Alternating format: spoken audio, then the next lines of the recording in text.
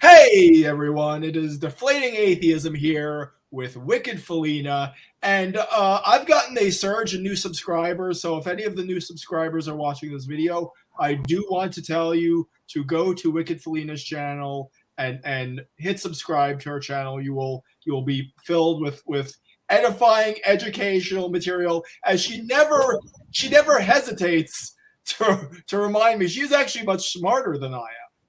So why are you watching me? You should be looking at Wicked Felina's channel, but be sure to subscribe to her. And here she is to introduce herself, Wicked Felina. I went to YouTube just to see so I can leave a comment. It still says waiting. It doesn't say that it's live. I don't know why. Maybe I'm not allowed to because I'm actually on the stream and it knows it. And it says, you're not supposed to be here. You're supposed to be there. Okay, so let me just go, forget about YouTube. Let me get my phone. And We're live. Start out with our opener. Oh, wait a second. Oh, this thing is over here. I will start with the opening clip. The genius, ladies and gentlemen. The genius. Well, you know what? Geniuses are stupid about things They're like this. It's just true. Okay.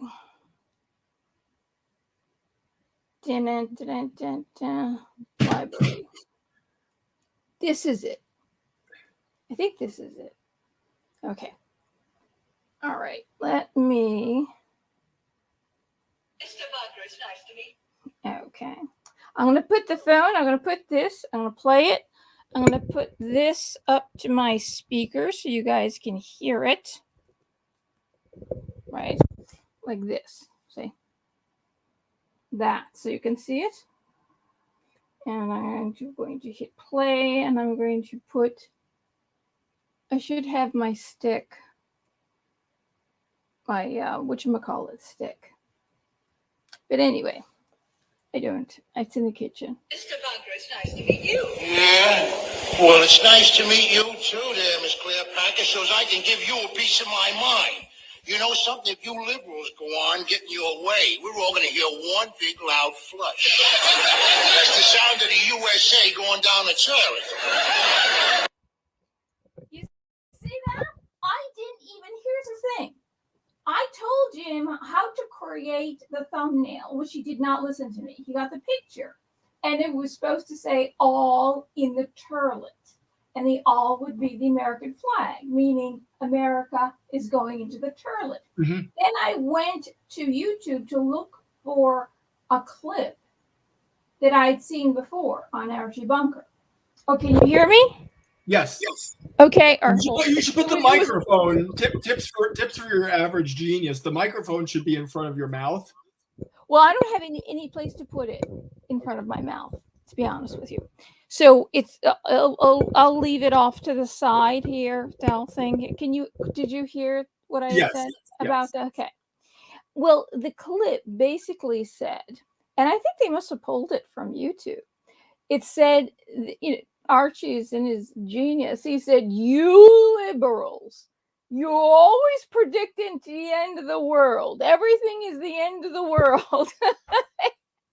And it's like, and this was way back in the 70s. Everything you do, this is going to cause you do this, you do that, you buy this, you buy that. It's the end of. It's going to be the end of the world. It's going to cause the end of the world. And somehow it was a perfect clip. And that's exactly what's happening today. Even though Archie Bunker, the character was a Republican, and they made him a racist and a bigot, right? The character a racist and a bigot. Carol Connor in real life clearly wasn't. He was a Democrat, which shows that maybe you've got All in the Family, the most popular show on. Probably on all of TV, and next to Sanford and Son. I think Sanford and Son was number one. But they still didn't pay Red Fox enough money, and they should have. And they should have also given him awards. So America got the idea I think this is where America started associate, or the liberals in Hollywood started associating by putting it into a TV show, the most popular TV show, that Republicans were the racists and the bigots and the homophobes and everything Archie Bunker encompassed.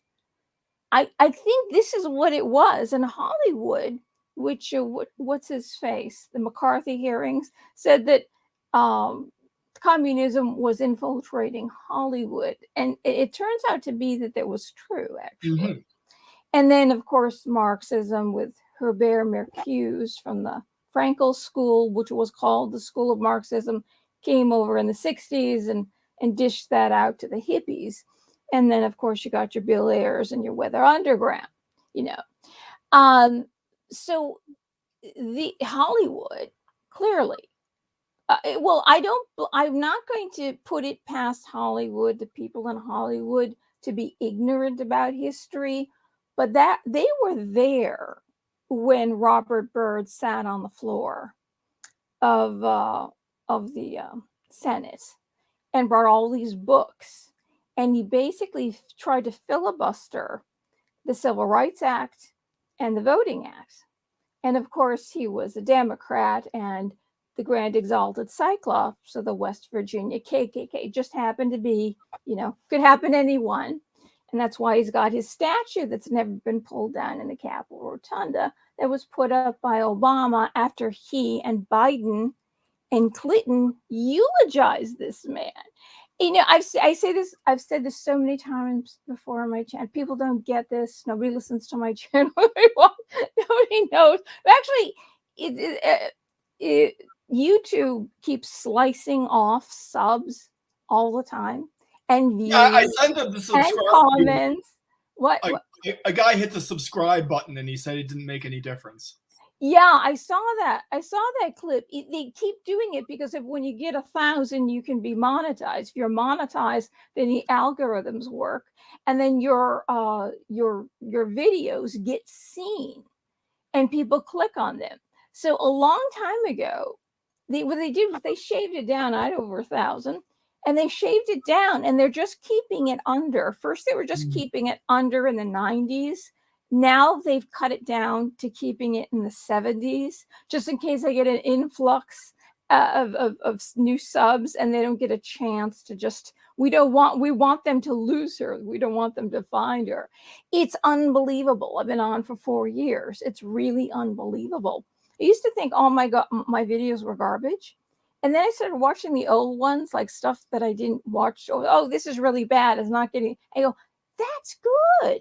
I sound good. I look good. I'm thinking clearly. What is this? There's something wrong here. But anyway, so that's what the thumbnail should have been. But you see, in school, Rob, they kept him back several years because he just wasn't catching up. So that you're actually hitting a little close to home. Yeah. What's that? You're hitting a little too close to home. What are you? Oh no! No, it was TERLET was my idea, just as a vernacular. He did say TERLET, and I said, why don't you do the Archie Bunker house and make it all in the TERLET? Because my original idea was a toilet and the American flag going down the toilet. He wanted to put it. I thought that was a little too cerebral for my. No, I was thinking that because everything that the American flag is, or America was and meant to be, is by the Democrats, are making it as vile and stinky and putrid. So that and plus a Bible. I wouldn't be surprised. We're going to see both of those going right down the toilet, the visuals for it. But that's basically what's happening. They're turning something good into something dirty, disgusting, lice-ridden, and vile. So there's I just thought of that now. I just connected that now. Hollywood did a great job by using it, because it doesn't make any sense. And when I was a kid watching it, I thought, I was thinking, well, maybe you thinking Republicans must be racist and bigots and all that stuff, and the Democrats are bleeding heart liberals who care about the people. And then when you learn more about history, you learn that that's not the case. But Hollywood brainwashed America. And so people have been thinking for all these years that this is the case. And the party, when you hear that Abraham Lincoln was the Republican, well, the party switched. And they don't realize that every week they were fed a dose of a racist, bigot, homophobe, misogynist, everything you can name, everything you can call the Republican, and every Republican president except for George Bush. We've taken him out of the equation because he's a good guy because he hates Trump. With John Bolton and Dick Cheney and all. That's right. They've labeled, of course, they've gone further. They Hitler and the Grand Wizard of both of them. Reagan used to be Hitler and the Grand Wizard of the KKK too, though the entire country, but the dot of DC and Georgia when we ran against Jimmy Carter, and then the 4 years after that when he ran against Mondale, Minnesota. Those two were the only things that went blue. The entire country went red. And I would say, if you want to have an amazing night, watch election night. What is it? 1980 election, 1980 and 1984 election night. And they just the anchors just started to talk about all these other things. They stopped reporting on the election. It's like the country's even California, everything went red. So what happened? Well, the borders opened wide, and they figured out how to transplant the country, where now we are people who like freedom, we like equality, we hate racism. We were the people, of course, you're the person of the South. I'm a person of the North. And so the North hated, that's why we fought against the South to end slavery. That most of the country has turned into bigots when we voted Obama in twice. Twice. But come to find out, he wasn't the first president of color. And what's her name? Harriet Tubman. No, Kamala Harris. I get those two mixed up all the time. Harriet Tubman, Kamala Harris, because they were both pioneers of to end slavery and racial inequality. Except Kamala kept them in jail for longer than their sentence to get free slave labor for California. So she's very close to Harriet Tubman. But as it turns out, Charles Curtis, who was Hoover's vice president, was Native American, and Abraham Lincoln was Melungeon, which was a mixture of African slave and Native American and white. And also they found in Melungeons, guess what? Another bit of DNA they found in the Melungeons, a group that was also considered, and nobody talks about, and we should talk about that tonight, because the ending in my state, in my city, they've ended Columbus Day. Why that these people were actually considered Black. In Melungeons, because once it's really interesting how we have your microphone's making a lot of noise. Could you? Oh, it is? Okay, yeah. All right, I'll stop touching it. I'm holding on to it for dear life. Maybe it's just giving me comfort or something like that. Because once somebody was mixed, like in Japan, if you're half Japanese and half Black, they don't like you. They don't like that mix. If you were mixed back then, it was you didn't belong to any community. There wasn't, oh, you've got some Native American, come on in. You've got some African American, you're on our side. You've got mostly white, you're on our side. It wasn't like that back then. When you were mixed, it isn't like Barack Obama was considered African American, and whatchamacallit, Susie Sparkle, Prince married her. Yeah, Meghan Markle. Okay, Meghan Markle. She considers herself black, though she, made herself look as white as possible. If white privilege was real, you think they would identify with the other side. Yeah. Yeah. So she all of a sudden she's black, but she's actually only a quarter black. Her mother was biracial, and her son is 1/8, which means there's no color at all. I mean, there wouldn't be any color at all. Likelihood. My mother was dark. I got dark genes on both sides of my family. And she would look at me and say, I don't get why you're so white. I don't understand. Nobody's white. It must be your father's fault.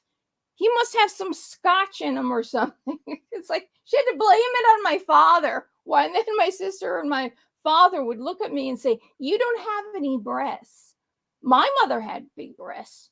Your mother had big breasts. Her mother had big breasts. Your sister's got big breasts. Why don't you have big breasts? And then my sister would proceed to read out of the Bible. What shall we do with our sister? She has no breasts when a gentleman comes to call for her. It's like, thank you, Natalie. Thank you very much. I was like, I have no breasts and I'm white. Where do I belong? I have to find, like the Melungians, the mixed people had to go off, live in the mountains, become extremely poor, like Loretta Lynn, who married, her husband she was 14 or 13 when she got married. But by the way, Felina said this was going to be a half-hour discussion. It was going to be, but it's when we're getting into this, I just realized this Archie Bunker revelation here. And I realized what happened and how it happened, how people got, because this is how they got the idea that the parties actually changed, and it's Archie Bunker, and it's entirely Hollywood's fault. This is a complete revelation right here on the spot, and I'm going, holy cow, because it isn't like I watch Archie Bunker all the time, which I don't at all. I haven't seen the show in years. But back then there was no community you can go to, so these Melungians went off into the mountains and were poor, and everybody rejected them, which is interesting because the Democrats don't really know that. In the past, of course, first of all, you were the party of the KKK in Jim Crow South, first of all, and the Republicans were the party to free the slaves, abolish slavery. And when you were talking about the Civil Rights Act, the Democrats are the ones who opposed the Civil Rights Act in California. That's right. They did it twice. They did it. The Republicans tried to pass that immediately, and I think they tried to pass it twice after the Civil War, and then at the turn of the century, and the Democrats opposed it, and Grand Exalted Cyclops sat on the floor of the Senate all night trying to stop it. Yet why is it that his statue is up and you made any Republican running for president, it's not just this past man that we had, the orange man that was there. It isn't just him. And here you are erecting by our first African-American president, which he is not, because if Lincoln was a Melungian, nobody will want to admit this. You've got to give it to Obama, who did nothing for the African-Americans, who eulogized him and erected his statue. Not only did we elect him twice, I'm saying we in the 81 million of us, not us, but 81 million people voted for the current president, the most popular, who's the one who's got his hand on the. Actually, is it him? is it him, or is it, or the entire party that's running the show now? Can we really just blame him? I don't think Joe Biden gets to choose what flavor of pudding he gets for lunch. I know, butterscotch. She's been wanting butterscotch for a long time, and they keep giving him tapioca. They go, butterscotch, they don't even make that anymore. Is that a combination of scotch and butter? That would be great. That'd be a pudding I would really like. So these are the people you elect. And then Clinton. These are the people you hail and elect, and they all eulogize the grand exalted Cyclops, who filibustered the Civil Rights Act and the Voting Act. Does this make any sense? So right, and then Governor Northam and Trudeau, they all wore blackface, and the Attorney General of Virginia also wore blackface. And to get elected, he put out a commercial that was of a person in a MAGA truck and a MAGA hat trying to run down diverse children, making the other guy, the Republican, which I don't even know the name of, I think his name was Steve or something, into a racist and a bigot who hates children. And then we find out that I don't know if I was the one in the KKK outfit or the blackface. I just don't know. Okay, since he doesn't know, he knows he's one of them. Since he doesn't know, we can't put the label of racist on him, really, until he knows what he actually is. He doesn't know what outfit he wore, but he did. I know I did. Well, that was if it was one of the times I put shoe polish on my face. The other times when I dressed up like Michael Jackson. Well, then you'd be putting the baby shoe polish on your face. Because that's the white shoe polish. If you were Michael Jackson, because I don't remember Michael Jackson black. Do you? It's a shame. Because he was really cute when he did Rock With You video. He looked really good. He just did his nose. Felina gets anyway. the Dixiecrat voice from old Mr. Show episodes. That's where she's drawing from. Mr. Show? Yeah, your Dixiecrat voice. Oh, Mr. Show and Senator Tankerbell. But they made Senator in that show. They made Senator Tankerbell a Republican. They made a Dixiecrat Republican. Yeah. No. Dixiecrats were Democrats. And the KKK used to hold their Klan meeting right before the Democrat convention, and they'd all march in. So please. But this is it. It's Archie Bunker. I've cracked the code. No one on television, video, YouTube, or radio.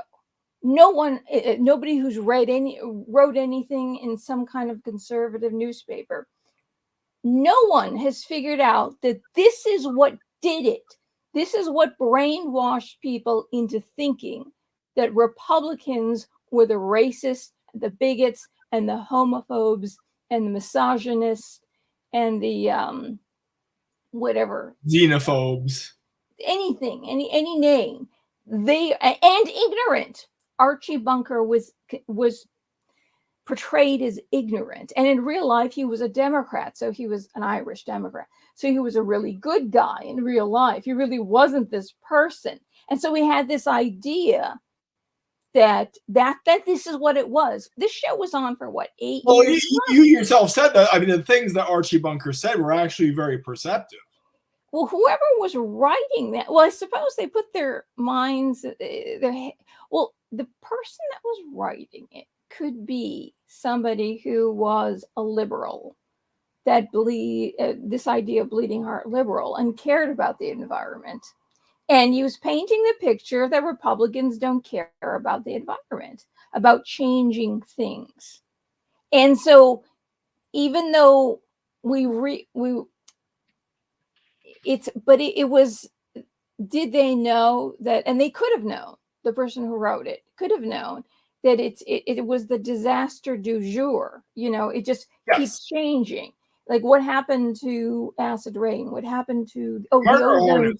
What The happened? ozone field itself, in 1970, Time said we were going to have an ice age, which we are getting closer to, but then again, we're not out of an ice age, because once Greenland and the Arctic melt, or the Antarctic melts, then we're out of the ice age, which they know is going to happen. And they'll say, see, we told you, that because there was no ice on the planet when the Democrats roamed the earth. The dinosaurs roamed the earth. There was no ice. There was no ice anywhere.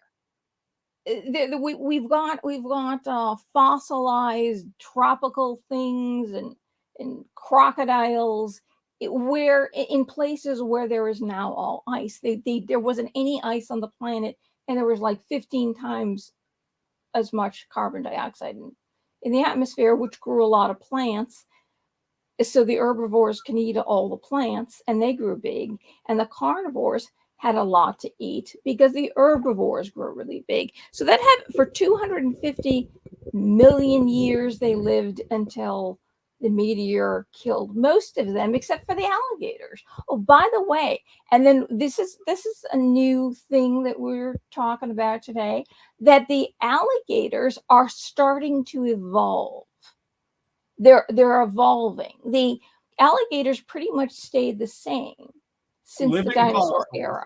They're still ancient dinosaurs, and they didn't get the meteor didn't wipe them out, probably because they weren't huge and walking on the land. They were bigger back then. They were, but they were in the oceans. But they're evolving now.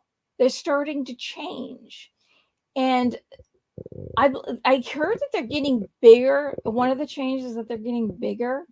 They might start living on land. They not need to stay in the water. And a 12-foot alligator last week or this week ate a 6-foot alligator. And the week before, somebody had seen the 6-foot alligator eating a smaller alligator. So they're beginning to be cannibals, which is okay. So, we have a food shortage, and I was thinking, we have this food shortage, and things are we can't find. Some shelves are completely gone because China is going through some trouble, and so we're not, because we're so dependent on China. That's the reason why Trump immediately, when he heard about COVID, he went to India. He was going to change all the stuff that were being made in China, we're dependent on, and move it to India. And he was trying to move companies back into America, where we have regulations on the carbon emissions that the Democrats care about. There's regulations here. So if the companies are here, then if that's important, it's better not to drive them to China, to places. Actually, India has no regulations either. But he had to do something quick. All our medicine is being made there. All the masks that we wear that are plastic, even the ones you think are cloth, they're plastic. So therefore, the droplets go right through. It doesn't get absorbed into the mask. They say the cloth ones are worse than it's only the something I-95 or something like that mask, the ones you can like, barely breathe. Those are all made in China. And it says right on it, it will not protect you from catching a virus or anything. Yeah. It says right on the box. But you got to read Chinese. But it does say that on the box. There's something else. Of course, white guilt, and he talks about what a racist. Basically, we'll try this one. And there's the other one. There's another one. Oh, wait. What happened? Well, you still haven't fleshed out where mega-sized alligators fit into your vision of America and the Turlet. Oh, I said that we could eat the alligators, but I hear they taste like chicken. Okay. I hear they taste like chicken. So if they're getting bigger, yes. If they're getting bigger, we don't need to grow all these chickens. These alligators, if they're getting bigger and they are propagating, you just where you kill one chicken, basically one chicken is like one meal for America, for somebody in America. There's like 5 nuggets in the chicken. but there would probably be 500 nuggets in the Oh, net. the nuggets are made out of the tissues, the fibrous tissues that hold the meat onto the bones, and they take it off, and it looks like pink slime, Yes. and they form it into chicken. It's actually not chicken. But anyway, if these alligators are getting huge, or maybe we should start growing the dinosaurs. They say that now they can do it. They can actually create Jurassic Park again. They figure it out how to do it. We could do And they should taste like chicken, because birds evolved from dinosaurs, but there were a type of dinosaur that actually had feathers and did fly. So it's not actually, you think the T-Rex and you think the brontosaurus. If you're going to evolve dinosaurs, to eat, do the herbivores, or else we'll all be in trouble. Oh no, they'll eat too much. But then the carnivores have got to eat something. Well, then they'd be up in arms about dinosaur farts. All the dinosaurs. Oh, that would be Yeah. no. But you know what? There's something you can give them. There's a tablet you can give them that stops the farts. It's like, just like there are therapeutics for something that will not be named that work. There are a lot of therapeutics that they're holding back. So that kind of so there's this pill that if you gave this pill to all the chickens, or the chickens, no, they don't complain more about the chickens, they complain about the cows, right? Cow farts, or at least that's what AOC. Well, yeah, that's the thing. And they're cows are big animals, so they have big farts. But in terms of pure biomass, there are a lot of smaller mammals and insects that have more biomass than cows. Are they putting methane into the atmosphere? I know all of them should. I mean, if they produce waste, they all should, and they all have basically their internal organs.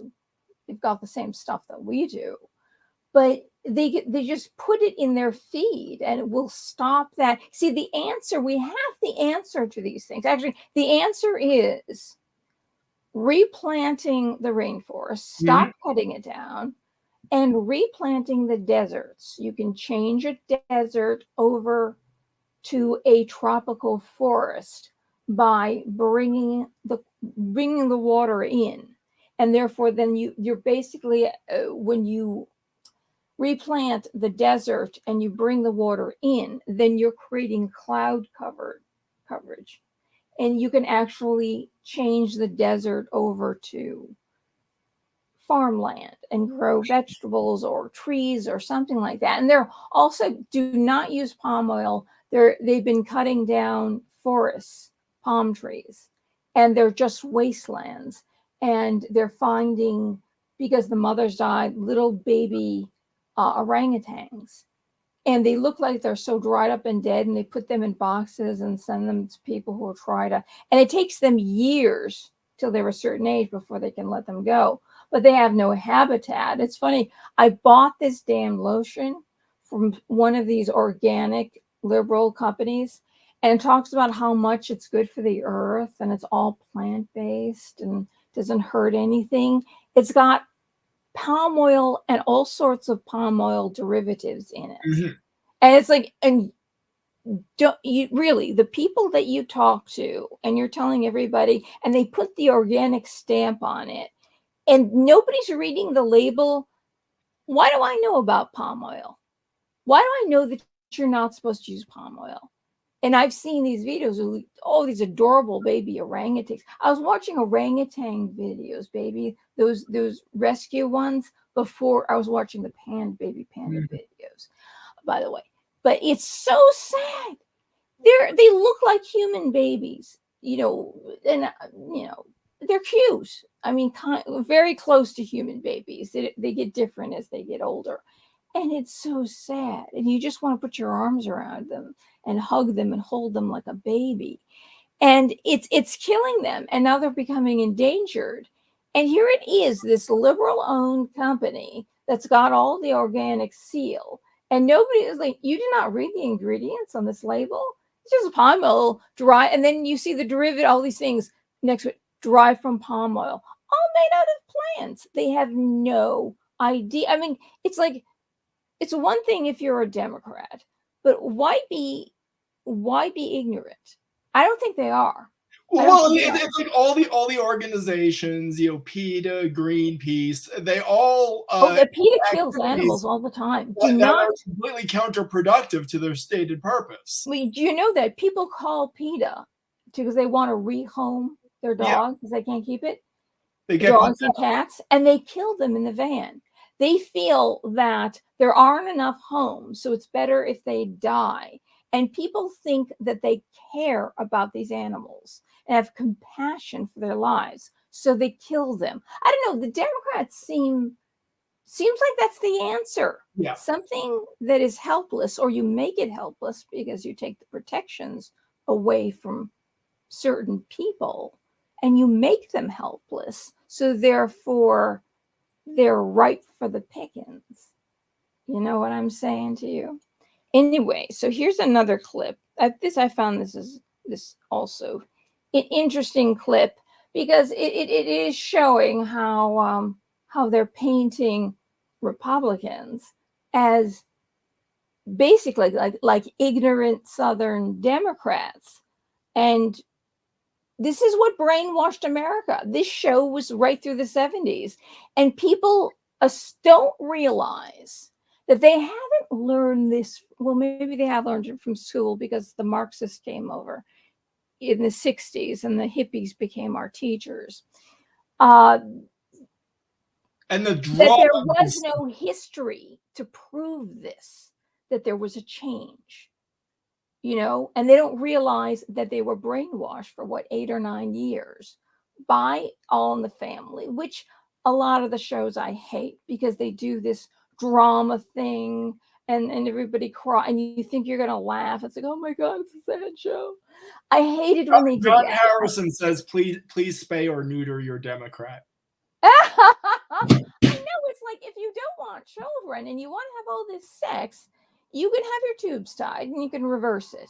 You can have an IUD put in for years and women don't even know that it's in there. Let's see. You can track your ovulation and you know exactly when you're ovulating. Depends on when you have your period, how many days.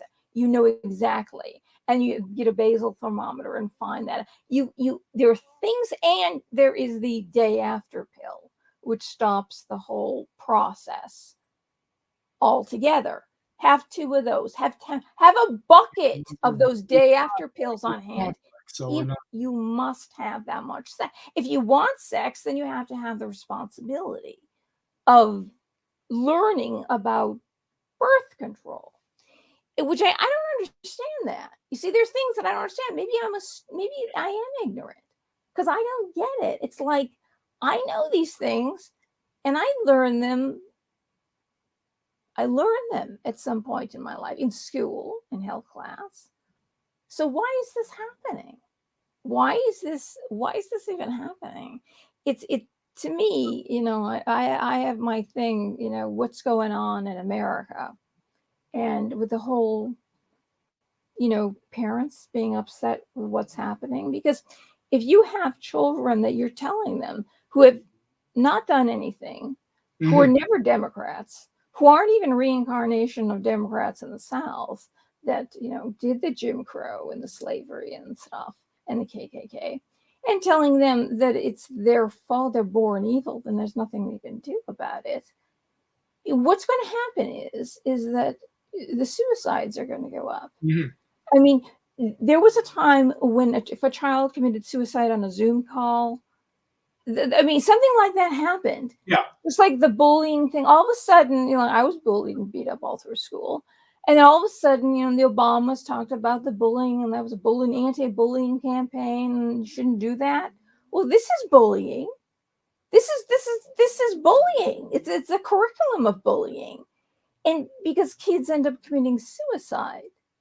So there's going to be a lot more suicides. Of course, there was 90,000 overdoses last year from recreational pharmaceuticals coming over the borders, some made in China, but that's okay because they're good with the pandas. You know what I mean? And then 90,000 people died of overdoses. How many? And it upped. And I wonder how many of those people were depressed because of what was going on. Well, if a quarter of the workforce gets laid off, as our Democrat leaders seem to want, who knows what will happen after that? Yeah, it's just I predict it's like people are depressed. You can't smile. You can't. I've said this before. I've said this before people started talking about it and how kids are depressed because they can't see someone smile, and that's how they develop, is by seeing emotion on someone's face. And we have Canadian atheist Randolph Richardson. I think that's Canadian atheist. Canadian atheist? Oh, that's great. the president. All these things that are covering. They come in. It's totally annoying, and the Google notifications, and it covers all these things. Okay, so it's like, you know, and I thought this a long time ago. They're replanting.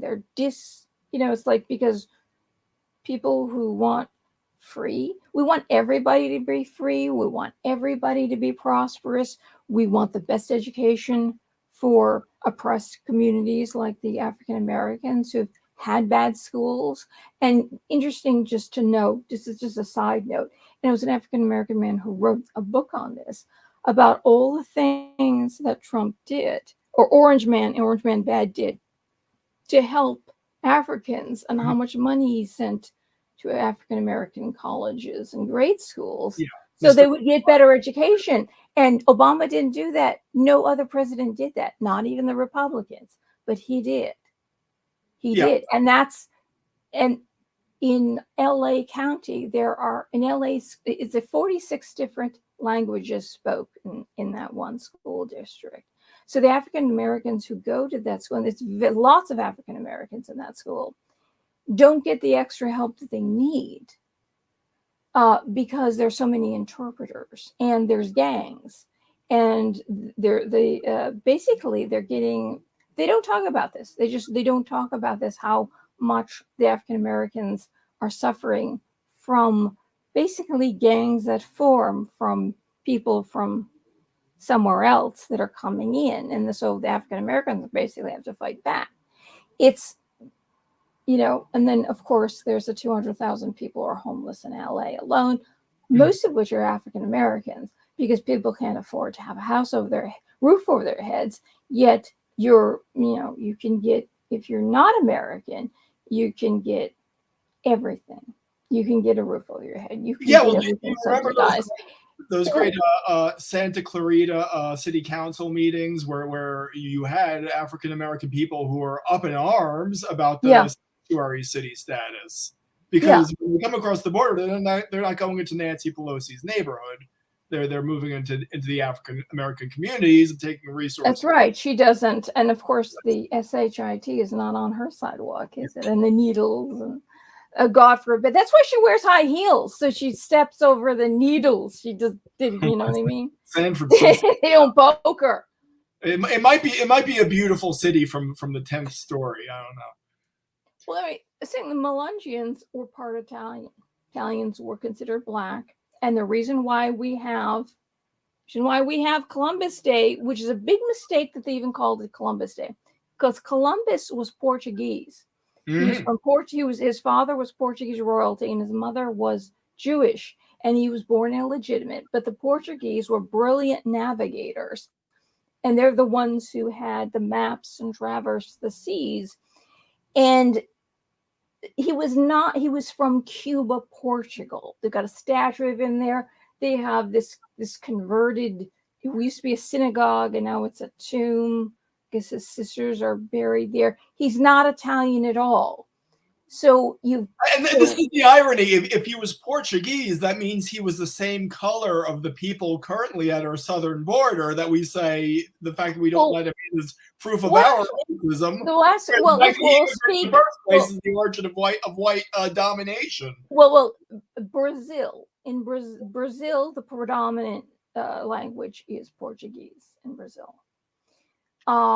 which there's a lot of Germans. There's even a lot of Italians in Brazil.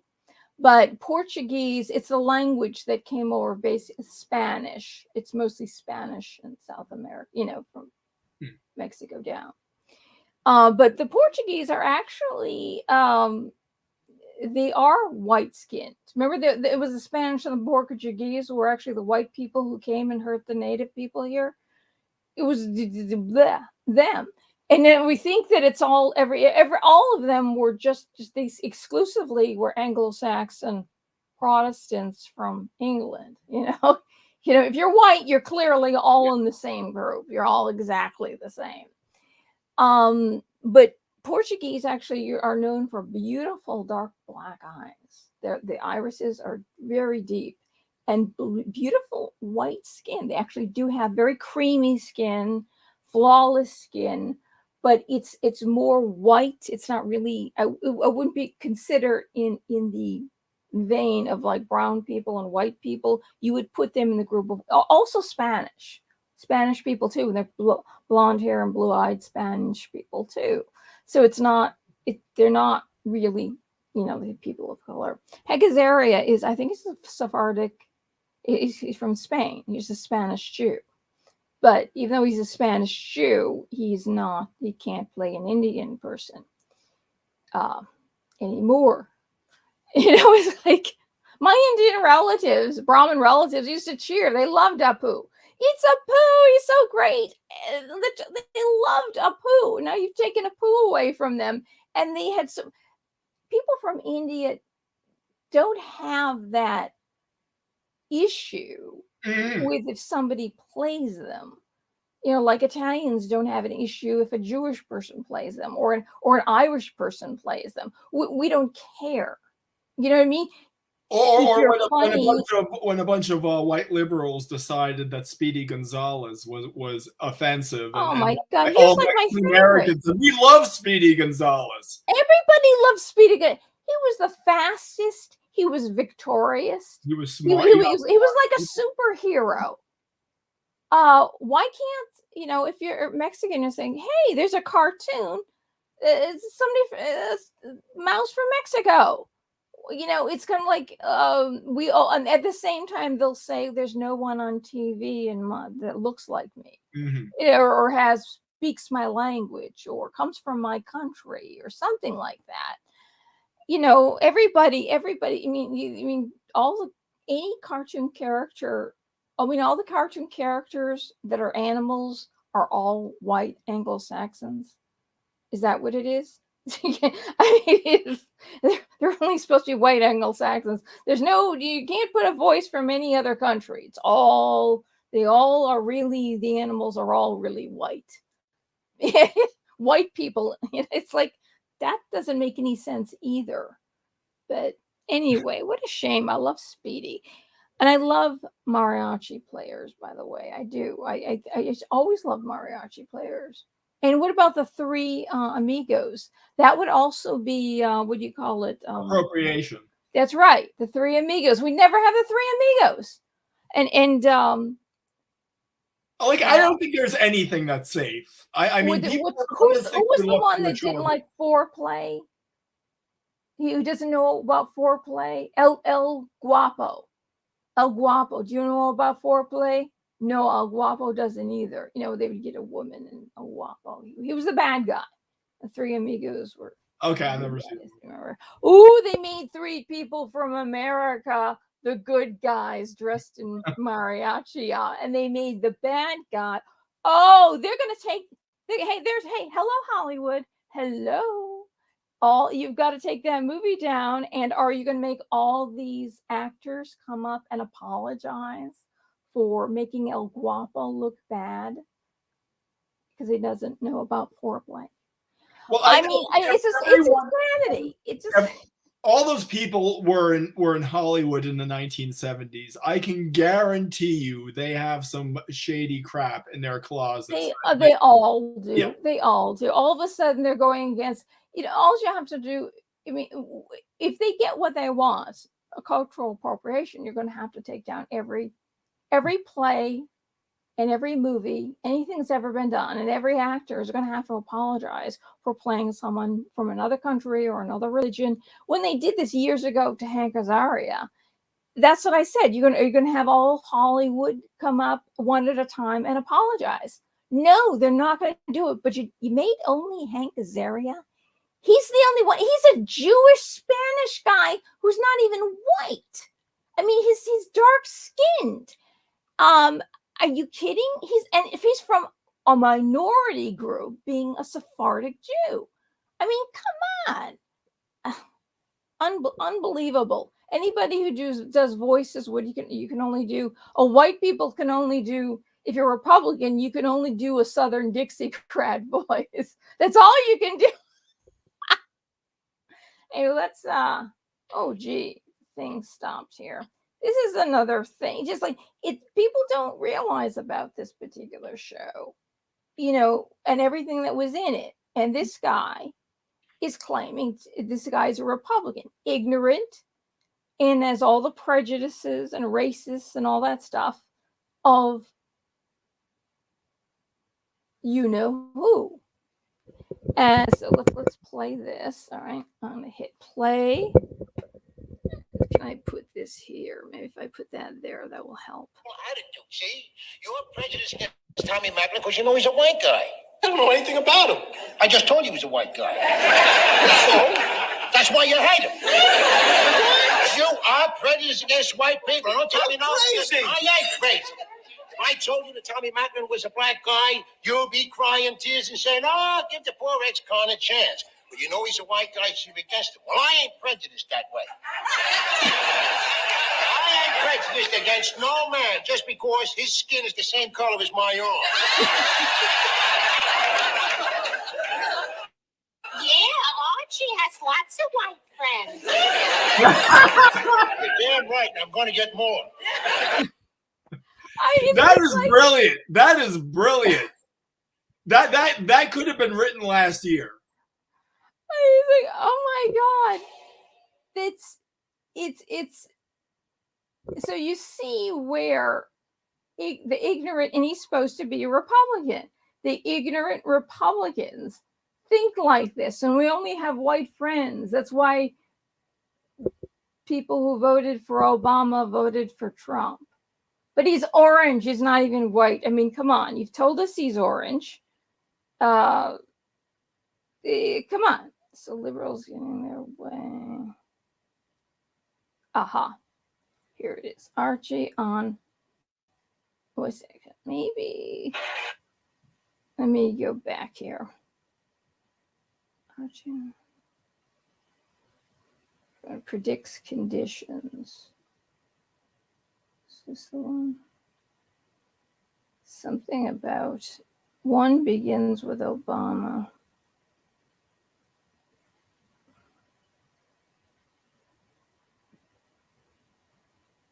John Harrison is deflating atheism in my comments. So thank you for staying true to the charter of this channel. Aha. Okay, there we go. I will not pretend the hard times are over. Difficult days lie ahead. More jobs will be lost. More plants will close. More dealerships will shut their doors, and so will many parts suppliers. But I want you to know that what you're doing is making a sacrifice for the next generation. A sacrifice you may not have chose to make, but a sacrifice you were nevertheless called to make so that your children and all of our children can grow up in America that still makes things. Well, the Democrats' way of running this country is to go tell us all how we ought to make sacrifices. God, they're great on that stuff. But they're all going to have us over the hill to the poorhouse. We ain't going to be able to drive over there because we ain't got no gas, so we're going to have to walk it. Now, let me be clear. Let me be absolutely clear. Because I know you'll end up hearing some of the same claims that rolling back these tax breaks means a massive tax increase on the American people. I want my insurance back. No, Archie, I'm afraid it's not as simple as that. You see, this little code listing up here in the corner indicates you're in what we call an HRN. HRN, what's that? A high-risk neighborhood. What is that? Well, Uncle Archie, now let me make this perfectly clear. Where have I heard that before? Let me be absolutely clear. Because you ain't going to sell me none of your progressive pinko welfare ideas. So what have you got against welfare? Everything. I am sick and tired of people like you giving away my hard-earned money to a bunch of families who ain't even related to me. Last month, we marked the 8th anniversary of the attacks on 9/11. And on that terrible day when terrorists brought so much death and destruction on our shores and so many lives were lost, many of you were the first on the scenes, saving lives, working tirelessly to bring those responsible to justice, and guarding against future attacks in subsequent weeks and months and years. And that's your stick-ups and your skyjackets, which, if that was up to me, I could end the skyjackets tomorrow. You could. All you got to do is arm all your passengers. Maybe you ain't got no more superiority there, and you ain't going to dare to pull out no rod. And then your airlines, then they wouldn't have to chase the passengers on the ground no more. They just pass out the pistols at the beginning of the trip, and they pick them up again at the end.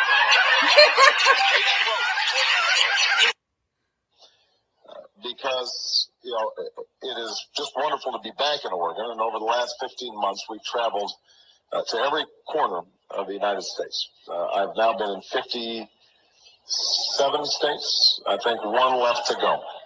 Alaska and Hawaii, I was not allowed to go to, even though I really wanted to visit, but my staff would not justify it. And meathead, dead from the neck up. That's actually, that was, there was one that, here's Fabulous Agnostic. We could go into the talk about the Royals. And Harry, Harry is is now with Google, and he they're going to figure out how to make to try to lower the carbon emissions from jets. All the jet, you fly first class, it lets off more carbon emissions. Yet Harry takes a private jet to go golfing, like anytime he wants to. Well, first of all, can you hear me okay? Oh, yes. Yes. That's fine. I've been 15 minutes trying to get these headset things to work, so I'm glad that's fine. So I can hear you and you can hear me. That's the first hurdle. Sounds great. So have you heard that he's partnered, and he's the one who's constantly, flying the private jets to the to that weird place in Greece for the climate thing convention. The summit. And they did it was just a party, and they all flew flyers. They always are. There. And where they go see the Clooney's, they fly their private. That's all they did. They fly to about climate change. We're going to go to New York City and talk to all the Democrats about climate, and they fly the private jet there. And then I'm going to go to Google because now he's going to do something about it. But you see, I think what it is they think they have important things to do. There's so many of us, and with us, with all the billions of us getting in planes, flying around, that's a lot more carbon emissions. These wealthy people, these wealthy aristocrats, there's much less of them. So if they fly private jets, it will be less. It doesn't matter. It's if we stop, then they can fly all their private jets, and it won't let off that much carbon emissions. I think it makes sense. I think I understand where they're coming from now. There's just too many of us, Yeah, and they're not actually doing. They're quote unquote raising awareness. They're not actually proposing any solutions. The solutions would come from the free market. But yeah, they're raising awareness about climate. About Google. And my awareness. My favorite awareness. Go on. My Leonardo DiCaprio, who never wastes any opportunity to stump for climate change and greenhouse emissions controls. He actually flew his eyebrow stylist on a private plane in Oh advance my of the God. Academy Awards. So, Yeah. Yeah, he always flies private. Yeah, it's they all do. And the from how many years ago was it 10 or maybe 15 years ago, there was in one of those Nordic countries, Oslo or something, they had a climate convention. the Oslo. And there was a blue star that they said, which is actually a Hopi prediction, is a blue star. And everybody flew private jets there, and then they all rented big cars to drive there. And then they had food, like the best gourmet food from all different places in the world flown there. So basically they had a big party, and they're telling us that we're the ones, like this is the Archie Bunker thing, I think, that he basically hits on that very point, that it's us. I know. What are we doing? We wouldn't have anything that we had in our house unless they convinced us we needed it. We needed to buy it. You buy it from this company. All these companies made lots of money, and now they're saying, no, you can't have it anymore. But none of them, including Gore and who else, they don't even have houses that have solar panels on them, which is another story. But they're not doing anything. And it's just us, because there's too many of us, and there's much less of them. And because they're superior, and if you're superior and you're better than the people at the bottom, there's less of you, right? That's why there's only so many people that can be actors. He doesn't know about Tim. You don't know about Tim Dillon yet, do you? By the way, Fabulous. No, I don't. No. He's our new favorite comedian. We're going to right, okay. And you know what? You're going to love him. You're going to love him. Well, what were you going to say before I play this clip? There were two things I'll briefly mention on that. The first is that this is both about the green agenda and about hypocrisy. Right. One is generic. The second is specific to what's going on in England. Well, Britain, but England specifically.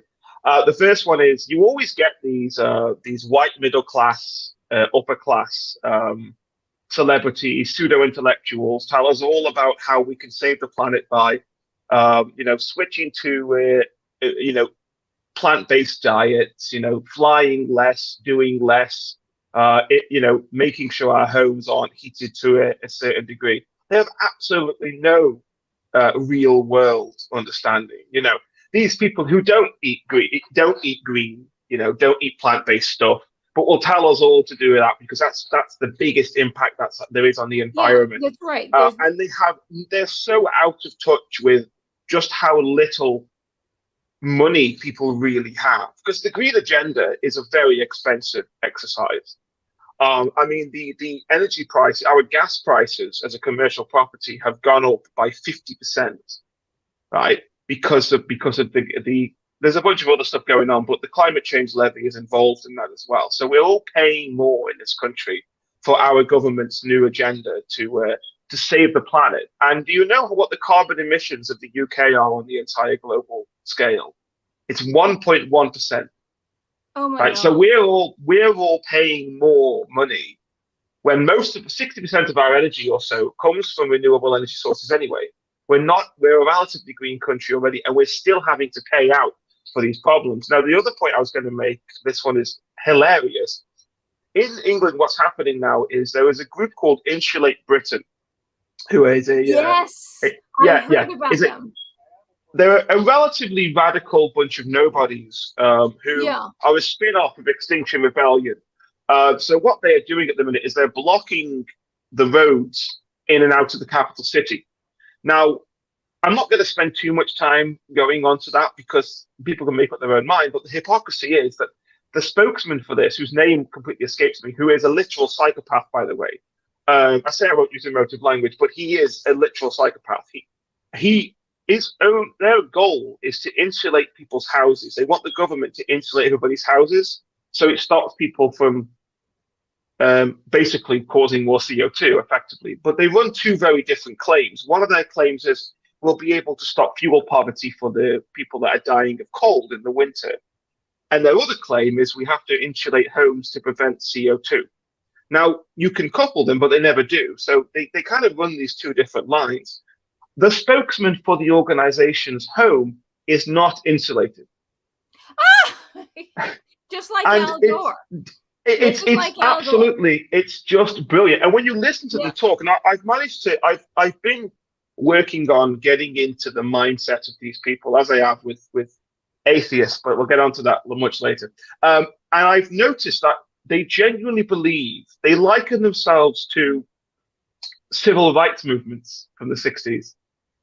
And they say things like, history will remember you as a traitor if you deny our cause. You know, this is all true. I can send you the links for the videos. Yeah. I'll try to find out his name in a second, and I'll tell you also, you can look at it. These people are insane.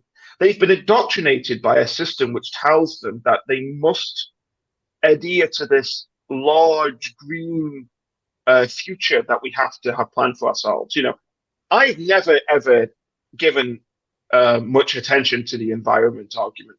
It's never been a great issue of mine. I'm a vegan, but I'm not a vegan for the environment's sake. I think that's a completely separate issue. I think we use way too much plastic. But in terms of everything else in the environment, it's not that I'm not bothered about it. I've never really looked into it. I've never really been it's never been an issue for me. I've always had other things that have taken my interest more. And I'm very similar to a lot of people in this country, but we're now having to pay out more. It's costing us more. We're all going to have to switch to these new plant-based diets to save the future. But these people, they believe it. It's a religion, you see. It's not just, here's a bunch of information, let's all do this, but they believe it. You know, they believe that the future world will remember them as the champions of this new rights movement. And they all speak as if the apocalypse was already upon us. You know, such and such has already said that we are going to die in 2 years. Well, we heard this one 10 years ago. Yeah. Right. But since the 70s, we've been dying of this wild catastrophe, which is just not happening. You know, it's just not there. And every single time someone says, oh, it's been the worst winter on record, you think, well, actually, no, it hasn't. You had one cold day that was colder than every other day. But by and large, on average, it's pretty much the same. Or that it's hot during the summertime. You got your month during the summer when it was very hot. And then it gets very, very cold in January and February. And that's because of the temperature extremes. Well, that's climate change. This is the kind of the shell game they play. They say climate is not weather. Okay, I'll grant that. But the thing is, because they say that, they can kind of skim off the anomalies. So when you have a very cold winter, then climate's not weather. Climate and weather are two different things. Okay, fair enough. But when you have a hot summer, that's automatically presented as proof of global warming. So it's completely hypocritical the way they use this climate is not weather sort of argument. It's about money. Yes. Okay. It's once again, you can do this with COVID. You can do this with green agenda. You can do this with politics. You can do this with the culture wars, which seems to be the new catchphrase for every media outlet in the world. It's always money. You have to look in the footnotes and see who's signing the paycheck. And I'm sorry, I just want to say that the atheist actually just left the room, so you lost the chance. I'm sorry, continue. I didn't. Was there an atheist in the chat? Yeah, it was the president of the Canadian Atheists Association. Randall Richardson. Maybe he just calls himself that. Was that the guy who you debated? Yes. Oh, it's nice that he was. He is the president of the Canadian Atheists Association. I always, when you say Canadian atheists, it sounds so like because there's obviously the meme idea across the world that Canadians are really quite pleasant and polite. Yeah, he is. You know, you can like Canadian atheist is like, well, I don't mind if God isn't real, rather than God isn't real. You know, I wonder how. And I did watch your debate, in fairness, and I did notice that he wasn't quite as staunch as as Yeah, your evangelical atheist. I had my opening letter that was very strongly worded. you give your first presentation. I came out so, but he actually read his first, and so I had to toss it out. So yeah, I'm sorry. It is a giant shame when atheists behave rationally, isn't it? Because they're not very good at it. So when they do it, you put you on your back foot, really. No, I wasn't going to say anything else really. The point was that it's always about money, and the green agenda is about money. And there is not, realistically, everybody knows that there are problems with the world. And I really don't know enough, and I've never been interested enough to look at it. I hear things, and I hear things on both sides, but I think it's obvious that the more people there are in the modern day consuming the things that we consume, that such as plastic, that aren't natural, that's going to have an effect. Do you know what I mean? It doesn't require a degree in I don't know what degree is there for climate change degrees. Yes. Climatology, yeah. You know, it doesn't take a degree in that to work out that we are causing severe amounts of harm to parts of the planet. It's the greenhouse. It's the kind of it's the climate change, like the weather thing that puts people off, really. Because, like I said, you have a couple of cold days, you have a couple of hot days, but it doesn't change generically across the board. Yeah. But climates do. The thing with it is if you know anything about history, the history of the planet, they will tell you right in one of these documentaries, because of the climate changing, like when Egypt, Upper Egypt, that whole area used to be an ocean at one time, then it was a tropical forest, and then it turned into a desert. And in ancient Egypt, it wasn't all this desert. There was a lot more green, it was a lot more moist. And they keep saying, well, the climate changed. Well, it's happened since the Mojave Desert it changed. It's happened since the dawn of time. Naturally, the climate changes in places. So to say that, well, the climate is changing, I don't know. I really don't know if it is, because as long as I've lived where I've lived, it's been pretty much the same. It really hasn't changed at all, other than over hundreds of thousands and millions of years. Then places like the Great Lakes used to be an ocean, and the basin of the Great Lakes is actually what do you call it? Limestone basin. And underneath that is salt. It's sea salt from the ancient ocean that used to be there. And then that went away, and the climate changed, and there was a 2.5 mile sheet of ice, thick from top to bottom, covering most of the planet for 100,000 years, or an ice age. That was a big climate change. 2.5 mile thick sheet of ice. Now, how do you stop that? If you lower the temperature, or the temperature raises, even if it raises 10 degrees, and the planet wants to go into an ice age, or the things change, the poles switch, and every time the poles switch, it actually changes the climate and the temperature because things shift. And I think every 30,000 years that happens. And that's also something normal, but it's something that's out of our control, like the sun and sunspots. Yeah, no, there's solar activity. That's out of our control too. The sun is not pumping out energy at a constant rate either. Right. So the ice age, when that eventually melted, and then it caused the Great Lakes, and then the fresh water went in there.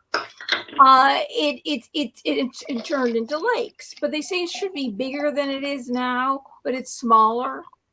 And then it should be several miles bigger, and they can't figure out the reason why for that. But that's changed. All these things have changed over hundreds of thousands and millions of years. If something, and coastlines of India, like and America just have shrunk. Like Dwarka is one of the cities that Krishna lived in. Krishna built Dwarka. And that's underneath the water, and you will find all sorts of cities in the Mediterranean that are now underwater. And Italy used to be attached to Africa, and now it no longer is. And it's not because of this recent, it's not because in the last 100 years of the industrialization of the world, that's been cut off for a long time. These shorelines have shrunk a long time ago.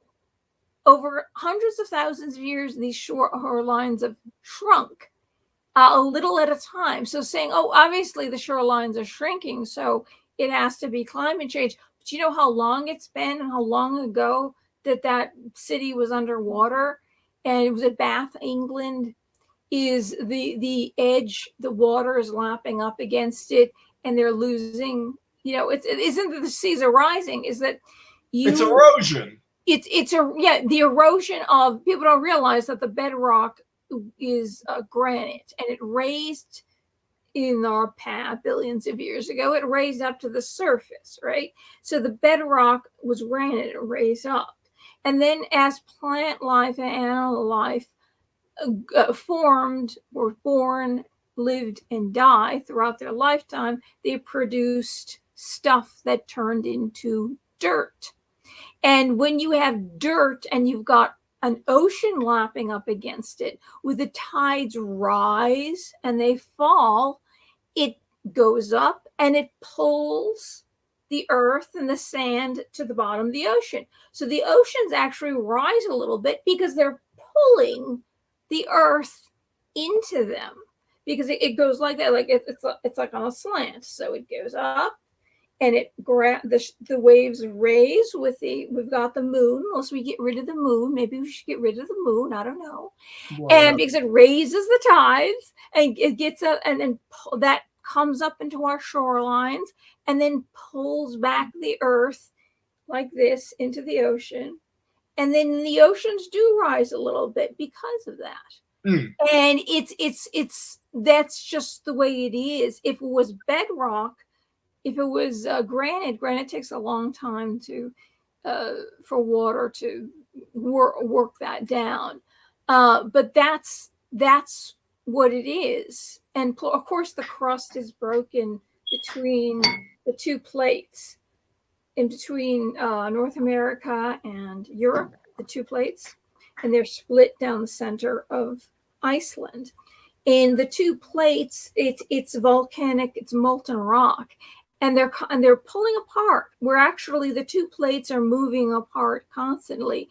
And then you've got rock that's going back down into the earth and then coming back up again. So the plates are always in movement. It's kind of like they say, if you take a skin of an orange and you release it from the inside of the orange, and you could kind of move it around.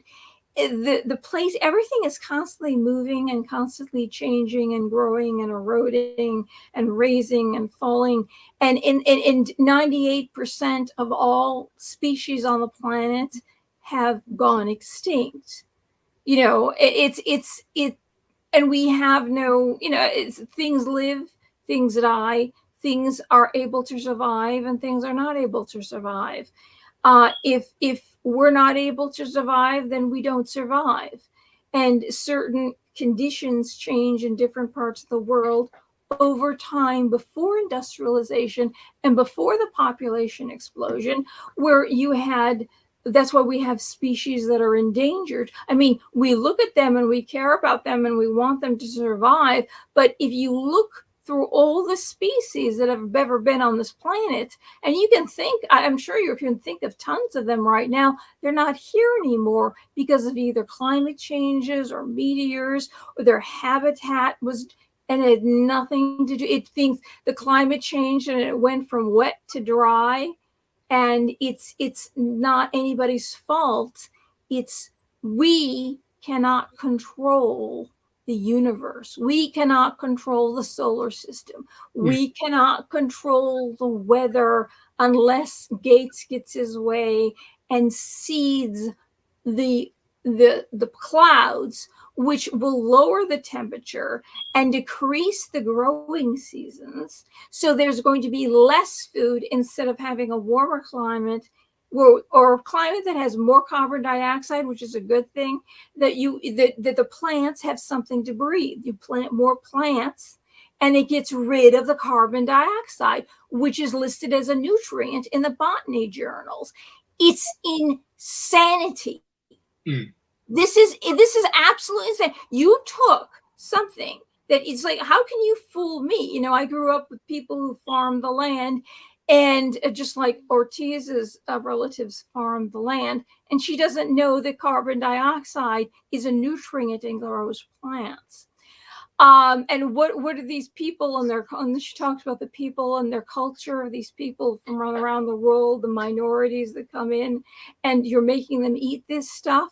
And this is not, they don't know how to cook this food. Really? They don't know how to cook food. Like cilantro got to Mexico with the spices from India. And they knew what to do with it, by the way. But you are about to change everything, which means every single minority that has a certain diet has got to change their diet because you say the world's going to end. It's probably 7 years now because it was 8. Yeah. You know, it's probably 7 now. So It's you're going gonna to be have 12. to make all these minorities eat completely differently. So are you going to explain to these minorities that they can't eat their cultural food and what they know how to cook? Because you just said to us, they don't, if you give them cauliflower, they don't know how to cook it. Cauliflower comes from India and they fry it with spices. You make a chaunch in the ghee with the spices and they fry it. It's delicious. And they even cook it in Asia. It's unbelievable. These people, these different races, know how to cook cauliflower, except if they come to America, they have no idea what to do with the thing. So she's going to change the idea of this plant-based. She's going to change all the diets of all these different diverse people, non-white people. Well, I'm glad you said that. And you're going to tell them, these people who, like in India and South America, have big families, and the people in Africa have big families. You're going to tell them to stop having big families, like you've convinced the white population, because we're all the same, even though we, you know, Rob and I would be considered black in the South here. You know, and they used to hang Italians. The reason why we, by the way, the reason why we have Columbus Day is because the largest mass lynching happened in New Orleans, and they didn't apologize to the Italians until 2019. They blamed them for the death of the chief of police. They said because they think Italians are all mafia. So they rounded them up. And it was like 11 of them. And they went in there like crazy, even though they were innocent. These Italians were innocent. The mob was so crazed, and the people of New Orleans hated the Italians so much. They pulled them out. They killed them. They pulled their bodies apart, and they hung the body parts around the city. And then the people took the body parts home as souvenirs. And so the reason why we have Columbus Day, because some idiot thinks that Columbus was Italian, said, we'll give you Columbus Day to celebrate because we're sorry for the lynching. And a lynching that nobody's ever heard since like Tudor England, of lynchings where you pull bodies apart. Nobody, we never had lynchings like this in America. And it's only happened to the Italians, and it was the largest number. Not to mention my grandfather in the North couldn't even go to the cops when a guy who was white, I won't tell you his country he came from, stole all his money. He couldn't go to the cops because the cops, and Rob has never apologized for this, were Irish, and they did not listen to any Italians. Italians could not get justice. So one half of you, Rob, is going to be arguing with the other half. Yeah, well, this is very CRT. This is why we have Columbus Day, CRT, to honor the Italians. Do you understand? This is why it is. It should be some, and what my grandmother, my grandparents went through.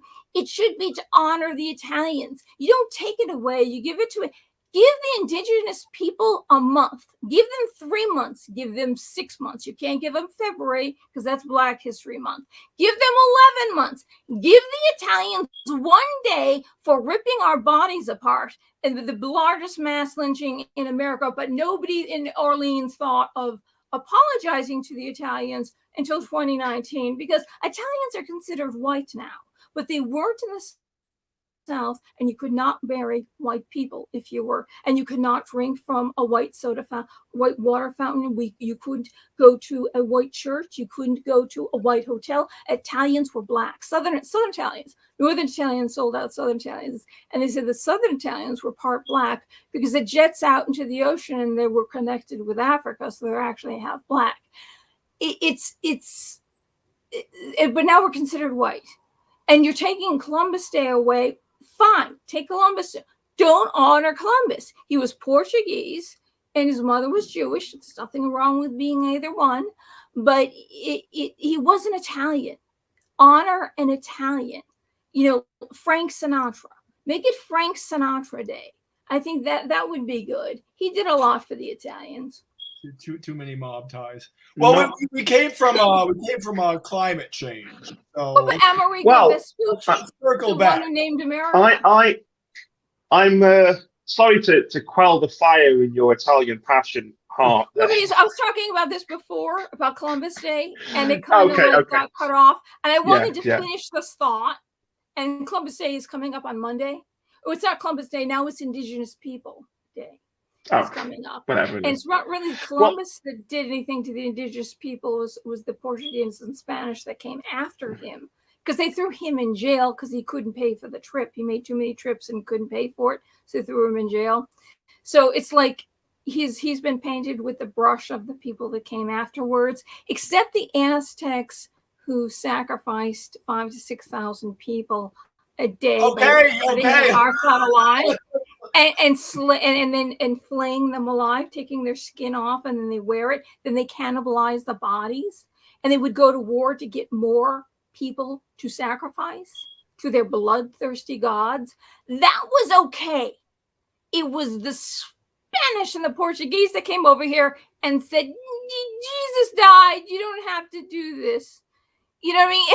It's like, well, we'll discuss in the new regime. But this is the reason why they've taken Columbus Day away from the Italians, and it was the whole idea. They thought that everybody thought Columbus was Italian. This is the idea because of the whole thing of the Spanish, and they did oppress. And the missionaries told the Pope. And the Pope told them to stop it because they're children of God. Yet still, the Pope and the Christianity is still blamed, and they're taking that away. And now in California schools, they're singing songs and honoring the Aztec bloodthirsty gods, because God forbid the Christians took that religion away. When it was the Pope who actually stopped the oppression of the Portuguese and the Spanish, who were basically plundering their gold. To stop doing all this, these are children of God. And so the Catholic, and they have many faults. Was blamed for it. So this is like the thing. This is the piece of the puzzle before it gets so late that I started the thought but didn't finish it. It's kind of important right now because Monday's Columbus Day, and it's to honor Italians for what white Democrats did to Italians. That's why. It's what white Democrats did to Catholic Italians who are not considered white. They also put them in internment camps. A Democrat president put them in internment camps, not just the Japanese. We forget this. We forget this. Saki circle backs, yes. I mean, it's just like, give us 1 day, and that the reason why you gave us that day was because of what this country did to the Italians. You gave us 1 day. We don't have a month. We don't want a month. That's fine. You gave us 1 day. You're taking it away because Columbus, you think, who you think was Italian, may have done something which the Portuguese and the Spanish did do lots of stuff. But they did stop human sacrifice all through the North and South America.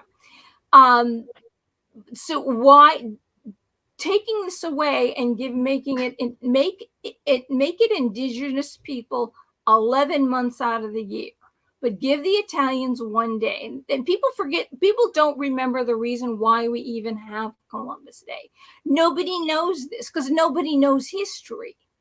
And it's sad that it's been taken away.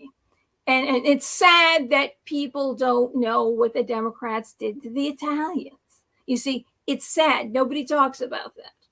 And it's like, that's just pushed right under the rug. That's pushed right under the rug. And that Rob and I are considered white. When we wouldn't be, my grandparents were, and they lived in the North. We wouldn't be considered white if it was, and it was the Irish. Well, it was part Irish. It was English people too, whatever. It was other white people, name all the white countries. It was all the white countries. They considered the Italians not white in America. I'm talking what's happening in Europe, but I'm talking about in America. It was like they considered Italians, Southern Italians, not Northern Italians. Northern Italians, you got your Galileo, you got your Da Vinci, you got your Michelangelo, you got your Botticelli, you got your Luciano Pavarotti, who was born in Medina, but Caruso, who was better, was a Napolitano. He was Southern Italian. But you think that the Northern Italians are smart and they're whiter because they're close to Austria, right? So the Southern Italians live in the Mediterranean, which the peninsula was connected to Africa. So they convinced everyone in America that they were black. But now we're white and we've oppressed people. Okay. Even though we weren't living then.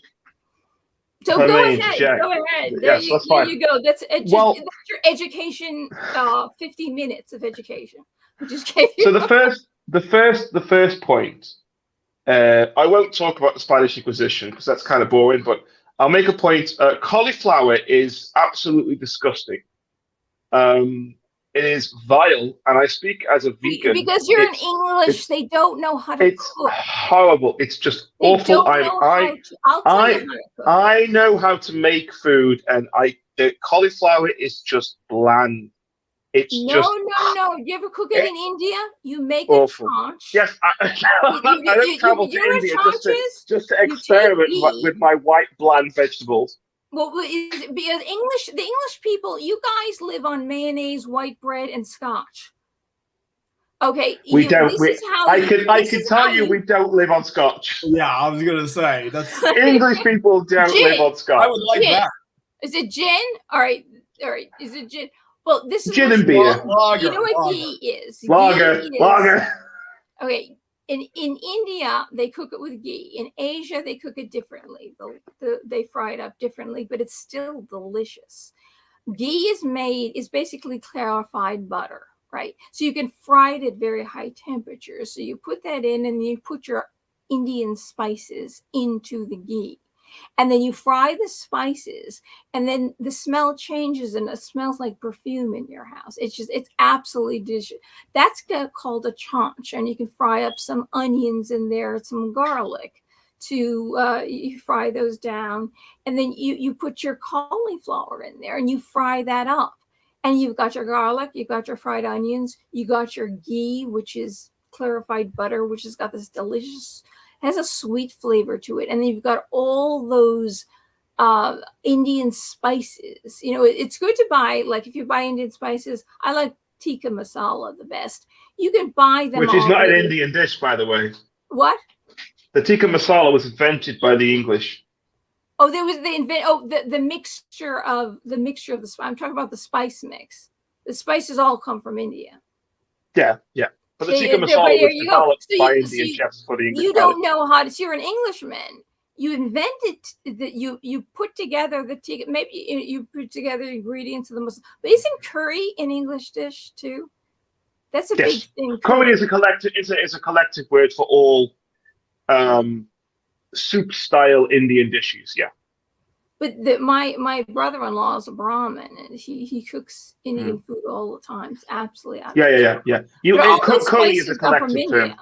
Well, then take your masala. You got the masala mix there, and you get your ghee, or you clarify the butter, which is you put a couple sticks of butter in the pan, and you put it on extremely low heat. You let it melt slowly, and then you pour off the fat. You separate the fat from the skim milk, basically. And that you could put that in a jar and put it on your shelf, and it'll last forever. It's clarified butter is amazing because there's no refrigeration in India. So they figure that out, which is pretty smart of them. But that's, so you fry these things up. Of course, you put the garlic in last because you don't want that to burn. That's absolutely awful. You put that in with the cauliflower. If you put it in with something that's got water in it, some other vegetable, the garlic will never burn. That's a thing. But you always cook the onions until they get glassy looking, and then you add the cauliflower and the garlic, lots of it, and it's out of this world. But at the same time, you're supposed to be thinking of Krishna, like Lord Krishna. You're thinking of God, or put your mind on God, because they believe in India. There's a difference between, like, a mother can make their children sick even with her breast milk. If she's angry, if she's thinking horrible thoughts, that energy goes into the milk, and that energy goes into the food. And when you're making bread and you're really angry and you're just a miserable person, you're putting that energy into the bread. And they believe in India that a mother can make her whole family sick if she's a miserable, angry, rotten person. And so if you keep your mind on God, just like the same thing as kosher food, when they milk the cows, anything that they do, they're supposed to keep their mind on God, on higher things. Otherwise, the negative low energies go into the milk or whatever you're cooking. We don't get it, but it really does taste delicious. Do you have any Hare Krishna places in England? There will be them in London. There will be in London. Any ashrams, all of this kind of thing will exist in London. Well, but I will quick. George Harrison carry on. made sure that happened. I mean, that was his job. He was Prabhupada's. Prabhupada loved George Harrison, no matter what he did, even though he did things totally against the teachings of Hinduism. He loved him. But if there is the reason why I'm saying is every Sunday for brunch, you can go in and get all this food for free. And I'm telling you, it is, because they offer it to God, kind of like in Christianity, you offer the bread and wine to God, and it changes into the body and blood of Christ. That's what Catholics believe. But in India, you offer it to God, and God takes it, eats it, and what's left is the leavings. So you're basically eating the essence of God. And if you go, I swear to God, maybe they put magic in the food. They give you, the food is free in a Hare Krishna ashram, and the food tastes so delicious.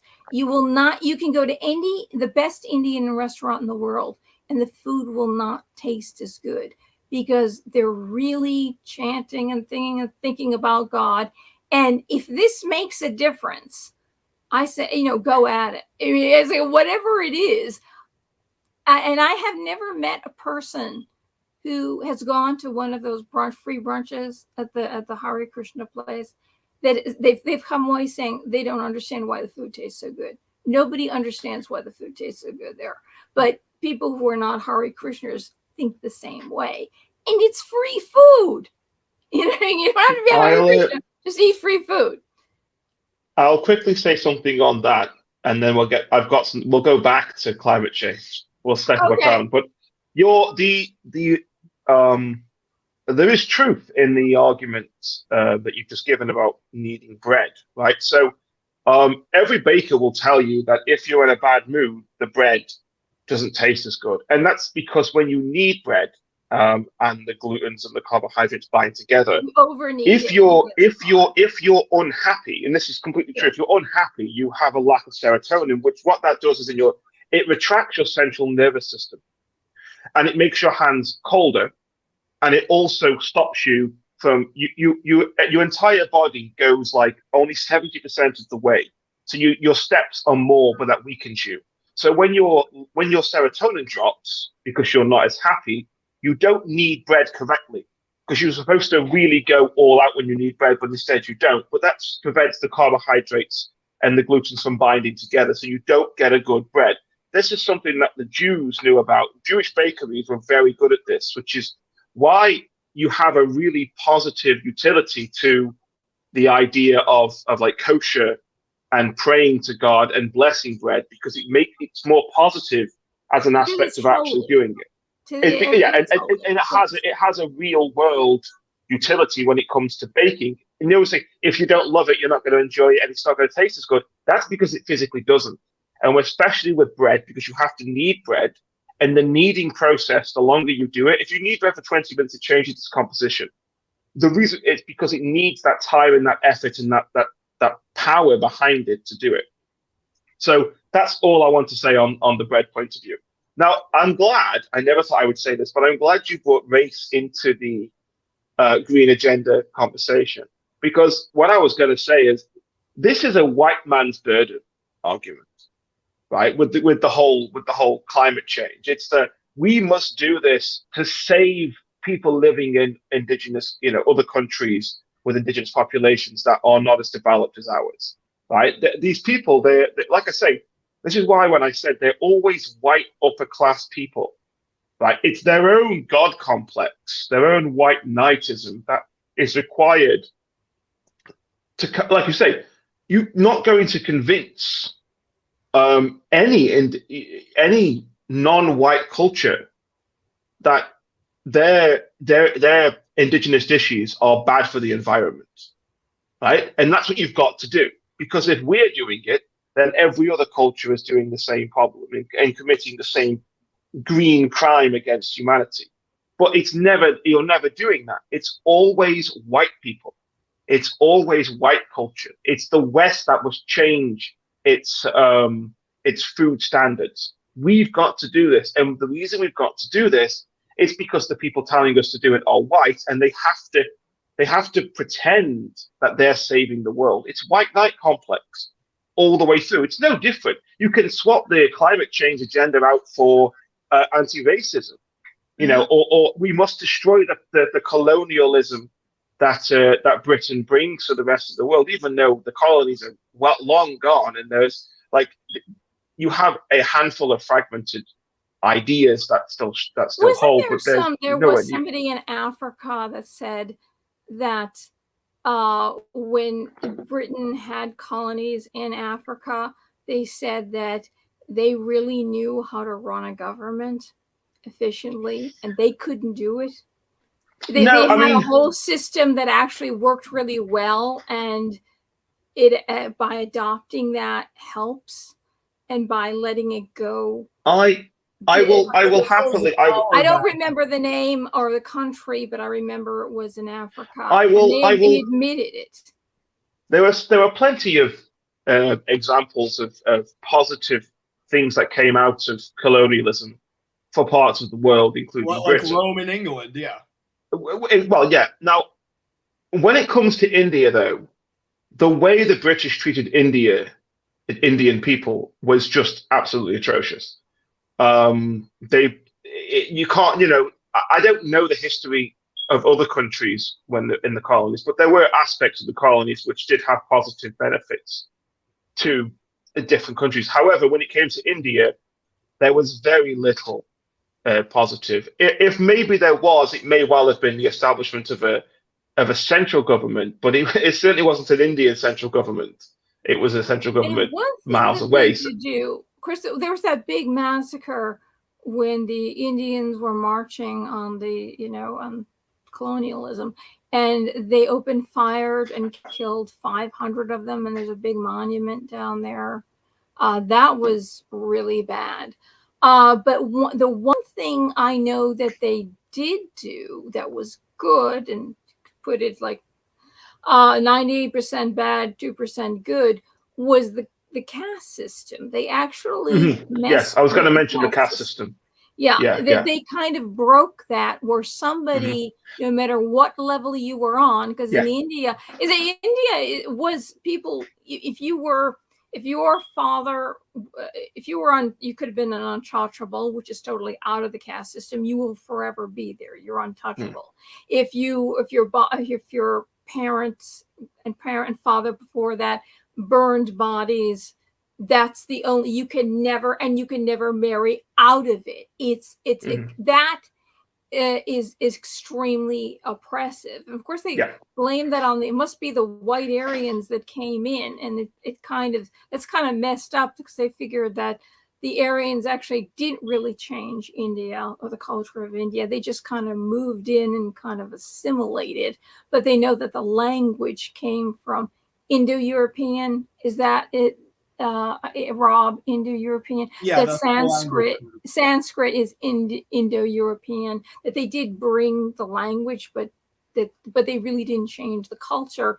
And they say that the Aryans became the Brahmins, and they taught everybody this and created the caste system.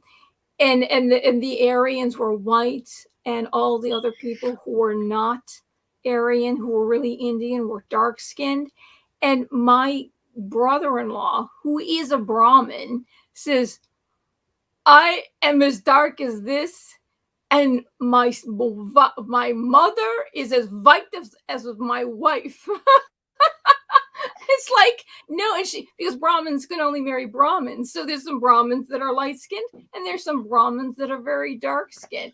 It's like in Arabia. There's very white Arabians, and basically, I would say Persia. Now it's Iran. They're essentially white people, and those are the people who first migrated to Europe. And we originally we came out of the people who settled into Europe came from the Middle East. But there's all different shades in these countries, from very light to dark. And so it's like to say these are people of color and these are people of color. Well, is it their religion that you're talking about? Because these people look as white as any European. So what is white and what is dark? It's almost like it's exactly the progressive, the Democrats have conflated the things that, are you talking about the religion, or are you talking about, because Islam did colonize, went to war and spread out and colonized all these places, and by war that were Christian, and changed it to Muslims. So are you going to blame them for colonization and war? No, you're not, because they are people of color and minorities, but not in their countries. It's like, it's so mad. Go to China. No, Chinese or Japanese, well, these people are minorities. Neither are the people in India. There are billions of Indians. It's more than Americans. So who's a minority? Where is the minority? What's the smallest in the world? If you took everyone in the world, what is the smallest race? The least amount of race. If you take the whole world, if you include all, it would be the Maltese.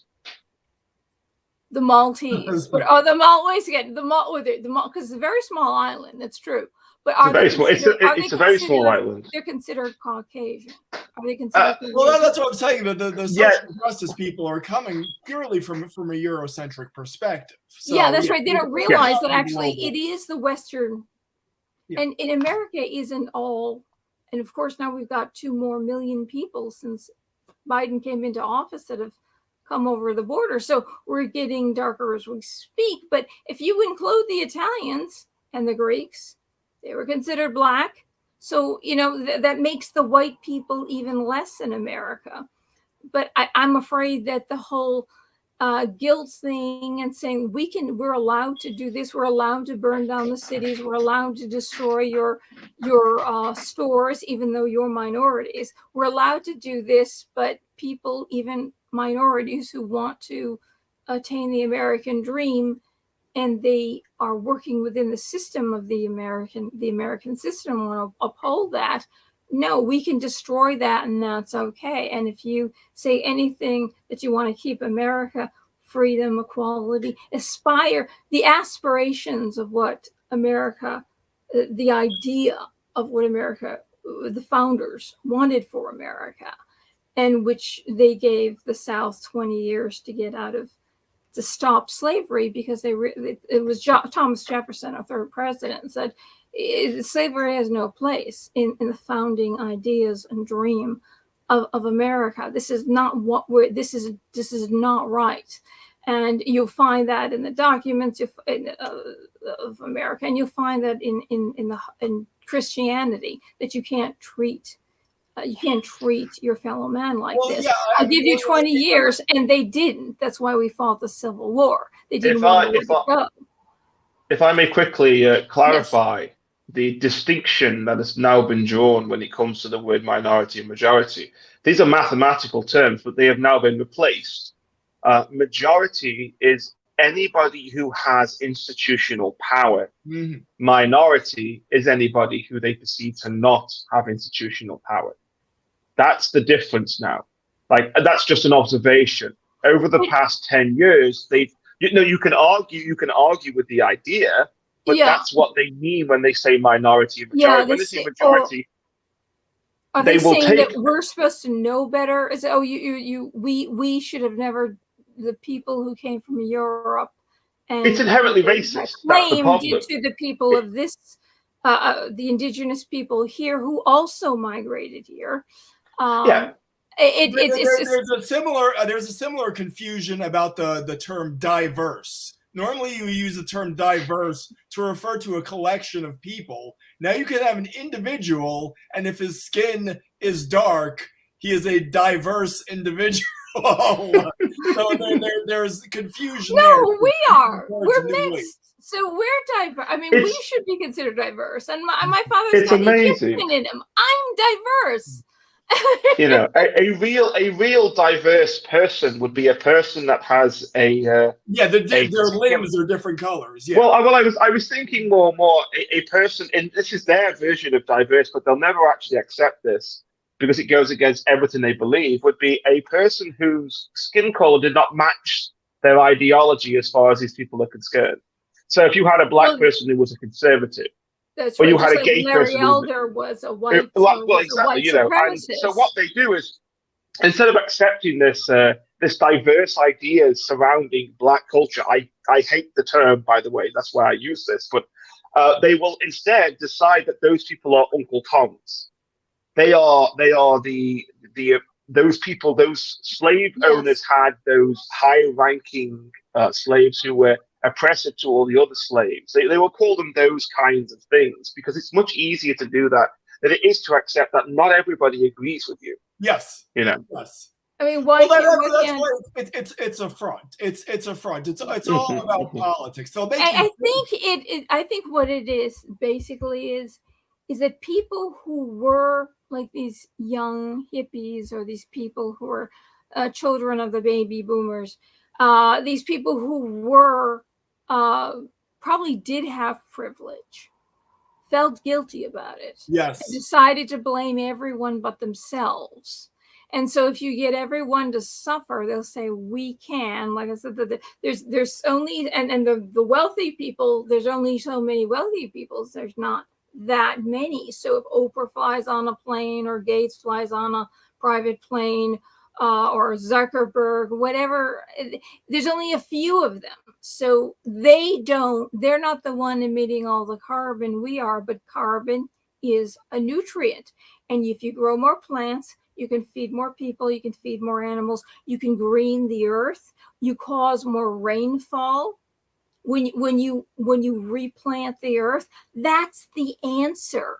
I've been saying this for 10, 20 years now, whatever, ever since the whole thing started I said, wait a second, where's Sting?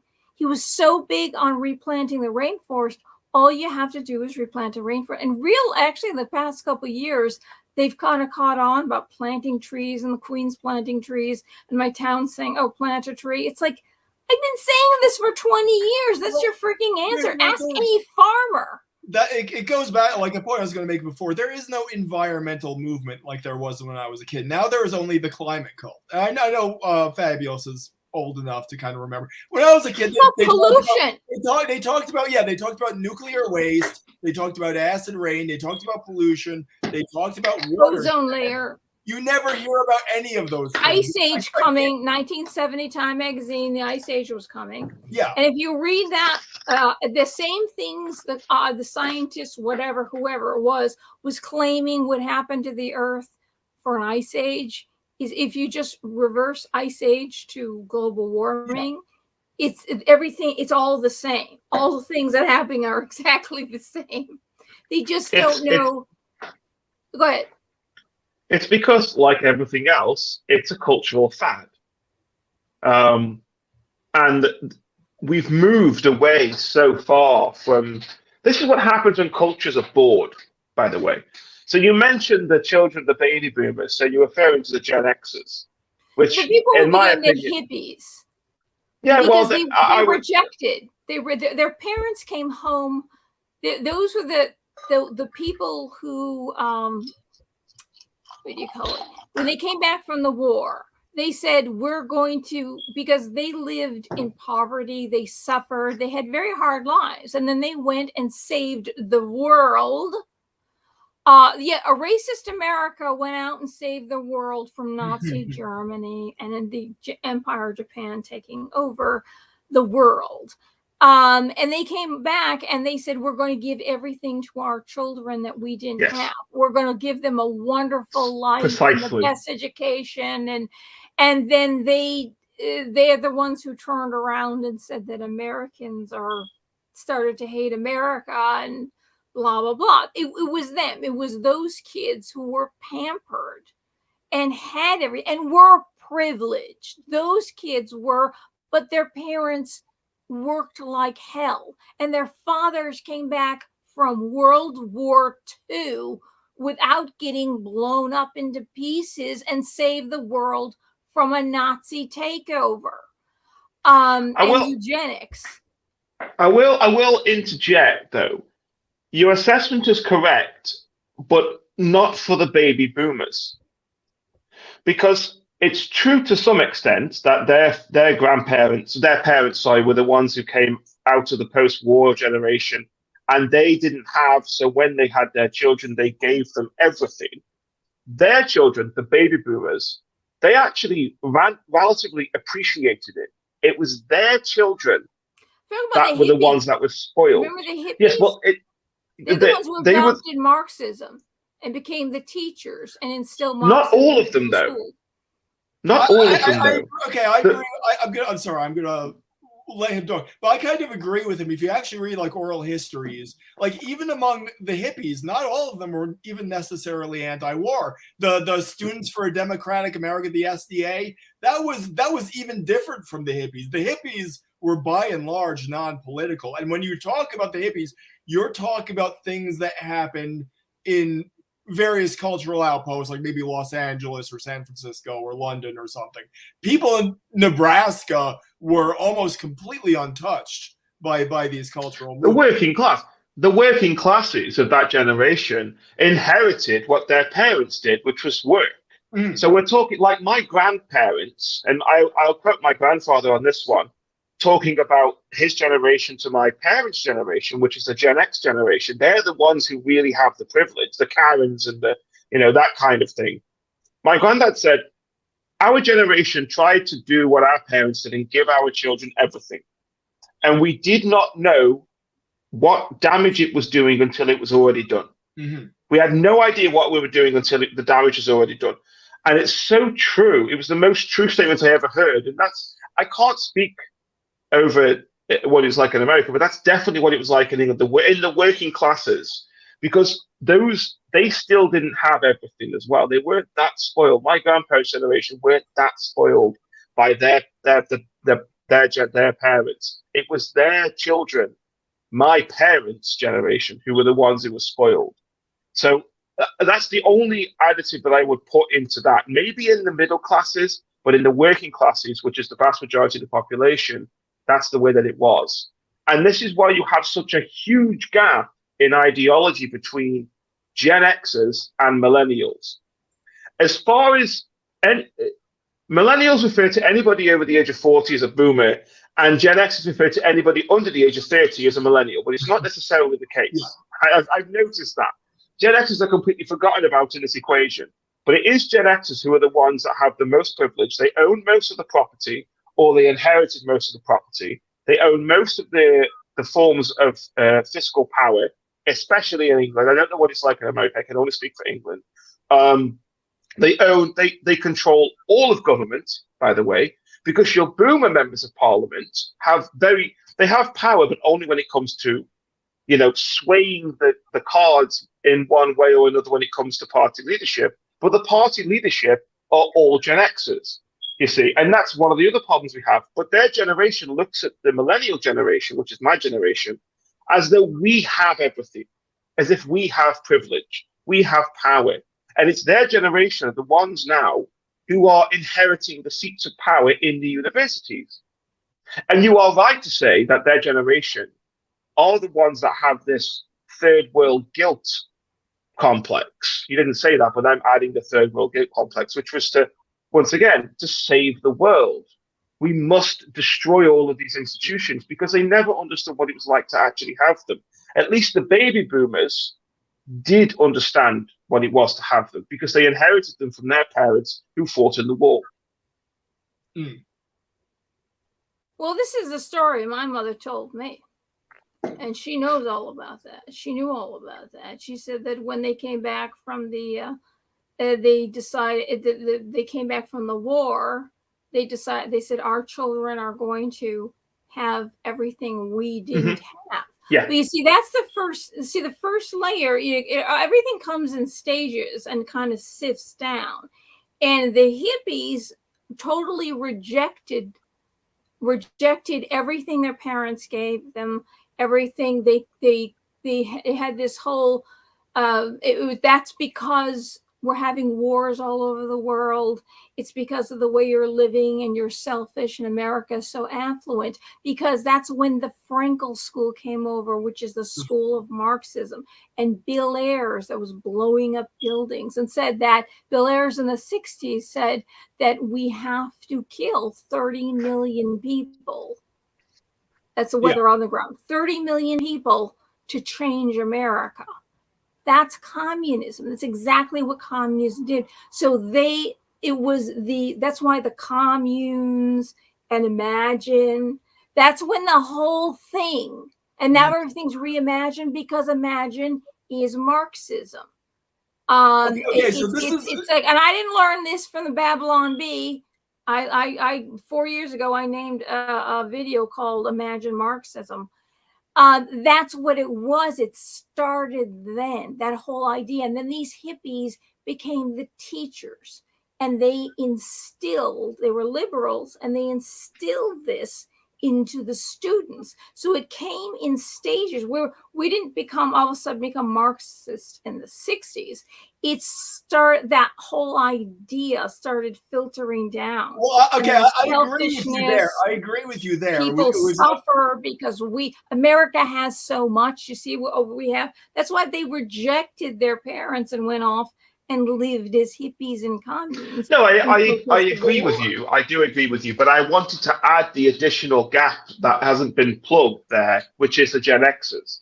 And not all of it, the Gen Xers are the final piece of the cultural problem puzzle, because those who weren't taken by the Marxist hippie culture were the working classes who were left to deal with their own devices. What they did instead was took those values, because generally speaking, working class people are a lot more conservative than middle class people. So what they did is they ignored all of that hippie shit, because guess what? We have a job to do. Mm-hmm. There's nothing more privileged, by the way, than having the ability to reject your societal expectations. Yes. Like, that's the most powerful privilege that you ever have, is the ability to not get a job, right? Yeah. So what the working classes did was they got jobs and they worked. But what they did was give birth to a generation that when they were growing up were exposed to all of this material that was at that point woven into our education system, Yes. woven into our media, our culture, our society. And when they turned 17, my parents' generation turned 17, 18, it was all about smoking. It was about being cool. And, oh, we listened to this band because they're a little bit edgy and a little bit hip, because it was a rebellion against their parents. Because what happened across the board was that the shift from more conservative values became more liberal in that gap between the baby boomers and the Gen Xers.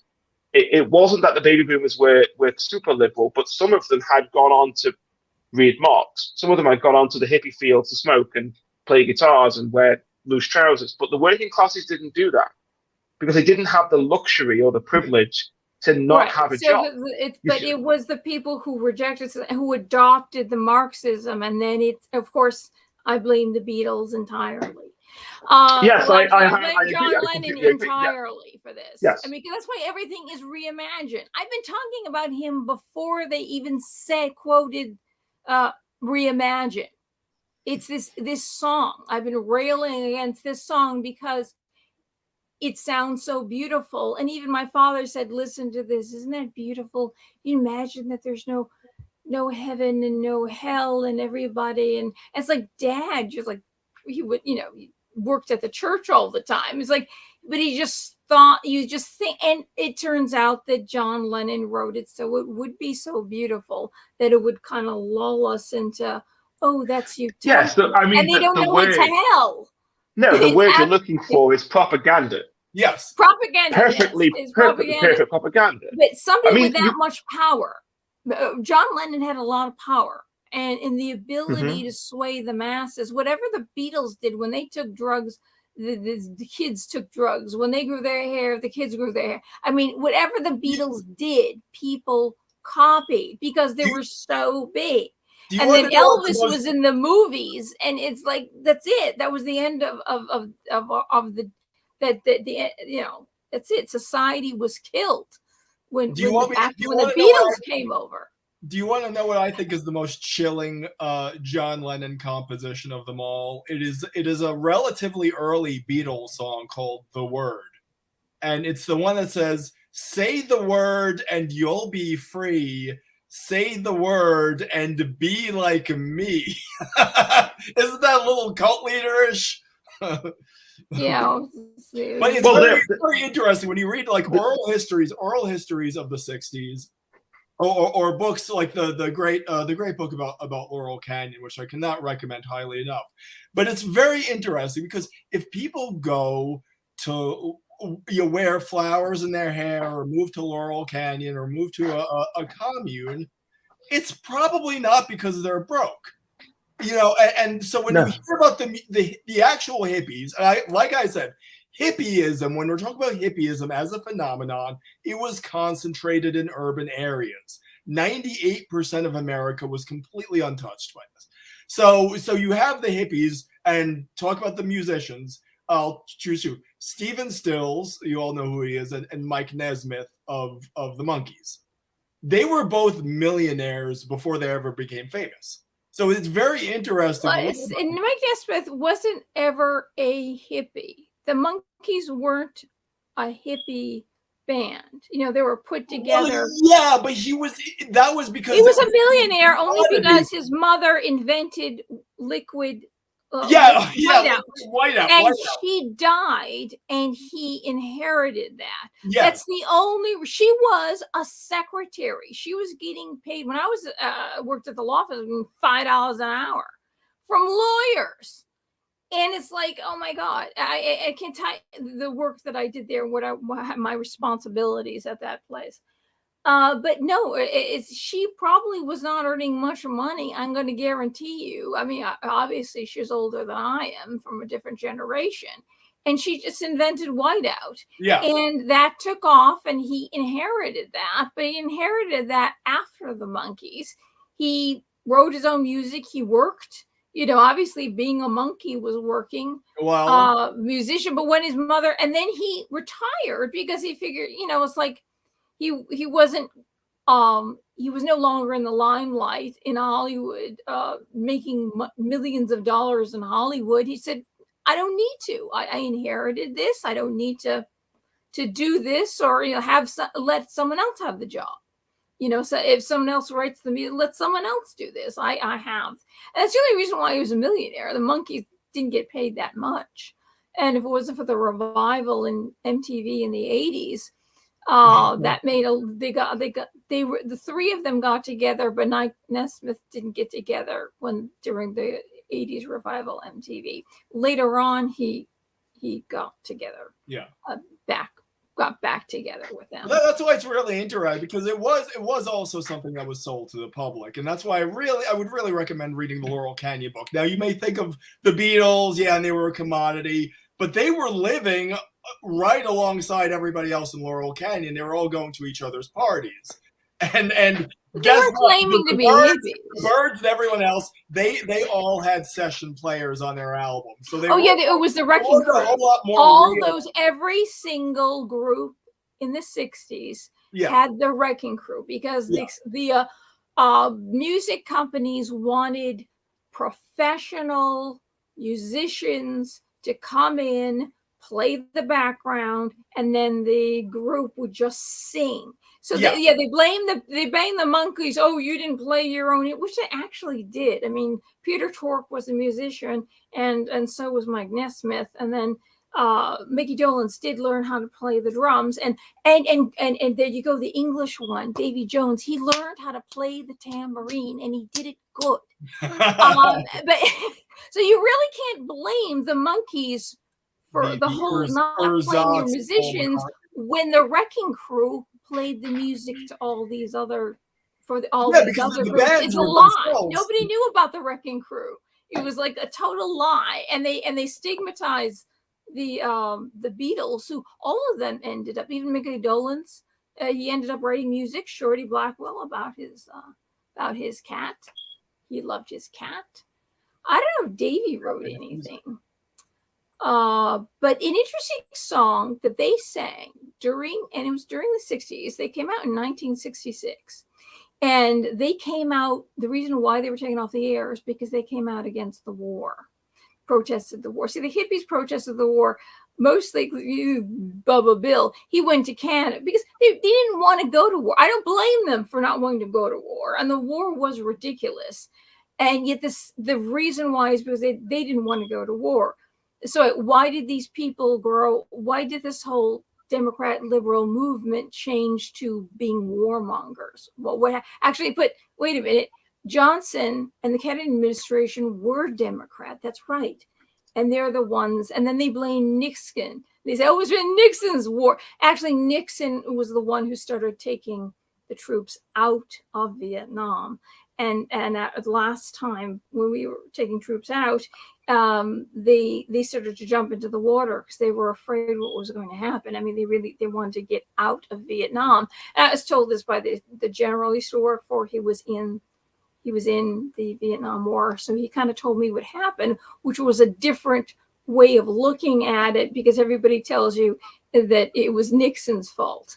That Vietnam War was Nixon's fault. Because no, Nixon started pulling out that's enough. And he also signed affirmative action, and he also went to every single Native American tribe and said, I can't give you all your land back because it's owned by people, but tell me where your land is, and I'm going to give you as much land back as possible. And it's in this communist I used to date. This is why they think, oh, it's only because the people demanded it. That's the only reason why a Republican did anything good. Any of the things that they wanted, it was only because the people demanded it. But it was the Bill Ayers solution for that. Who sent all these boys off to war, and he was a Democrat from the South, and he was not a nice guy. Really not a nice guy. We won't go into that. He's another can of worms. But interesting song that the Monkees sang, and it wasn't because the Head was a weird movie. I never really saw Head, but I saw just a little bit of it, and I go, that's a weird movie. But they came out against the war, and the Smothers Brothers were taken out because they were. And there were no hippies, but a lot of people were against the war, honestly. But a lot of the hippies basically took off, left home because they didn't want to get drafted and go to the war. But they're the people who grew up and the Democrats that started the war machine. You know, they're the ones who they grew up and funded the war machine, as long as it's somebody else that you send off to war. And you know, when they come back, they're treated like garbage. You have to do what they say, otherwise you're disgraced or they kill you. And you come back and you realize you were just used. And that's why 22 veterans commit suicide a day, because they realize that they're used. But yet they still want to send, these Democrats still want to send them off to be the Rhino Bush, you know, these Republicans in name only. But the song called Shades of Gray. Yes. When the world and I were young, just yesterday. Right. Life is such an easy game a child could play.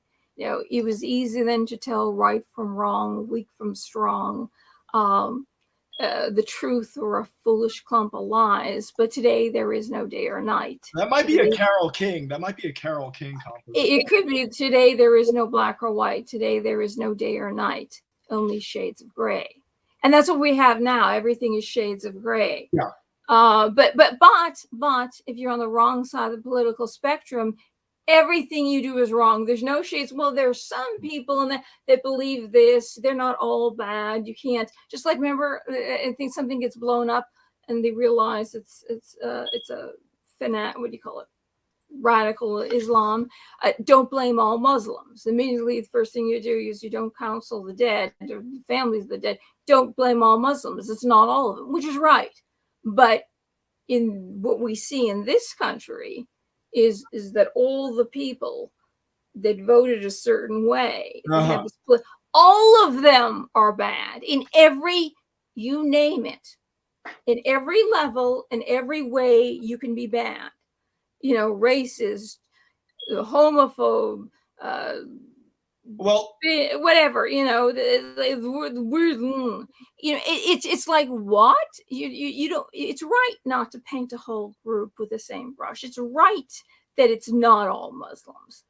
It's right to say that it's never all one group of people 100%. It's not all that. Yet it is okay for only one group to be blamed across the spectrum for everything. Well, Fabulous Agnostic has he has his own kind of saying that he says, you know, he actually inverts the never attribute to evil what could it be attributed to incompetence. He actually says never attribute to incompetence what could be attributed to evil. So my version is never attribute to ideology what could be attributed to politics. And that includes race ideology. It's all about power. Everything on the left, for the people up top, it's about grabbing power by any means necessary, even if it's using the human shields of oppressed victim classes, you know, blacks, Hispanics, women, trans, whatever. And for the people at the bottom, it's just playing for the approval of their peer group. And that's it. And so whenever they talk about race, they want you to think it's a race-based ideology. But like in my Types of Democrats video, it's like as soon as the black guy reveals himself to be a Trump supporter, it's like the wave function collapses. And already we see what the real operant motives are. It's all about power, not for some airy-fairy idea of the left or liberals. No, it is the Democrat Party. You could throw out all these airy-fairy ideas of, you know, radicals and communists and anarcho-communists and, you know, liberals and progressives. At the end of the day, when the farmer swings his barn doors open, you know, the animals are all bedding down in the same hay. So it's all about power for the Democrat But Party. this is a thing I warn Democrats. We know that it's always all one party rule. And how a man with dementia got 81 million votes, we'll never know. Oh, in a dementia, he just doesn't know where he is.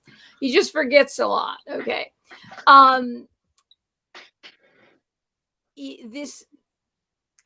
You have to, they are in power forever. So it doesn't matter what party you belong to, they're going to win.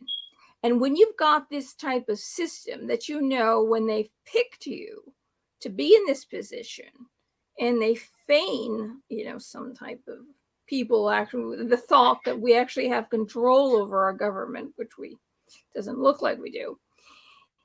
You better watch out. If they pick you, they like you, you no longer can think for yourself. Mhm. You can no longer run the country the way you want to run the country. Mhm. You have no say in anything. You're just a dummy. And it is literally like a mannequin, we say a mannequin. You're just sitting there looking like you are the president. And it is everyone behind you. It is the party itself that makes the decisions. Should you make Yeah. a decision yourself that's against that, you will be thrown in a tank with a schoon of sharks. They will not say, they will not let you rule your way. They will not let you think. As we know, all of us must think the same way. All of us must believe the same things. If they tell us one day it's this and we know, we've seen for the past, we've seen a lot of this for the past almost 2 years. Yeah. That things 1 second is one thing, Yes. and then it's You changed. do the hokey pokey. Yes. Right. So you can't come out and think for yourself or run the office that you think that you're running, because you're elected this position. However you got there, they put you there. They picked you out. You have to think. If you go against them, you're going to be like Larry Elder, who is, I said this many years ago, if you're a Republican and you're black or whatever you are, you're stripped of your minority status. Yes. It only holds if you got a D there. Yes. So they will strip you. They will throw you in a tank with a schoon of sharks. That's the end of you if you go against them. So I warn anybody who thinks, aha, now we're in power forever. We're in power forever. We've got the majority. We're destroying America. We're pissing away trillions of dollars. It's like AOC, they want to spend more trillions. It's not enough for this tells you that the IQ level isn't that high. And I know a lot of people from Puerto Rico who had extremely high IQs, extremely high. I don't know where she came from. Her grandparents grew up in New York Heights. They were wealthy. Her father was an architect. They lived in a huge house. She did not come from the Bronx. She was not poor. She came from wealth. Somehow she graduated. I don't know. But this shows you that she doesn't even know what a trillion is. Yes. She doesn't know how $95 trillion. They're giving you the Green New Deal in piecemeal. They're doing it a little at a time rather than, okay, we're passing a $95 million bill to bring on the Green New. They're doing it a little at a time. They're pissing with, and she wants to piss away more. You have any idea? And of course, what about reparations for the black? If you had this money to blow, you could have given reparations to all the black people. Okay, so that's why are black people homeless on the streets? Why are their schools crap? Why are they? Oh, as long as they're killing each other, it's okay. This is not going to make the news. More children were killed in Chicago alone than have died of this particular thing. It's and nobody, they don't care. They don't tell me that I'm a racist. You don't care about that. And I've cared about that. And everybody's known about Chicago since the day we were born. Everybody's heard the song In the Ghetto, sung by Elvis Presley. And it's like, he sung it against everybody's will. He says, you're getting political. Don't do this. And he insisted on doing it. And we were aware of the situation. And Chicago is the big one. Chicago's been the big one for a long time. And this is way back in 1969. And nobody's done a damn, and that was when the Democrats were in power. Nobody's done a damn thing about helping them. Nothing. And so you got your borders open. And I've been saying this on my channel so many times. I keep telling people, that they're coming. It's not just the 450 million people that live south of the border that want to come in. The people are coming in through Panama and Costa Rica from all over the world. And they have $10,000 to get to this country. They find fake passports in the jungles, which they pick up, and they give the drug mules $40,000 to bring them to the border. We have a station down there that gets biometric information, so we know when these people come through the border. What happens is they go from the station, we pick them up in the forest, in the jungles. They come to the station, and then we bring them to Nicaragua, drop them off there, and they give the drug mules, which is the drug cartels, $40,000 to bring them to the border. Are these people poor and coming? Are these economic migrants? If they have $50,000 to come through South, and they say, oh, all these people, why are all these people from all these other countries coming through the border? I've been saying this for so long. I've been saying to people exactly how it happens. And it's like, I'm sure everybody's saying, oh, she's just making all this up. You know, she doesn't know what she's talking about. Yes, I do. I really research my stuff. And it's like, yeah, you look at me like I'm a big boobed kind of airheaded redhead. And it's like, it's true. I've been saying this for so freaking long that the world is coming through the border, and they're not all economic migrants. Yes. And if you care so much about the minorities in this country, then why are you ready to spend all the money in the world for anybody in the world who wants to come here? Why don't you could make all these inner cities look like Bel Air. Never mind Beverly Hills. Bel Air is even more expensive. You can make it look like Bel Air. Look at all the money that you're spending, and you're ready to pay for everything. You know, these minorities, you don't care about these minorities. You don't care about them at all. And you never did, because you are the party of. And nobody believes it because of Archie Bunker. Because of the character of Archie Bunker, and the real man was the Democrat. And Archie Bunker. So she tied it up. I mean, no, but that is. I realized I connected that tonight. I said that's where it sunk in year after year after year, and people are so sure that the Republican Party, when they realized that Abraham Lincoln's a Republican and it was the Democrats of they switched. That's the only thing they can put together. Switcheroo. What? The great switcheroo. Yeah, that's why people believe in the switch, because for years people get mesmerized by TV and movies. They think that instead of reading history, you read it in the movie, you watch the movie or the TV, and they change. Even like Bohemian Rhapsody was all changed. Even like that wasn't even like, I could tell you Freddie Mercury's story, and they changed that from left to right, up and down. You don't get history. Don't even get me started on that. What's that? Don't even get me started on that. Okay. And it's like, but you can't look at, but people get mesmerized by TV. Everybody came home, I think it was on a Saturday night, and whatever, Saturday, I don't know what day that goes on. But anyway, the whole family got together and watched that show because it was funny. And then they made it dramatic, and some episodes were sad. When that little girl, Danielle, came in that they adopted, it's like, and she was like the most depressing.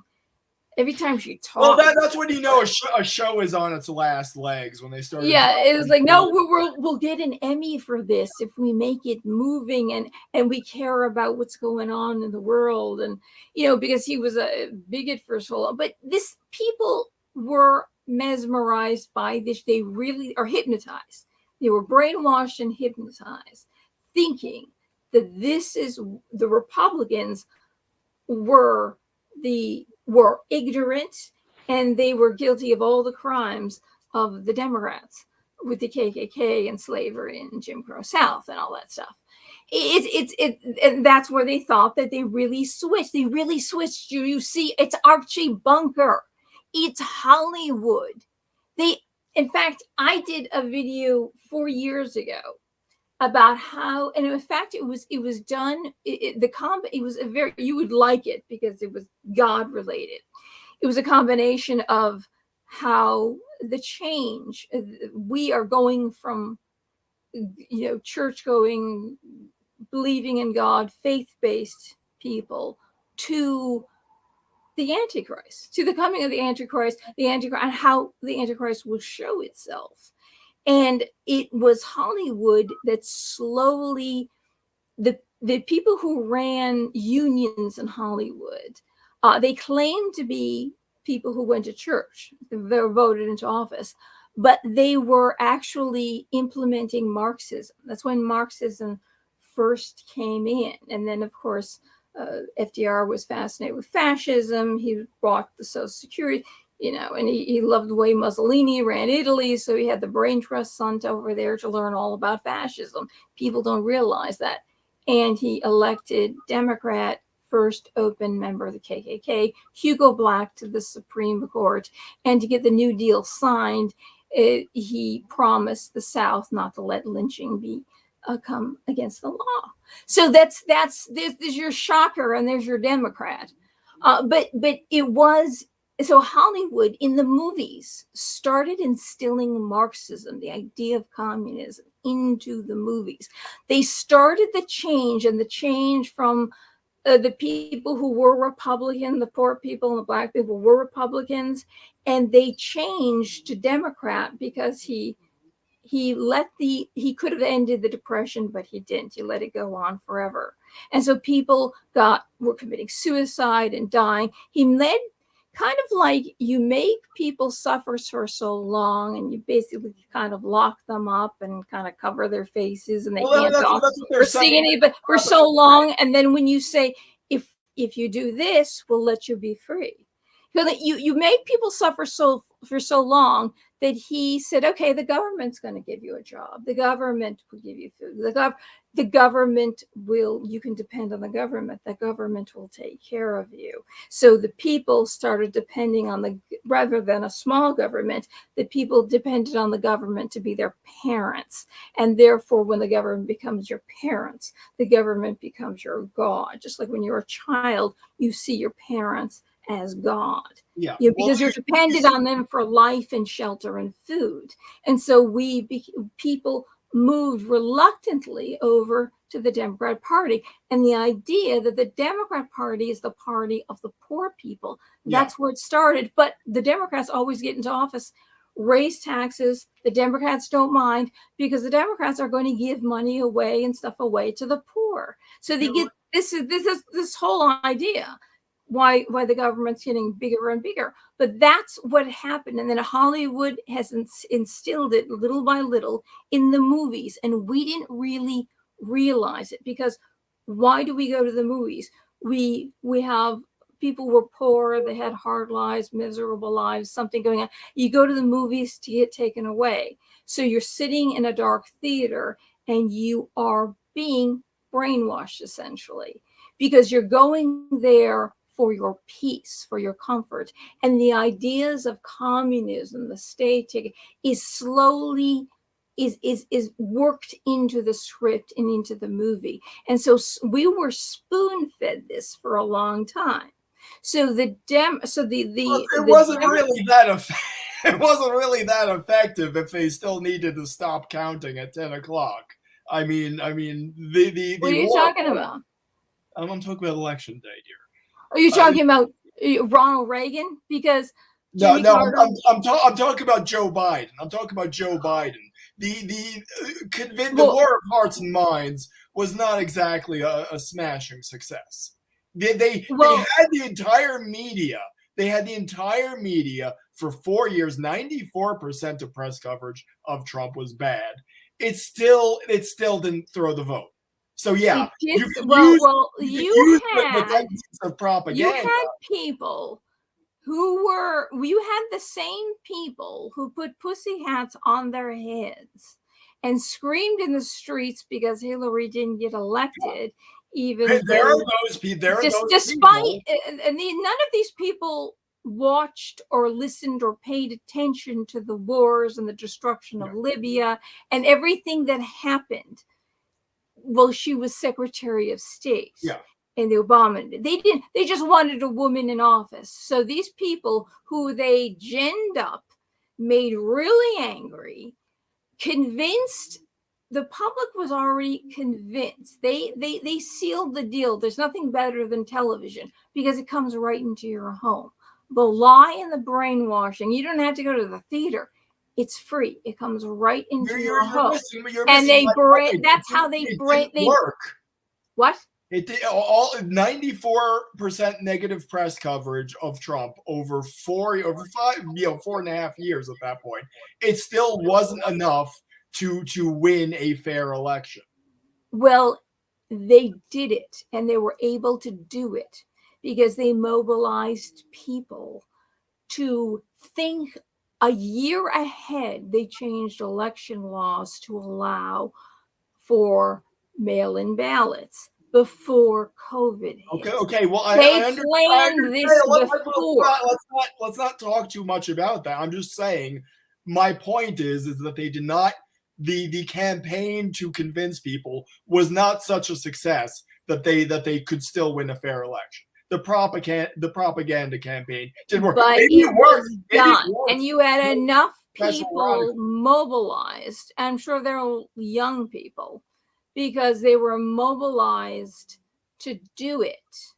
And you got the young, and these people who don't know the truth or history believe that the Republicans and the Democrats switched. They believed because for nearly the entire 70s, they watched all the family congregated around the TV after their parents came home from work and watched Archie Bunker, who was a Republican, who was a bigot and a racist and misogynist and a homophobe and ignorant as all hell. And that's and people don't realize, they tell you they switched. Fabulous speak. No, I was going to say, why don't you really tell us how you feel about him, Felina?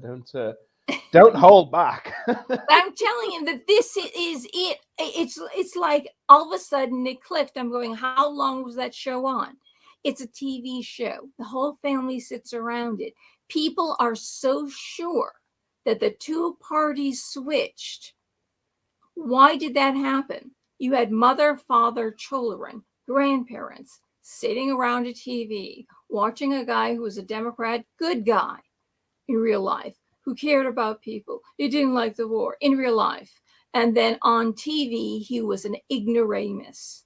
He was crass. He ordered his wife around. She was like a slave. Her life was cooking for him, sitting next to him, taking care of him. She had no life at all.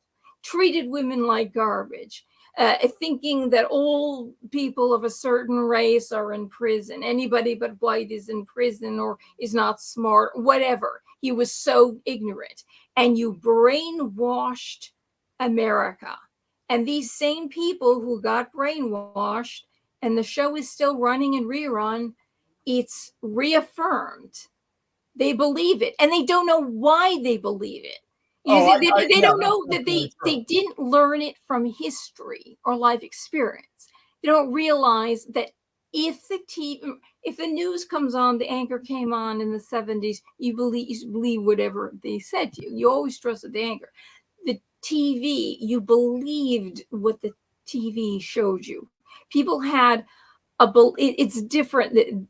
It's when Hollywood or the writers, if they wrote it, you believed it. There was a certain trust you had with actors in Hollywood. That the ills that we know about Hollywood now, people kind of didn't know. People didn't even know who was homosexual. They came, they're straight and they married and they're not, because they knew that the people couldn't accept that. So Hollywood whitewashed themselves, basically kind of saying, oh no, we're good and we're honest, and and they made the country believe it. So when we present something to you, it must be the truth. And so people believed it, and people now they can't really tell you that they learned this in history class, but they are learning it because the teachers are teaching it now. But they're teaching it now is because this was ingrained into the psyche of America. And I don't think people who originally watched those shows and say, oh, the Republicans, oh yeah, they switched. Do you know why they switched? Well, they know it for sure because in the back of their mind, their subconscious, they learned it as children, as adults, especially the children, you know. They don't know, and they hear and they listen to this, and they're sure, and they'll argue with you that they switched. How do you know they switched? It's because it was the most popular TV show that ran for about 8 years that everybody congregated around, everybody talked about, and everybody was sure that the Republicans were Archie Bunker. Well, That's it.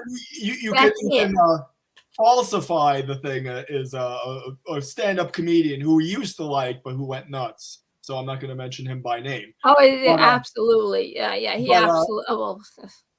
But so many things. There's so many things. What a shame. It was really smart, but everything went wrong. But we have fabulous. We have Tim Dillon. We have. You know what? Why don't we? I just want to say this is the thing that he said. He would always bring up FDR. He said, "Well, was FDR a Democrat?" And they always, yeah, of course. So FDR was a good guy. Yeah, but wait, he was before the switch. That was back when Democrats were evil racists. But you're glad to count FDR as one of your own. So you can easily trip them up. And when Obama was elected, FDR used to drive in this convertible, and he had a hat and a certain kind of suit, and he had a cigar and glasses, and he'd wave to the people. They put Barack Obama in that same car in Time magazine. Yeah. In that suit, in that car. He was the new FDR. Wait a second, the FDR that put an open member of the KKK on the Supreme Court who refused to get the Democrats to sign the New Deal. He said, okay, you can keep lynching legal in the South. This FDR, who also put Italians in the internment camps, not just everybody keeps saying Japanese because they think people of color. They put the Italians in there too. Let's find. Here we go. There's my favorite. This is not. Norm is gone. This is my favorite guy in the world now. Oh, by the way, you can do screen share, can't you? I can't do that. I don't know how to do that. All right, he's gonna love this. He's gonna love this, and we're gonna tell you about this. This is going to be your favorite comedian, Fabulous Agnostic. This is going to be everybody's favorite comedian. Are you there, Fabulous Agnostic? I am listening. I am listening. Yes, are you happy? I want you to watch this guy because he's funny. The way he says it, he's a comedian. I'm going to take this down so we don't want to shine too much light in there. Okay, I'll start playing this. He's going to talk about Harry and Meghan Markle. You're going to love this. Prince Harry and Meghan Markle. My favorite couple. I think they're my favorite couple. And the reason that I like Prince Harry and Meghan Markle so much is that they prove to me that we have a deep need and a desire for a certain type of celebrity. I don't know where this comes from. It's certainly something that is deeply ingrained in our psyche. We like and love these types of people. We like high profile, glossy, people that are vapid and don't have much going on in their heads, but think they do. Like they are under the impression they have big thoughts. Big thoughts. Like Meghan and Harry, I've listened to both of them talk. Garden variety retards. Both of them. She's hot. He's royal. But garden variety morons. Either one of them. Just their level of eloquence. Like I'm an eloquent person. You may hate me. Many do. But I'm eloquent. I have a certain amount of intelligence that I convey with the broadcast. Twice a week, once here, once on Patreon. I watched Meghan and I watched Harry. They were using their emotion to cover up the fact that they were not smart. They were not too smart. And they were, obviously, it was an emotionally charged interview because they had just left the country. They had found out that the royal family is racist, which was shocking. Up until now, they had only thought that the royal family had murdered Harry's mother. But upon finding out that in addition to murdering Harry's mother, they were also quite insensitive on the topic of race. No good. Up until that point, you said, well, they're just an Illuminati death cult that drink blood and live for 1,000 years and have murdered my fiance's mother. But we're going to give them a shot and let's see how evolved they are. And it turns out they're not too evolved. And I watched the Oprah interview, and we talked about it on the show. They're just not bright. So like many people, but they believe they are bright. They say the right things. They're like, there are so many people in the world without. Yes, there are so many people in the world without, which is why we have to come to Los Angeles and live in a beautiful mansion with round-the-clock security. We got to get a deal at Netflix and make documentaries about people that are fucked. That's what it is. They want to be on Netflix and make documentaries about people with cleft palates. That's kind of the direction they're heading in. Just like the Obamas who got a Netflix deal who should not have. No politician should get an overall with Netflix. This should be a line in the sand. Nobody. They have a production company too. Oh, well, why not? Yeah. They're probably doing The Activist. Yeah. If you doubt for a minute that by the way, with no backlash, if there was no backlash, Meghan Markle is on episode 3 of The Activist, talking about racial sensitivity training and the need to do it, or the need to get rid of horses in Central Park, or whatever pet cause that episode 3 happened to be about. Meghan Markle would be on talking about it. She's a Hollywood actress, means she's ambition. She has ambition. Actors are stupid people. They're not smart. Very few of them are intelligent. And the ones that are intelligent are much, much older. Young actors are, and we know many of them, they're insanely dumb to where it's noticeable. Have you ever been with someone who's so dumb it's noticeable? Where you look at someone else as if to be in disbelief at what this person is doing. If you had lunch with Meghan Markle, you'd be stunned at how dumb she was. Not because she's black, because I wouldn't think she was black if I looked at her, because she's an actress who was on the show Suits. Okay? She's an actress. Harry is an idiot. He's an idiot for 2 reasons. Number one, he signed up to fight in the Afghanistan war. That was a dumb move. You're a fucking prince. What are you doing that shit for? Number 2, I know it's heroic, I guess, after 9/11, but I think he signed up years after that. That's hilarious. And number 2, he still believes in this dumb story that the paparazzi killed his mom. Maybe he doesn't. Maybe he just. So she gets him to leave his family. She goes, why do we want to stay here? And I get it. I'm for them. Why do we want to stay here? They're racist. The weather sucks. The food shit. Let's go to LA. We'll eat sushi by the pool every day. And we'll make documentaries about people with cleft palates. He goes, well, is it when their face is all? Yes. She goes, and then every now and then we'll fly one of them over. We'll clean up their face and we'll take them to Disneyland. But we got to get out of the UK. And we got to come to the U.S. and we're going to go on Oprah. And then every idiot in America, but they're mad at rich people. Not our kind of rich people. She goes, I'm kind of black. And you're an idiot. So you and you're willing to be emasculated. So you just sit there and eat your own cock on TV. I'll tell Oprah that they were chasing me around the Royal Palace with nooses. And then Netflix will open up a suitcase full of money, and we'll go do documentaries about kids with cleft palates. Is it like where their lip is in their nose? Yes. Yes. Just Google it, Harry. So that's what went on. And I liked them. I used to not like them. I have a new thing now for the holidays. I believe everyone and I love everyone. This is positive me. I've been too cynical for too long, but I survived COVID. You know, and other than having 7 or 8 skin rashes at any given time, I'm relatively healthy.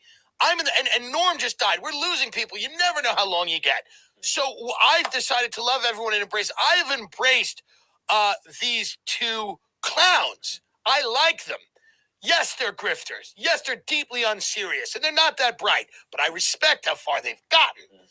So I am saying yes to them, whereas in the past I would have said no. I would have said, no, they're exploiting, they're this, they're that. Oh, shut up, who cares? They're here, and it's fun. Watching people fawn over them, we like royalty. We love it. We like rich people. Stop pretending you don't like rich people. Stop pretending. The people that tweet about Marxism all day, then talk about how much they love the Real Housewives. You just can't quit it. And nobody is a realer housewife than Meghan Markle, who married this ginger retard and took him out of his racist family so that they could live in Beverly Hills or wherever the fuck they live and make documentaries about people without hands on Netflix. Netflix, by the way, who's committed to just giving these people anything they want, whenever they want. They're making a cartoon. What is the cartoon about? It's called Pearl. Yes. It's about a young girl who is inspired by influential women in history and counts David Furnish and Liz Garbus among its executive producers. Yeah, I guess that's it. They've a 12-year-old girl who's inspired by influential women in history. The series is currently in development. That's all the information we have. That's it? She's on a journey of self-discovery as she tries to overcome life's daily challenges, says Well, Markle. that sounds great.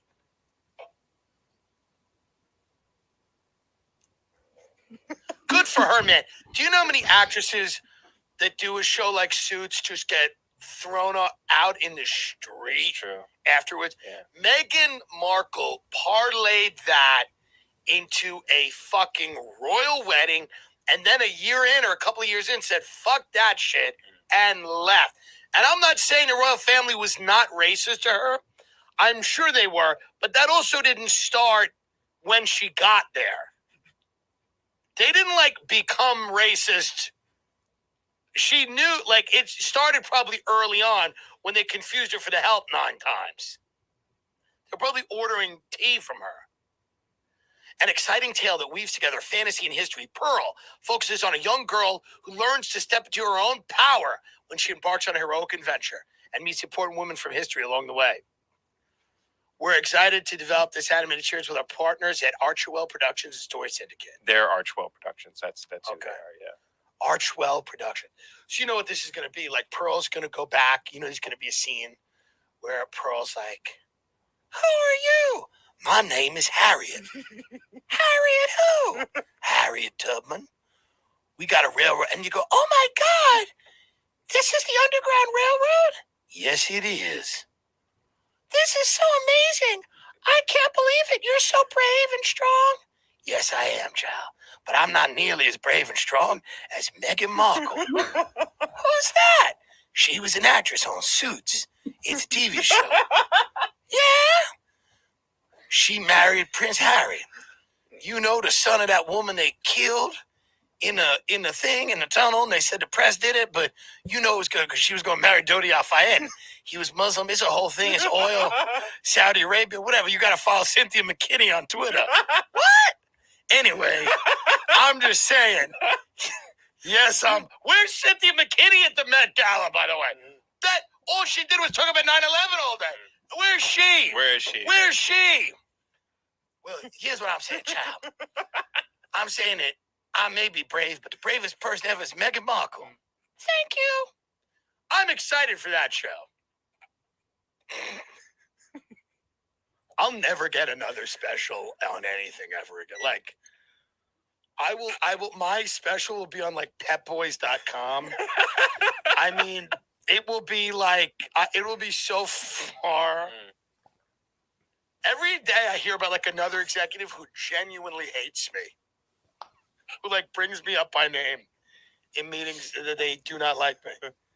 I mean, we're selling so many tickets with this show's gotten so massive, and the offers have been slim to none. But that's okay. And then people ask you, they go, do you think you'll do a special? I go, I don't know. Maybe I'll do it. Reach out. Let's reach out to Harry and Meghan's Yeah, so this guy is Call my agent right now. I had not heard of this guy until He's Felina- calling his Ask him if he's free chat. his his manager. agent. Yeah. See if he answers.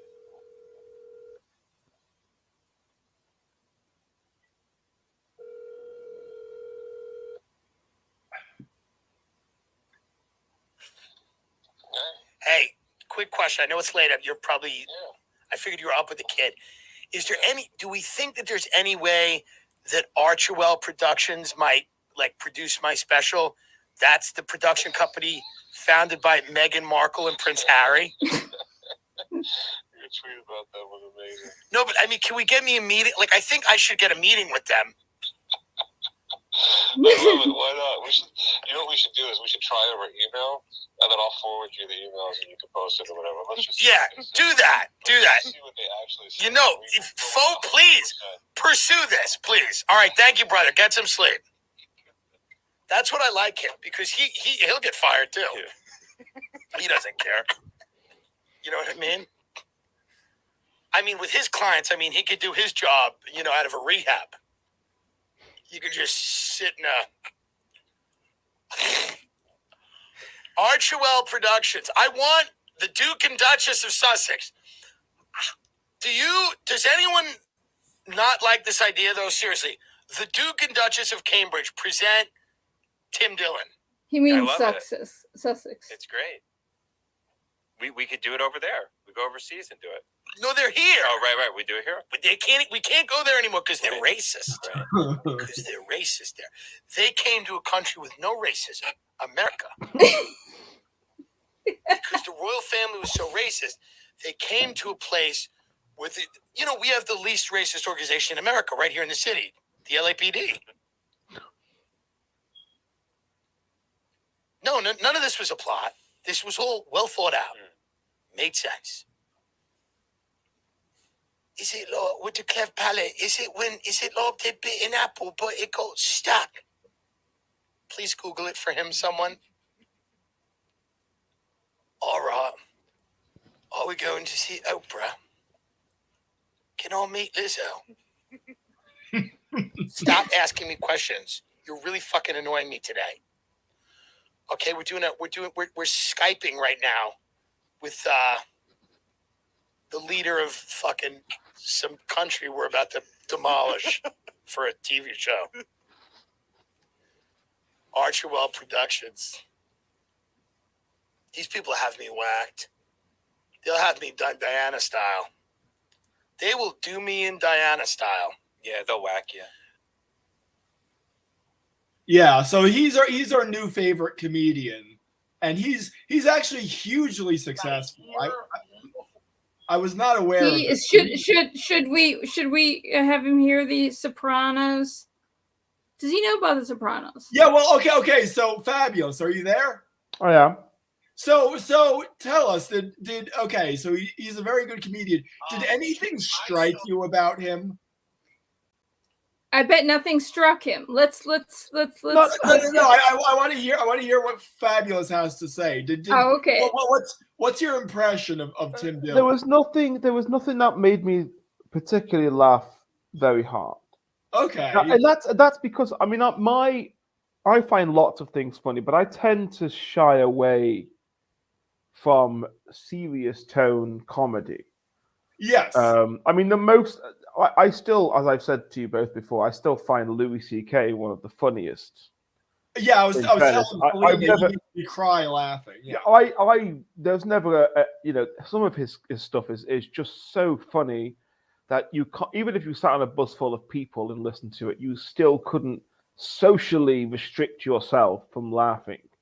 But I've never heard, this guy kind of reminds me of a few others that I've seen who kind of go off on a little bit of a rant, and that's fine. That's funny. I tend to do that from time to time as well, if I'm kind of entertaining a room, let's say. But I don't like it, generally speaking. I prefer it sort of. I don't know. It's not my kind of. Well, he's kind of going. It's like he's not doing his shtick. He does performances. When you do performances, then you have a set shtick that you do. Oh, This is absolutely, just yeah. his show where he's kind of like talking. He's unscripted. He's just talking unscripted. Yeah, well, what you find is actually comedians aren't very good unscripted. They tend to ramble and repeat themselves multiple times over. Yeah. The idea that I mean, I've seen a few comedians. I used to run a comedy night, and I've seen a few comedians who were very, you know, close to the bone in terms of their delivery style. They didn't write it down. It was very much a meander. But most of the time, everyone thinks comedians just made it up, but they really didn't. Yeah. It's a very meticulous art, sometimes too meticulous, and it leads to, well, coronaries and stomach ulcers and all this kind of stuff. The life of a comedian is not a fun exercise by any stretch of the imagination. And I've seen comedians, I've met comedians, I've interviewed comedians, and it's a very anxiety-fueled exercise. You know, a lot of comedians are heavy alcoholics. Yeah. And they live in bars. Yeah. They live in bars because that's where they make their money. You know, it's kind of a little bit like drag queens as well, because drag queens have a comedy element to them, and they're very much the same. It's all about alcohol. It's about fun, and people demand that comedians have fun all of the time. You know, and I'm by no stretch of the imagination a comedian, but I am a funny person. I don't say that with ego. I just happen to know this. And whatever you think, if you think I'm funny, trust me, this is a stupidly watered down version of how funny I really am in person. But when we talk about actual subjects that I enjoy, and I tend not to make comedy about them. I tend to make comedy about just random things, mostly medical stories that have happened to me, like medical procedures. That tends to be my go-to. But when you're a funny person, people demand that you're funny almost all of the time. So I can empathize on a level with comedians when you have to put on the show all of the time. There's no break from it. You know, so that's a very long way of answering your question. He doesn't entertain me dramatically. There was a few sentences he said there that were good and fun, but well, he's coming from a very American sensibility, I think. And you might not know who Harriet Tubman is. Harriet Tubman. I was going to say, because like when I was growing up, I saw so many kids specials that were exactly that. So that may be a little foreign to you. But that wasn't really what I was trying to get at with the did anything strike you about him?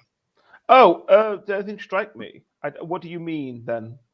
Should he hear The Sopranos is actually funnier, I think. Oh, okay. I played that first because he's from England, and Megan. See, Harriet Tubman ran the Underground Railroad. She was an old black woman. She was a slave, and she got people to the North to free them from slavery. Mm-hmm. And she's talking to Pearl, and so she's saying, that Meghan Markle is the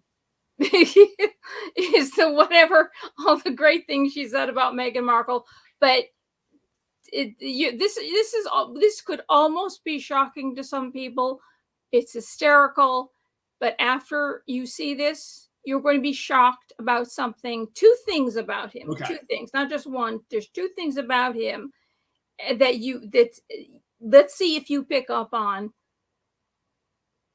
I saw the Many Saints of Newark. Have you seen that movie yet? I haven't seen it yet. This is weird, and I don't want to talk about this because I don't want people to get the wrong idea. I know that a lot of people obviously I love Joey Diaz, who's in the movie, and I love a lot of the people that are in the movie, right? I mean, The Sopranos is an epic show. Mm.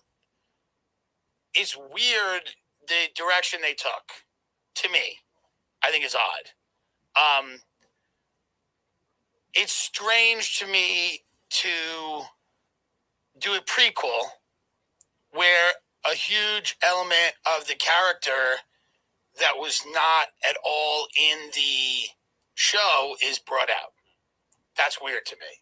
the prequel to The Many Saints of Newark is about how Tony Soprano like got into the mafia, and the entire movie, I don't know if you know this, but is literally, and this is a little fucking, why he was smiling. The entire movie is Tony getting into the mafia because he's gay, and he's trying to hide his sexuality from other people, and he feels the most effective way to do that. And there are sex scenes where Tony Soprano is having sex with men in this movie as the receptive partner. He's taking it in the movie. And people were shocked at this. The whole crux of the movie is that Tony's in an interracial relationship in Newark with a man.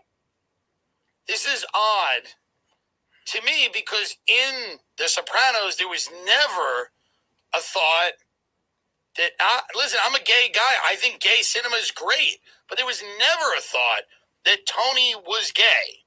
So to me, to make his character gay and give him this story arc of having a love interest is very, very strange. And even if you did all of that, the visceral nature of a lot of these sex scenes, I mean, it's really aggressive. It's aggressive. But this is what Hollywood has decided to do.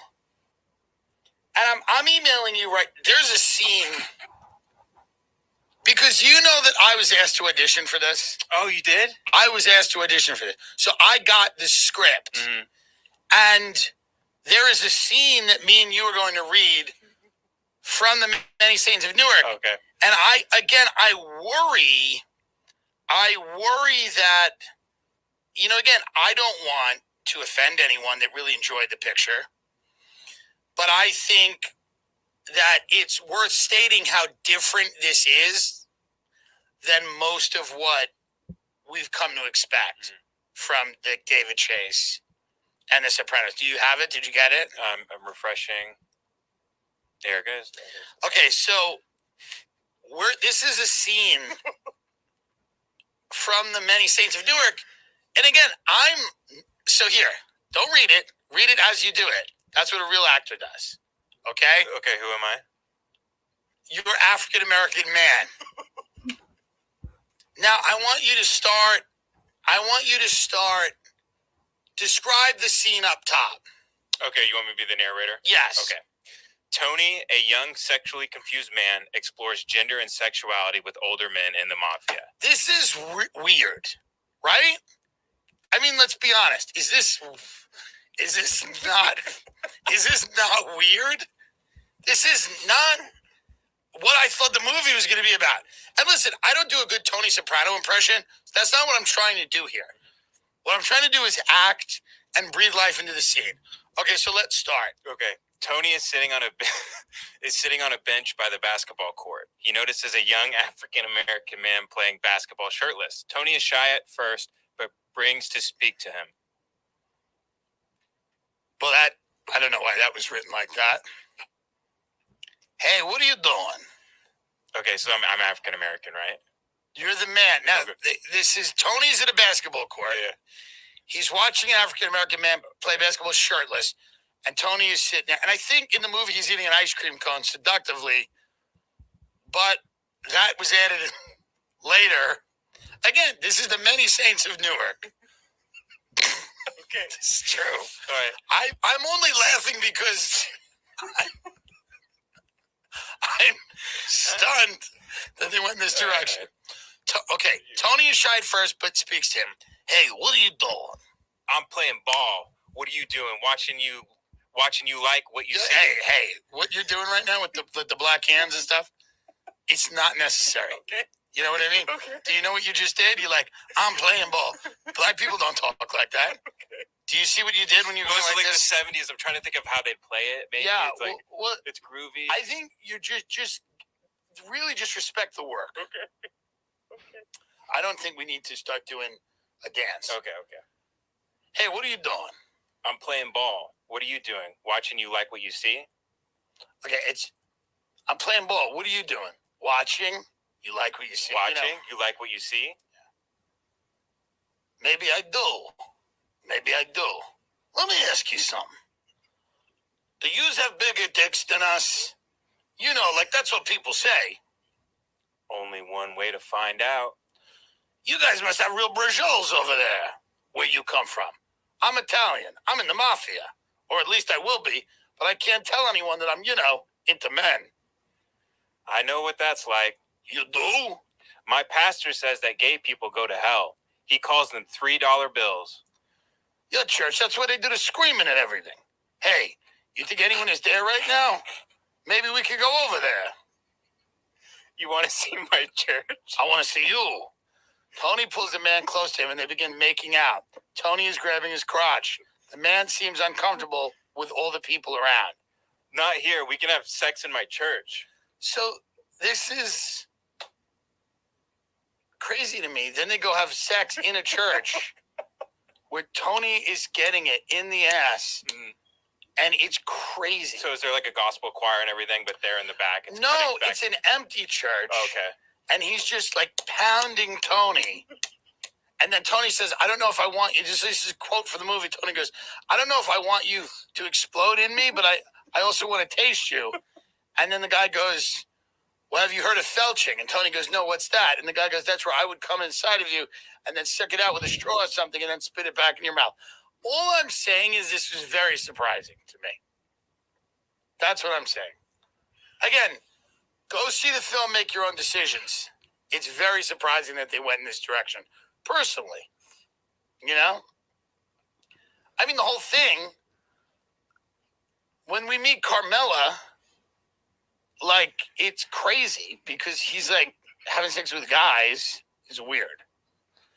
Anyway, that's just putting it, that's just my 2 cents. Right. You're muted, Bob. That was maybe a little more sexually explicit than You cannot see my actions, which is probably a bad thing, because my head was in my hands for the latter half of that. Okay, I bet he has not picked up, of course, 2 very big things about him. Okay, so I've totally confirmed. I researched this, and I found site after, she did a deep dive. You're asking me, was this where you were going with this? Is something that I didn't pick up on? Is you were asking me if my gaydar was working, and B, you were asking if I knew he was homosexual. Yes. Or is that a surprise that he was homosexual? It was a surprise to me, certainly. I mean, it's a surprise in the regard that you wouldn't expect, but he's not a typical aesthetic for homosexuals, though, either. Do you know what I mean? So, like, that's the shock for me. Not the shock that he carries himself like a straight talking fella, let's say. It's that he doesn't dress like a homosexual. He doesn't present himself like a homosexual. He's a little on the portlier side. You don't really get a good sense of that looking at those clips. He's a little on the heftier side. And you have to know The Sopranos too. You have to know Tony Soprano. Yeah, well, I mean, like I said, you do not understand my visual despair at the. You're talking to a person that despises intercourse on a gross level. I know, it's like the entire. Of course, Tony Soprano's huge, and he's always banging girls, always banging his secretary. And I left a comment on it. He says, if Tony Soprano was alive and walked into that theater, or if he was dead and walked into that theater, he'd pull out a revolver and shoot the actors on the screen. Yeah. It's like, this is the kind of guy Tony Soprano is. There's no way it would. It's such a flip, but this guy is gay. He really is gay, which I would never pick that up. And he's right wing. Yes. He's not Democrat. So it's There are like lots of- those are there are two lots of- things there- about him. There are that lots of right wing gays though. Yes. I mean, there was a whole Family Guy. Is it Family Guy episode about this? Family So Guy. not Family Guy. Sorry, American Dad. There's a Okay. whole episode about this, and the most of the I wouldn't want to say most actually. That might not be, numerically true, but there are lots of gay conservatives in England. Oh, there were tons of them. Not in Hollywood, not in the entertainment world. It's very hard. Like he says that everybody is rejecting him. It's very hard to be that in the entertainment world. Well, a lot of audiences will are rejecting him. He will struggle. He will struggle for being a conservative, not for being a gay. Yes. And it's so much more difficult publicly to defend your conservatism than it is to defend your homosexuality against conservatives, because the only groups left that care about your gayness are the extreme 4 or 5 people that don't like gay people because they're super Christians, and the overwhelming waves of people that want you to be homosexual so that they can pretend that you're interesting. As long as you're a Democrat. Yeah, well, in Hollywood, this is the thing. You're rejected. You're rejected, just like a black person is rejected. Since we've heard some vulgarity, no level of anal is going to protect you from being a right winger. And immediately, somebody has mentioned him, by the way, in the comments. Yeah. The unspeakable uncouth, by the way, the great unwashed. I have a higher opinion of him than you do, but yes. I think everybody does. No one higher than himself, naturally. But that's how good comedians are, is that they they can see things and they know things and it's almost like they have this super genius kind of quality. Like George Carlin would see things that we didn't see and then bring things to light that we do, or be sarcastic about it all. But I guess you'd also have to know The Sopranos. You'd have to know Tony Soprano. You'd have to know and then he can be gay, into gay cinema, into that's fine with him. Yet at the same time, be able to see how ridiculously, insanely funny it would be to have Tony Soprano, that particular character, actually be a closet gay. Yeah, well, okay, so 2 things seal the deal. Is A, it is a spot-on impression of Tony Soprano. He absolutely nails it. B, I mean, it's satirizing the very real phenomenon of Hollywood gaying everything. So yeah. Yeah, that's right. It's basically saying that's right. The liberal Hollywood is making everything is taking The Sopranos, successful and gay show, yes, and changing it to be diverse and to be woke. They've made something that clearly was one way, and now it's as woke as it can be. It has to be an interracial relationship too. And it's how basically saying how ridiculous it is what Hollywood is doing to everything. Is doing this to everything, and it's just like whether the characters are gay or not, it just to be woke, and he's basically making fun of that. So we're losing our humor. We're losing comedy. Comedians can't open up their mouths and actually be funny anymore for fear of repercussion. And he's saying things and doing things and making fun of this, which is so on the edge, which would basically get him. I don't mean to cut you off, Rob, but I'm sorry. But this point is like it kind of important. He's on the edge that he's basically self-annihilating his career by making fun of and waking you up, which comedians used to be able to do. Look at what these hypocrites are doing. And he's saying it, and comedians don't have the guts anymore to do that. And they've all turned into activists that just hate Trump. They're filled with hate and anger, and they're just political mouthpieces, and Hollywood's changing everything to be diverse, and nothing makes sense anymore.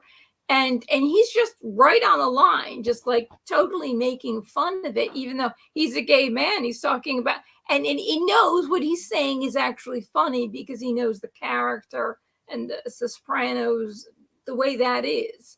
And to put that into this context, he actually is quite aware how amusing it's coming off, because he's showing you how ridiculous what Hollywood is doing.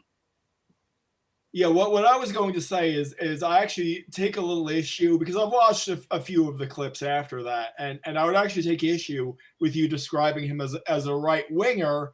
I just don't think he's hemmed in by sort of the progressive orthodoxies, and he doesn't bow to their idols. So that looks a lot like being a right winger to modernize, but actually it's what comedians did back in 2005, basically. I mean, they used to be able to do anything. They could do and say, and Chappelle is now canceled. Chappelle, who's black.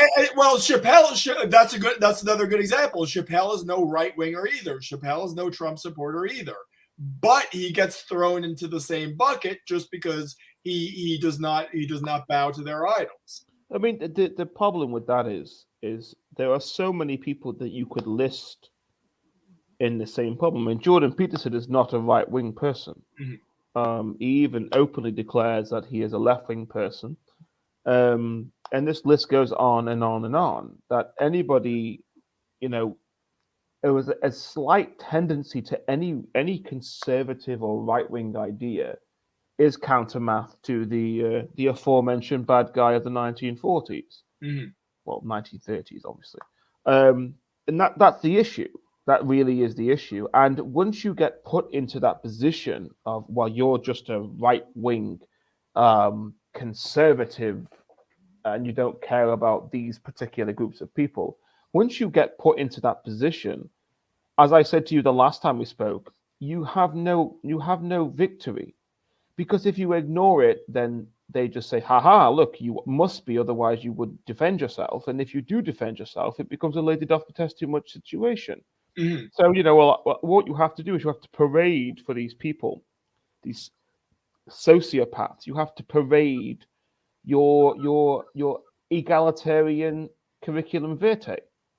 And you have to say, well, I can't possibly be this because I have a black friend. Aha, well, there you go. Well, then you've fallen into a trap. You must be, because only a racist would say they have a black friend. Yes. Not a person who wasn't a racist who actually had a black friend would use it as a defense. It used to be the opposite. When I was younger, the Democrats used to say, just this woman that works in the same store as me, and people were saying, why does she keep having to say that as if she's better than the rest of us? She kept saying, my gay friend did this, and my gay friend, and he no earrings, just a necklace, and how he dressed her, my gay friend. Why does she always have to say my gay friend? Why can't she just say it's my friend? Why is she speaking like you're so much better because you have a gay friend? I mean, it's kind of like you're some kind of badge. It's like, you're better than you're better than me, Gunga Din. This laurel that the Democrats, liberals started to do when I was young. I noticed, and people say, it's just your friend. It just is, you know what I mean? It's like, why are you better because you think other people, people who are against gays, you have a gay friend, clearly you're not. And she had to advertise that.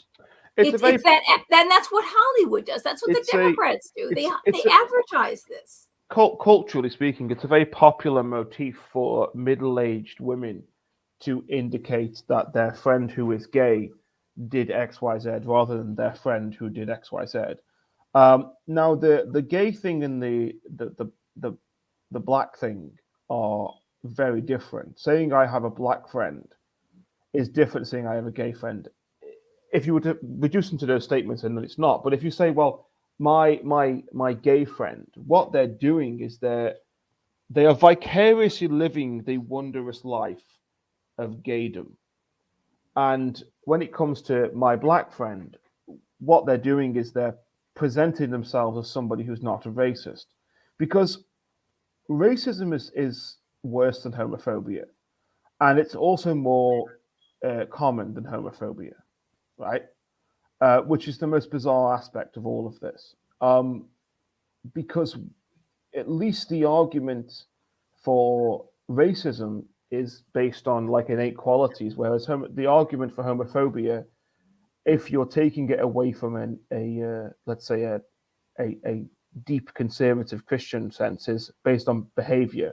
So it's based on that wonderful phrase that I like to disdain, which is a lifestyle, or behavior like campness or something along those lines, or promiscuity, let's say. Now, what they're doing when they say my gay friend is they're living vicariously a lifestyle that they perceive to be wonderful, because they're lonely, because they're miserable, because they're Actually, she was young. She was in like in her early 20s. And okay. she was different... like artistic, going to college for So the arts and stuff. you have a very different. What you have there is somebody who is effectively promoting herself as a fag hag. So I am my gay friend. Once again, they live vicariously through the scope of this wondrous person that they know. Or she's more artistic because of it. Yes, she is not. It isn't that they're not parading their moral virtue. They're parading their eccentric lifestyle, because they hang around with gay people, and gay people drink more, and gay people go out more because they have more free time and more money. And across the board, that's generally true. If you select any kind of gay person between the ages of maybe 25 and 50, they do tend to have more money than their heterosexual counterparts, but that's because they don't have children as well. So they do parade vicariously as an extension of the gay person that they know. I'm sorry. No, carry on. It sounds a little proprietary to me, actually. It's almost like my purse puppy. You know, my male friend who isn't actually a sexual threat to me is what it's. Oh, absolutely. It's an accessory, and also what they do is this is a rather strange insight to gay culture, let's say, but gay people when it comes to straight women are a status symbol, and they're also a protection icon. You see, because because gay people aren't a threat to straight people in terms of sexual selection, it becomes very easy to rely on the argument that we have a gay friend when it comes to sexual selection. He will protect us. He will do all of these things, and nobody wants to hit a gay person. Whereas if it was a straight person, there's a competitive element there. You know, my straight friend. Well, the only reason your straight friend is friends with you is because he wants to get in your knickers. That would be the argument that somebody who wanted to get in your knickers would say. Yeah. Whereas when it comes to homosexuals, you don't get that kind of. You can't say those things because it's evidently not true. You know, so you have these waves and waves of young women who wish to align themselves with homosexuals because it gives them an element of coverage that they didn't have before when it comes to sexual selection. And it's not an unsymbiotic relationship, because there are gay men who revel in this, who will use it as a particularly good excuse to scream at straight men for trying to get on their female friends. You know, and maybe the woman has a lot of money. Well, I am the gatekeeper of my friends' vaginas, and you must get past me first. You know, they're usually the answer me these riddles 3. Well, yeah, well, exactly. They're usually the gay people, by the way, who don't get much attention from the other gay people. That's just an observation on my part, but it's true. You know, there is a symbiosis when it comes to selection, sexual selection, between women and gay men. But that's just a slight insight. There's significantly more to it than that. But I think I might be too tired or too many beers to actually really dive into that without sounding a little bit off the center. Oh, that's why he does. That's why we're not seeing him. He's been drinking beers. Okay, I That's cracked this Okay, open. whoa! This guy has just presented a bottle of tequila from the Aztec era. I mean, what is this bottle made out of? I have had this for years, and it has been on my shelf, and I haven't cracked it open. And even during, I haven't, I've been budgeting myself very tightly over the past 18 months. So I'm not, well, I've almost bought zero liquor, but I've had this. I've never drank it just because I don't like tequila. It's been for guests, but I don't have any guests over at my house either because I'm lonely. So yeah, Mix it with orange juice, add salt to it, add lime, and I'll add show salt you. to I'll it. show you what I And you mix. can drink a half a bottle without getting drunk because the potassium and the salt replaces what you lose. It's unbelievable how much you'll be able to drink if you use that recipe. I'm not concerned about getting drunk. I'm just concerned. Well, because I'm concerned I about think getting drunk. I wish I've been drunk in a long time. for me, like bad tequila is the most revolting substance on earth. So You don't have much money. You gotta buy the bad tequila. well, no, You the know, the you've solution gotta, you is know. not buying any tequila at all. You know, if you're an alcoholic and you're slacking off, oh, that's bad Well, tequila. Come on, you got to If keep up you're who an you alcoholic, are. if you're an alcoholic, you're buying the vodka out of the plastic jugs. Okay. But yeah, so I have had this for years. I thought maybe this might be a little better. It's dripping condensate off it. But I've had this for years. And I thought, well, this is a nice tequila. It might be better. No, it's still gross to me. But this is what I'm mixing. I bought It's this. made out of agave, so it's not. The only alcohol that's not a depressant because it's made out of a plant. Believe it or not. Well, it's It's gross. It's actually the truth. It's the only one. Tequila makes her clothes fall off. But yes, I bought this. Oh, fucking hell. What is this hipster shit right here? Craft mixer brewed from tea and botanical, wicked margarita, green tea, and lime. Wow. Is there any alcohol in it?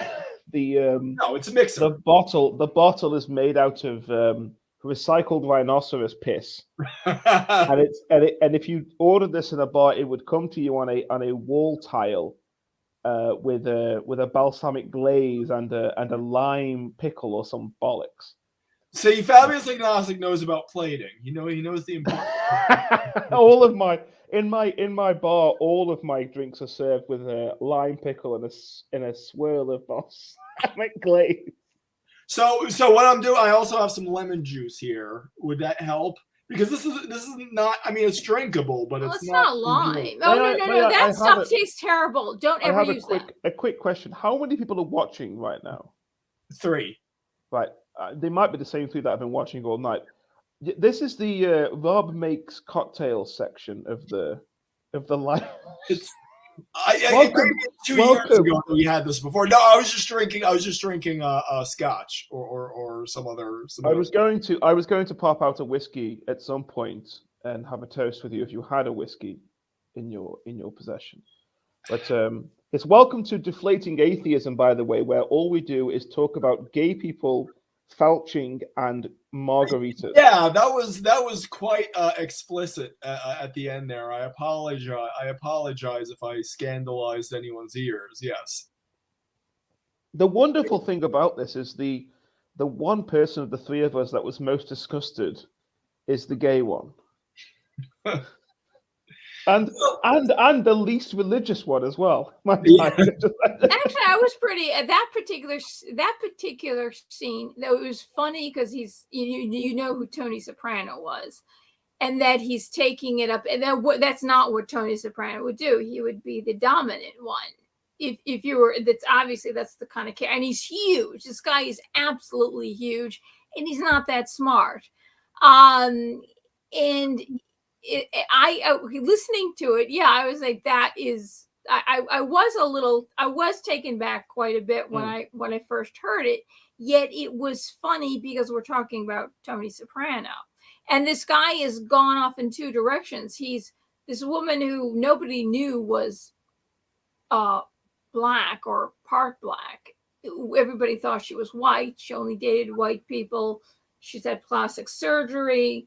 And she would not take a role unless it was Caucasian. She would not take a black role. And she lived with her father. Her father paid for her education. He was the one who loved her, and her mother wasn't there. And then all of a sudden, when it's time to be woke, to be black, all of a sudden she's black. And she had rejected the whole, just like the O.J. Simpson.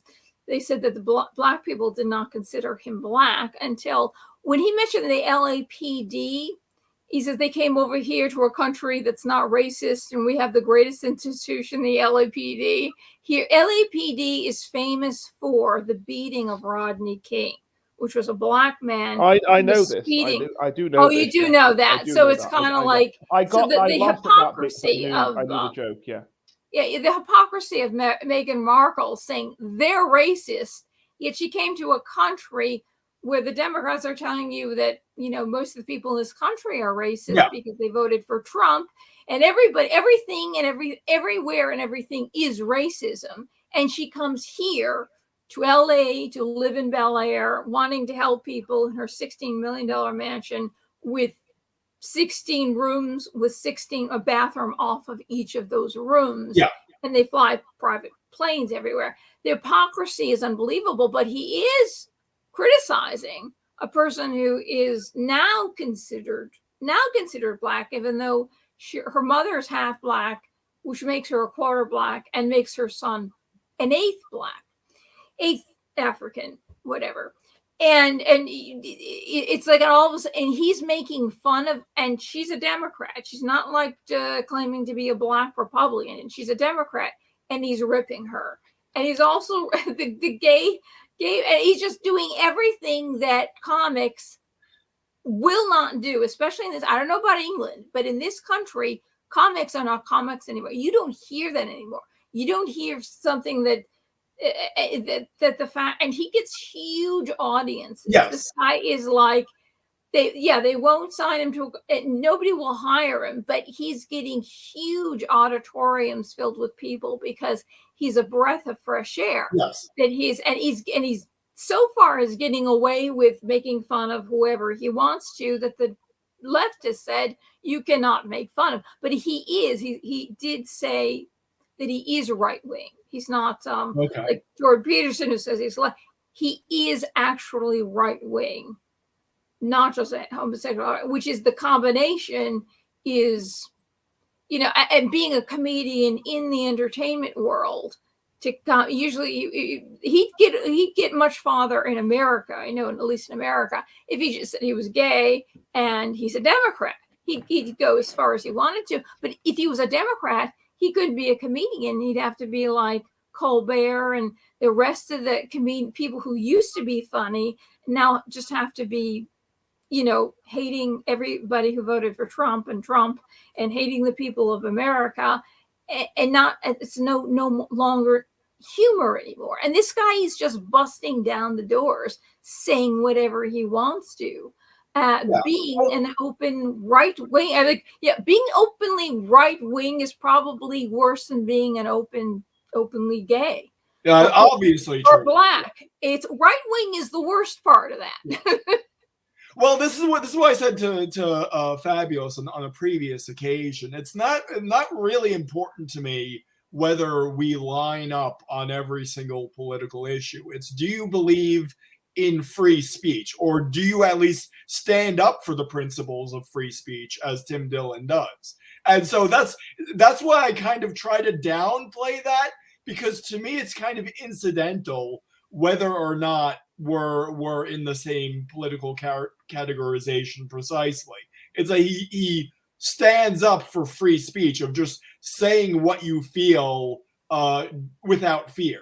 And so I respect it. That's why, like, guys, like a guy like Joe Rogan, I share almost nothing in common with ideologically. But if he believes that people should sit down and say what they really feel, and you can have an open discussion without fear of a mob attacking you for your beliefs, I'm on his side.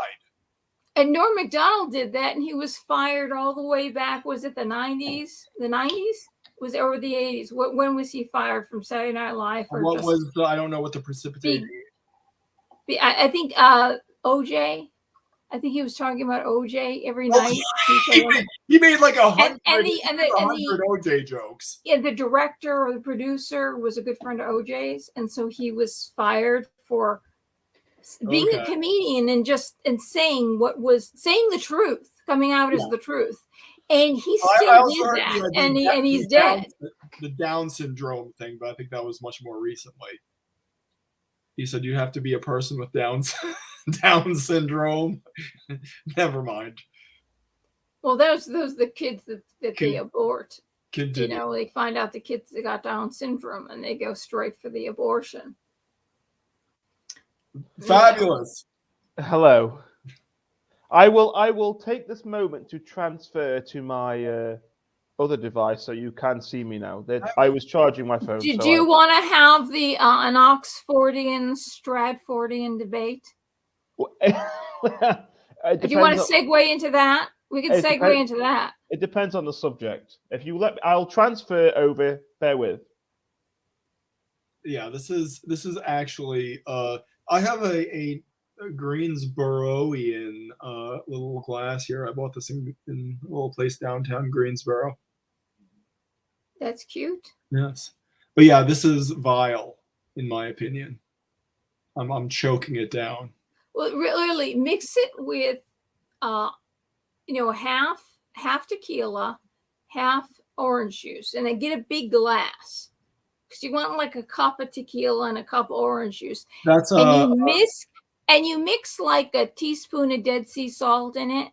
Not dead sea salt, just sea salt. And then you put lime juice in it. And I swear to God, you can drink up to a half a bottle of tequila, like one of those big bottles, and not get drunk because the salt and the potassium get replaced in your body. Lightweight like you, okay? Burn for me. I'm just. It'll taste delicious. This tastes literally battery acid to me. No. If you mix it like that, it will taste good. And then you can drink a half a bottle. You can polish a liter off. Do you know, like, some people have the genetic mutation that makes cilantro taste bad to them? I think I must have like the genetic mutation. I think that's it. I think those people are crazy. My mother and my sister say they have that. I don't have that. I love cilantro. My father loves cilantro. I have never. I don't know anybody who claims they have a biological disposition towards cilantro. Okay. Again, I mean, towards or against? I mean, no one in Britain eats cilantro. They don't eat Mexican food or Indian food. It's an Indian food. It's like is it an Indian food? That's coriander. Coriander is the seed of the cilantro plant. Okay. Yeah, it's like, it's just like it's embedded in. If there's Indian food in, you can't not have cilantro. And people from India cannot not have cilantro in their food. And if you have Mexican food, it's in there, and you might not realize it, but it is in there. People don't. Shall we move away from food? Well, hate love nothing. I think he's proposing a topic here. Okay, please propose a topic because we're wondering about. Well, that's what I'm saying. If you want to have the Stratfordian Oxfordian debate here, or you a Baconite, I don't know what those words. You don't know what we're talking about. Basically, we can have that debate. We can have that debate. Different. There are different formats of debate in different universities in the country. Hate love nothing says, can you talk about the kiwi bird and blue heeler dogs? My knowledge of either of those topics is nil. No, I'm going to have to say no. Yes. I know dogs, and I know all about dogs and lots of birds. If he can reply rather rapidly, is this the phenomena that in my brain's not Australia, the other point, in New Zealand, they don't allow certain dog breeds because they kill the native birds, and the native birds are too important to them, and the Kiwi is one of them. But there is one strand of dog breed that doesn't kill the Kiwi, so they allowed this dog breed. There's the Australian cattle dog. No, this is. I don't know. I don't know. There's two dogs from Australia. Is it? It's not Australia. It's New Zealand. It's not Australia. It's New Zealand. Oh, New Zealand. Okay. Yeah. It's specifically because in New Zealand they don't allow dogs by and large because they kill all cats, obviously, because they kill the native birds. A lot of the birds in New Zealand don't fly, so they are endangered because of land predators. So they prevent. There's actually an REM song about that. I'm just realizing it now. The REM song "Parakeet." If you actually read the lyrics to that, it's all about not having cats. Yeah. My dogs do not kill any animal at all. They don't even try. She likes stray dogs. I don't know any dog that kills birds. Oh, there are lots of dogs that kill birds. I had a dog that killed my old bird. Your mother. Well, dogs are descendants. Dogs are descendants of the apex predator of most ecosystems. But I've never had a dog or seen a dog or known a dog that killed a bird. Never. Well, it was obviously a problem. It was obviously a problem for the Kiwis in New Zealand. America has ever told me it's only that cats will kill a bird and they'll even bring it to you. It's like, here, I killed this bird for you because you give me food. But as far as it's not known to me and I'm a big dog person, of any, and in fact, the town I live in, most people have dogs. I've never heard of this before. The dogs. Here's a question. Here's a query. How many indigenous birds do you have in America that are only land dwelling? We got chickens. We got a lot of chickens. Yeah, but chickens aren't indigenous to America, and they're grown in coops. The kiwi, which is the indigenous bird of New Zealand, is not. It's not a flight bird, and if it can fly, it's only for a short amount of time.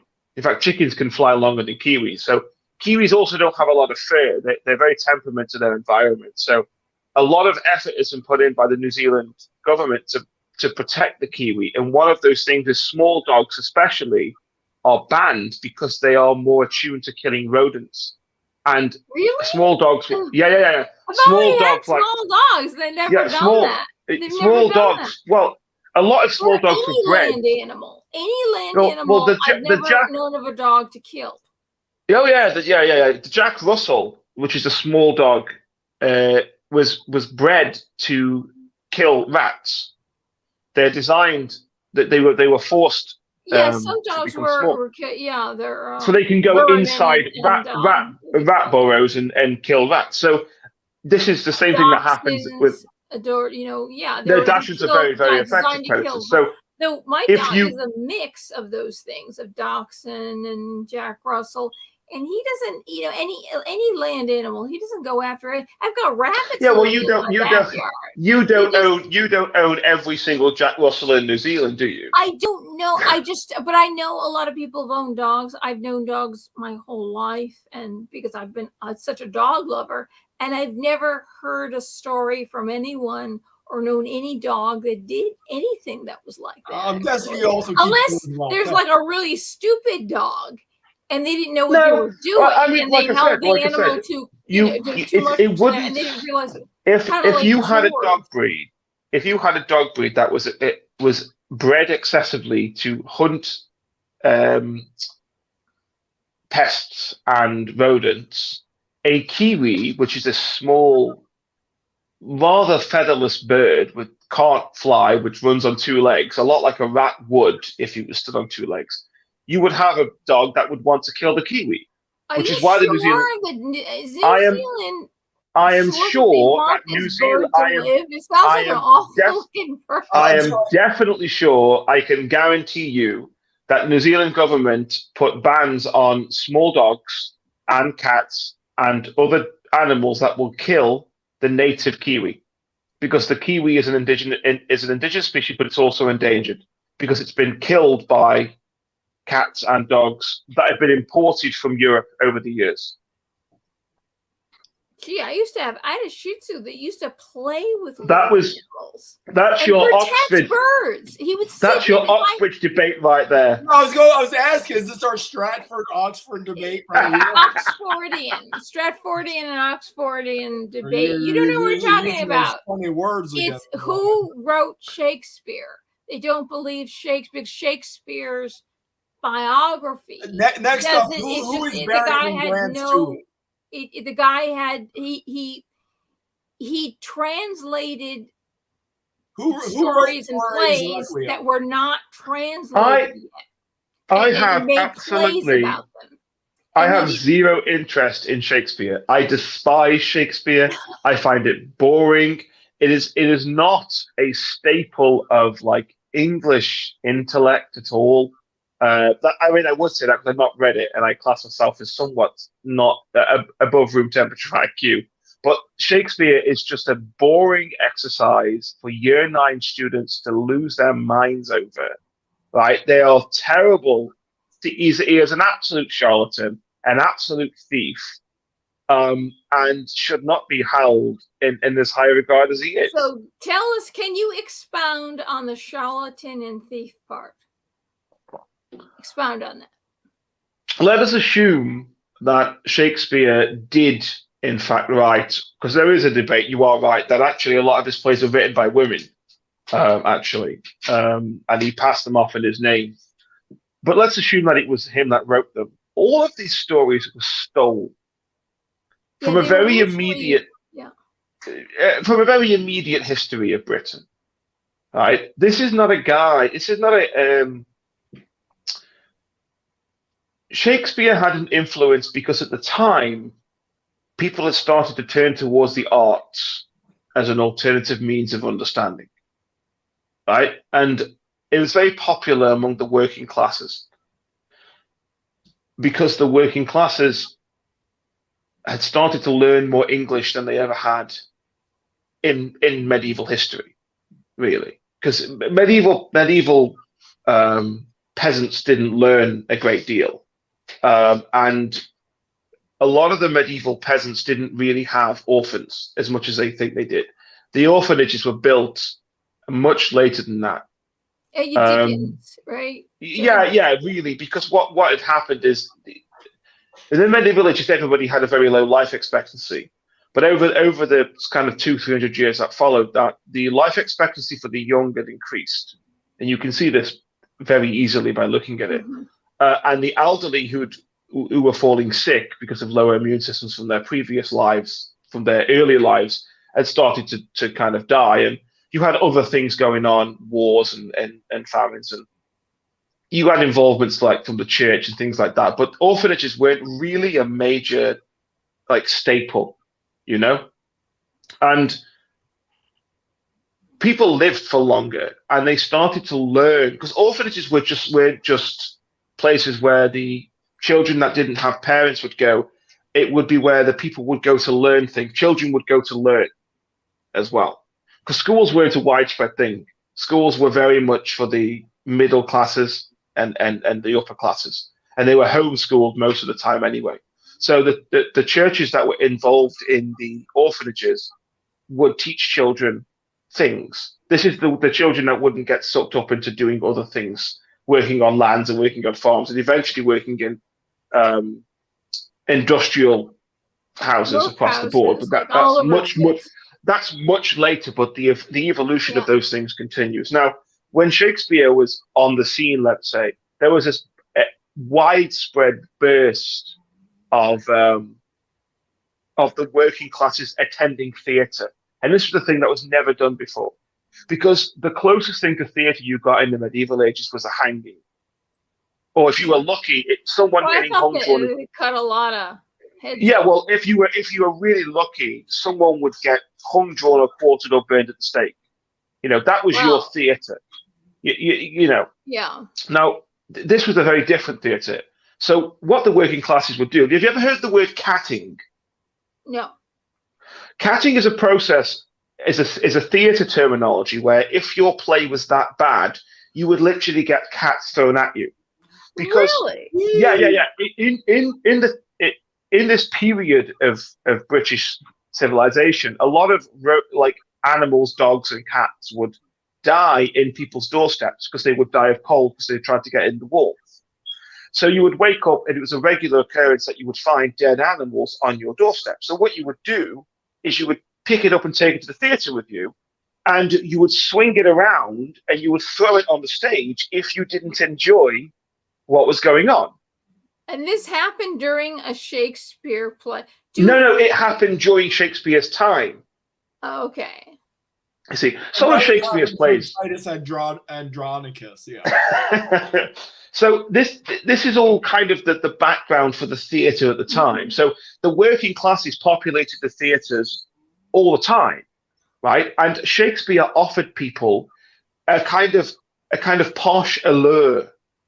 You know, like you get people going to the opera now who might be from like my neck of the woods, who we're working class people, but you go to the opera, you have a little cocktail, and you enjoy yourself, and it makes you feel a bit posh. Shakespeare had the same kind of allure to it, right? But this wasn't a guy who had written for anything other than money. It was just pure money. It was sex, and it was prestige, you know, because Shakespeare was very well respected and very well liked by contemporary playwrights and contemporary producers of these plays, and Shakespeare had a lot of sex with a lot of people to get his plays onto the stage.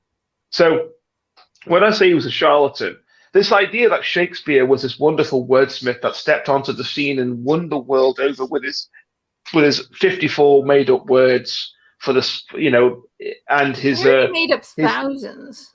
Yeah, well, yeah, with unbelievable amounts who came onto the scene and wooed the world with these elaborate stories that nobody ever heard. Does he really think that 3 witches had never been seen before in history? Which he ripped off from the Fates, which is Greek mythology or Etruscan mythology. Right. So all of his work, I know you can always say that there's someone, I mean, J.R.R. Tolkien stole this from Norse mythology, well, stole it from Wagner, stole it from Norse mythology. You can always carry that lineage back, but we don't hold Tolkien in the same regard that we hold Shakespeare, which is a damn shame, in my opinion. Well, Tolkien, I think he's almost a god in this country. I mean, really, the people who just Lord of the Rings is like their religion. So, yeah, it's kind of different in this country. Yeah. Well, Tolkien stole a lot from. He actually got the idea. He was World War I, and he got the idea for the whole fighting the bad guy Sauron. Modern England needed a new mythology. There was a Finnish poem that was about a wizard who controlled people with a ring. So he took that from there. And there's something else that I just very recently also was about. There was something written like a magician written on the outside of the ring, and that also his ideas were taken from other things, but people don't realize. Of course, Star Wars was taken. Scenes from a bunch of different movies. George Lucas just rewrote them to put these different characters in, like the Seven Samurai. It was one of the movies he stole from. They're all pre-written movies that he just stole scenes from and put them together with new characters. And made it in outer space. Well, that's what storytelling was for many millennia. Yeah, but that's how how George Lucas thinks that he's a god. Well, people, and now Star Wars is a religion to some people, which makes him a god, and he's got this huge head, huge ego. But it's kind of like that's. But if you actually take exactly this exact scene and this exact, and you just put it together, you really, and you put it in space, and you make somebody Bigfoot. It doesn't really, it's clever, but it's not that you really imagined and really wrote this yourself. Well, okay. So two things. First off, that is You got to storytelling. suspense You a do the Star whole Wars. Joseph- You you know, like the whole- Lucas. I get it. The whole Joseph Campbell, the hero with 1,000 faces, and he's consciously, not accidentally, he's consciously building off that. On top of that, you have an element of homage. Now, like, take the whole sort of cold open of Indiana Jones, the first Indiana Jones movie. You can shot for shot recreate that entire sequence using adventure movies from the 30s and 40s. So that was a conscious homage. So that's kind of what I have Well, there's an homage, and there's actually taking the scene, actually taking scenes from other movies. Yeah, I'm talking the individual shots are literally taken from 30. I get it. You love Lucas. You love Star Wars. Lucas is your I'm saying god. this is the person who's You know, aware. you want to deflate atheism because you want to put George Lucas. Doesn't say, oh, That's what it there's is. some, I get it. some Finnish poet wrote a poem about a ring, but I don't know what it's called. It's called the Nibelungenlied, okay? Wagner wrote an entire opera cycle about, okay, you uncultured swine, okay? May I, given you mentioned the ring cycle, which is exactly where Tolkien stole the idea from. Around the same time as Tolkien, well, maybe a little bit later than that, actually, there was another person very popular in West Germany who had also ripped off the ring cycle for his own means. Do you know who that was? I don't think I want you to mention him. Mention it. I think I've heard it before. Go ahead. I jog my memory. Well, Himmler did the same thing. And speaking of God, and this may well, should the conversation flow into atheism, Himmler, who arguably was worse in some aspects than the other guy, for his radical views, Himmler had created. This is all historically accurate. Had created for the other bad guys, the bad guys that did all the work, a bunch of rings. And he truly believed that in these rings was his own soul, right? And he dubbed himself the Lord of the Rings. Really? And I think there was. If you read his memoirs, it's all in here, right? And there's because about the ring has the power of Sauron in it, who's evil. no. Right? Yeah. It makes you possess precious. You know what I mean? You become. What did go on? And the SS had these. Sorry, the Luftwaffe, not the SS. The Luftwaffe had these rings with wings on either side of them. And I think that for some reason I want to say 44. I don't know what the number was of these rings produced, where he believed that the souls of the Luftwaffe would one day kind of become his or something like that. But yeah, isn't that what Sauron did? Like he possessed souls. Because he turned. The Nazgul in the if you want to go Lord of the Rings, I'm fine. I'm textbook on this, but yeah, what Sauron did is he resurrected the 9 kings of men who he corrupted with the second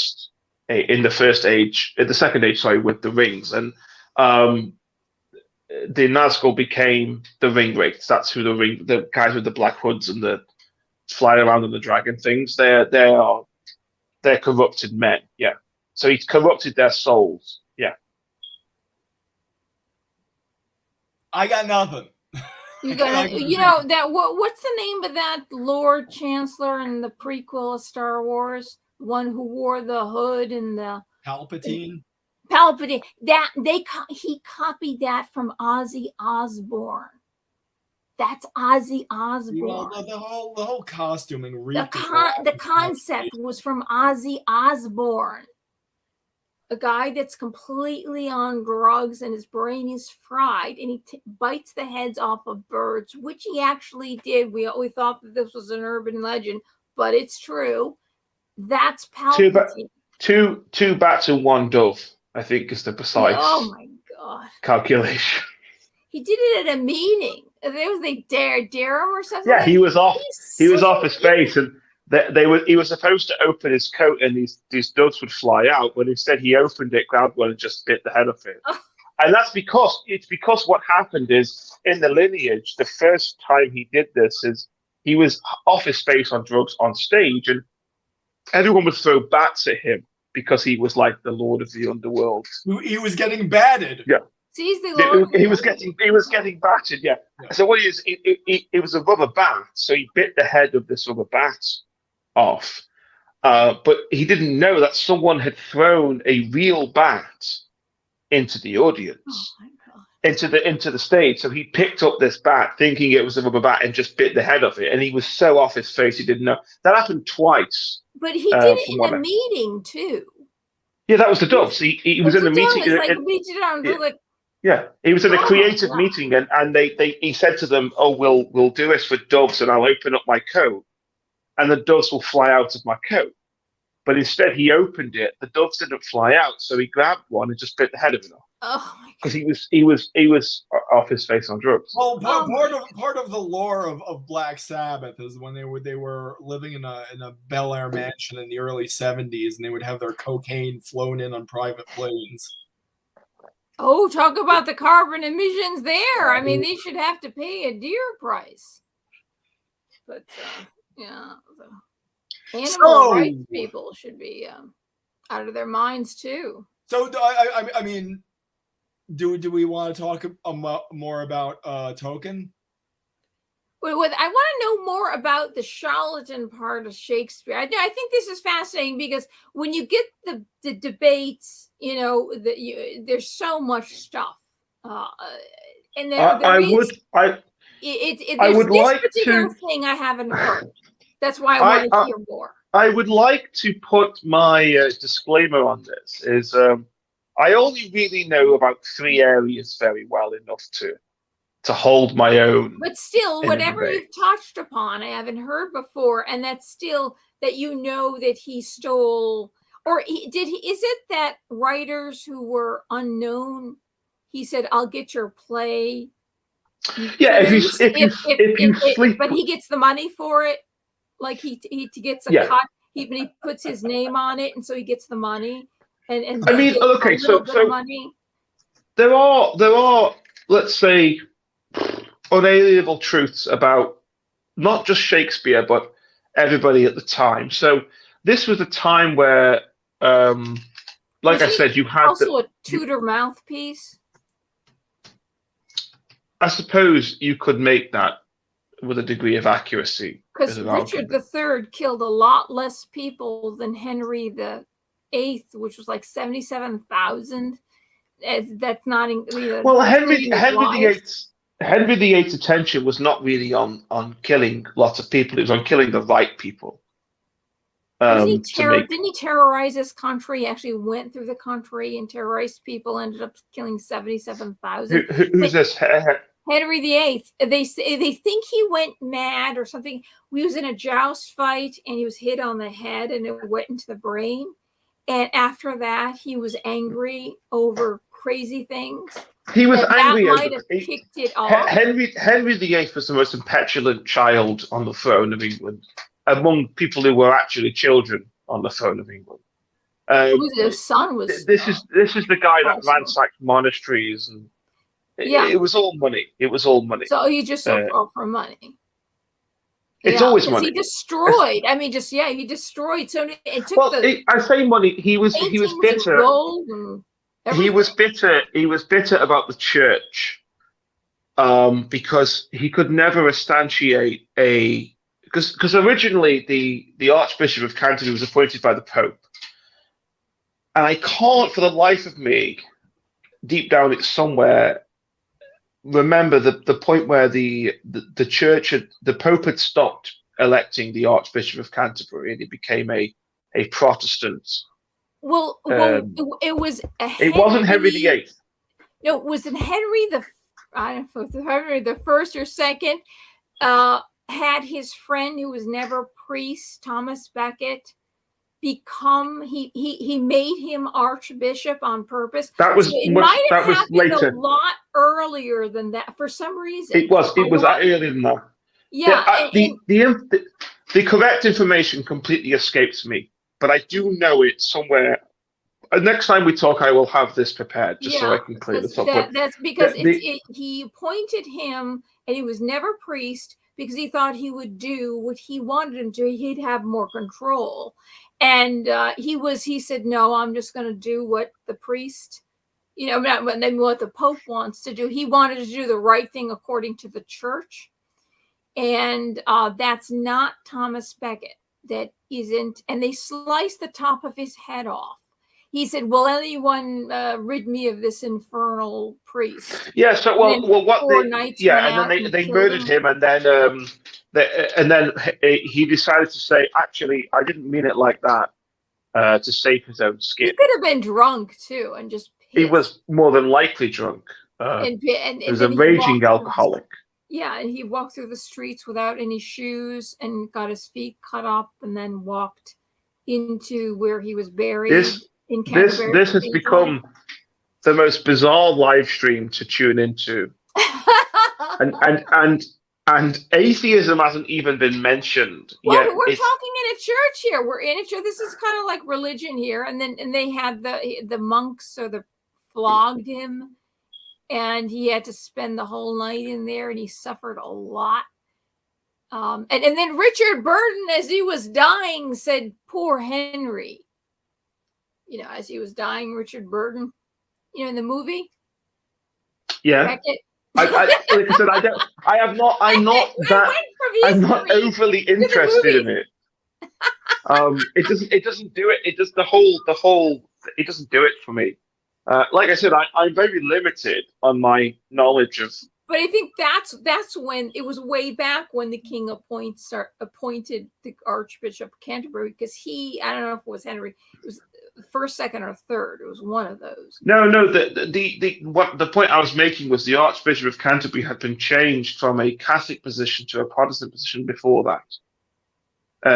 Everybody thinks that Henry VIII had given rise to Protestantism to an ultimate degree. Luther had already come on the scene. Anne Boleyn was into it. Well, yes, but it made very little difference. I mean, Protestantism. Well, Martin Luther. I don't know, because I can't remember. I was looking at this not too long ago, but I don't take everything in. But everyone thinks it was Henry VIII that kind of put it on the scene. But it wasn't the case. It wasn't. Martin Luther had already done it. Protestantism is older than that, though. I mean, Martin Luther was quite late to the scene. I mean, the first version of Protestantism was I can't say the word very effectively when I'm tired. By the way, Protestantism was Lollardy, and Lollardy was an established Protestant movement in England in the medieval ages. Wasn't Anne Boleyn into that? She was the one who kind of. No, I don't think Anne Boleyn was into Lollardy. Because according to her, because I've seen her books, her missalettes, and she has all this stuff letters written back and forth to Henry about how he can. Oh no, Lollardy! Lollardy is what I'm referring to. Is a lot older than that, and Lollardy was pretty much done by the 17th. Well. That's right. The Tudor age is after that. It was way done by that point, and most of the Lollardists ended up getting burned at the stake in the late medieval ages anyway. So the point I was making about Lollardy is that Protestantism was very old, and there were lots of movements around it, and the idea that Henry VIII had just signed these papers and all of a sudden. It was an established religion. When Jane Seymour died, she still had a Catholic mass, even though that hadn't changed yet. Even though he had made himself head of the church, and the defender of the faith was given to him by the Pope because of the Protestant movements around that were going on. He was defending the Catholic faith, and the Pope felt that he could would give him this title because he trusted him to uphold the Catholic faith amidst all these Protestant movements going around. And they kept the defender of the faith. They kept that title. And technically, when they broke from Catholicism, that title should have vanished because it was no longer defender of the Catholic faith, because that's what that meant. That's what that title meant, given by the Pope. Because, yeah, amongst all this Protestantism, Henry VIII was a fervent Catholic until he had to get divorced so he could have a son, even though he had daughters, which were horrible. I mean, Queen Mary was horrible, and she's bloody. Wasn't she Bloody Mary? And she's Catholic. Bloody Mary is that? Yeah. She killed a lot of they put the heads on the spikes and put them on London Bridge. What an awful age. I mean, you can't even look at Queen Elizabeth, and say she was great. There was a lot of stuff going on with around her, and a lot of beheadings still. It was just like the Tudors were, I think it's like Richard III may or may not have killed his but there's the reason why, like Cleopatra, that family did the same things, because the family members would kill you off and your children. Everything was like, what do you call it? Survival. What do you call it? Well, you remove the genetics. The genetics are completely removed. There was every single time an empire has been defeated, there was a long-standing routine of removing all of their bloodline. And this kind of ended actually with the end World of the War of the Roses. World War II. Well, no. Actually, I would say across the entire globe there was a long-standing routine of killing an entire bloodline of royalty. I mean, this happened with the Russians, and that's modern history. Because they didn't want the royalty to come back. Well, it was slightly different. They wanted people to rally behind the royalty. I mean, this the only time. And you can make the argument that it didn't happen because it wasn't royalty, but the only bloodline that wasn't executed as a result of war was probably Hitler's bloodline. The what? No, Hitler's bloodline, actually. Hitler? Hitler's bloodline wasn't exterminated after Hitler had been killed.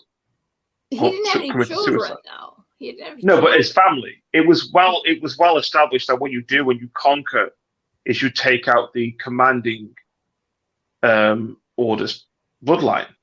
Everybody was executed. Yeah, there's a Jerry Hitler who works as a car mechanic, and he gets all the questions like, yeah, all right. But World War One, did they do that in World War One as well? There was the thing a few years ago where the great grandniece or something like that of Hitler was a person, like she was existing and she'd written a book about it or something like that. Most of the time when you take over something, this is in modern history as well, they were executed.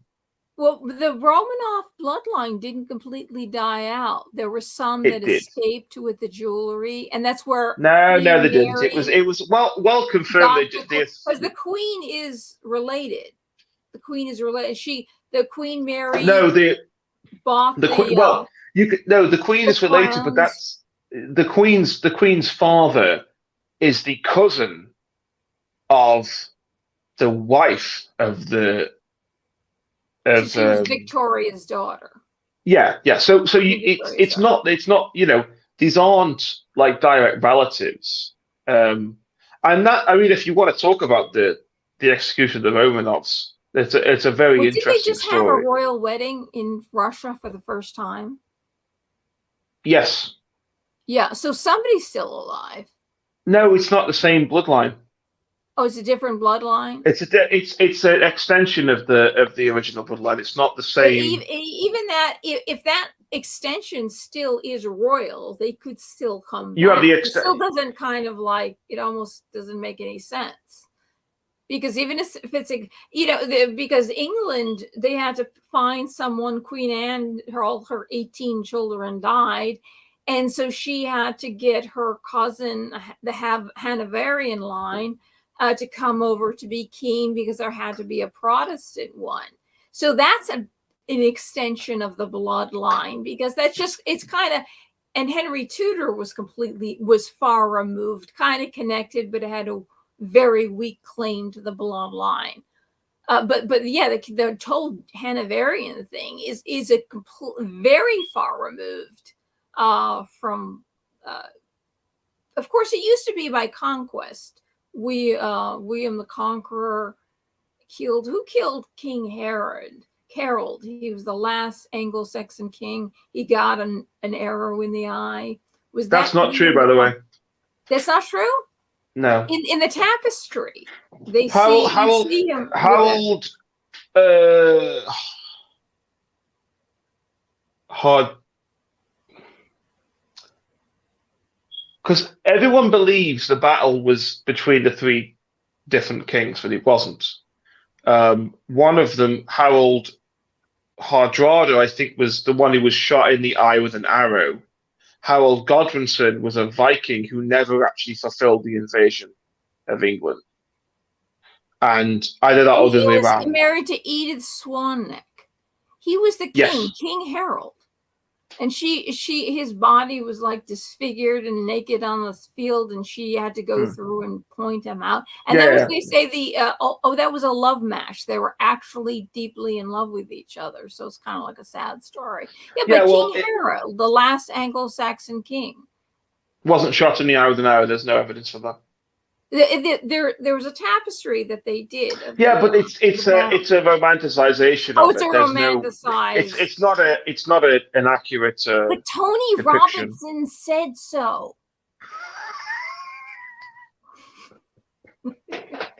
It's almost like history is a very romantic affair, and people will plop their own beliefs into this. I've been looking at history a lot more recently, but there's so much of it that I can't take it in. And I'm also really tired, so I can't always get it out.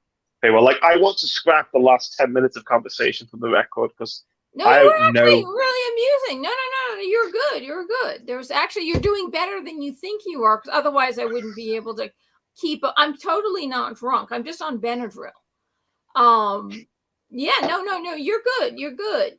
And of course, there's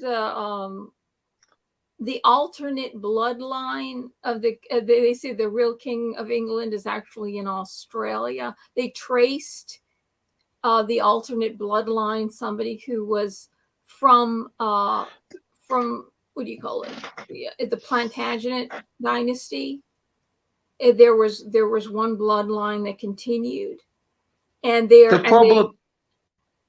still and they're living in Australia. They're still, and apparently the mother of King Richard and Edward IV, the father was away during the time when she would have gotten pregnant with Harold. He was on campaign. They found these records in France, where he went off on a military campaign, and he was baptized in the side room of the church. There was no big deal. And he ended up becoming king, but they found out that the bloodline was false. And the mother even said to herself, he's a bastard. And he, not a swear, but he's not the king's son. Even she admitted that in her lifetime. And apparently she had an affair with the archer that looked exactly like Edward IV and looked nothing like the father. So that line, so they say Richard claimed the throne because, one, he knew that his brother wasn't the true, and the sons weren't, and Edward was betrothed to somebody else, but married Elizabeth Woodville, the White Queen. So the princes in the Tower were considered bastards and out of the family line. So technically they didn't have to get killed, but there was there was a weeping sickness going through or fever that was going through London. They killed people quickly at the time the princes were in the Tower, and they might have died of that and not Richard. I don't know if Fabulous is still there or if he's drinking. I can't hear you.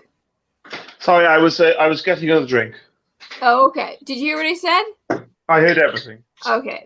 You say, I don't want her repeating it. I'll tell her I heard it. Yes, I don't know what you're doing, but I heard it all. No, the bit that perked me was the baptized in a separate part of the church. That the thing is, what you have in once again, I'm by no stretch of the imagination a historian. Like I said, I have three. There was a I have three. I have in the church for the baptism. I have three good areas, and history is not one of them. But English history is full of that kind of thing. So it's any attempt by any opposing family or any opposing faction within as an off branch of a royal family would try to illegitimize another person's claim to the throne. So even if it was they're a bastard child, they weren't baptized in the right place at the right time by the right person. They're only a half child. They were born out of wedlock. There was a lot of claims to illegitimacy, which they attempted to do, and there was so many vast reasons why they were the case. The best one is Edward the Seventh. Once again I can't remember, but there was the claim that his wife was a witch. Oh so yes, therefore, and she flew. Oh, it's a demon. It's a yes, she was a demon. Well, no, she was. Yes, in France. She yes, I was going to say she was a witch, so her child was the spawn. They literally called her child the spawn of Satan. And the Plantagenet dynasty was Britain's bloodiest dynasty, came from this demon seed, which was probably, a story made up because it was such a bloody dynasty. Yeah, well, it was a convenient thing to use to say. And once we moved slightly advanced in time, they moved away from more supernatural and mythological things to more theological things. So instead of it being that person is a demon, it was that person is a Catholic. Yeah, they're a Catholic. Even though they're legitimate, they're Catholic. They're a Catholic lineage. So unfortunately, because actually, by the way, the only thing that prevents you from becoming the King or Queen of England is if you are Catholic. You're Catholic. It's the only thing. The other things are all kind of superfluous to that. And if you had a big enough army to invade the country and you took over the throne, you could be crowned the monarch if you were anything but a Catholic. That's the only requirement. You're muted, Rob. You're muted, yeah, but you can't. Queen Elizabeth just changed it to she didn't change that. She changed it could be not only you couldn't be a Catholic to become the monarch, but you could not marry a Catholic. The royal family could not marry a Catholic, and Queen Elizabeth changed that to it's okay if you marry a Catholic as long as the monarch is not Catholic. So yeah, I mean it's one of those things that seems rather silly in the modern age, but it's because the crown is supposed to be, as you the head of mentioned the before, the head of the church, the defender of the faith, and that's the underlying principle for our entire theological and secular system. Actually, we spoke about this before, Bob. Actually, that how we're the idea that Britain is secular is true to the extent that it's not.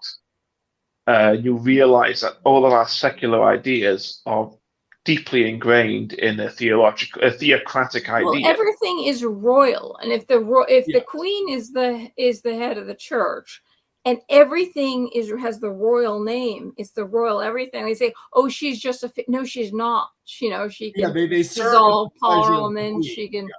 There's a lot of stuff. Well, they serve at the pleasure of the Queen. However, they also She even signs death warrants. The Queen also serves at the pleasure of the people, because as a result of the Second English Civil War, the trade-off, which I don't know if I said this correctly last time we spoke, the trade-off between Parliament and the Queen is that one cannot govern without the other. The problem with that is if one of them is when they beheaded Charles I. That's the First English Civil War. Yeah, that was the First English Civil War. The Second English Civil War was against Oliver Cromwell. Oh, and they dug up his body and beheaded him, and they brought back Charles II. And Cromwell was offered the throne multiple times and declined it because I can't remember the direct quote. His son was going to take over, so he was ruling like a king, and it was going to be a family affair, like it was royalty without it was elected monarch, which we now effectively have anyway. So after the monarchy was kind of reestablished as a position, the trade-off was that you couldn't govern without the other's consent. Now the problem with that is Parliament and the government formed a long time ago. Magna Carta the Parliament actually was formed. I can never remember which king formed it now, but it was formed to monitor taxes because the king at the time knew that he couldn't collect money because he was greedy. So he elected a collection of people. But you know where the word parliament comes from? I used to know. Go ahead. It comes from the word French. So what would happen is these people would meet in a parlor and speak parler, which was French, and that dissolved into the word parliament. So you would speak in French because everybody could speak French, but everybody couldn't speak each other's language. So French was royalty. Everybody used to speak French. All of the aristocracy would speak French, but they couldn't all speak. Some of them spoke Anglo-Saxon, some of them spoke French, some of them spoke, like different languages from different Germanic dialects. So everybody would speak in French because everybody could understand it. That was the word parler. Parler means French. So that's why it became a thing across the sort of the Pirates of the Caribbean. Parlez-vous français? Parler means speak. But no, it doesn't. It means French in English. It was a development of the word French because you could speak it. We could all speak the same language. Parler. I thought parler meant speak or understand. Not in English, it doesn't. Because you say parlez-vous français? Do you speak French? That's what that particular thing says. I've always but they would meet. So they would meet in a parlor, which was a room dedicated to conversation. And so they spoke in a parlor. But the word parlor is a French word. You're saying it's a French word deriving from speaking in a parlor. Speaking French. Specifically speaking French because they all spoke French. Yeah, I know. They all spoke French, but the whole idea of the whole parler thing. It's French. It means to speak in French. I thought it meant speak. Parlez-vous? Do you speak French? You could make the argument. Well, don't forget. That's what you have. No, don't forget. None of the people speaking in the parlors were French. They were English-speaking French. So you have a devolution of language here.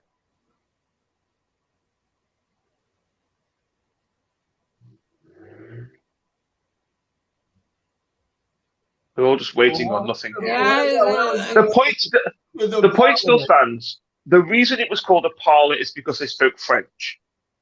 And parliament originated out of the word parlor, which means to speak French. Because everyone would speak in French. Because everybody could speak French. So the reason why the parliament was established was to take people's taxes and make sure they were spent properly. Because the king at the time knew that if he took all the money, he would be greedy. It wouldn't get spent on the right things. It would monitor the taxes. That's why Parliament was established. But Parliament was disbanded, destroyed, resurrected, reformed so many times over after that, until the First English Civil War, where it became more instantiated. Then the English Second War, when it became fixed, and it wasn't about taxes; it was about legislation. So Parliament can pass laws, Parliament can make laws, and the Queen can also the Queen has to pass them. But they have this dichotomy now where they can't exist without the other. The issue with that is that Parliament is forced into existence by its own merit. The royal family is not. So if the royal family abdicated, then there's no royal family. And then, of course, England is left, or Britain is left with just Parliament. And that's a really awful position to be in. We've already spoken about this before. Wasn't there very recently that they found out that Queen Elizabeth, not just Charles, were passing or forcing them or having them pass laws, or she would not sign things into law that hurt her or hurt him, like things that they were going to pass, and if it was going to infringe on her, she didn't pass it. And there was something recently we found out. Oh, of course, she had some offshore bank account in Belize too. That people didn't realize that there's more funny business going on, not just Prince Charles writing everybody in government, telling them how he thinks everything should run. This kind of he's been like Prince Regent too long. He's been like, he's a little kooky. He's a little kooky and a little obsessive. There have been a collection of attempts in the past 5 years to write out the royal family from the law proceedings. That's true. The problem is, and once again, I don't know a particularly large chunk about this, but because most of the, as you said before, the Her Majesty's Revenue and Customs, Her Majesty's Court Systems, Her Majesty's Justice Office, a lot of those systems don't support the government, they support the crown by a legal entity. That if you remove the crown, it doesn't necessarily mean that you would remove the institutions that are loyal to the crown. So the court House system. Of Lords isn't that still nobility? The House of Lords, those aren't. No, the House of Lords is a very outdated set of as much as I enjoy having the House of Lords, all the House of Lords are a bunch of middle-class, white, privileged people making posh statements at universities, trying to convince everybody that Islam is trying to take over the world. So they have no. You saying that the House of Lords has no power? They have lots of power, and that's the problem. That should be abolished.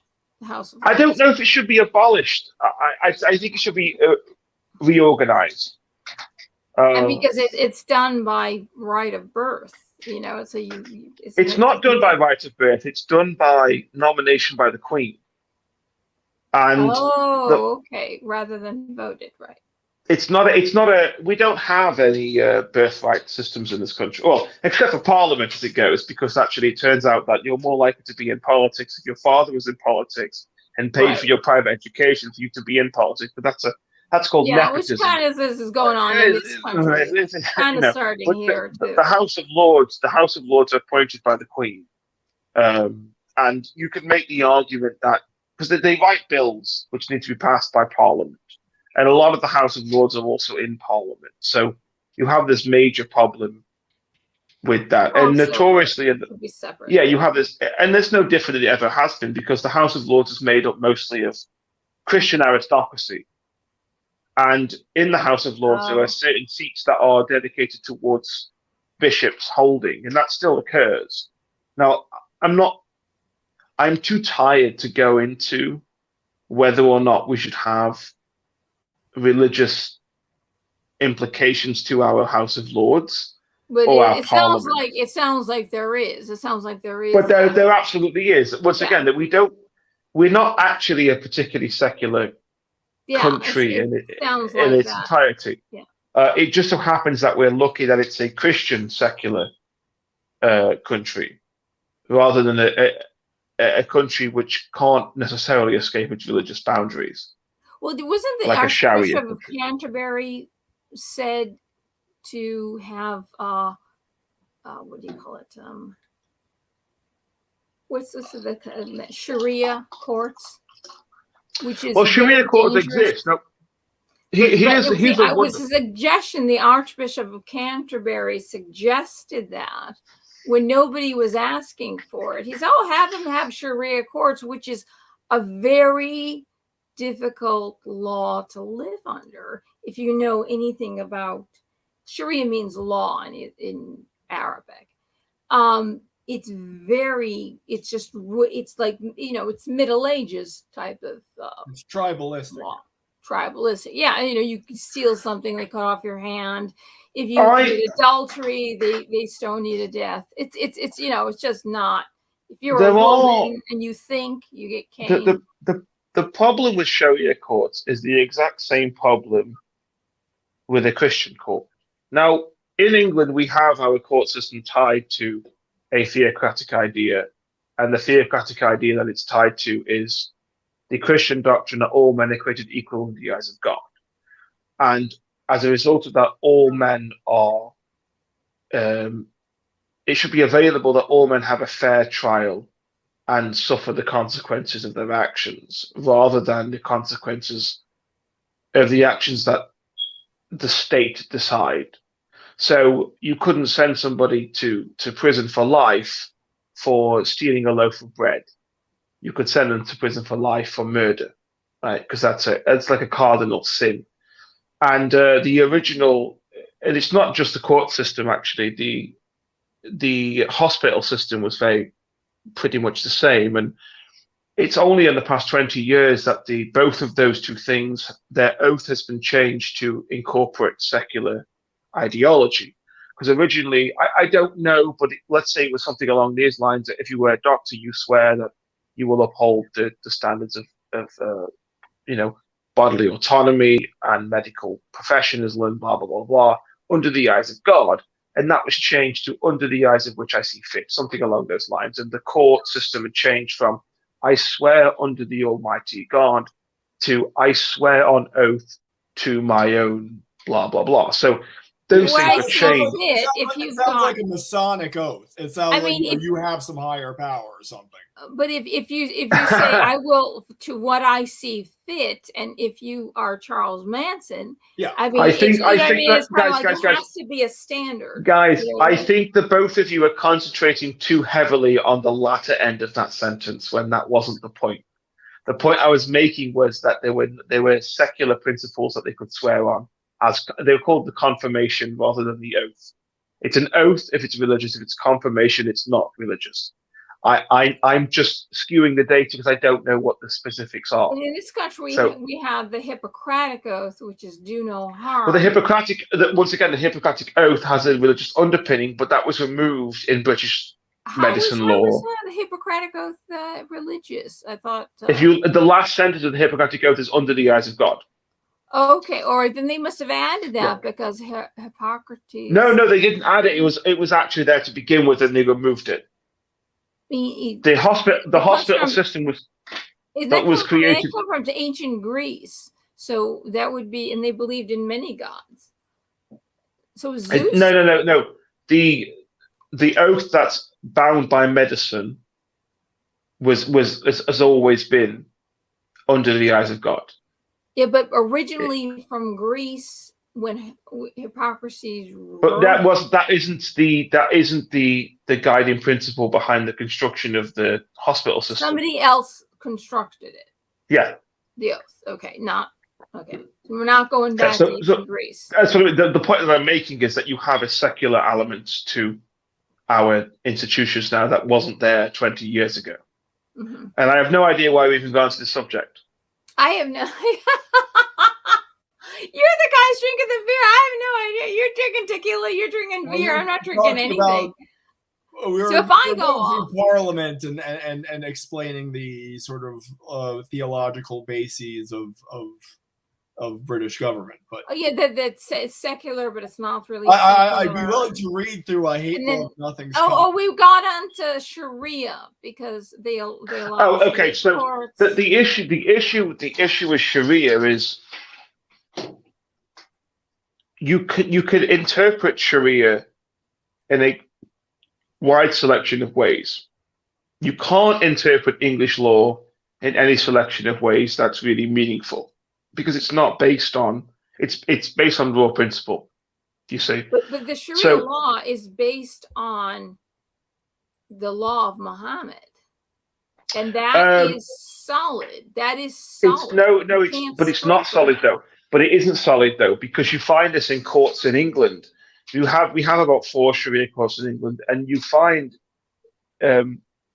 some rulings that seem rather contemporary and some rulings that seem rather archaic in different courts. So the thing is, these courts are overruled by a panel of individuals who all interpret the words of the Prophet differently.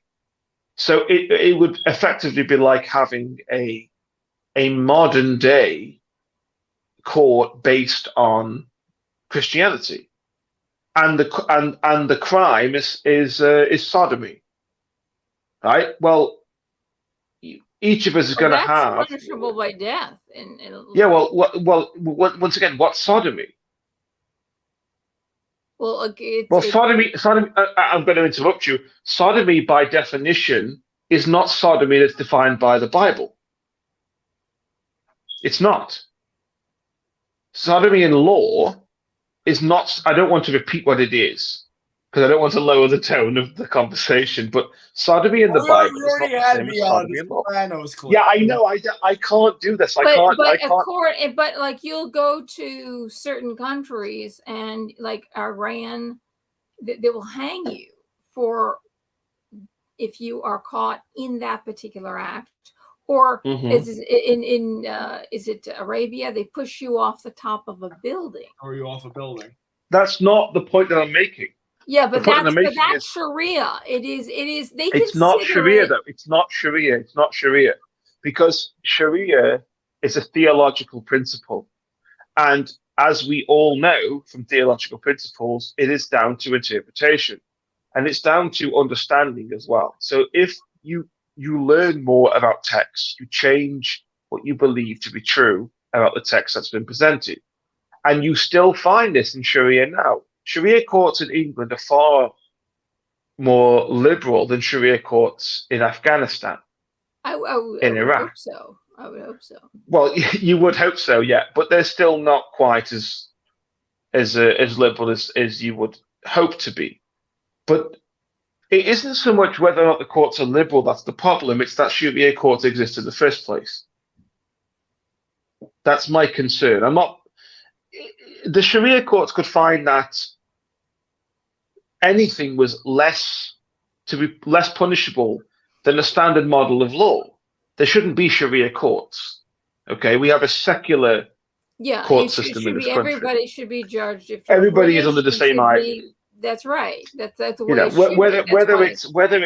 Whether it came from Christianity or not is it's agreed upon by the populace. The people have agreed. Yes, this is the law. This is the standard. Well, it's basically a very subtle assault on national sovereignty, just like it's an assault on sovereignty. Yeah. Well, we have them in this country, by the way. To be let into the country, and so it does seem a little actually globalist. We've allowed that in America too. To undermine if you don't know that. To undermine sovereignty by allowing a different judicial system to work within your national borders. Yeah, but you know that we have Sharia courts in America. I did not know that. Yes, we do. Okay. Yes, we do. Okay. Especially in Minnesota. Yeah, I was going to say Dearborn, Michigan, or someplace. In Michigan. Yeah. Minnesota is where that they let the guy off the hook who performed the female genital mutilation. Yeah. And since so they say, oh, that the thing went too far. It's because we allow circumcision, because you, by right of religion, that is a religious practice. If you can do it to a baby boy, though it's different because they don't cut the penis off, but it's still, it's a religious practice done. If you can do it, if to baby boys, and it be a religious practice to cut genitals of babies in one religion, you can't say no to another. Once, that's why Hitchens said, you know, once you let one in, you let them all in. You can't say no to one versus the other, where the law should be defined, saying you cannot cut the actual genitals off and sew everything up and bind their legs for 12 weeks. And then they die of some kind. Most of the times they die of an infection, or they can't have their period and all that stuff. It's the issue with that is, were you quoting Christopher Hitchens then? Yeah, she was. Well, no, his quote was, he said it in regard to James Mason, was our second president, said that there should be no James Madison. Should be, and during times of war, we shouldn't allow priests, because if you allow one religion to come in, then you allow all of them. And he's saying that the Wahhabi sect of Islam is being, they're handing out Qurans from the Wahhabi sect of Islam, which is the absolute most, you know, and in prisons. And so right now we are allowing the Wahhabi sect to go in as a person of, you know, representing the Wahhabi sect, the Imam, into the army. We have them in the army. So once you let one religion in, he's saying you let them all in. And James Mason said, don't let any of them in, because you don't know who you're going to be letting in. You don't know what set of rules you're going to be letting in. Well, I mean, the obvious problem with the example that you gave is that female genital mutilation is female genital mutilation. There is no other way to describe that. Whereas circumcision is not quite the same. Oh, I know that. We know that. No. What I'm saying is that's the obvious problem with that. So when you say, well, obvious, but when one says this religion, you can cut the genitals. This religion says you can cut the genitals of an infant. Why can't this religion cut the genitals of an infant? You can't say no to that. Once you've allowed one practice because of one religion, well, I mean, this is you have to allow. I see. I agree. If your argument for the underpinning of a practice is religion, and you grant one religion status for simply religious purposes, you have to grant the other religion the same equal purpose. And that's I appreciate why they that. got off. They've done thousands of little girls, and they got off, and they're doing it. They're still doing it. And of course, they'll make sure that there's nobody coming in to spy or to take evidence of any way. That's never going to happen. That is closed. They're watching. So if you change the law, if they change the law, they would have to build the case again and gather evidence. And that's never going to happen, because they're never going to let anyone that they don't trust into seeing what they're doing in there. That's true. Yeah. Yeah. Okay. So that's it. That was a very. I'm with you. Yeah. Well, you see, we did pass in Congress and the Senate federally that female genital mutilation was wrong, but the states are like separate countries. They're like, it's kind of like they can have their own laws, and because the state, therefore the state can decide either way on that. And they said that the Senate and the Congress and the Senate had no right to pass such a law, a broad law that covered all the states. It was not passed by the Supreme Court. It was passed by the Congress and the Senate. So the state can say, like, there may be coming a time soon where some states will allow abortion or allow it only up to a certain point, and women will have to go to a different state to get abortion. It'll be illegal in one state and legal in another.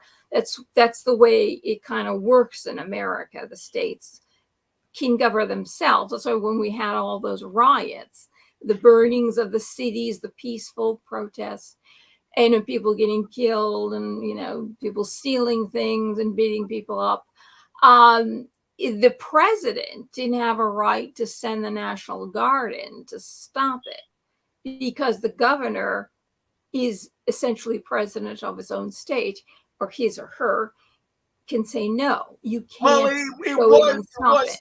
If they allow it, you can go in and stop it.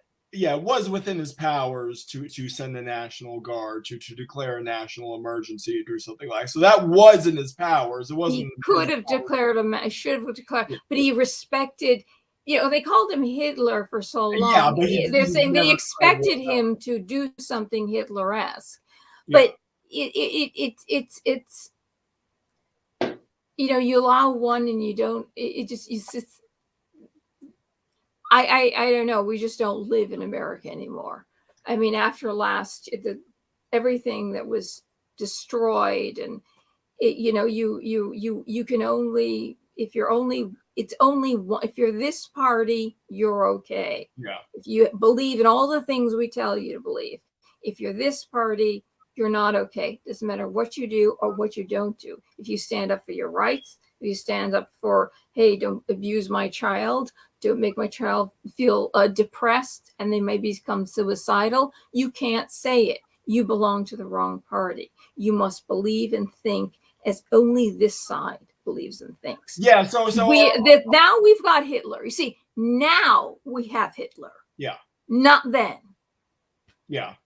The Secretary of Education, and take note of the lingo he used. He said that parents should not be the primary stakeholders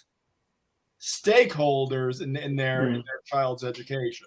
So so children do not belong to their parents. He used certain lingo there that you may recognize, and now who's the guy? He said that the FBI should investigate parents at school board meetings. Yeah, Merrick Garland. Merrick Garland, yeah. But his son-in-law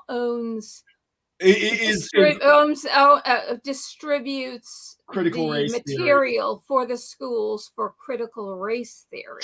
Yeah. So that's where if you protest against it, you're taking money out of the pocket of his son-in-law and his daughter. It's really twisted.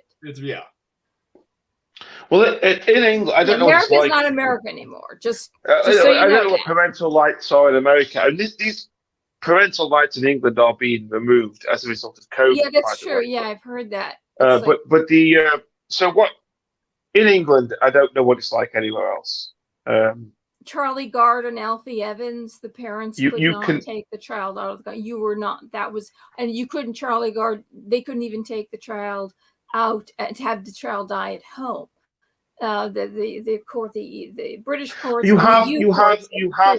have unfortunate mishaps, and what you have in England is a very fine, delicate balance between parental capabilities and the state, and sometimes the state oversteps its mark, but also sometimes the state isn't sharp enough when parental capabilities are neglected. So when it comes to individual cases where XYZ couldn't do XYZ, I'm like, yeah, okay, I understand that. However, there are plenty of cases where the state should get involved but don't. So it's all very much geographical. It's the financial. Gang. The grooming gang for the foster girls.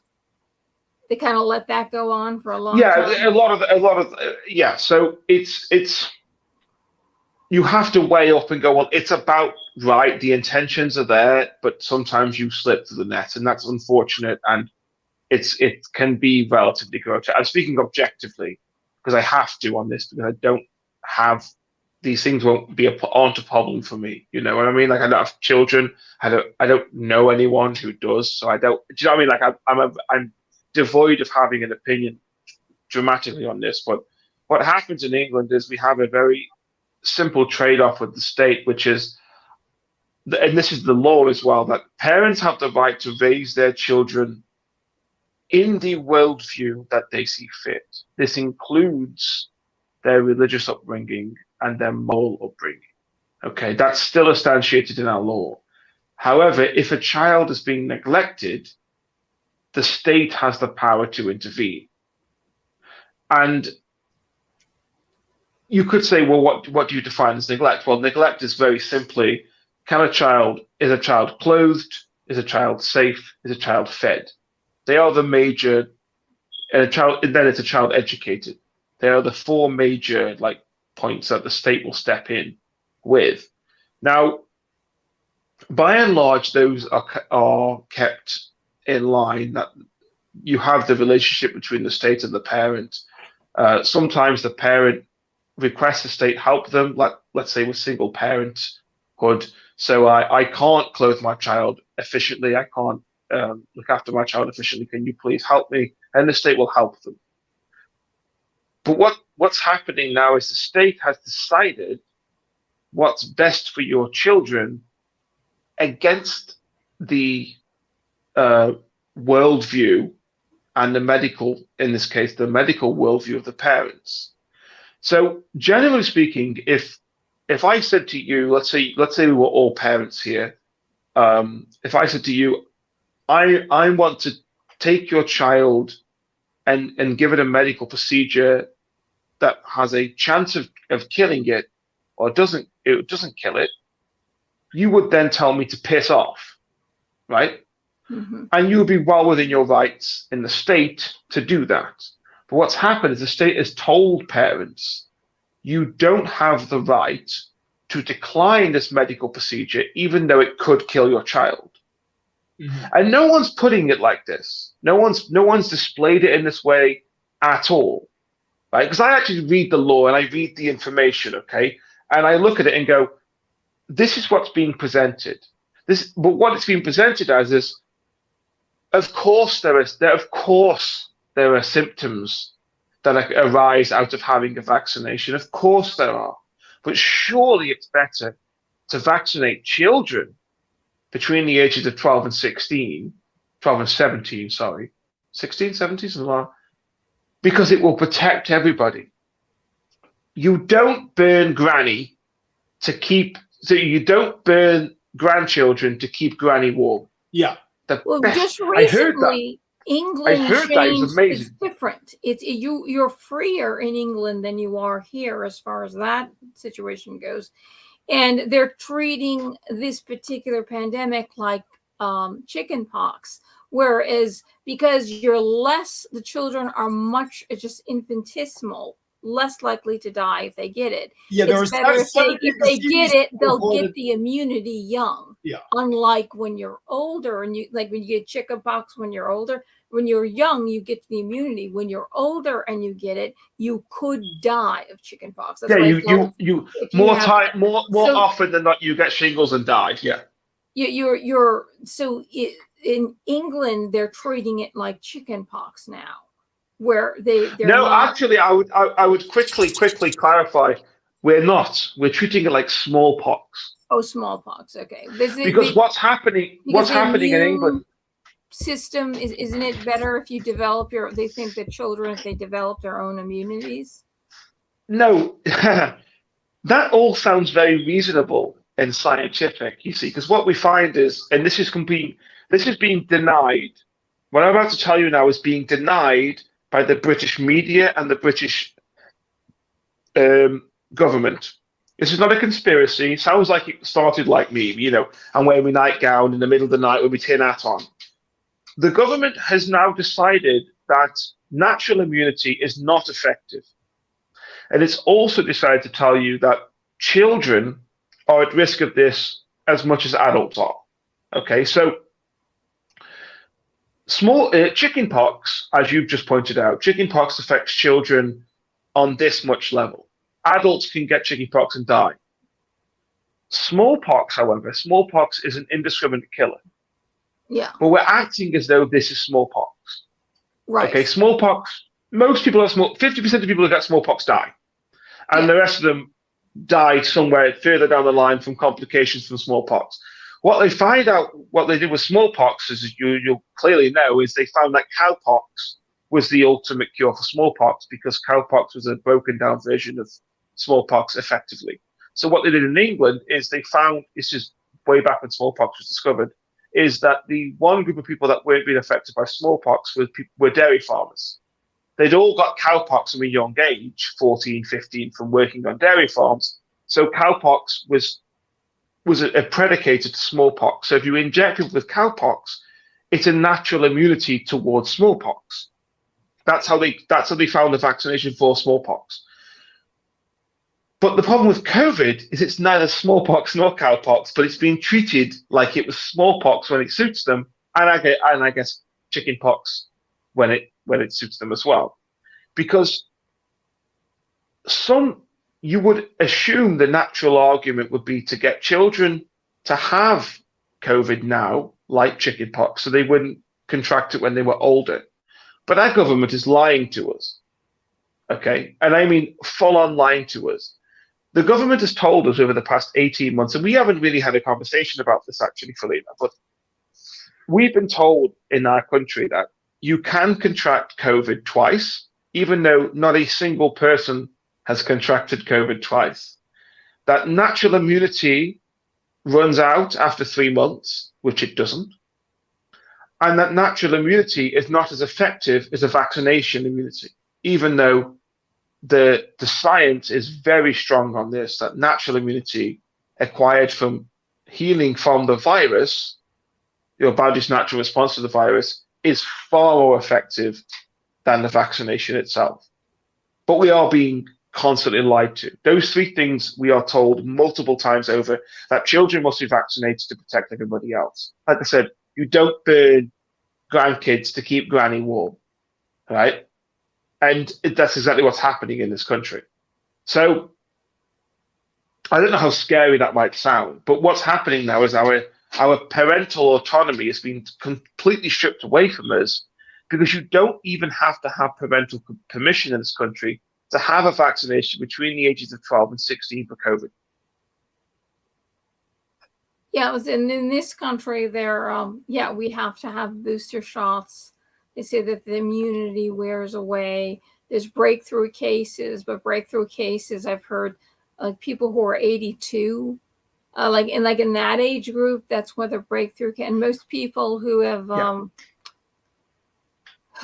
died of it are overweight or obese, or either older or obese or have other comorbidities. Vitamin D deficiency is a very common correlative for death. The thing is, but you find that treatments. That's the other thing. We do have treatments that will cure in 2 days. That's where Trump got the treatment over the weekend, and they're kind of denying the treatments. Keep in mind, I think the statistic is around 98% of COVID deaths are from people over the age of 42. So it's practically non-existent among people up to teen. I think the CDC statistics had 72 people between the ages of 5 and 14 actually died within a certain period. It's practically non-existent. And another thing is the Dave Rubin, when he was opening up his Fauci swag bag. It's a very good clip. I sent it to Felina. But yeah, it was all filled with candy, and he said, "Well, give us the statistics about obesity."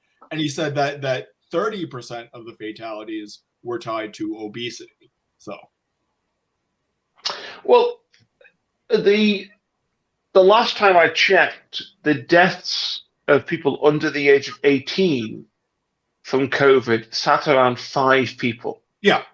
Yeah, it's really, and And they this, had this, comorbidities. They had other things wrong with them. They weren't just, well, okay. So in you England, know. this is what I love about this, right? Is the government even produced its own report onto the amount of people died with COVID, not of COVID, was 23% of all of the numbers that have died of COVID. But the government never changed their number from 120,000 to 100,000. We are literally being lied to through their teeth. And the worst thing is, people lap this up. You know, I know my grandmother, right? My grandmother, she's not a particularly educated person. She's wise because she's a woman. She's wise, but she's not educated. And a friend of mine recently had COVID, and he's not vaccinated. He's very much in our camp of thought. And she said, "Oh, he's very lucky. He's very lucky."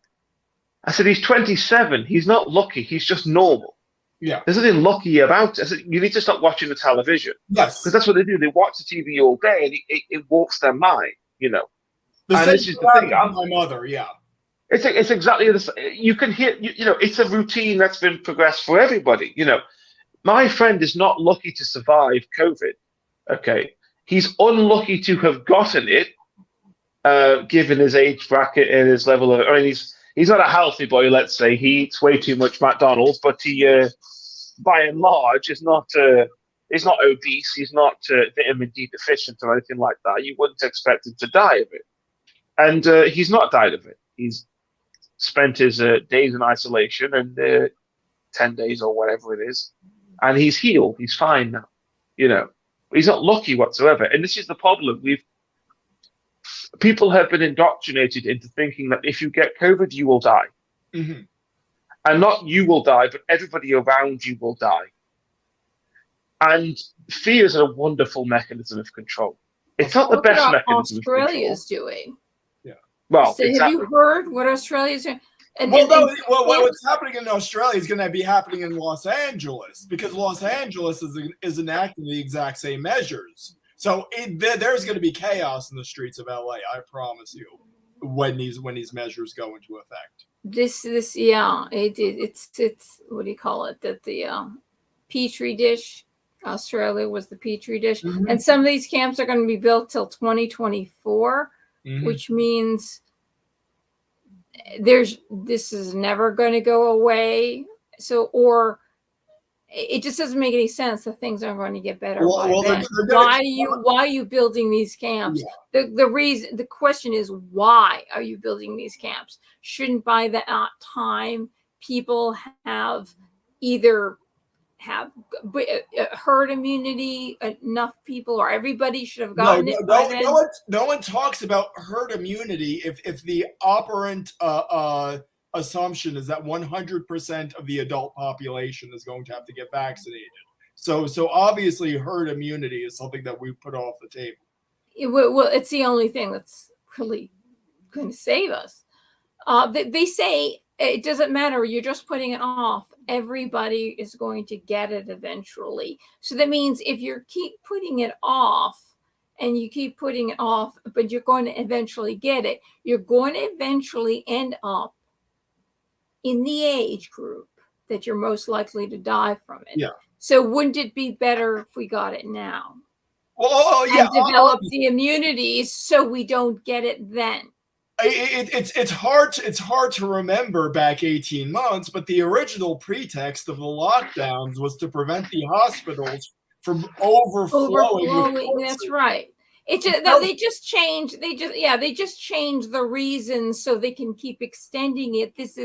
And so it's just like, is this really? We know we are the human species, and we have lived through all sorts of pandemics since the dawn of time.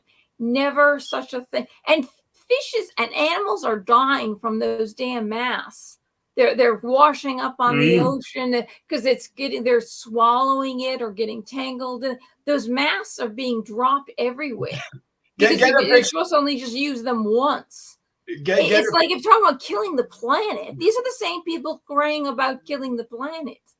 They absolutely. That's the wonderful thing about it. It's all of these lefty lingy weirdos who 2 years ago were all about fighting against the conservative governments, fighting the patriarchy. I won't be controlled. You won't get me to wear a garment. My And now body, my choice. My body, my choice. Now they're the ones like stick this thing in my arm and put it in everyone else's arm. We'll all wear this thing. Oh, and by the way, we're going to ruin the environment and then blame all of the anti-maskers. Yeah. The unvaccinated, the pandemic of the unvaccinated. Oh well, this is the thing. I mean, there are people, and I said this to you two live streams ago, I think. There are people who will go onto the TV and tell you that unvaccinated people are dangerous. Mm-hmm. Unvaccinated people are not dangerous. The government is dangerous. Mm-hmm. Your ideology is dangerous, right? Because guess what? I'm not vaccinated against a whole plethora of things that could happen to you, right? And you don't demand that I'm vaccinated against those things. Yeah. It's as simple as that. You know, like HPV is a very, very prolific disease. Virus, sorry, not a disease. It's a virus. It's a very low-key virus, but it affects everybody at some point. There are 200 variants of HPV. 20 of them cause cancer. Why are we not forcing people to have a HPV vaccination? Yeah. People have sex all the time. You will come into contact with HPV at some point, but we don't force you to have that one, do we? Mm-hmm. What about flu vaccinations? We don't force you to have those either. And more children die of the flu. Yeah. Every year, hundreds of millions of people die of the flu. The 168 million people a year die of TB worldwide.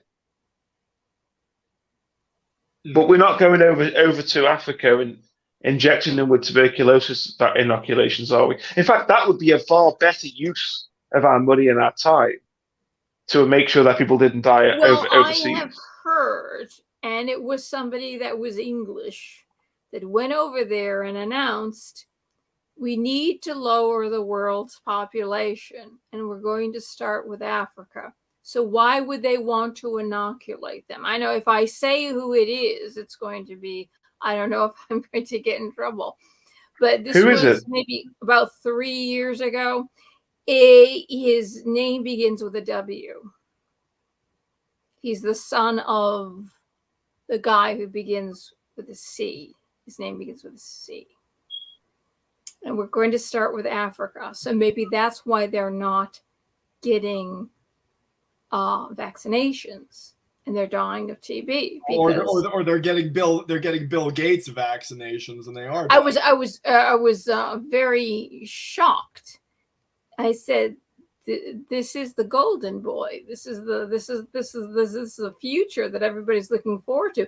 Do people really know that he said such a thing? You know, the idea of this idea that the climate change is spurned on by people, but Obama said that, you know, Africa shouldn't have cars and shouldn't have air conditioning.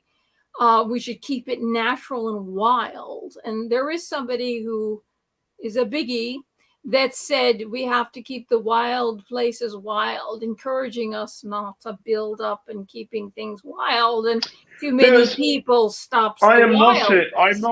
There has been a long-standing, you know, some would call it a conspiracy. It's not a conspiracy. There's been a long-standing, obvious push to reduce the population in Africa because they believe that reducing the population in Africa will help to reduce the population globally. Because what we have, and this is another mythology of the human race. Are they contributing to climate change? Well, exactly. No. And this is the wonderful thing about all of it. This is what I mean about mythology. We have this mythology about us. We're overpopulated. There's too many of us. We're causing too much rubbish. No, actually, what you find is we are overpopulated. We're densely populated. We are hugely densely populated. If you spreaded the entire human population across the globe, there's plenty of room for us. Mm-hmm. In fact, there's plenty of energy for us. There's plenty of food for us. The problem with the food crisis is the reason that people are starving in Africa is because they keep taking their food. right? We keep taking, and this might sound very stereotypical, it's not the intention. We keep taking their bananas, okay? And you think that sounds a little, it's not designed to sound racist. Bananas are one of the greatest things to exemplify how much food we waste. You know, bananas are about this big when they are grown, okay? But we only farm bananas that are this big. Every banana smaller than this in the UK is thrown back into nothingness, right? There are families farming bananas with literal monkeys, because they send monkeys up the trees to pull them out Helper as part monkey. of it. Yeah. The bananas that aren't big enough get thrown aside. The families that farm them can't even take those bananas home to eat them. Okay, so the reason no one That's talks one of the about it, healthiest things that you can eat. wonderful, and they're so cheap because they're so easy to collect, That's a sin. right? And That's it's an absolute sin. And I Shouldn't genuinely somebody, the reason people who, you know, the big people who care about the climate and all that stuff, the people who are in power, shouldn't they say something about this? Shouldn't they speak? no, They all say they're because humanitarians of some kind. it's convenient, because if you say the word banana, right, you can call that person a racist. Mm-hmm. Because bananas, monkeys, black people. That's their calculation, right? And it's a very convenient way of purporting an argument. So if I say, well, by the way, bananas are the best example of over-farmed fruit in the entire world, it's being farmed exclusively by black farmers. So they go, well, you're just being racist. You're just racist. It's just nothing to do with bananas. And you'll be surprised how much this gets used. You can take the small ones home for free. I mean, how many You children? could buy them. Size. The thing is, even better, actually. I'd like to have small far... bananas, because sometimes you just want a half. This is the thing, right? It would be far better if we just brought those bananas, which they farmed, because that's what they do. It'd be like us working for something, and they go, well, that sausage that you produce is too small, so we don't want to buy it. A lot of the food that we throw away, this is not just bananas, by the way. Lettuce is a very good example of this. Cauliflower, spring greens, spring onions themselves. You will find the supermarkets have now done something they didn't do before. They start selling smaller vegetables as like offcuts. Okay, this is the normal amount of vegetables that you would normally see.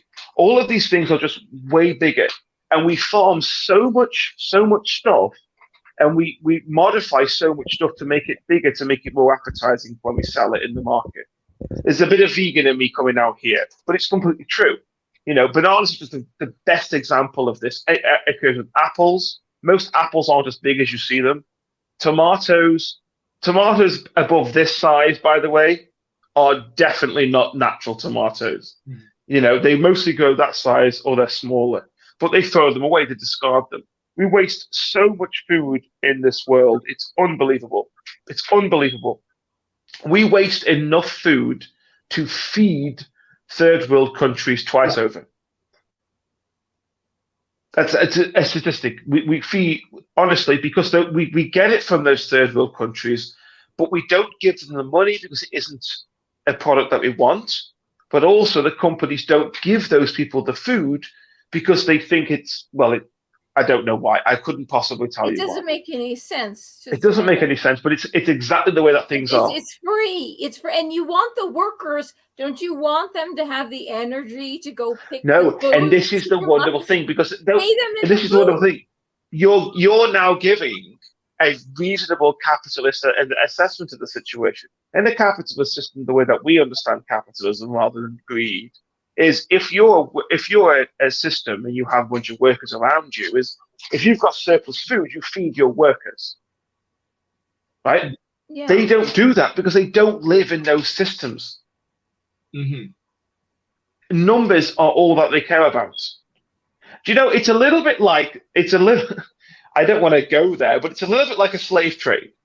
You only sell your strongest and best slaves, and everybody else is surplus of requirements. Because we all know here that it wasn't white people just invading Africa and taking people. they came to Africa and were sold slaves by other African tribes. Yes. And they wouldn't sell you children; they would sell you larger. They would sell you adults, effectively, because you would get more productivity out of them. It's exactly the same thing. Expensive, and so they were treated better than the slaves they took from England, because they were the underclass and they sold them as indentured servants.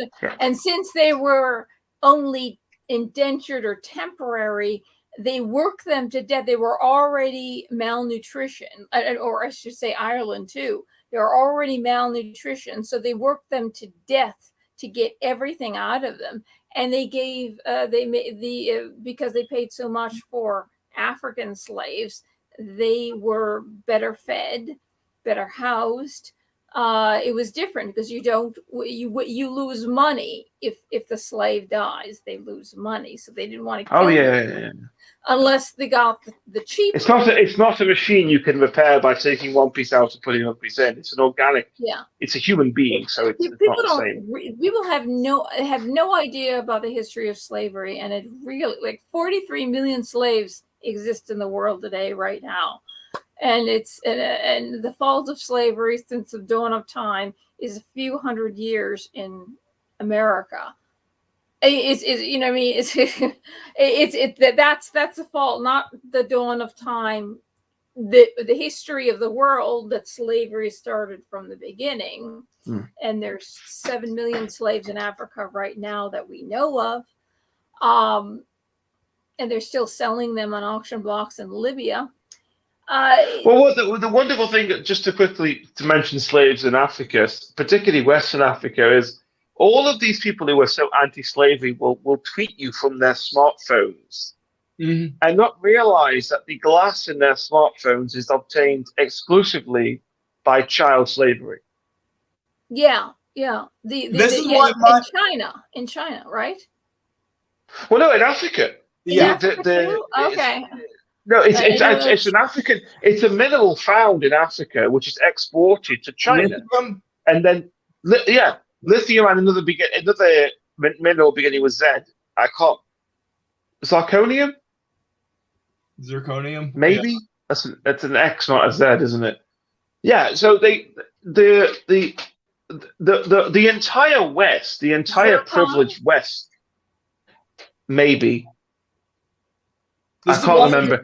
I know that's a mineral. Zircon is a mineral. Yeah, it is zircon. It is zircon. That's a mineral that they use in the creation of smartphones, and it's exclusively mined by Nigerian children or Western African children because they're the only people who can get down into the mines. Yeah. Because building large mine shafts costs money. So if you could build a small hole in the ground and throw a child down it. But even the diamond trade and the gold, they have them down into the earth. Yeah. These are the same rare minerals that are used in electric cars too. Yeah. Well, degree the gender strikes again. I mean, lithium.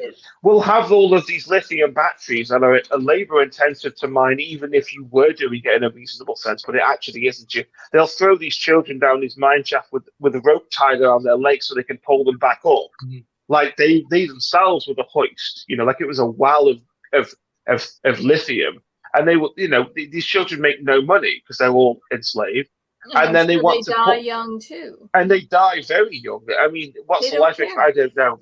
It must be about 11 years of age, because obviously once the child gets too big to fit in the hole, what do you do? What do you do with it? It's like the banana thing. The bananas are too small, they get discarded. They're too big, they get discarded. It's going to be a perfect medium. So we can all in the West all these people can sit in their wonderful glass houses and tell us all about. In my supermarket, little bananas. They have bunches the culture. Of small they bananas. do. No, that's true. I've been a little bit too heavy on it, as if I was from the 90s. The culture has changed. It's starting to go in that way. That's definitely true. Makes more sense to me because I prefer a half a banana. Instead of a whole. Well, if you looked at your supermarket in the 90s, you would not have found a lot of these these smaller vegetables. But if you That's look right. now, Yeah, I mean, you wouldn't. Yeah. you wouldn't. But now you do. You see like a bag of onions where everything's this big, because that's what Yes, and size onion. potatoes. Those little colored Yeah, potatoes, the different because they get pinks and harvested. They dark get purple. harvested. They get harvested too early, and they're not worth that much. Everybody loves That's now those changed. things. Oh, they're little. We don't They're have to also cut them more. up. It's easier. There's a lot more flavor in them as well. Smaller carrots Yeah. have got more flavor than larger carrots because they're more condensed, because they've still grown in the same amount of time and received the same amount of nutrients, but they couldn't mature properly. I'm sorry. I just want to say one of my favorite meme formats of all time is the picture of Greta Thunberg in the train, and she's putting like butter on her English toast or something, and you see like the African slaves outside her window. Have you ever seen that? It's a photoshopped image, but it really puts a fine point It's on so it. true. And of course, the fact checkers say this image has been fact checked. It has been shown to be Photoshop forgery. But yeah, I mean that gets as if anybody believes that Greta Thunberg had pulled up in Western Africa with her train, and surrounded by starving African children. Yeah, we must be told that it's fake. That I cannot imagine any public figure of the past 5 years who has been as mocked as Greta Thunberg has. She was a manufactured hero, but it backfired so badly. Same thing with David Hogg. Is it? Oh well, they're kids. And the armband. You have to armband, oh my god, that was like. I do feel somewhat sorry for her because of that reason, that she was given a lot of shit, and she is a manufactured hero. She's told to say. I mean, have you ever watched her in a debate where she's not got the placards in front of her? And she doesn't know what to say. She'll awful. Answer it. She passes it on. Oh well. How about you? And you think, well, that's the problem now. We've made heroes of these people that don't have the capacity to be heroes. They don't know what they're talking about. They're all Hollywood scripted. Even Barack Obama. He was a totally Hollywood scripted. A man, just like the perfect family, the beautiful family. And when he was off TOTUS, they say he could never speak off TOTUS, which is the teleprompter of the President of the United States. I forgot. It's late. I forgot that. And so he would, if the guy who was guy or girl, whoever they were, typing in the stuff for him to read on the teleprompter, if they misspelled it, he would misspeak it. Like corpsman, or corpsman. He didn't even know that corpsman is spelled CORPSMAN. That's corpsman. And colonel is spelled like colonial. And in Syracuse, he didn't know how to spell that. And when he went to the most in this country, when Aretha Franklin, the song "Respect" came out, it was played day and night. So if you were in America or anywhere in the world, the song was played all the time. And in the song, she spells out RESPECT. That is what you know. She spells that out over and over again. And so he's reading off of TOTUS. We can all remember Aretha, because he's honoring her, singing out RSPCT. And it's like, oh my God. I mean, you can't even, and he's this intellect. It's like, it's like. Well, the wonderful thing is he's a black guy. And they will hold him up like he knows all of the cultural black related information, and he butchers Aretha Franklin's song. Yeah, but he was honoring her. She was having because she should be. I mean, Aretha's great, and they even asked him, "What's your favorite baseball team? What was your favorite baseball player?" He didn't know, and he called, it wasn't Wrigley Field. He called where the White Sox plays. The wrong name, and he would just things that he from should Chicago, know where he's from. He lives there. Yeah, and he says, "Yeah, I'm a big baseball player." What player did you like? all of the he couldn't name anything. It's like you all haven't of the usual done signs. anything. I like all of those people. Yeah, and then he says the Comiskey Park instead of Kamensky Park.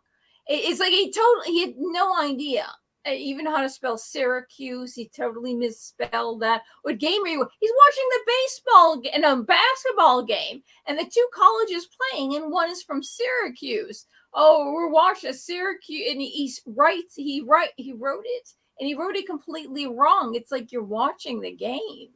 And it's like, and you don't know how to write Syracuse, but he doesn't know that's a name from ancient Greece either. Italian name, Syracuse. It's like but you're seeing it and you're watching it and you don't know, he's reading and he doesn't know how to even pronounce it. It's Syracuse is a city in New York State. And it's not like this city that nobody heard of. It's one of the big cities. And it's like in the 57th state, he said we have 50 states. And that little clip I played, I visited 57 states and have one more to go. I have one more to go, Alaska and Hawaii. Okay, that's not one. And we only have 50 states. So I don't know how many more you're going to visit. And I don't know where you went. Drugs. You know what I mean? It's like if you're going to be president of the United States, it's like there's a picture of him where he was, there was Bill Richardson, and he was actually, I think Bill Richardson, is he Mexican or Hawaiian? I forget. I think he was mixed race as well. And there was Hillary Clinton, and they played the national anthem. And in America, since we're kids, we're supposed to always put our hand on our hearts when the national anthem is played. Everybody does that from grade school up, which supposedly we went great. He kept his arms down like this. And, if you want to sell yourself, you want to be president, sell yourself as an American president, and everybody likes the patriotism, or we used to at that time. They both knew whether they liked America or not to put their hands on their hearts. He had his hands down as if it's in defiance. He's either telling us, I don't like America, or he doesn't know what to do. He doesn't know that people put their hands on their hearts. I don't know what the two things are. We know he doesn't like America. But at the same time, he doesn't know how to spell respect. And he thinks there's 59 states, but can't, and two actually means one. Okay. It's confusing as all hell. So it's like, I'm not saying, I think that he's not the only one manufacturer. He's not the only one where Hollywood or the PR people kind of manufacture what they think is going to sell to the people to get this person in office. I'm not saying he's the only one. I think it's all of them. We've been sold a bag of goods for all of these people to get them elected, and then they get in office and they don't do it. They do the opposite. And in there's an American Party, the Republican Party, they're a bunch of do-nothings. I said this before Tim Pool said it. A million times. They're the do-nothing party, and the Democrat Party is the one that breaks everything. It's like both of them, was it bad is allowed to flourish if good men do nothing? Well, you good men Republicans are doing nothing, so this bad is allowed to flourish over here. You're actually, the two parties are just literally doing in front of us that little quote, which they say Edmund Burke did it, but actually if you research all the way back to the person who said it first, it's phrased a little bit differently, but everybody who quoted it changed it, and I think Edmund Burke put it nicely like that. And then we all know it because John F. Kennedy said it in his inauguration speech, and he quoted it was Edmund Burke. So that's why all of us actually even know about it, is because he quoted it, and because this guy lived a long time ago, and it was a really good quote. There's a history of that quote, but you see, we're just seeing our politics play out as these men who claim that they're good and they're under God and they love America do nothing. Republicans. Democrats are flourishing, doing everything bad, breaking everything they possibly can. The quote is laid out right there. And one thing about John F. Kennedy, he may have slept with a lot of women, but he did not like communism. He was a fervent American. Those things you could say, good things you could say about him, though he was getting a lot because he had Addison's disease. He was getting a lot of injections from this doctor called Dr. Feelgood, which a lot of the famous Hollywood people were getting. I know this as well. Yeah, and they say even Jackie Kennedy was getting those injections too. So they said that if he was president for a second term, he would have deteriorated and he would have done a horrible job, and we would not remember him in history the same way. I mean, between his disease and taking these drugs and the amount of drugs he was taking, he was going to go right downhill. May I pause you there? I'm going to go because it's quite late. We should go. Well, it's quite early. Go. I said half an hour. I only want you to have because my computer's going to die and Rob can't buy me a new one. So I told him a half an hour tops. I would like to propose a monthly stream. Should Rob wish to do it? Well, yeah, that would be great. It doesn't sound like anyone would be able to commit to any particular day, but we could have it a movable. You could announce it whenever. Yeah. I would very much like to discuss my new area my new topic of discussion, which is the psychology of atheism. Okay. About that. Yeah, I think that's very interesting. I've listened to a lot of the four horsemen of the apocalypse.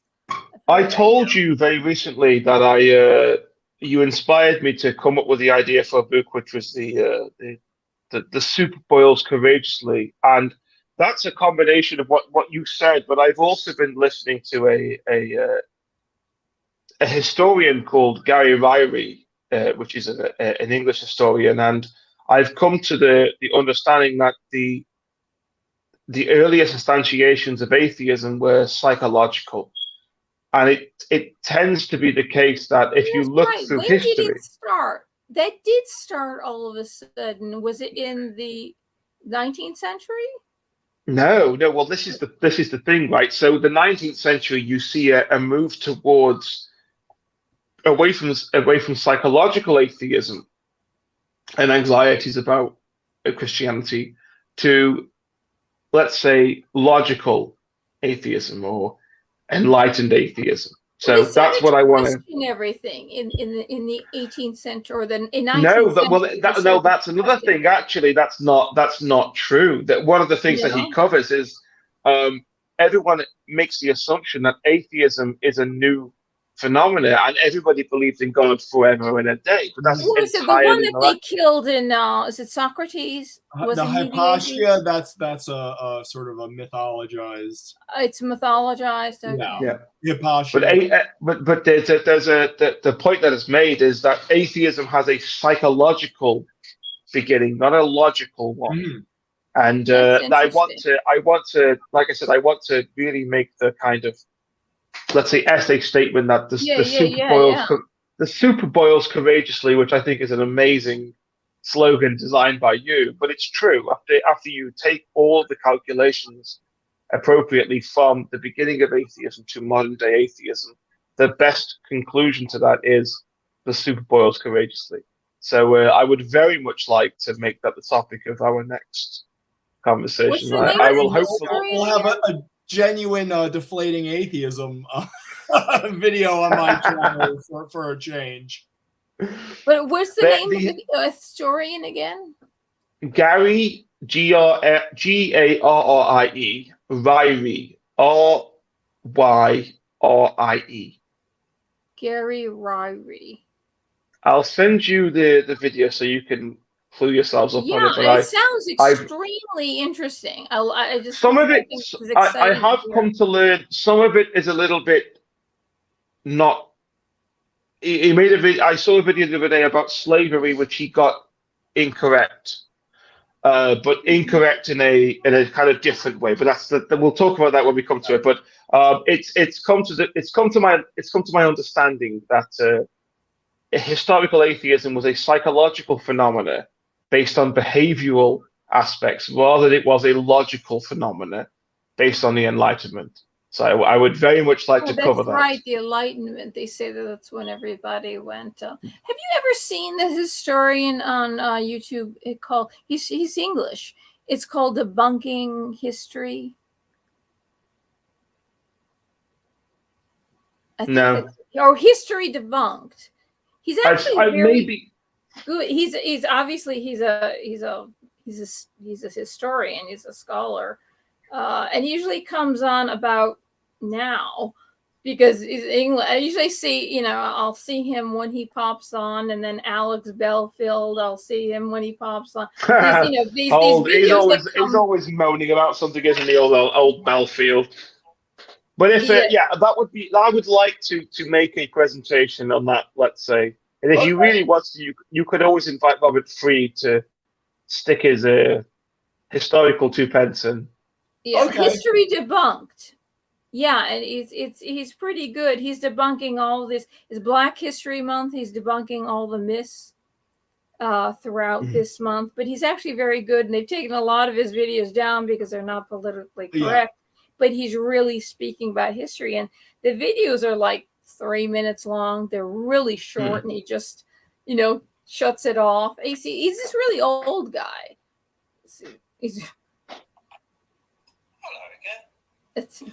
I'm bound to say that I get a little tired sometimes. Oh, I've seen him. I've seen him. Yes, I've seen him. Okay. It is one of the right. Bob, what were you going to say before I go? Nothing. Just have a good night, man. Thank you. So I'm so sorry that I'm tired. I haven't contributed to much, but no, you contributed a lot. I think in your sleep, you were contributing a lot, and you just don't know it. Great stuff. Well, I will see you the next time, and we will have a better conversation then when I'm more alert. Okay. No, you did a great job. Fabulous job. Thank you. Being asleep. Good night. Good night. God bless. Have a good morning. God bless. Yes. Well, do you want to get through these hate, love, nothing comments? He left a bunch of here. Well, these were topics of discussion. I propose a topic. Do authors think themselves gods in relation to the control exercised on their works? Are their readers their acolytes? Interesting question. I would say it has to do with sort of the style of basically the authorship.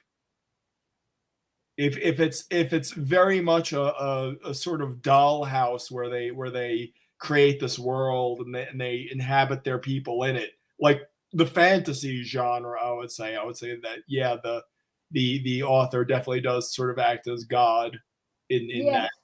George Lucas, i.e. George Lucas. Yeah. Maybe that's what he was commenting. There are a lot of Borges stories. Jorge Luis Borges. A lot of his stories are kind of based on this idea of sort of the author as God, or the universe ceasing to exist at the end of a story. So he kind of mines that sort of those sort of ideas. Well, you are kind of, if you're creating a story, in a way you are God, because God has created everything, and you are actually creating everything in that universe, in that story, everything, how the entire universe works. Yeah. Ozzy pioneered the coof before the coof, yeah. Eating those bats. What does OOF mean? Oof. That's just a punch to the stomach. Yeah. Oh, okay. Yeah, this TV does not work. I'm not getting any form of TV. I think network TV is cancer, so I boycott it. But I think, like, put it in the aquarium. No, what I'm going to do when my crypto ship comes in, I'm going to put a treadmill over there, because I need to exercise my Are legs. you gonna like exercise on the treadmill as you live stream? No, but I'd like to see that. that would be a little noisy. Hysterical. Or But definitely put a when I'm cat watching, on the treadmill. YouTube videos, because I can't just be sitting in this chair. Oh, okay, that's a good idea.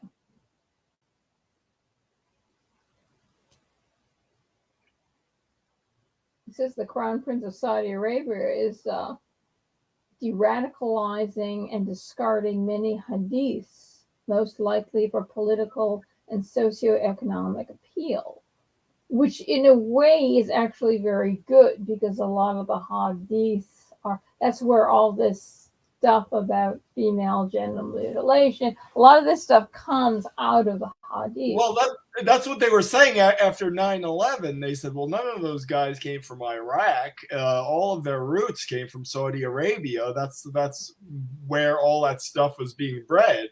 Well, the hadiths are, the Sunnis and the Shia read their own hadiths. There's a lot of hadiths. There's about 22 books in a set. And there's some that they consider more valid than others, the oldest ones. But the oldest one is 250 years after Muhammad. Mm-hmm. But they believe there's a line of people that carried all this information for that 250 years. I don't know. That's known to happen. We have ancient Greek texts that have been carried orally. I know, but this orally. Yeah. Orally. Well, Homer, they say it was translated in song, and if you translate it in chant and song, if you miss a word, everything falls apart.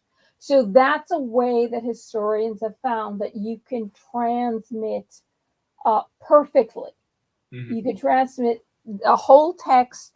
Something as long as the Iliad and the Odyssey perfectly, and the Mahabharata, which is the world's oldest epic poem. And that was transferred by chanting. And if you miss one word, the entire poem falls flat. So they said they wrote it they said one of how they could have written anything that long is that was written in sections.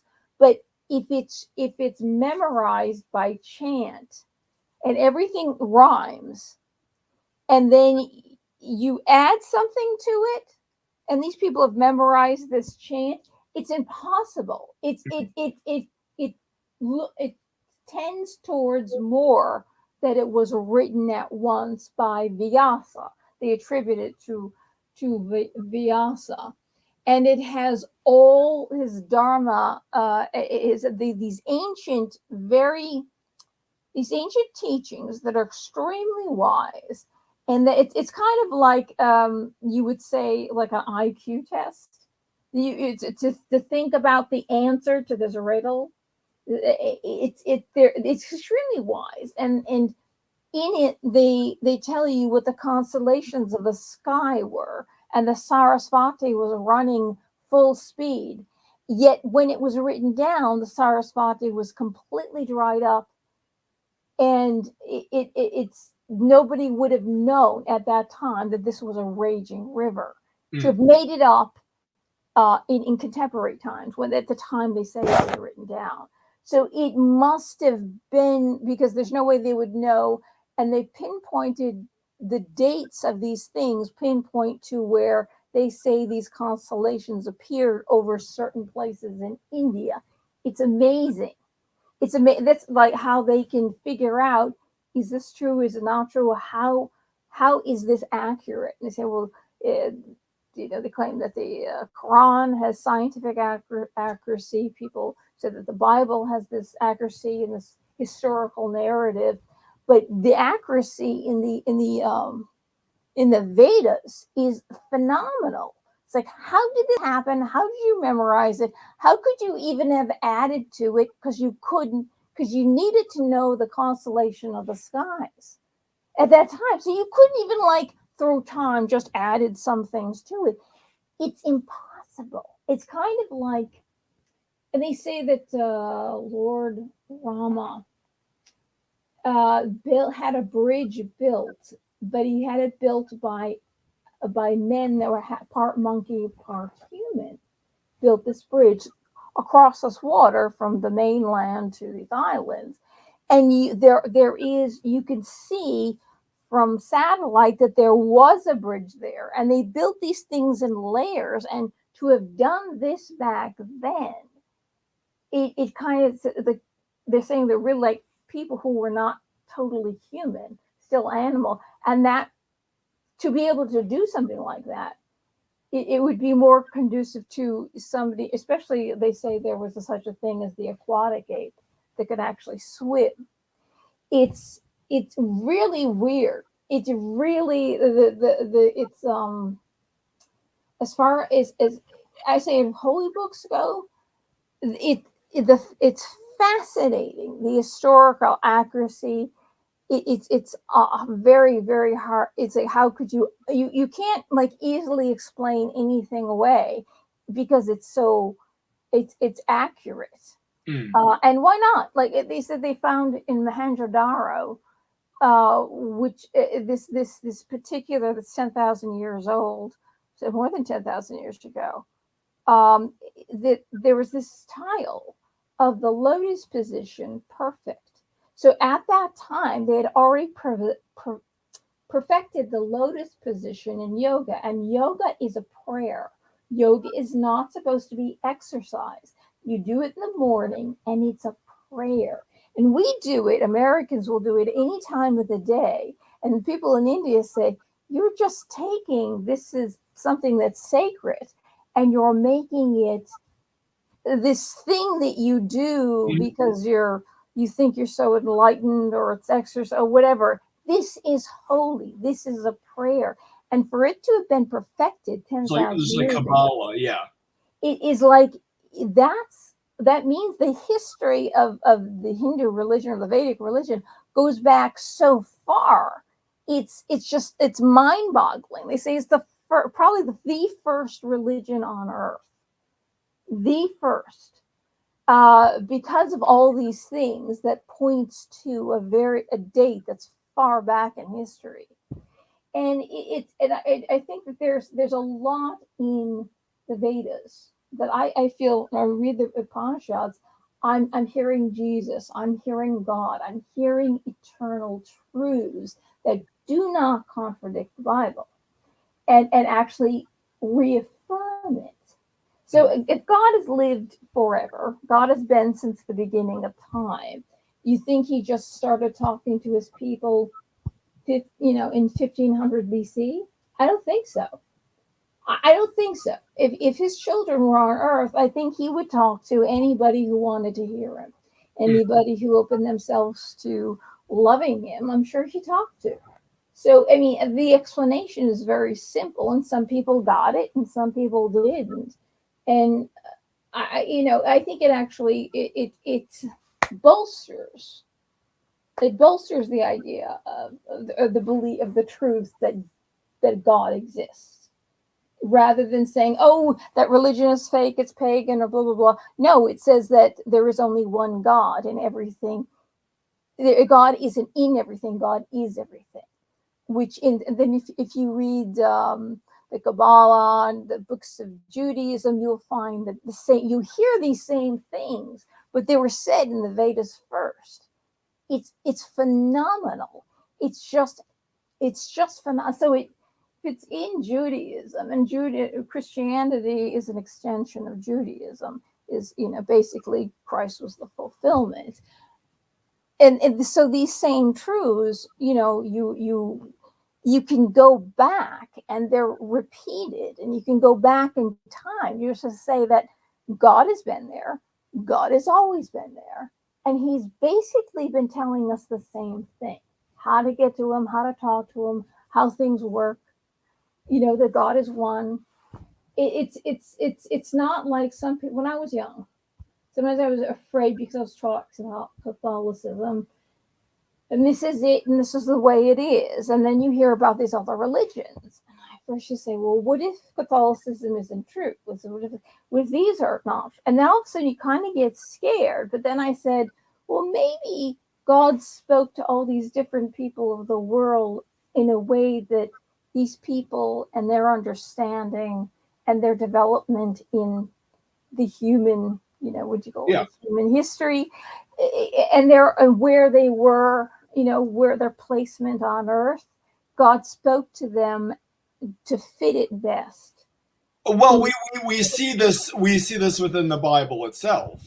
I mean, Yeah, God the talks to Old the ancient Covenant and Hebrews. then the New Testament, the Old Testament were Yeah. both two covenants. That's right, for that time, for the people, for the Jewish people at that time. So basically, it's God inspired, but it's also the narrative of the people, which people kind of say, well, this and this and that happened, and that's all bad. But it's kind of like you've got a mixture of God speaking to those who will listen, and then the narrative of people, and he's bringing them through out of paganism into the belief of one God. And okay, sacrifice needs to end completely now. We stopped the kids, and now we got to stop the animals. Jesus ended it. The temple falls, as Jesus said. It's really it's very, that's why to me the study of religion is so fascinating. That it's when was this written, how far back, and then these truths. The amazing thing, like in the Kabbalah, the Baal Shem Tov, taught that loving kindness, to be slow to anger and quick to forgive, generosity. It's like when he formed the Hasidic movement about in the 17th century, and it sounds so much like Christ, but we really don't exactly get that out of the Old Testament. But he's basically teaching what Christ taught. And it's very interesting that the Hasidism and the Kabbalah are very, very complicated. And you have to learn very slowly all these things, all these names of God, and the Sephirah, which is the tree that leads up to God. It takes you years and years and years. And when you hear Jesus speak, it's kind of like, I've already boiled all this down long before the Baal Shem Tov. And I've told you that God is here right now. And God is right now. Heaven is at hand right now. And the Baal Shem Tov says, Mashiach now, which means the Messiah is now.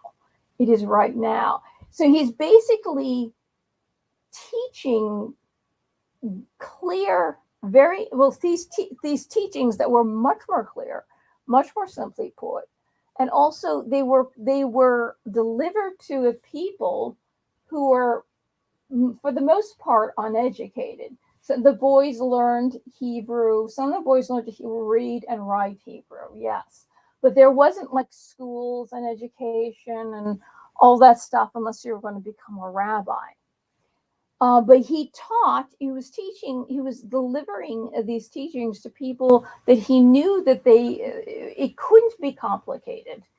And he was saying, no, God is here, God is now, heaven is right now.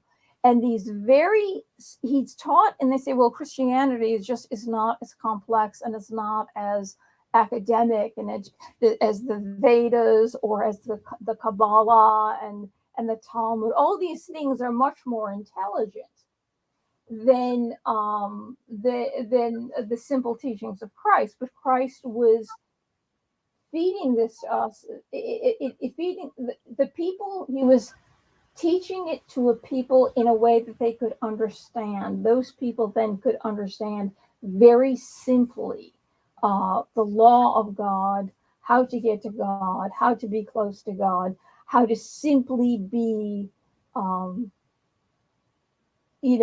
see your neighbor as God. God is the least of you is God. So if you do good to them, you do good to God. If you do bad to them, you do bad to God. So that's what I think. It's amazing that all these religions do connect and the teachings are all there. But in Christianity, there's just that one thing. There's that simplicity where he just lays it out. Here it is. You don't have to go through all this study. Here it is, very simply to the least learned of your population, Pearls before the swine. world. Pearls before swine. Hey, we have a guest here who is muted. Hello. Hey. Thanks for letting me on. Well, I'm glad to see you've turned your sixes upside down. Yeah, you do remember me then, yeah. I got my old channel deleted, so this is a new account. Oh, good. Well, we see this is what happens at Deflating Eight. We take our trolls and we invite them into our home and hearth. So are you British? I am British, yeah, from Manchester. Okay, that's like so stereotypically British. I would almost think you're an American. I know, but it is a Manchester accent. There are different accents around. It depends where you are in the United Kingdom. Yeah, a lot of different accents. Wales has one accent. Scotland is all different. Yeah. Accents change like 5 miles apart. You can live in a town 5 miles away and you'll have a completely different accent. Well, that's Scouse. It's Scouse. You have North Scouse and you have South Scouse. Yeah. The Beatles were South Scouse. Of course, they say the Queen has a completely different way of speaking. She kind of words. She makes them very short. She runs and like cuts out letters. Yeah. No one else in England. Yeah, sorry. No one else in England talks like that. Yeah. So the Queen's English is very different than the King's English, the way it used to be. So what's the topic? What were you discussing? Well, you don't really have a topic. And right. Honestly, we've kind of been running through many topics. This has been going on for 6 hours. So well, yeah. I have no intention of having this go on for another 6 hours. In fact, by the way, I am running streams on my channel as well, and they do go for 12 hours. I'm trying to run kind of a 24/7 kind of stream as much as possible. Okay. If you ever want to check that out. Okay. So what do you talk about? What do you talk about? It's kind of anything, but it is based on kind of religion, great debate kind of community kind of thing. It always kind of ends up there, but it is anything. There is no topic like it's just people come in and talk about different things, but it is a kind of religious kind of debate kind of thing. Okay. And so, which side are you on the debate? I'm an atheist. Oh, okay. That's why you were 666. I got yeah. 666 still constitutes a belief in a deity. Because the Antichrist comes because of the deity. It's better if you just kind of wipe that out completely. This name's much easier because people did think I was a Satanist, just an atheist. No, you're not. The atheist is not a Satanist. No. Well, we have Styx Hexenhammer, who I think his 666 has become an embarrassment to him at this point. But yeah, no, not at all. But he said that YouTube is crumbling. He says he doesn't have any faith in even staying on YouTube. Yeah. I think he's a little premature with that call. I think of all the big tech platforms, it is the least necrotic. It is. I mean, Twitter's dead. Facebook is dying. Facebook, after what we've learned, it's really dying. I'm not talking about. Well, maybe they're all dying, and that might be a good thing. I mean, if something else gets.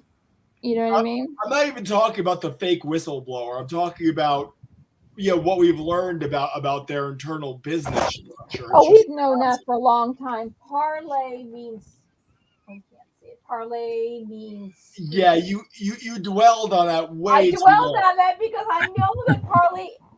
My father spoke French. It's like my surname is the French version of Egyptian name. It's like. Parlay means speak. When I went to French, when I learned French in school, I learned that parlay meant speak, not French speak. That doesn't mean French. It means speak.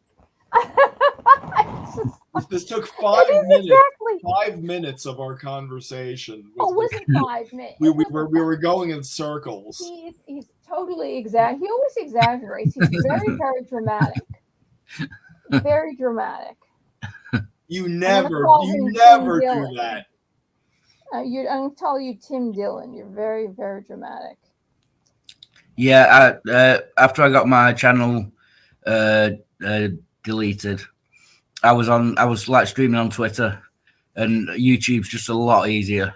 There are a lot more people. It's a lot easier to get everyone together on that than I was going between Twitter and Discord and StreamYard, and it's just everything's in one place with YouTube, so it is a lot easier that way.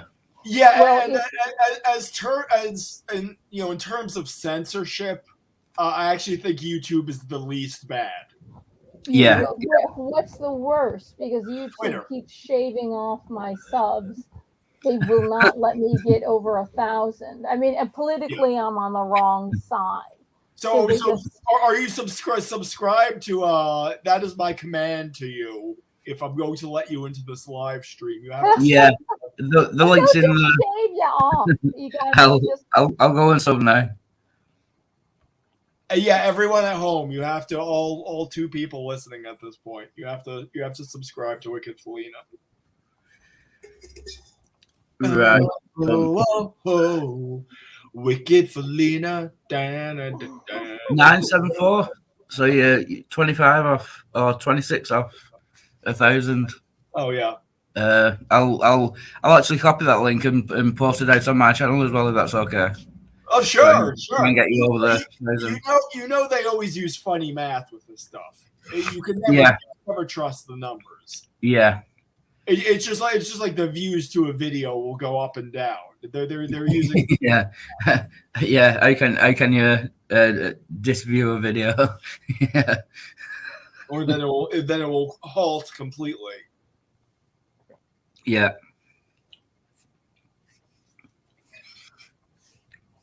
So yeah, I find it very interesting that an atheist has been watching these live streams. Actually, you've been a pretty faithful viewer. Yeah, I've even given you money, I think. Thank you so much. I love that. He's trying to convince you that God exists, and you're giving him money. Yeah. What's going on there? What's going on? It doesn't make any sense. I mean, if you're an atheist, he talks to fairy tales. Essentially, that's what he's doing. By the way, we can't hear you, Felina. Your microphone is. Oh. I said, what's up with that? It says, if you're an atheist, then then he's talking fairy tales. So you must be giving him money to tell you a fairy tale every night. Just for the entertainment value. Is that what it is? Nothing to do with the religious thing. Just the entertainment. You think he's cute? You like his hair? Yeah. He does have great hair. Yeah.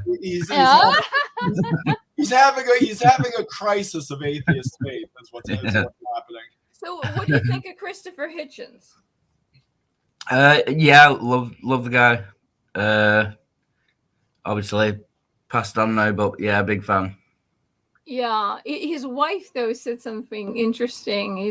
She said that well, he's watching over us. We'll see him again. Which is really funny because he totally makes fun of people who believes in a religion and kind of like makes it all like a silly fairy tale. And then he married a woman who believed in God. I think is Jewish. She believed in God. Jewish, right? Yeah, because his mother was Jewish. She didn't realize it, but his mother was Jewish. But she's a beautifbeautif's woman. Long black hair, blue eyes, tall. I don't think I've ever seen his wife. Yeah, she's older now, but she's a beautiful woman. You can tell, very, very intelligent. Then again, he had Antonin Scalia over all the time, who was a Republican and a Catholic, a practicing Catholic. Yes. Yeah. He had good friends that were Catholics. Actually, another scholar that was Catholic. Christopher Hitchens was definitely playing a character. I think he was, because there's this. You'll see, it's not a debate. He's a Bible scholar. and I don't remember his name, but he's talking for a big audience, and Christopher is saying what he's saying, and then the Bible scholar corrects him, and Christopher doesn't, like humiliate, like Al Sharpton or something. Or even he didn't like Dinesh D'Souza either. He'll say something to basically he will hitch slap them. Yeah. He stopped and he put his head down and he listened intently to this Bible scholar correcting him on scripture. He listened because he respected him. There was some that he respected. There's that one who's from Ireland. You know that I keep forgetting the name. Oh, he was friends with him too. Yeah. He's a nice guy too. Yeah, I don't like his brother, Christopher Hitchens' brother. I think it's Peter Hitchens. He's still around, and I don't like the guy. You don't like Peter? Well, he's obviously nobody can be Christopher. No, John Lennox. Yeah. John Lennox is who you're thinking. Oh, John Lennox. Yeah. Like he will debate him, but then he goes to the back of the it was really funny. As it turned out, it was in a church, and they're in the back room or the hall where the people eat. Like in churches, there's usually a hall, and they'll have some kind of communion breakfast or Easter breakfast, something like that. And you got all these old elderly people sitting in tables, and both of them are next to the hearth of a fireplace, and there's a cross on the wall. And Christopher's just talking to them and just he's friends with this Lennox guy, and he's talking very respectfully to everyone. It's like, was that a show you guys just put on? I think it was. Yeah, John Lennox is the mathematician. Yeah. He's so likable. It's almost weaponized. There's no way even the most strident atheist. Right. Like him. Right. Yeah. He's so sweet. Also, I keep forgetting his name, but I just know that he's just a sweet old Irish guy. How could you not like him? And he has this big smile on his face.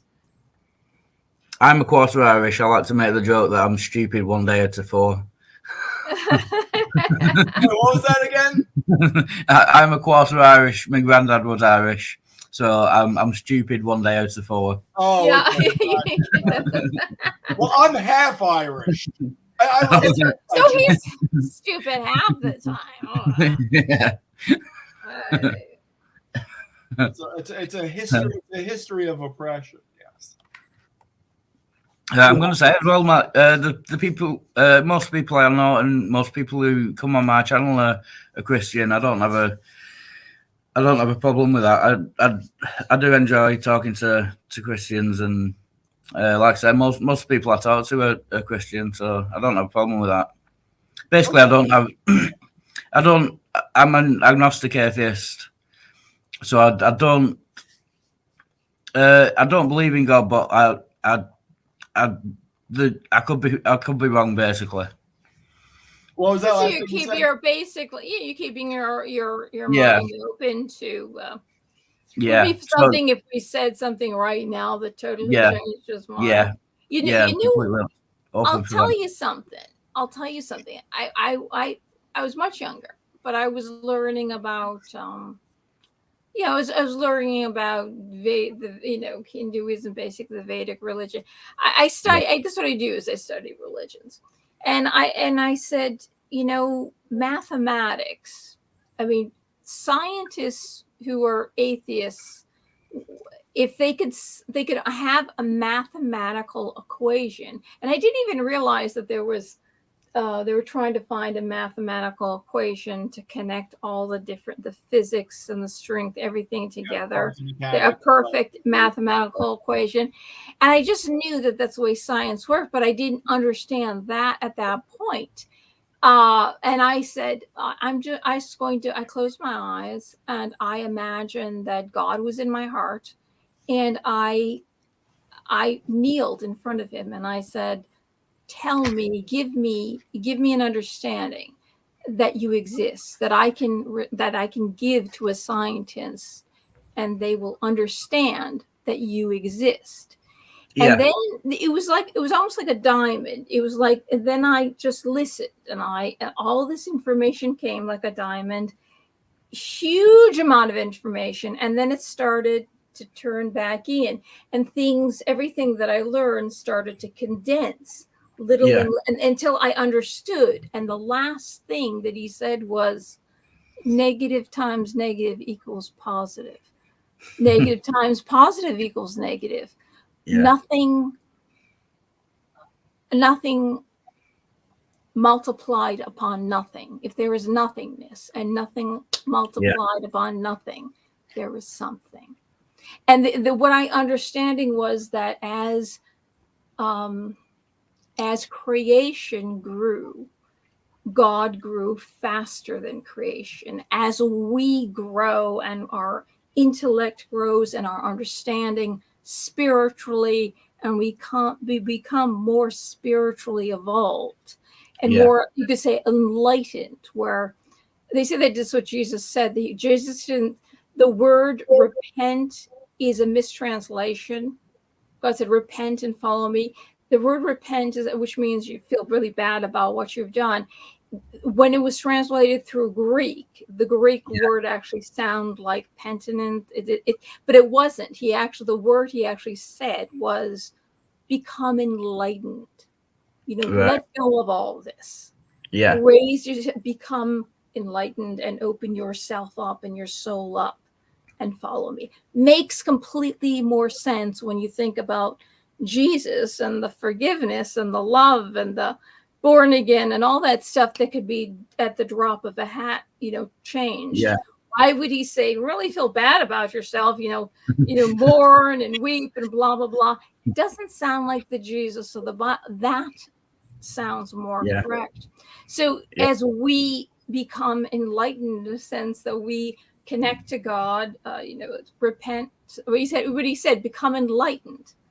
So the word is not repent, the kingdom of heaven is at hand. At hand means in Judaism means right now. Kingdom, God is here right now. Heaven is here right now, he's saying. He's saying become enlightened. All of a sudden, which is opening up your mind, opening up your psyche, opening up your soul to knowing that God is here right now. That makes completely more sense. I would go with that version. And so my understanding was that God said that we just, the more, and as we grow, as the faster we become enlightened, God grows even faster than that. So God is huge. And that's why because the information came down slightly, because I just wanted this short thing, and I'm going, oh my God, that's exactly what I was looking for. Then I told a friend of mine, well, I was working for him. He was one of the trustees of the Hare Krishna movement, and he was teaching me all about this stuff and giving me books. And I said to him about that, my meditation and what it's God and what God's this particular equation. And he laughed his head off and he says, oh, that's something we would say on pot. Yet he always told me how smart he was. An Ashkenazi Jew. He was so smart, with the smartest people in the world. I belonged to Mensa. He never stopped telling you how smart he was. And then Stephen Hawking, which I don't believe wrote any of his books, he had someone else. He always had someone else with him. I think that's the person. He wrote a book, and I heard the guy who co-wrote with him said, well, of course, as we know, negative times negative equals positive. Nothing cannot sustain for any length of time. But I said it. It came to me, and I was this ignorant, non-Mensa, non-Ashkenazi. It came to me, and here he is, this physicist, saying exactly what I believe I understood, because I opened myself up to just listening to God and just receiving the information. Isn't that amazing? And I'm being ridiculed by this guy who's so smart. Because it's like negative times negative equals positive. How could something come out of nothing? Because nothing can never exist for any length of time, and that's the law. That's negative times positive is negative. The only thing that's positive is negative times negative, nothing upon nothing, multiplied. And you see that they say that the Big Bang really wasn't a bang; it was an expansion. Everything was very condensed, and then it expanded. And so the condensed, there was pressure. The idea was there was pressure on all the particles. Yeah. So nothing compounded upon nothing multiplied. Pressure. This nothing on nothing. Boom, something. Yeah. It's So what? Sorry to interrupt. Given that, where is the need for a god in that? Is that not just physics?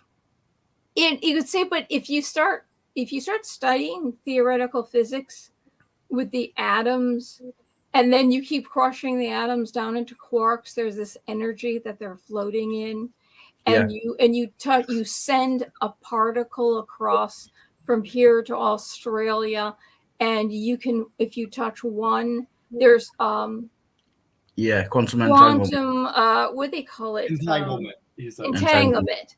You affect one just because the particle has touched it. It affects the other one. So this idea that when you think about prayer and you think about that we're all one, there is some energy that is connect. We've all of us, everything that exists, if this is true about particle physics, everything that exists now has all been together at one point, condensed. We've all been connected to each other. And no matter how big the universe gets, no matter how much it expands, there's some kind of energy that connects us all. And they say that, well, see, in the Vedas, which is the holy books of Hinduism, it's really the Vedas. And they just claim that this is like over 10,000 years old. This is this ancient knowledge that they believe that, and it is repeated in Judaism, but this is even older. And that is more as far as a scientific. I was just telling him on a scientific level, the Vedas, which are teach you Dharma, but through questions like you would find on an IQ test. The answers are like that. And the Vedas were conveyed, they say before they were written down, they were conveyed in chant. And they say, well, maybe they were. And so the Brahmins teach other Brahmins this particular chant. And if you miss one word, the entire thing falls flat. You lose the entire the story. They say that the Vedas are basically the Bible is like a page, and because the Vedas are like a room full of books. And so if it was something that was added through time, all these people added something to this, then you couldn't put it in chant form because everybody would be learning the chant. And you've got some more, we're going to put this here. People it would drop.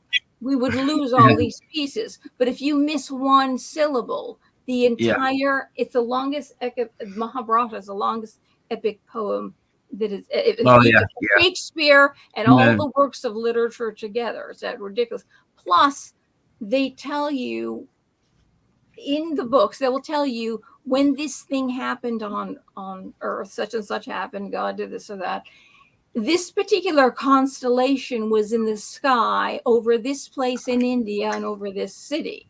And now we've got computer programs that will go backwards in time, telling you what the constellations were, and they all match.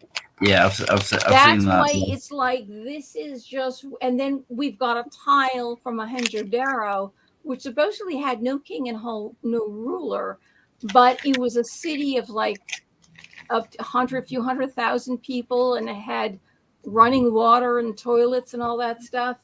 And they had a tile of someone in the perfect lotus position, the most difficult position in yoga.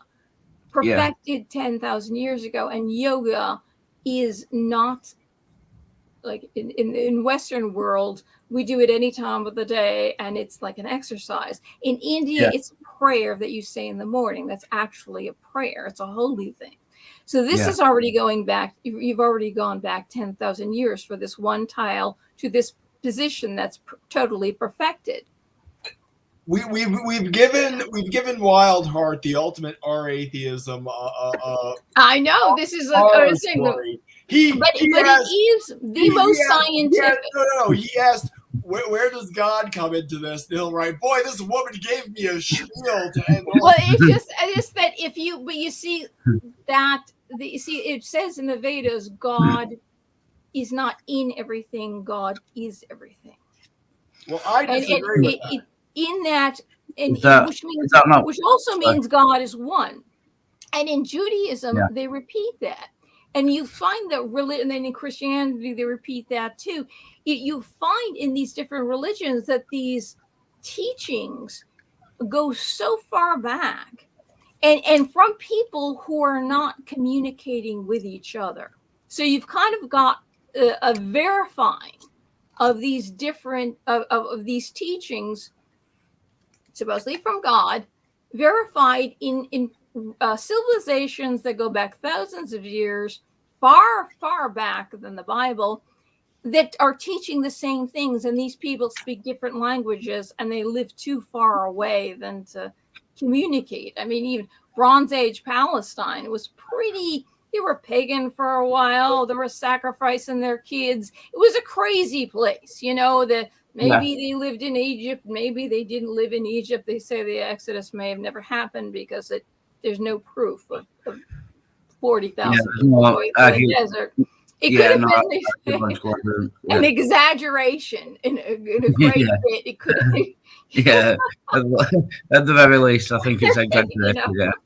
But the fact that these little things, if you read, you find out, wow, these truths are peppered all over the place from people who never connected with each other, going back thousands of years, too early for these civilizations to have traveled or met each other. So there's all these little things, and of course, with me, I meditate. I do mystical kind of meditation. Go ahead. You're saying something. Wouldn't that kind of be? Is it pantheism, where the universe is God? Well, that's why I said I disagreed with it. The pantheism, it is all is one. Because Pangea, which has come to the root word is pantheism, was the one continent. That was the first continent. Then it broke up, and then it became Rodinia. When the continents broke up and came back together, that means one. He's right. He's actually right. That does mean, in fact, I heard it from a Hasidic Jew today, that pantheism means one. He's right. You're wrong. Okay, 1 for the atheist, 0 for the deflating atheist. What I say is I disagree theologically that the universe is one with God. I believe God is transcendent. I believe God permeates being, but God is transcendent. So God is the universe, but He also transcends it. But no, God is not the universe. That is God is everything. Okay. God is everything. You can never walk away from God. You can never leave it. You are always God. That's why I said God permeates being. God permeates. Well, I know, but it's like that's an idea that you have. But it's said in the Mahabharata that when a drop of rain falls into the ocean and vanishes, what is the difference between the two? That's how the Mahabharata, in a very poetic way, describes the idea that God is not in everything, God is everything. There's no difference between the drop of water and the ocean when that one drop falls in. Mahabharata is a great song by Sepultura as well. I just want to mention that. Well, so somebody said something in the yeah, hate love nothing said that in the comments. So obviously it's known. Yeah, no, but it is true. But that is the description. That is such a perfect description of God being everything, not just in everything, but is everything. And then they describe how that is. So it's not just this idea that's been passed that might be misinterpreted. They actually give you the definition for it. Whereas a lot you find in Christianity, if you read the New Testament, they don't give you, he will give you the parable of the teaching or something, but he will not give you the definition, like the meaning. Like, if you do these things to the least of mine, you do it to me. You visit, when I was in prison and you visited me, when I was sick, you comforted me. When I was hungry, you fed me. Lord, when did we do these things to you? He who does these things to the least of mine, he does it to me. But he doesn't give a description what that means. What does he mean by that? What does God mean by that? The definition. What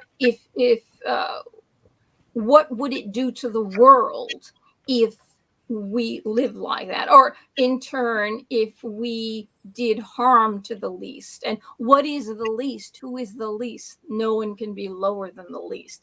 It's amazing, but there is no definition. That's why in Christianity, we have a lot of different interpretations, or what's the correct interpretations. Or they'll say that, it's been written and rewritten, and maybe who knows what he said. That's why in the Vedas, where it's chanted and one syllable throws everything off. If you miss it, it's been passed on perfectly for thousands of years. And they said that that's how Homer and the Iliad were passed on. Something that long, they've proven that the Homer was like probably a family of people who passed on these stories. It was a way to pass on history. And Homer got to Homer, they said he was blind, but it was probably for his family was for 500 years that the Iliad and the Odyssey happened. But they've proven that this is how, through chant and song, how you can pass on a story perfectly. And so that's where Christianity doesn't, it as simple and as beautiful and summarized, it seems, as the teachings are. They don't give you that extra. In the Mahabharata, in the Vedas, they give you that extra. Like the Upanishads will go, there's about 4 books, I'm looking at them right now. There's a description of God that just goes on forever, and it's so awesome, it's so inspiring, and it's so, there's nothing about it that puts a taint into Christianity or Judaism. It doesn't take anything away, but it just fills it kind of like fills all these things. Oh my God, that's true. That is God. There's no other way to describe it. And it goes on and on and on. And it's so inspiring to read. I'm saying, this is the God I know. And this is the description that I've always wanted to read. Not just God is up there, and if you do something wrong, he's going to send you to hell. It's so beautiful. And in fact, if you, which might bore this guy to tears, because he gets bored fast. Then he goes and takes a crap in the toilet while I'm talking. He's done that. He's done that. I'm going to say that on tape. You've done. I'm not ashamed. My time is valuable. Okay. Well, what you could say is, I need to get off now, but I don't want to interrupt you, and I need to get off. No, I don't. That's what people do. Just say goodbye.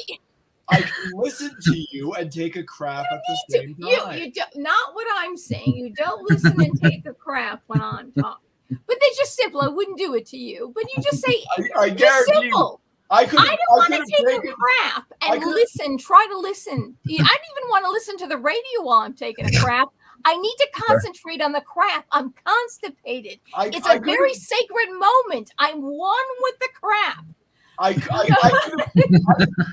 tell you, I could have been taking a 6.5 hour crap throughout this whole thing, and I would not have missed anything. Okay. Oh no! Oh yeah, you're so smart. You are just so smart. Yeah.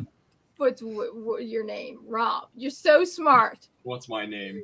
Yeah. He's so insulted. When you said crap, I forgot your name. Oh, you said dump. You were taking a dump. You know, so I forgot your name when you said dump. Anyway, I don't even know. We're gonna say something, Wildheart.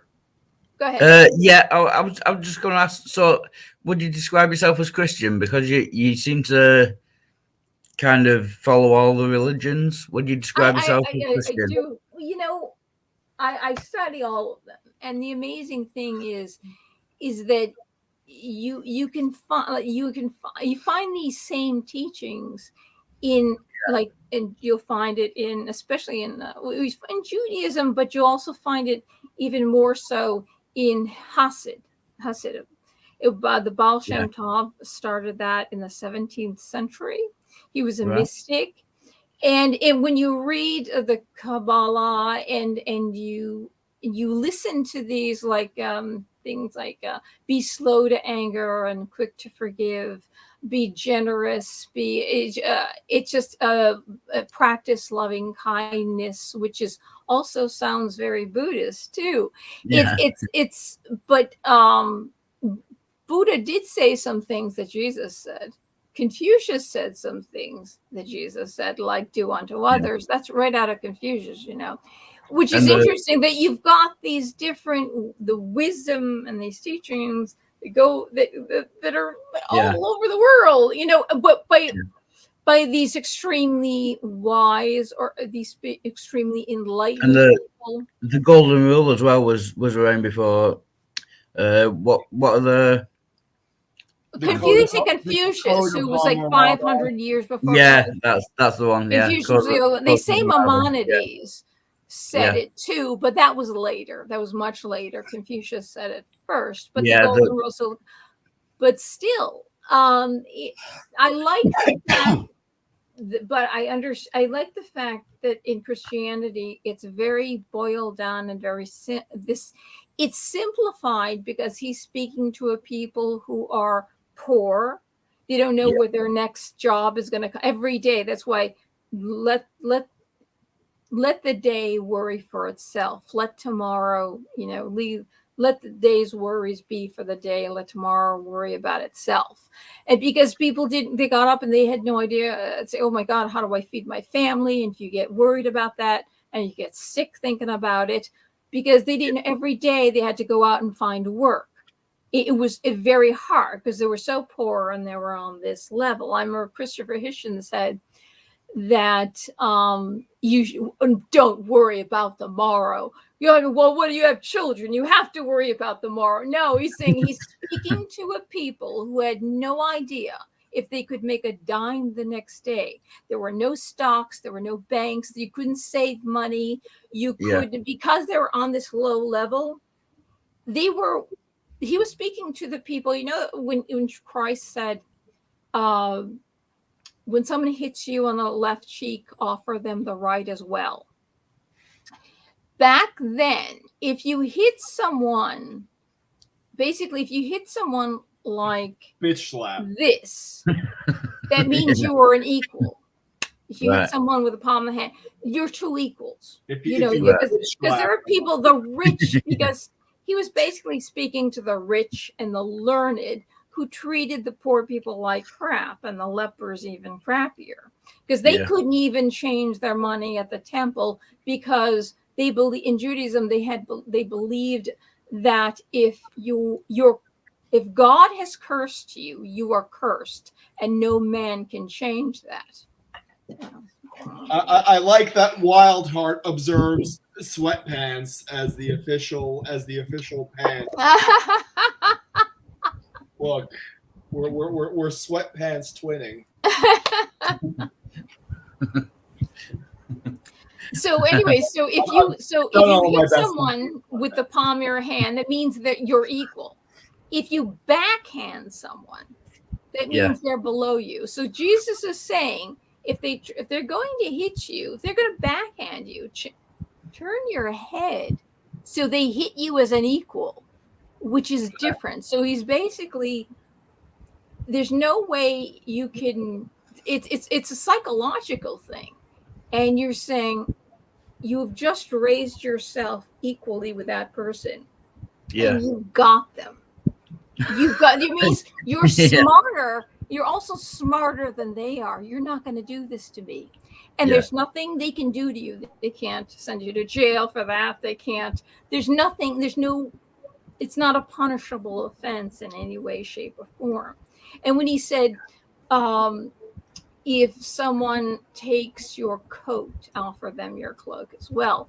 People don't really, in the time period, like historically, I studied about the particular time period, people were so poor, like if they didn't get that job, that's why Christ said, don't worry, let the tomorrow worry about itself. Just worry about it. Oh, you're going to make yourself sick, you're going to die young, and your family is going to starve. So Christopher Hitchens were wrong about that. We're talking about Bronze Age Palestine. This is a different world. So if they couldn't get a job, or they would try to get a job, but they needed to buy money, needed to get food to feed their family. So what they did was they gave the rich person their coat, and the rich person gave them some money. And he said, I will try to get work and pay you back at the end of the day, and then the coat would be returned to you. But then if they did get money, they would have to go to court. And in Judaism, you are not shamed if you are naked. But if you look upon a naked person, you're shamed. So Christ said, don't give you your coat back, take all your clothes off and walk out of the courtroom naked and shame all these wealthy people. This person who will not say, my God, this person is so, they will try to, and he's just trying to feed his family. They should be shamed. So it's a psychological thing as well. People don't realize that there's more to that. It's not that, it means, people think when they say turn the head, let them hit you twice. Not true. Or if you give them something, if you give them your coat, give something else. Just keep giving all you have away. Not true. You have, and if someone tells you to walk a mile, walk two. Well, in those days, the Romans would make the Jews carry something for a mile, and they were not allowed to let them walk a second mile, because if it wore them out, then they couldn't basically get the work done out of the Jews, because you basically are killing them. Yeah. So the Roman centurion who was in charge of that would get in trouble if the Jewish person said, they took it and they said, no, you can't take this from me. I'm going to walk a second mile and give it to the next guy. Yeah. That Roman centurion gets in trouble. It's kind of like he's like almost like he's a smart ass. Yeah. At this wise smart ass and taking care of the poor people, because these people were really very mistreated, and poverty that we just don't, as poor as we think we know today, we don't understand that kind of poverty. So you have to understand that he's teaching, this is what he's teaching, these parables and these things to, and they say, oh, Christianity is very simplistic, but it's because he is, and he's teaching people, and you also have to know historically what's going on. And it was, I was amazed when I heard that from a historian that actually went back and looked at the laws and the way things were at that particular time. And then the teachings made so much, don't let anybody abuse you. In fact, he's saying, this way you can become equal. This way you can shame them. This way you can get. He was not trying to, he wasn't saying, let them abuse you. It was a complete opposite, which is like, oh my God, if people only knew the truth of what he was actually teaching. But then again, it's, it's awesome that that, you know, he said things like, the least of mine, he who does these things to the least of mine, he does it to me.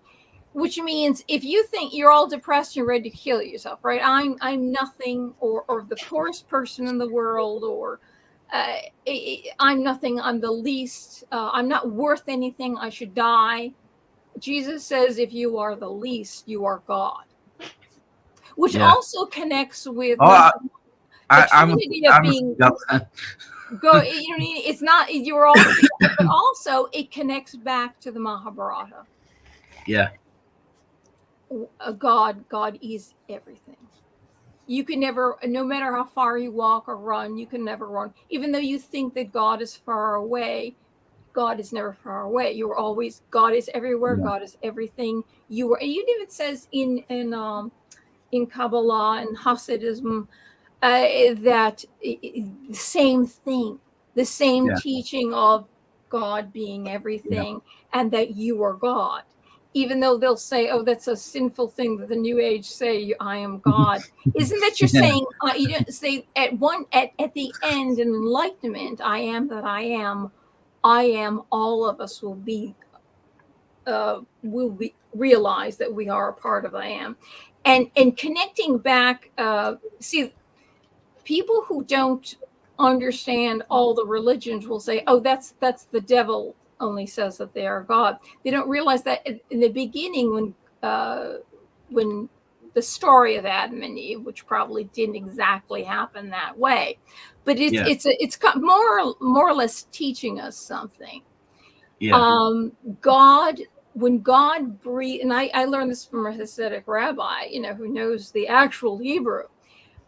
When God breathed life into Adam, he breathed a part of his breath was a part of himself. He breathed a part of himself into Adam, his soul into Adam. And they say God, when they say God created man in his image. And it's not a thought, and it's not what God looks like. The word in Hebrew means piece of God. Yeah. And that there you go. It just connects with it. All of a sudden, connects with everything. And to meditate on this thought that you all of a sudden you don't feel lost, you don't feel lonely, you don't feel afraid. That not only God isn't in everything, God is everything. And then all of a sudden you reach this point in mystics and monasteries and convents that meditate, become one with God. Once you, and all this work, and all of a sudden, or attaining enlightenment, as they say in Buddhism, all of a sudden, it's like you become enlightened with that one thought. You realize, I'm not lost. I'm not alone. God isn't far away from me. I am not imperfect. Is God going to send himself to hell? No, I don't think so. If God loves us the way he does, because God loves himself. God put us basically to experience life.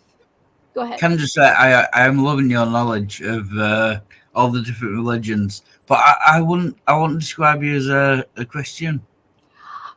I would say honestly, I would consider myself a Christian, just because for many reasons. I just there's an awesomeness. Then again, when you read the Upanishads and the description of God, that's like all of a sudden you become enlightened just reading it, because it goes on this long description of God that is incredible and is just enlightening. And it's like everything. And when you read it, you go, "This is the God Jesus was taught." Then you understand that kind of God with that kind of perfect love, that could man have made up these teachings? It's the kind of it's amazing. And then when you read the Upanishads and the description of God, you go, "Oh, This makes sense. If this is God, I understand the teachings. He was talking about this guy, or this God. I would. Is there a word for a person that kind of accepts all religion and thinks they're basically the same? You know, the same thing. Kind of someone who accepts all religions. You know, like pantheist means. Yeah, it's because you can't. But I think you even in even in the pagan religions, or even they say people who claim they're witches. There is still even something in that you'll find similar teachings. But that whole witch thing has been kind of convoluted. People Gerald Gardner kind of played an amazing trick on everyone who followed him. It was very sexual. He was always the horned god. And then when the woman, the high priestess, once she hit menopause, she could no longer be the high priestess. So all these women who were following, it's really kind of funny. All these women who are following it, and they say we're empowered and blah, blah, blah. But Gerald Gardner was around, you're over the hill, because the priest, horned god, is supposed to make love to the goddess. You know, the whole Sabbath, the thing on Sabbath, and he's not going to have sex with a woman because it's a fertility rite, and she's no longer fertile. He's not going to have sex with a woman that has passed her prime. And it's like, on all these women saying it's a female thing, and we're all power, and God, there's no more male God, we're the goddess. And it's like, really, and also he said homosexuals cannot be Wiccans, because it's a fertility religion, and you can't produce a child through that. And homosexuals flock to Wiccanism, but they don't realize that either. That he said that too, which is like, this is phenomenal. But the funniest thing is, he claimed, which he probably did, because he wouldn't have been able to do this unless he actually did know. He was a master of Old English, and he said Wicca means wisdom. It actually means wisdom, and you're all wise women, and your wisdom, all that stuff. No, in Old English, if you read it, Wicca is the root word for wicker, which means bent. Wicca actually means evil. He's telling them, no, it doesn't mean evil. It means that you're wise. He got it, because he started Wicca. He lived around the world, learned about a lot, supposedly lived in India and Africa and all that stuff, and saw magic rituals. This is the story, maybe just the story he told. And he said he met some witches in the woods one day, and he has this big fanciful story how they gave him initiation. But he belonged to nudists. He was a nudist. He belonged to nudist groups all the time, and his backyard had hedges so nobody could see that they were all nudists and playing volleyball nude. And so he created a religion that required you to do its most sacred act. All the witches had to be nude, and he had to be nude, and he had to have sex with the young high priestess. The high priestess should be the one who has got the most knowledge and wisdom and working with the magic and learning all this stuff. That should be the oldest woman, who's been or be practicing the longest. Not you kick her off and you go for the young one that doesn't know as much because you want to have sex with. Doesn't matter how old and decrepit he got. He had this long beard, white hair, and he was all gangly, and it was so unattractive. But that was brilliant. It was the most brilliant. I don't know. It was really brilliant. And then they interviewed these women who became Wiccans when he first was advertising his religion on television. He actually advertised it on television. They had him on Well, chat shows. Yeah, Wiccan is quite a new religion, isn't it? Yeah, it is. It got big in the 60s. And Yeah. that's when it got big. But it was kind of like 40s, something like that. It kind of started. And this woman, she said that she called him up because she didn't know she had this experience of whatever it is. And she talked to Gerald Gardner. She was very young at the time. And he said, I don't know what that is. Well, I'll tell you what it is. You are a witch. So it's like, you got to come here and join the nudie sex right festival in my backyard. It sounds very much like a Mormonism. Yeah, you're right. Yeah, The thing about that is they say, oh, but you have to get permission from your wife before you marry the other wife. But see, there's the caveat there, the catch there is that the husband decides what wife goes to heaven. And if you've not been obedient to your husband, he sends you to hell, and men become God when they die, and God gives them their own world. So it means if you say no to him, that you can't marry that, just out of the 17-year-old with the pouty lips and breasts, you are going to be sent to hell. So it's like, and also it sounds very self-serving. It's completely, yes, these religions are self-serving, but they're all new, aren't they? They all are fairly new. And he supposedly these golden plates that the angel Morame found, I have a joke and that nobody knows. And he would put his head in a hat, and there was a seer stone, and the seer stone was deciphering the golden plates, but he was looking at a stone with his face in a hat, which was supposedly like an old kind of like a way to find things, treasure. It was a way to find treasure. Yeah. And then I have a joke about Mormonism, which I quite like. Never trust a convicted con man with a magic hat. Yeah.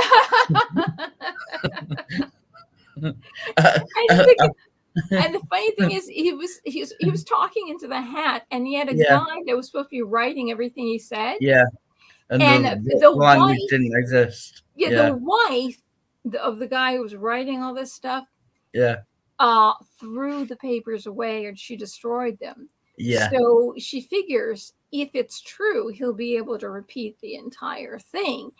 But he said that since those were destroyed, God has given me new teachings. Every time he wanted to change it. Yeah. But he was known as a con man. He kept doing con things, one thing after another, to make money, and it was a shyster. And the guy who started Jehovah's Witnesses, he was a pimp and went to prison. And then what he did was, I can make more, instead of going to prison, I'll do it on my own religion. And what he did was he took the Bible and he rewrote it. And so when a Jehovah's Witness comes up to you and says this or that God said, and this is happening and it's true, look at here. And they show you the Bible, but it's the Bible that's been rewritten. And of course it's true. And these people had no idea that the guy who started Jehovah's Witnesses had rewritten the Bible. It's an prince that he was a devout Jehovah's Witness, by the way. And so was Michael Jackson and his family. And it's just really, maybe that's why he didn't like women, grown-up women. Because like the streets kind of you got him, whatever. And then the woman who supposedly had his children was the most unattractive woman on the face of the earth. It's like, why don't you just pick anybody? There's a lot of women who you could pay, they're attractive, that could have your kids. Yeah. It's absolute, and none of them came out black. But he wasn't black. He wasn't black. Little did I know. At the end, he wasn't black.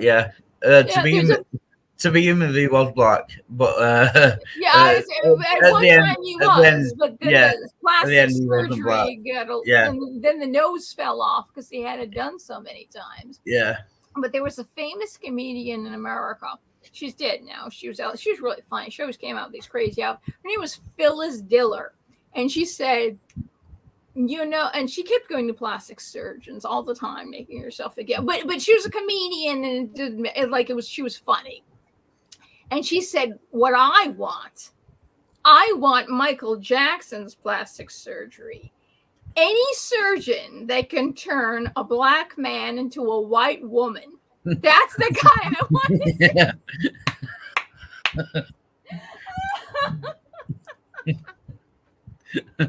Oh my God.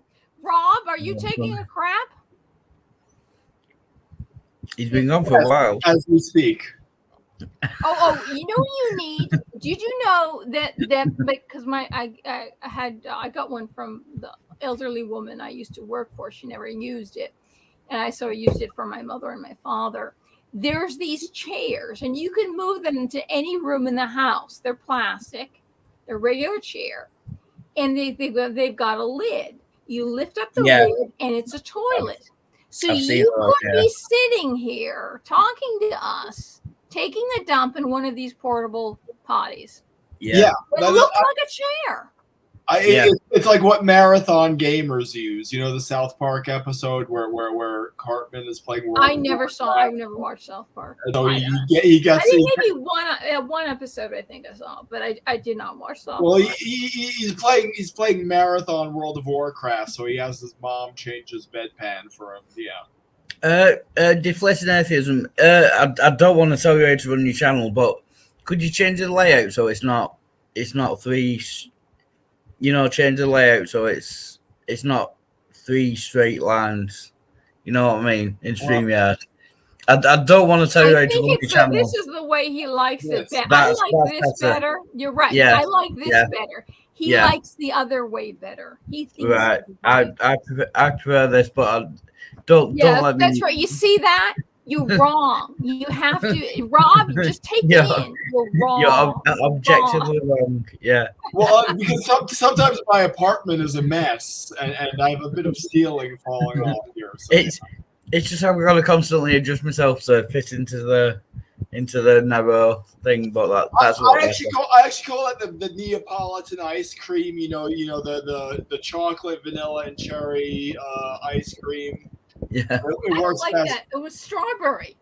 You see, I can see that your Irish just came out. The Neapolitan is chocolate, vanilla, strawberry, not cherry. That's the defect of your Irish gene. He says every 4 days he's dumb. That's your defect. Fact checkers have determined Rob's claim about Neapolitan ice cream to be false. Yeah. I can't hear you. I said. Can you hear me? Fact check. Yeah. Yes. Fact checkers. He shut everybody off. Hello.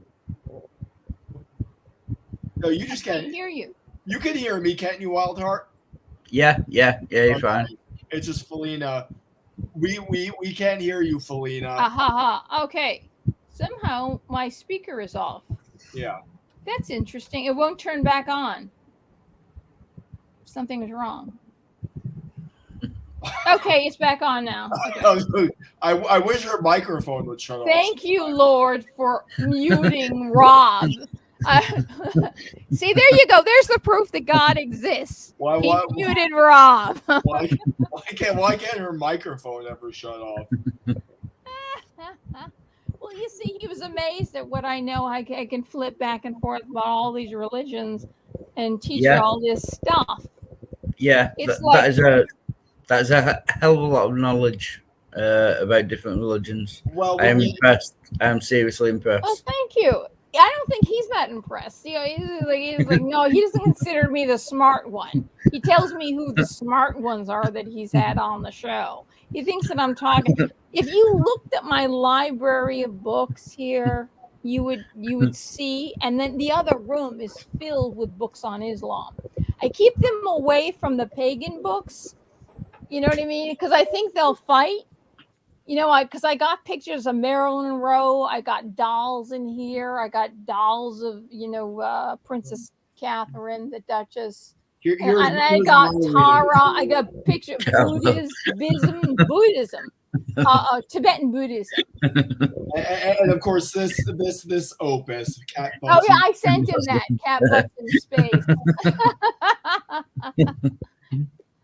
The dogs come in and out of here, so I kind of keep the books on his. I've got a lot of books on. I got a whole library of that, but I keep them away from each other because everybody would fight. You know what I mean? But It just would not be very nice. Is there a name for someone who follows every religion? I was trying to think. There is a religion. I know some guy in the 19th century, and it's basically a belief that there is an element of truth in every religion. Although I can't remember. Yeah. Talk about Unitarians. No, not Unitarian. This guy was Middle Eastern. I'm pretty sure. Yeah. I don't know. Because if there isn't a certain, there really should be, because there are a lot of people what follow every kind of, like you say, follow every religion. Think there's some truth in every religion. Well, that's the thing. This thing, it's actually like a specific theological doctrine that there's an element of truth in every religion. Well, there might not. There may be some that have no element of truth, or they have an element of truth because the person who made it up stuck it in. Hey, this sounds good. Oh, there may be. I say I think there's more. Some are closer to the truth than others, and some are like we talked about the more recent ones. Yeah, I was going to say maybe a little bit. The world religions, the ones that they've come up with in the past 100 years. Yeah, it's kind of where they really kind of. I think you can discount them. Yeah, that's right. All the Mormons and the Jehovah's Witness, and I think guy who I think you can discount them. Yeah, I could see if you're born into Mormonism and you kind of like are taught that your whole life, but if you convert and you're a guy, you mean when I die, I can become God, and God gives me my own world, and I can send whatever wife I want to hell if she disobeys me. This is power. I mean, that is such a power trip. Most people don't know that part. It's an incredible power trip. To me, it's so obvious that it's false. Yeah, I really don't get how there's so many people following it. It's just so obvious that it's false. I don't get it. I've talked to a lot of Mormons too. They used to come around all the time. The two of them. Yeah. And in fact, when I was 13, I started talking to them, and they would meet in the library or they couldn't, because you can't go inside their house because they're men and I'm a woman, and either outside or in the library. And I would literally, there'd be two on this side of the table. I'm 13 years old. And then I would have a discussion with them, and they would say, "Oh, no, this is wrong in Catholicism. This is wrong, and that's wrong." And I would actually debate them. It's like, no.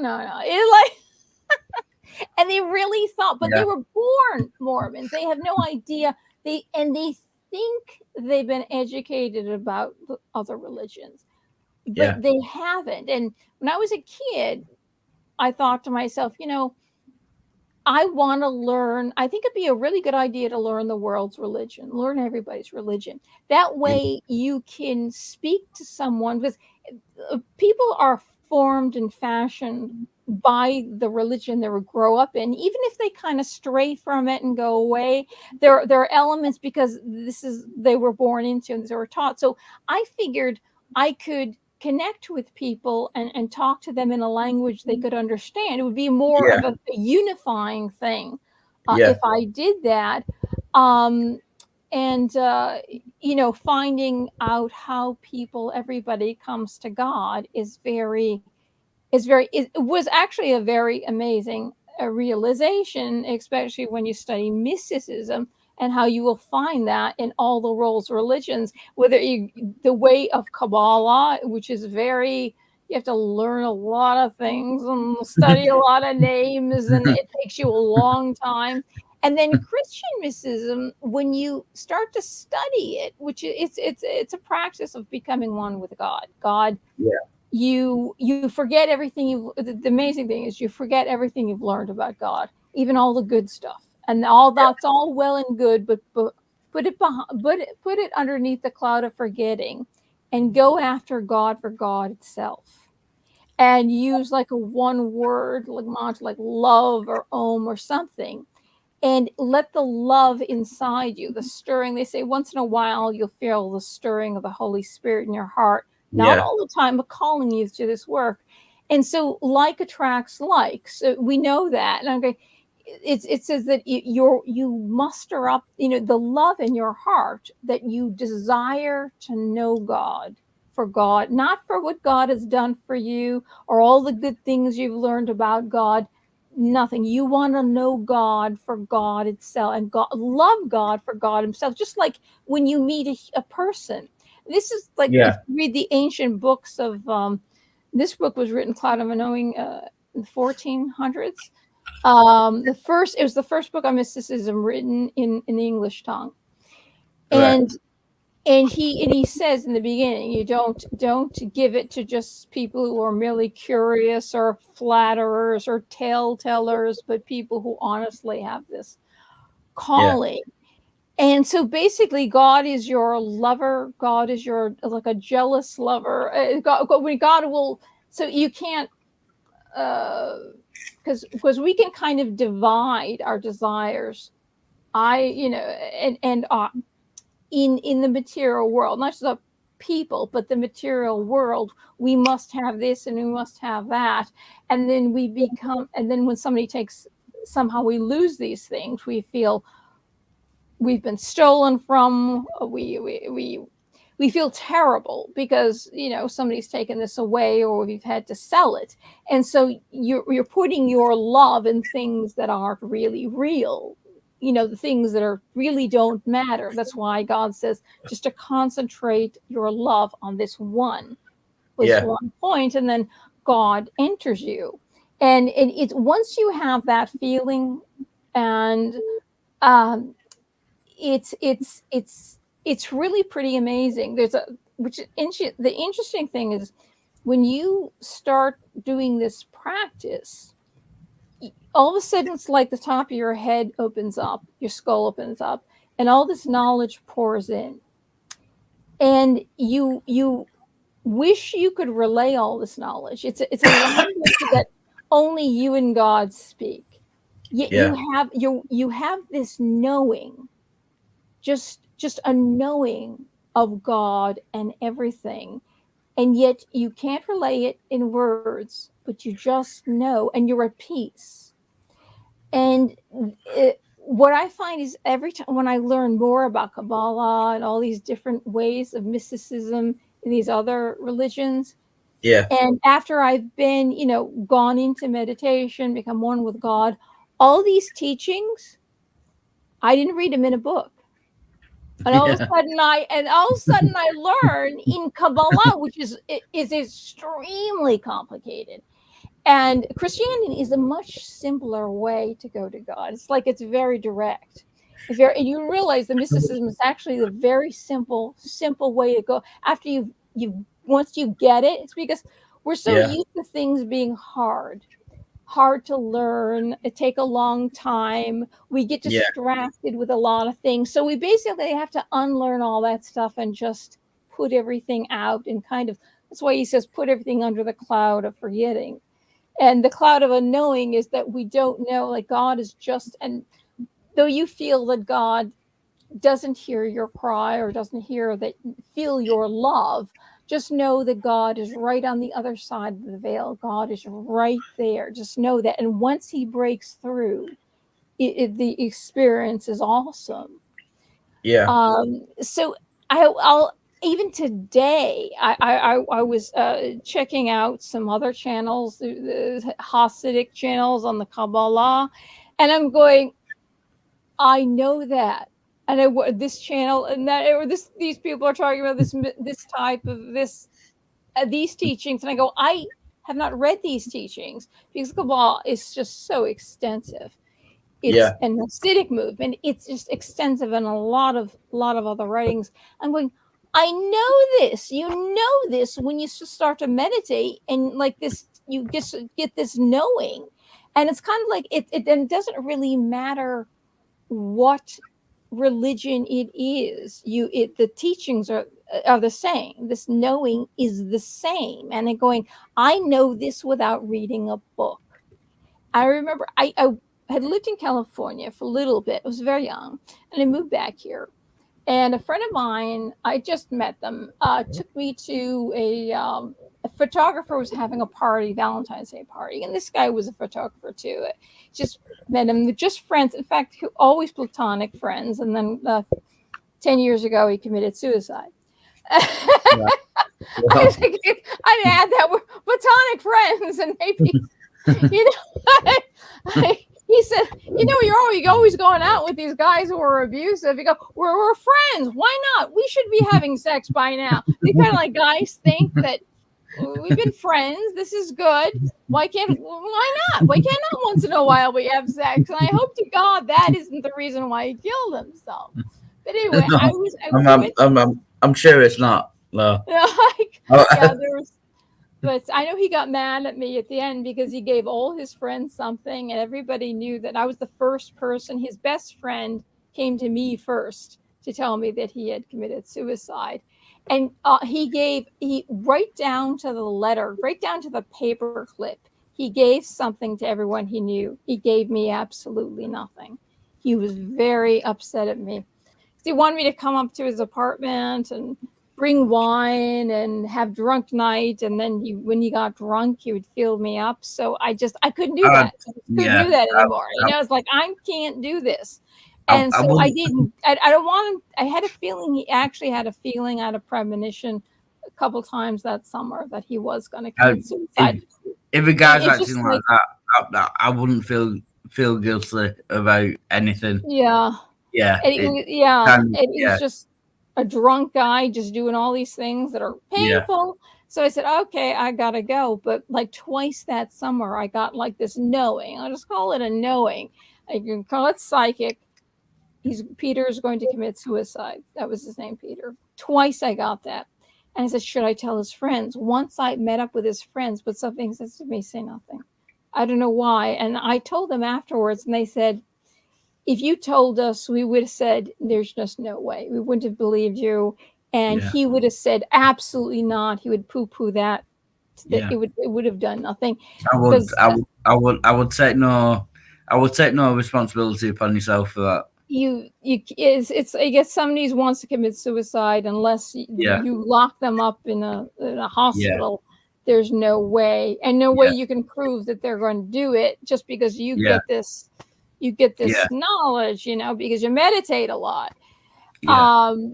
But anyway, I went to this party. He took me to this party, and I decided it's a Valentine's Day party. It wasn't anything like a lover's thing, and I had bought myself a brand new, like a satin pink gown, you know, from head to, it was, you know, really beautiful. And I was very young, and I'd met.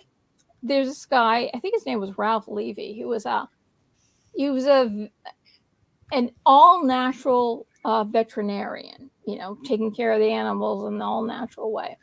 Yeah. And I talked to him for a few minutes, and then I talked to somebody at a party, and they asked me, "Oh, I was in California. What'd you do in California?" And I ended up talking about how I started studying mysticism, and he said to me, "What's that?" And so I explained to him very quickly, very succinctly, just like a few minutes, absolutely encapsulated it very, very succinctly. Yeah. And for some reason, this guy I didn't realize it, this veterinarian, Ralph Levy, he was listening to me talk. Apparently, he was listening to everything I was saying, following me around. And so he comes up to me and he says to me, when I heard you say that you were studying mysticism, you were studying mysticism. You this young girl in this pink dress, and I thought you were going to open your mouth and a bunch of rubbish was going to fall out.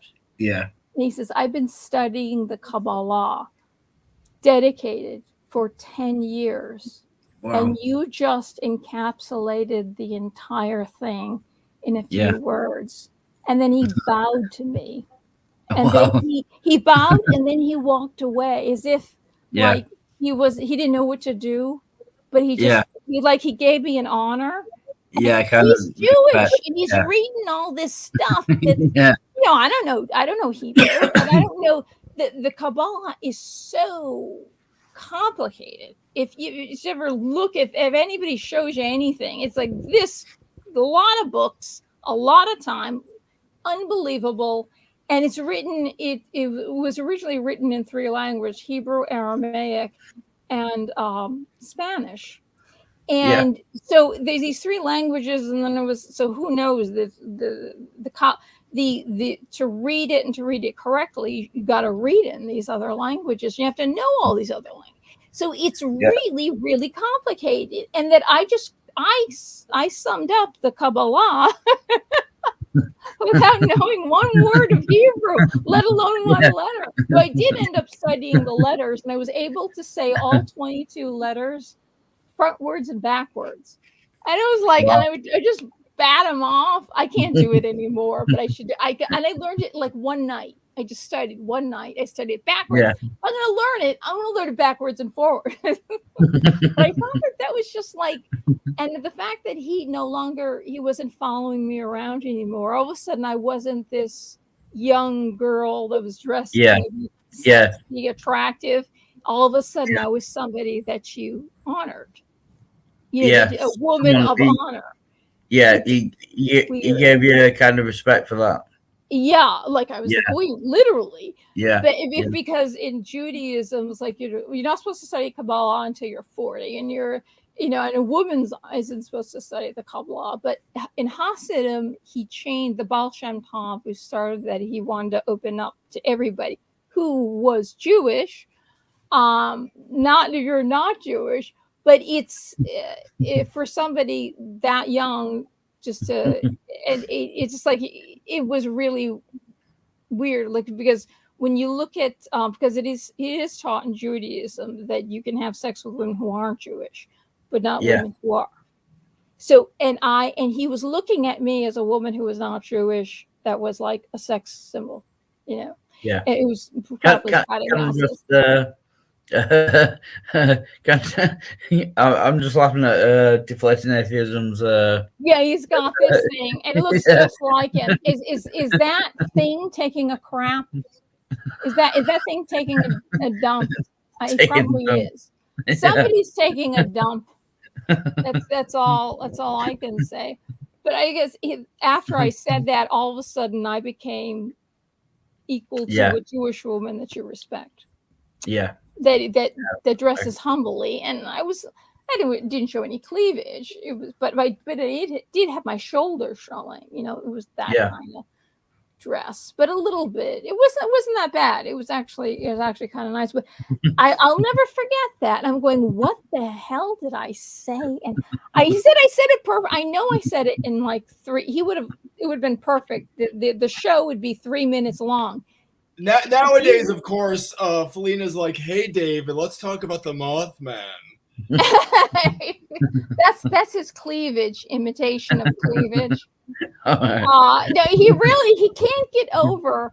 For some reason, I've worn this dress many times before, and I've worn it on live streams before, and I've never seen my cleavage. This is my real life friend, by the way. Who has a girlfriend who has a girlfriend of his own. I know. That night I put on the dress. I never saw cleavage before because I've worn it before on live streams. For some reason, that night my cleavage was just busting out. It was the panda videos. I watched baby panda videos. Yeah, he thinks that my breasts are getting bigger. I'm doing the woman thing. Her maternal instinct kicks in. It causes her breasts to swell. They are, and I ordered these bras. I'm a 36C, and so I ordered large from Amazon. I think I'm about that, and so I put them on, and so the show I did on Elvis, I put it on because the dress that I had was basically a dress you wear on the beach. It was red, and I didn't want anybody to see anything on the side because it was. So I figured if I put this red sports bra on underneath it, it would cover things up.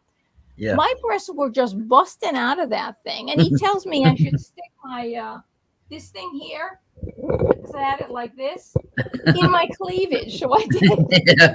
And then I had to reorder the bra for extra large. I am not an extra large. I'm probably, I should be between medium and large. I should not be large, but extra large. It's like I couldn't even breathe. The things were too many panda videos. Yeah. He's probably right about this. They say a woman will start to lactate if there's a baby around, if they know that a baby needs to be fed. And I'm watching these little baby panda videos from China. And they have little Chinese children in the background singing Chinese songs. And so my breasts are probably...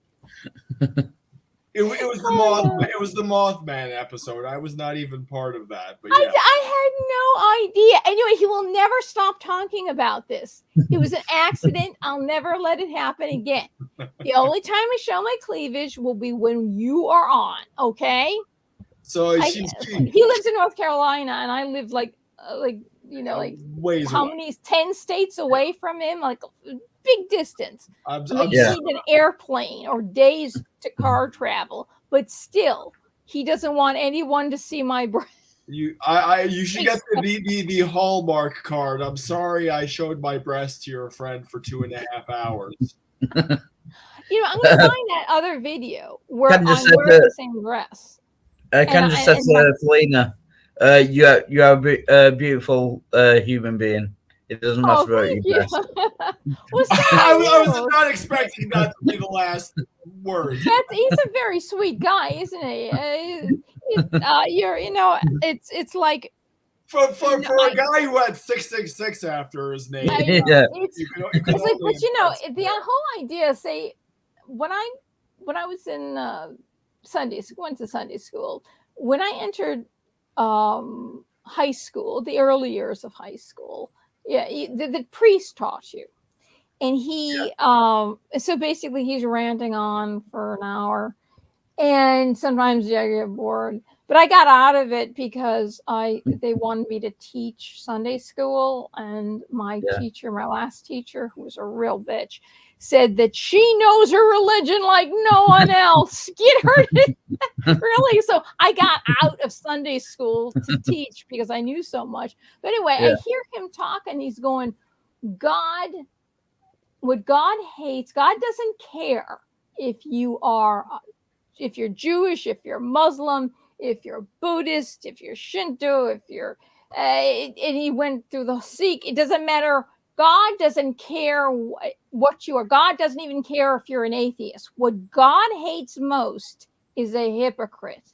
I'm going, holy shit. You will. It's like, so there's this idea, there's this joke that somebody goes to heaven, and St. Peter's showing him around the rooms, and he goes, oh, be quiet. Like, the Jehovah Witnesses or whoever are here, and the Jews are here in this room, and he goes, be quiet. Why? The Catholics are in this room, and they think they're the only ones that are here. And it's like, I said, wait a second. And as it turns out, it's Catholic doctrine. Catholic doctrine states that, he said after he said God hates a hypocrite, if you are a good person and you're doing the right thing, you're doing good things. You're not bad. You're not stealing things. You're not hurting people. You're living your life and leaving the world a better place. You're leaving the world a better place for no other reason but to leave it a better place for those after you. If God, as long as you're doing the right thing, you will go to heaven. And that's what Pope Francis said, and he got. Well, I mean that's. But the thing I'm just gonna say, I grew up Catholic. I went to 2 Catholic schools, so that makes a lot of sense to me. It's usually the Protestants that say, unless you believe in Jesus as your Lord and personal Savior, and say the sinner's prayer, and are born again, and all this stuff. It's like, if you're Catholic, you're a pagan, blah blah blah. And they don't think that Catholics read the Bible, and we do all these other things. Pray to Mary. And it plays the Blessed Mother is a God. Well, she's not. She's not. No. We pray we ask her to pray for us. Yeah. In it, the rosary is a garland of roses that she lays at the feet of Jesus with the intention of our prayer. And the Hail Mary is out of the Bible. The first part is all about Hail Mary, full of grace, the Lord is with you. That's what Gabriel said, and then what Elizabeth said upon meeting her. And the last line is, Holy Mary, Mother of God, pray for us sinners now in the hour of our death. We're asking her. You could ask your friend. Your friend's mother's a good person. You know that's somebody who prays a lot. Could you pray for me? You go to church. The Protestants say that we'll pray for you. Yeah. We're just asking her to pray for us. And who better than the one who gave birth to Jesus Christ? And I always think they do kind of mistake that. It is kind of intercessory prayer. Kind of you're praying to God through Mary, if you know what I mean. Yeah, kind of like, I think that's exactly what I thought. It's amazing. A long time ago, I thought we pray through her, not to her, because when Jesus said we're born again, she was perfect without sin, and her intentions are all his intentions, and because she's perfect, we pray. Our prayer is perfected through her, and then she gives it to her son. And I remember this French Canadian priest. He was trying to explain, Mary and why she's special. And he said, if you were God and you were going to make your mother, wouldn't you make her real nice? The French Canadian accent. I was like, that's it. It's right. You got to understand, God made his own mother, and he made her really. And also it says in the Bible, which Protestants they go by, well, we just read the Bible. You know that the Catholic Church is the one that put even the books in the Old Testament in order, because in order, so if you read them all, there's a progression towards when you get to the New Testament, to Christ, like, because it predicts through it predicts the coming of the Messiah. And so then you get Isaiah is the last one, Isaiah 53, the one that says, he like a lamb to slaughter, he opened not his mouth, he bore our wounds. So is the Old Testament not in order? Did they choose the order? The Catholic Church put the books in a certain order. So when you read it, you will see the slow evolution towards the New Testament. And it makes sense that as you read the prophecy of Christ coming and what he will do, the progression grows, and then you get to Isaiah, who in Isaiah said that Isaiah worked in the temple, and all the prophets are really like Isaiah. He worked in the temple, and they constantly slaughtered animals all day long. Except if you were a leper, you were sick, were born disabled, you could not, or you're really poor, you could not exchange Roman money for temple money. That's why Jesus got so mad and turned over the tables. Not just that they were selling animals, but the sick and the poor could not exchange. They could not exchange their Roman coins, because you could only buy a sacrificial animal with temple money. And so Jesus and the people don't understand. In Judaism, they believed if you were born sick, crippled, or poor to this level of poverty, God has cursed you. You are cursed because of the sins of your father. And Jesus, remember when they lowered the man through the roof of Peter's house, and Jesus was teaching there, and the man is all wrapped up, and he goes, I'm crippled because of the sins of my father and my father's sins. And Christ forgives them and says, what is easier to say your sins are forgiven, or get up and walk home?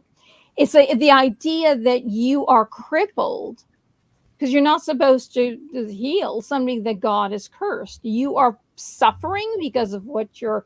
That's an insanity that basically Jesus said this has got to stop. And also having he even says you find in the New Testament, Jesus says to his father, he says, "Father, you do not delight in the blood of animals. I will go down. I will be the last sacrifice for all time." Because first God had Abraham end the sacrifice of children, because in Canaan, and it was very prevalent sacrificing children. We were going through this on my channel. I think he was about 30 something. You know, Abraham and Isaac. Is that the? Yeah, that story of Abraham and Isaac, when he brings his son, his young son, who's a child, up the mountain. God said to sacrifice him. This is what we were arguing about. I think Isaac was about 30, 35 when I've never read that in the Bible. I'm not quite sure, but so that would be the parallel. That would be the parallel. What was going on? Judaism began as a pagan religion. They were pagan first, and the god Baal, they would sacrifice children to Baal, Baal, and there was also a god named El, which is now incorporated into as one of the 72 names of God. Yeah. El. And Elohim, isn't it? There's Elohim, and there's also El, simply El. Because one of the pagan gods was El. And so they sacrificed, obviously, animals. It was a pagan thing to sacrifice animals, sacrifice people. It happened all over the pagan world. Yeah. And God said to Abraham, take your son up and sacrifice him. And so he says to Isaac, I will see you on the way down, which is interesting that Abraham said that. Somehow he knew that this wasn't going to happen, but he had to prove to God that he was obedient. But God only did that because God, when he had the knife up there, and this was a normal practice, everybody's doing it, but God had to end it. God just said, this is enough. It grabbed his wrist and said, stop. And he said, I will provide the sacrifice. And there was, and he turned and saw a ram caught in a thicket, which was a pure ram, which is unblemished lamb caught in a thicket, which represents Christ. The thicket, see, that's why Judaism that didn't accept Jesus, or some of the Jews did. Obviously, some Jews did, and some didn't. Yeah. But you have the precursor of the ram, a perfect, unblemished white animal, being white just meaning unblemished. It caught in a thicket, which becomes the crown of thorns that they put on his head. And he said, after this, I will provide a sacrifice for all time. Well, which is Sorry, being an atheist, I do kind of wonder about the thing of blood sacrifice. Why it kind of goes into the realm of kind of magic. It will, because human beings are a creature of habit. It's very hard if we feel that if we do this, the crops are going to grow.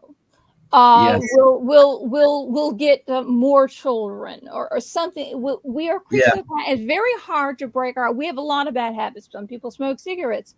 It's a bad habit, and we know it will kill you. Some people it doesn't, but it does damage your health if it doesn't kill you. But we're creatures. It's very hard for us to stop. So out of a pagan world that we know, the bug people and the threefold death, we know all about that. Then the pagan world, and even in the Americas, that's all they did was sacrifice people and sacrifice children. It doesn't, where they got this idea, I have no idea. But you see, the idea is that in Eden, God didn't leave us. We chose to leave God, because we were told that we can know all things as God knows. And prancing around this perfect paradise, knowing nothing, we didn't know what we didn't know. We didn't know that leaving God would end up to so much strife. We had to know. And then God, we actually became. God would have known that. Wouldn't God have known that? God, see, this is what perfect love does. And this is the proof of perfect love. If I made you and I made you love me, because you obeyed me because you loved me, and I made you love me, it was not your own will. Would that be a loving God, or would that be a controlling God?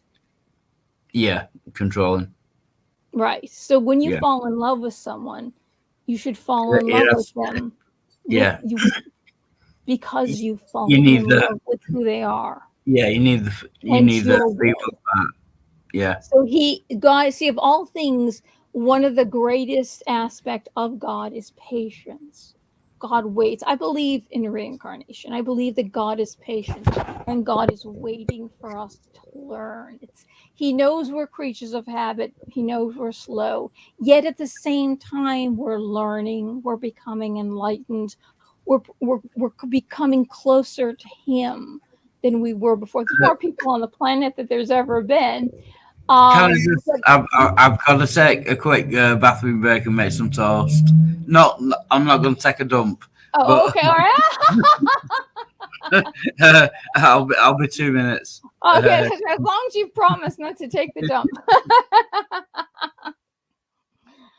I know you've given the taste in their mouth for taking a dump is a great thing. Oh, you're free to do so. You didn't make use of that time. You know? I don't need it. I don't need to do anything. Actually, I've been drinking a lot of water, but I don't need to go to the bathroom for some reason.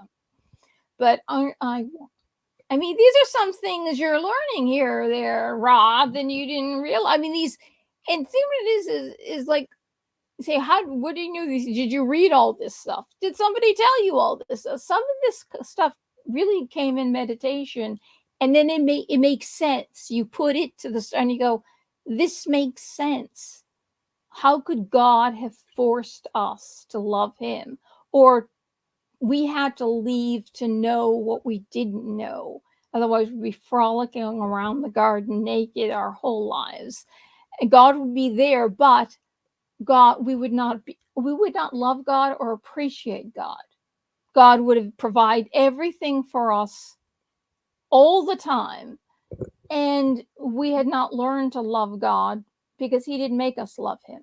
He didn't force us.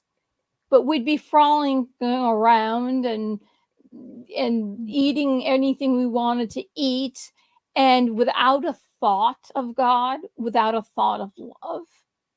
We would know absolutely nothing. We would know nothing of God, and we never would have loved God, and we would never have loved God through the person of Jesus Christ, which is an awesome thing, because He was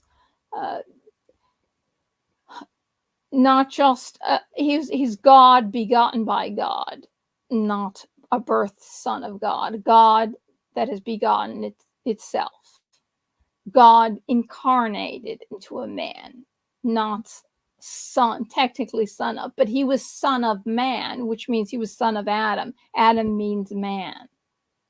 So He had to reconcile us to God by becoming man. To basically, the sin of mankind was crucified and died, and of course resurrected in 3 days, because He was God and could die no more, and that is what gives us eternal life. But we would know nothing. We would be hippies hopping around paradise, finding marijuana, smoking it, something like that, eating the leaves.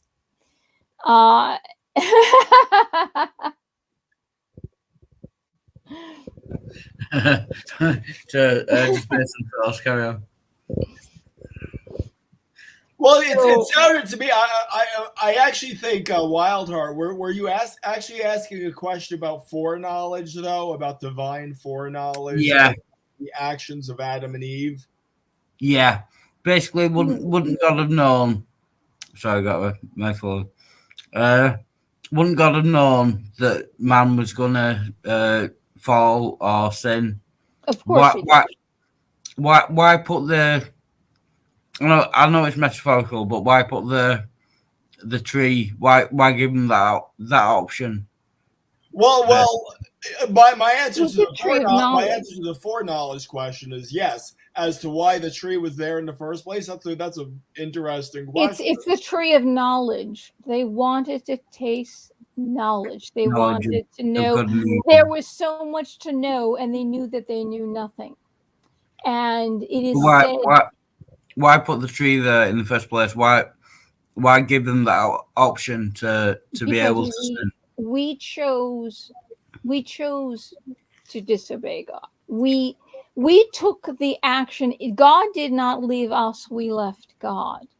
But if we did not leave God by eating that apple, by our parent, is God's your parent, right? Your parent tells you not to do something, and you do it, and then you get punished, right? But God being what he's asking is but why is the revolver left in the nursery, basically? Yeah, exactly. Well, it's because it was the tree of knowledge.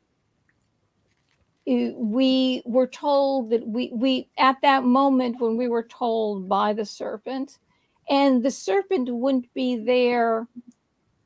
The serpent wouldn't be allowed in the garden if God didn't allow the serpent in the garden. Exactly. The serpent tells us there's knowledge, there's things that you don't know that he knows.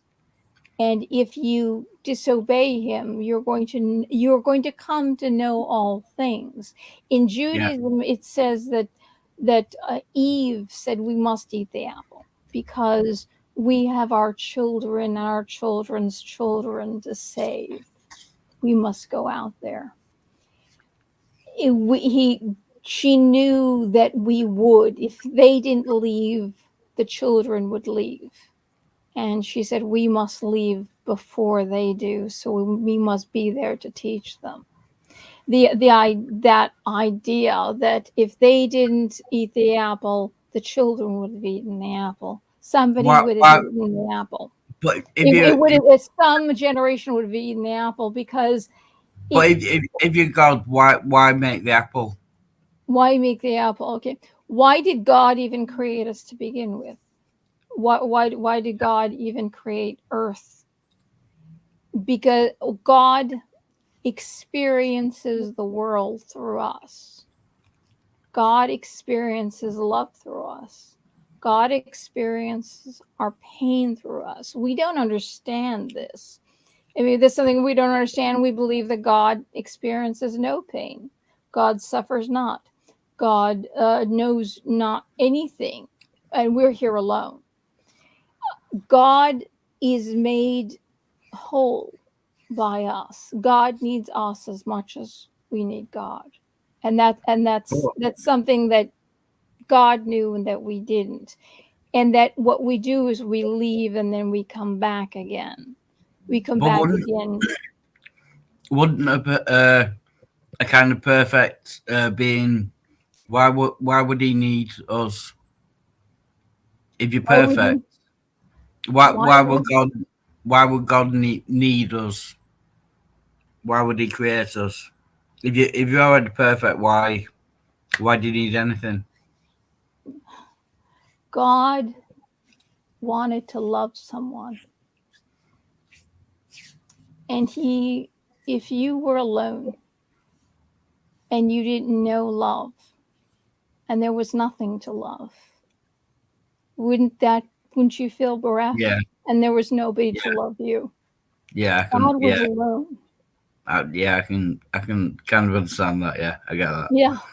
So we have to understand that to understand God, we say, well, you think as man thinks, but not as God thinks. But sometimes God, to understand God, is to think as man thinks.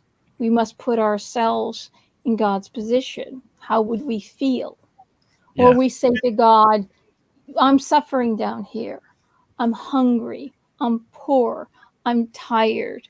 I've been beaten. Everyone hates me. I do good works to everyone all the time, and they hate me. My God, they've taken my child, and my child was a good child, and all he did was give and give and give, and they took him and they beat him and they scourged him and they crucified and they killed him. You up there who know nothing, and you are away from us because you're a spirit and you do not have flesh. You don't know what it's like to cry, and you don't know what it's like to grieve, suffer like I do, and suffer as my child does, and I grieve for my child. You don't know. And then God says, yes, I do. That makes far too much sense to me to argue at the moment. That was kind of beautiful. Just thanks to Deflating Atheism, by the way. 8 hours nearly into the stream. Congratulations on that. What was that? No, I was just saying what Felina said was kind of beautiful. Yes. Just yeah, and just congratulations on having an 8-hour stream nearly. Thank you. It's not the first one we've had. We've had an 11-hour stream. So yeah. Once it was a 9-hour stream. Oh my God. We had an 11-hour stream, and it's on my hard drive. I'm gonna have to edit it and put it into a more digestible form. And I'm gonna have to do all the live streams. My record is 32 hours. I had a 32-hour stream. Wow! Wow! Yeah. Wow! I wasn't there. Stay awake. I wasn't there the whole time, but that is my personal record. Yeah. Oh, that's good. Well, that's what I was thinking. I could take a shower and go to bed and leave you guys up here. I have I'm not sure if you're familiar with actor Timberwolf. He's a Christian. Okay. No, I don't know. I mean, there's a lot of people on YouTube. Yeah. Basically, he runs the channel when I'm not there, so I can get sleep. See. So we just leave it running. Yeah. So how he's a Christian? How are you an atheist, or do you guys know each other? No, like I said, most people who come on my channel, most people I speak to are Christian. I don't have a problem. Are you guys real life friends, or are you just? No, he lives in Minnesota. Is it Minnesota? Wisconsin. Okay. Sorry. Yeah, it's very close. It's actually very close to. Yeah. I think it's like right next to each other. Yeah. Or is it Michigan? That's next to. I've got like 3 Wisconsinites, if that's what you call them, kind of on the channel all the time. I'm constantly. Constantly kind of surrounded by Wisconsinites, which is brilliant. By the way, Wisconsinites is the word. There are a lot of states where like no one is really sure what you call people there. It's like Michiganers. Michigonites. Yeah, there's some states you just don't know. You just don't. There is no name. Vermonters. 6X now we're always at Vermonters. Yeah. But I just want to say that it's been brilliant meeting you. Not that I'm leaving, but it's been brilliant meeting you. And thank you. You've been a joy to have on. Felina is just the knowledge you have is incredible, and I appreciate that. Thank you so much. Well, it's been a lifetime, but it's also like a lot of stuff comes in meditation because you think deep. Yeah. And that's where when I say that God does speak to you, you do get knowledge, and then when you read these other mystical from other religions and other languages, and they're saying the same thing, it's like, oh my God, I am getting the right. I'm hooked up. I've got the right telephone number. Just put it that way. I like to say God has me blocked. No, I don't think so. No. You're here, aren't you? You're here. Yeah. You're Well, here. that was me. I'm sorry I called you a troll. I'm sorry. I said It's not He's not called bad. everybody trolls. He's called me a Yeah. troll.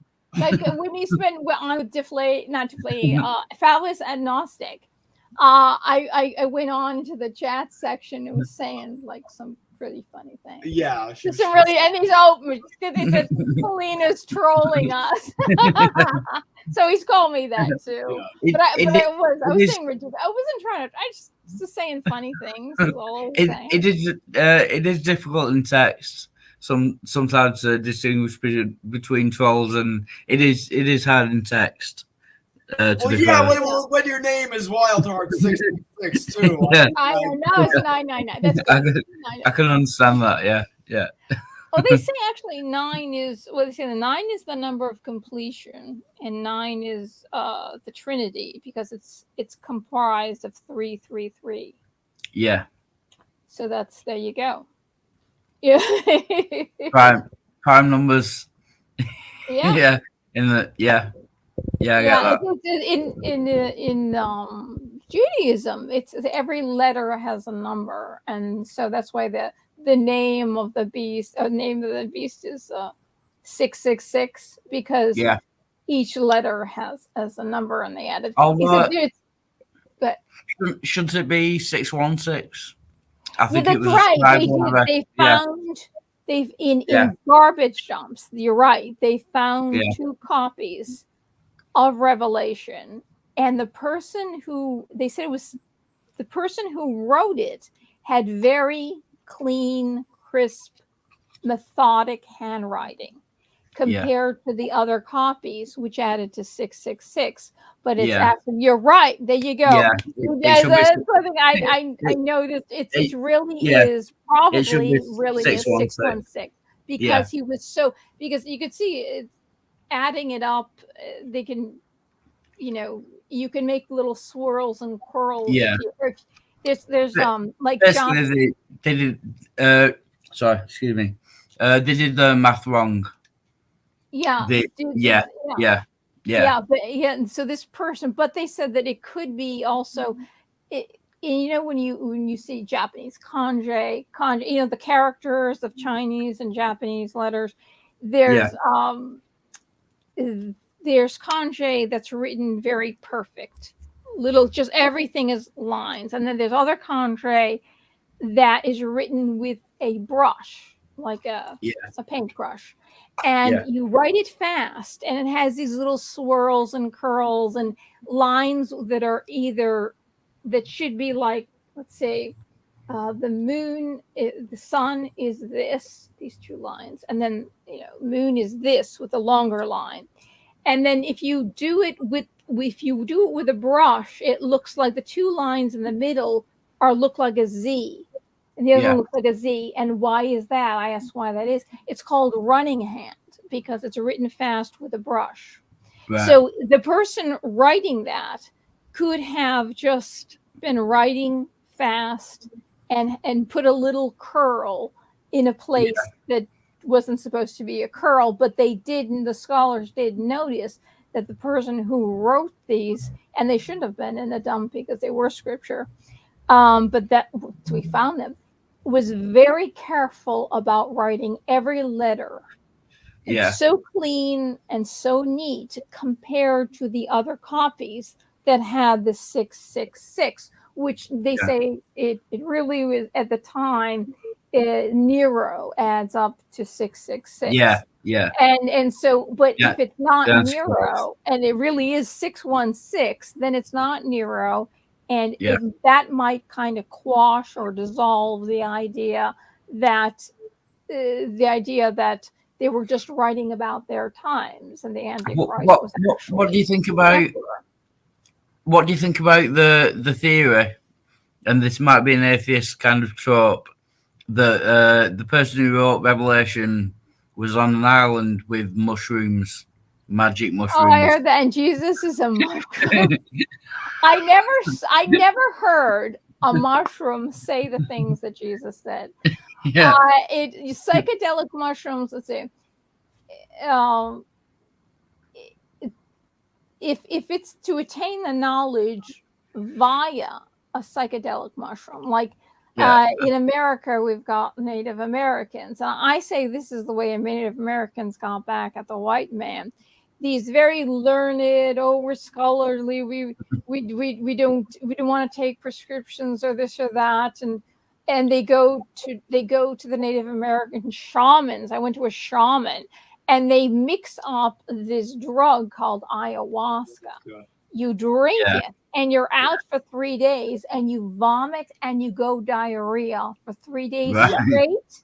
Wow. But you have this mental experience, and you're like, in like Graham Hancock says, he used to do marijuana all the time, but this ayahuasca is giving him this whole sense of depth of spirituality. No, the shamans are calling in the other shamans, and they sit there for 3 days and they laugh at the white intellectuals thinking they're having it while they're vomiting and going diarrhea all over themselves. Wow. I mean, it is like the stupidest thing. It's so obvious, but it's like psychedelic mushrooms. They say, I know there's you happen to be Jewish, and of course he thinks he's an intellectual. This one, he thinks he's an intellectual. He's telling me that I was trying to tell him about mysticism, communion with God, and he says, "Oh, you can get that with mushrooms." Well, that's the easy way. Jesus said there's the wide road and the narrow road. It's the narrow road. It's like you don't. It's just that revelation. Sorry. You don't need drugs to attain God. You don't need drugs to talk to God. But as I was just saying, this knowledge that comes with communion with God, when the communion is not just meditation, it's actually welling up love in my heart and soul for God, and that reaches, and like attracts like, as we know, reaches up to God, and that's how God enters us, because we love for the love of God, and we're doing it to know God for God's sake alone. And there's an interesting thing which I just learned like a couple months ago in the Orthodox Christian religion, the Greek Orthodox. There's a practice by the mystics that have been doing this for centuries or 1,000 years called hesychasm. And what they do is all day to attain mysticism, they put their head down and they put their chin on their chest over their heart. And they do this, which is actually a bad thing. If you do this, you're going to, the discs in your neck are going to wear away and you're going to get bone spurs. But they attained it. And I thought to myself, my God, for a year, all of a sudden it dawned on me, how could I teach people to attain this particular experience or feel the Holy Spirit in their hearts quickly? And so I closed my eyes, and I know that God's in my heart, and that's where I've gone to speak to him. So I turned. They say this is your third eye here, right? But they say that actually your pituitary gland actually has light sensors, photographic light sensor. This is actual science. And I took my knowing and my thought, and I turned as if it was turning my eyes downward into my heart. And there I am, just sitting straight up and turning my eyes downward to look in my heart. It's a similar action that hesychasm is this, but I'm actually just turning my focus as if I was going to look into my own heart. So my focus, meditation focus, is turned down and looking into my heart. So I want to see the Holy Spirit. They said in the cloud of unknowing that those who are called, not everyone's called to this work, those who are called to this work feel the stirring of the Holy Spirit in their heart, not all the time, but every once in a while, calling them to this work. And so when I do this, I turn and I look inward into my heart. Instantly, I feel the Holy Spirit.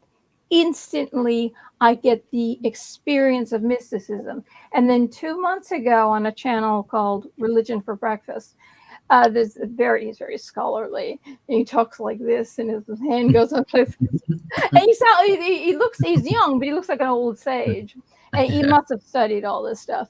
And he's talking about hesychasm and how they do this to attain mysticism, putting their chin on their heart. Their eyes are looking down here. And wait a second.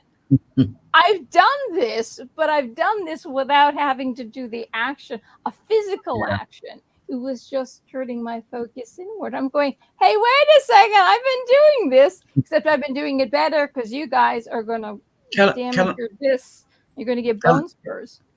Can I just ask, Sure. people always, Christians, people always say, filled with the Holy Spirit. I don't know what that means. If you could describe that, I genuinely don't know what that means. Well, it could mean a lot of things. It could mean a lot of things. Yeah, you're right. It could be like when people get slain in the spirit. They say they're slain in the spirit, or they are singing to God, and usually they sing for. If you're ever at in the South, they used to have things called revival meetings under tents, and everybody would meet there, and they would we're having a sing. revival right now, but yeah. Well, they would sing. They would sing to God for hours, and they would call the Holy Spirit. And it is said that if many people call the Holy Spirit honestly and truthfully, not for greed's sake, but for love, for the sake of love, for the sake of experiencing the Holy Spirit, you call them for a long period, call the Holy Spirit for a long period of time, the Holy Spirit will descend and fill you and fill the room. Now, I've been in, and Elvis Presley used to go to revival meetings every night for hours and sing for hours. He was and he also studied all the religions of the world because he wanted to know how everybody came to Christ. And his daughter said, I go up into his room, and there's another room connecting to his room. Are you upset about being in this room where he died? No, it's very peaceful. And he had a statue. He was born a Baptist, obviously a Protestant, but he had a statue of Jesus Christ with the Sacred Heart, which is Christ appeared to, is it Maria Alcott? She became a saint, showing her his Sacred Heart, but it's a Catholic thing, the Sacred Heart. Yeah. Elvis had a Catholic statue. Yeah. And he also sang a song, which he had someone write, called The Miracle of the Rosary. And Hail Mary, full of grace, the Lord is with thee. And then in the end, he says, thanks for the miracle of your rosary, which is something that a Protestant would just never say. That's like, because when he went to bed at night, the last thing he saw was Jesus. And so when he opened his eyes in the morning, the first thing he would see is Jesus. So if he died during the night, the last thing on his mind would be Jesus. Yeah. And they said that the night that he died, he was playing a racquetball. But I did a whole show on this. He did not die of drugs at all. He took about 10 pills. But he had genetic diseases. We have 11 bodily systems, and he had diseases. Isn't it true that sorry? It's not. He had diseases in 9 bodily systems because he came from such poverty, and sometimes people married into each other. And he was a Melungeon, which actually was a mix of races, and these people were shunned because you're a mix. You don't belong to this community. You're part black. You're part Native American. You're part white. And even if it's a drop of this or a drop of that, you're shunned, and you live in abject poverty, and you can't afford a doctor, and you work 16 hours a day, and you also work and do sharecropping with former slaves. Somebody else owns the land, and what you're supposed to do is you grow as much vegetables as possible. You give half to the landowner, and you give half of the money you earn by selling the crops to the landowner. And if you can't pay up the certain amount that the landowner wants, you leave during the night. And the poverty was just unbelievable. So the truth is, he actually died he had so many illnesses. I don't even know how he sang the song. He wore those sunglasses because he got glaucoma in his 30s, and he had extreme migraines. So a lot of times when you see him sing, he has his eyes closed. He was suffering like you wouldn't believe. And he inherited actually a defective colon from his father's side, which means you're born with no feeling in it. It was only the very last 3 years of his life he bloated up. And he inherited a disease from his mother's side, which kills the heart, and the liver is supposed to produce an enzyme that goes into your lungs that protects it from breathing in toxins. So he had insomnia, he had severe asthma. Most of the time when you sat next to him, he couldn't even breathe. He had really hard time breathing. He was so sick, and nobody knew it. And he didn't take drugs to escape. He only took drugs to be Elvis Presley every day. I was just trying to get back to what I was. This was actually looping around to. It's like when you say Elvis Presley and he died. Well, he died in his bathroom. He must have had. On the died toilet on the toilet or something. All these myths and rumors. So it's kind of like what I was trying to guess. I'm trying to like quash myths and rumors to get to the spiritual point. Because the first thing when you say Elvis Presley the night he died, everybody thinks he died on the toilet. But the truth is, he read 10,000 books on the world's religions, 10,000, and he had a photographic memory. His barber used to get the books for him. His barber was, very eclectic into religions, and so he would get him about 10 books a night. And they played racquetball, and Elvis said one of the books was on the Shroud of Turin. It was called The Scientific Search for the Face of God. And Elvis said to him, I want those books. And Larry says, and it was Larry Geller, Elvis, you need to sleep. Go to sleep. I'll give you these books tomorrow. No, I want to read that book. So he told his fiance that he was going to go into the bathroom and read. He had his barber chair in the bathroom because Elvis couldn't go out to the barbers, and he needed his hair done every day. So he had a barber chair in there, and that's where he'd read his books. So that's why he was found dead in the bathroom, because he was reading it. But he was found with the book about the Shroud of Turin, the scientific search for the face of God. That Elvis loved God so much, and that he spent his life even going to places where he would meditate like they did in other religions. He would learn other religions and actually practices because he wanted to know how everybody came to God. And that is when they found him dead, that was the book that was in his hands when he died. He loved God so much, and he wanted to see God so much, so desperately, that he did. Yeah. Which is something that's just like amazing. Yeah. But the interesting, the reason why I mention it is, and I tell you about all these books that I have here about all these religions. And I remember when I was a little child, I thought it was a dream. But I remember, I didn't know any of this about Elvis, but I thought I was like talking to Elvis, and I thought this must be a dream. And the only thing Elvis wanted to talk about was God, which I found out later that he did that to some of the women that he cast members in the movies that he did. One of them he convinced and helped to go into the convent. She wasn't sure, and he talked to her, and now she's the mother of one of the convents. So Elvis was not like having sex with all these women. He was actually very spiritual. And it's really, I didn't know this. And here it is. I believe I'm having this dream where I'm talking to Elvis about God. It's all he wanted to talk about was God. Yeah. And if you knew Elvis, finding out that is what he was. And Lisa Marie said, the room next to his room, this whole hallway, there's stacks of books everywhere, piled high on all the different world's religions. Yeah.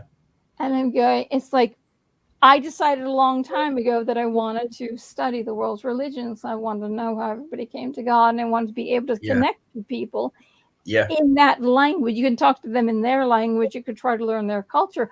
But a lot of times, a lot of it is entangled with the religion that they grew up with, the way they see the world. Yeah. So I could connect with people. Yeah. And I go, hey, I just totally did this on my own. And it's like I'm going, I thought I had a dream when I was talking about Elvis, and I had this great desire to accumulate this wealth of knowledge as he did. Yeah. That's what I'm saying, is that you're doing these things, you're meditating, something is guiding you, and then you find that someone else is doing the exact same thing. And you just wonder, was that a dream? Was it a dream? I don't know. It's like, and then you find that you know things that other religions are, and when they do their mystical practices and attain God, become one with God, and they get this knowledge. I got that same knowledge, and I did read it in a book.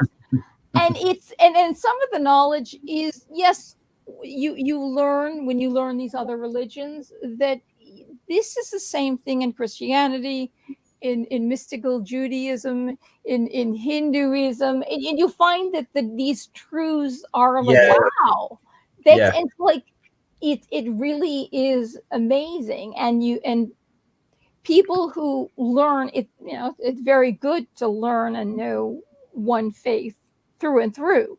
But when you but sometimes people say, oh, this is the only religion. This is the true religion. There is no other but this one.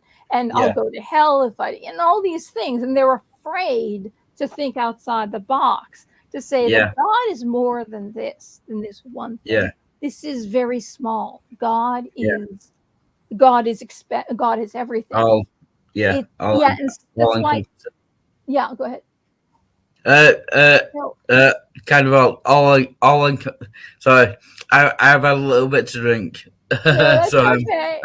I'm a little bit drunk. Well, I would have had a lot more to drink if I didn't find the tequila in my apartment revolting.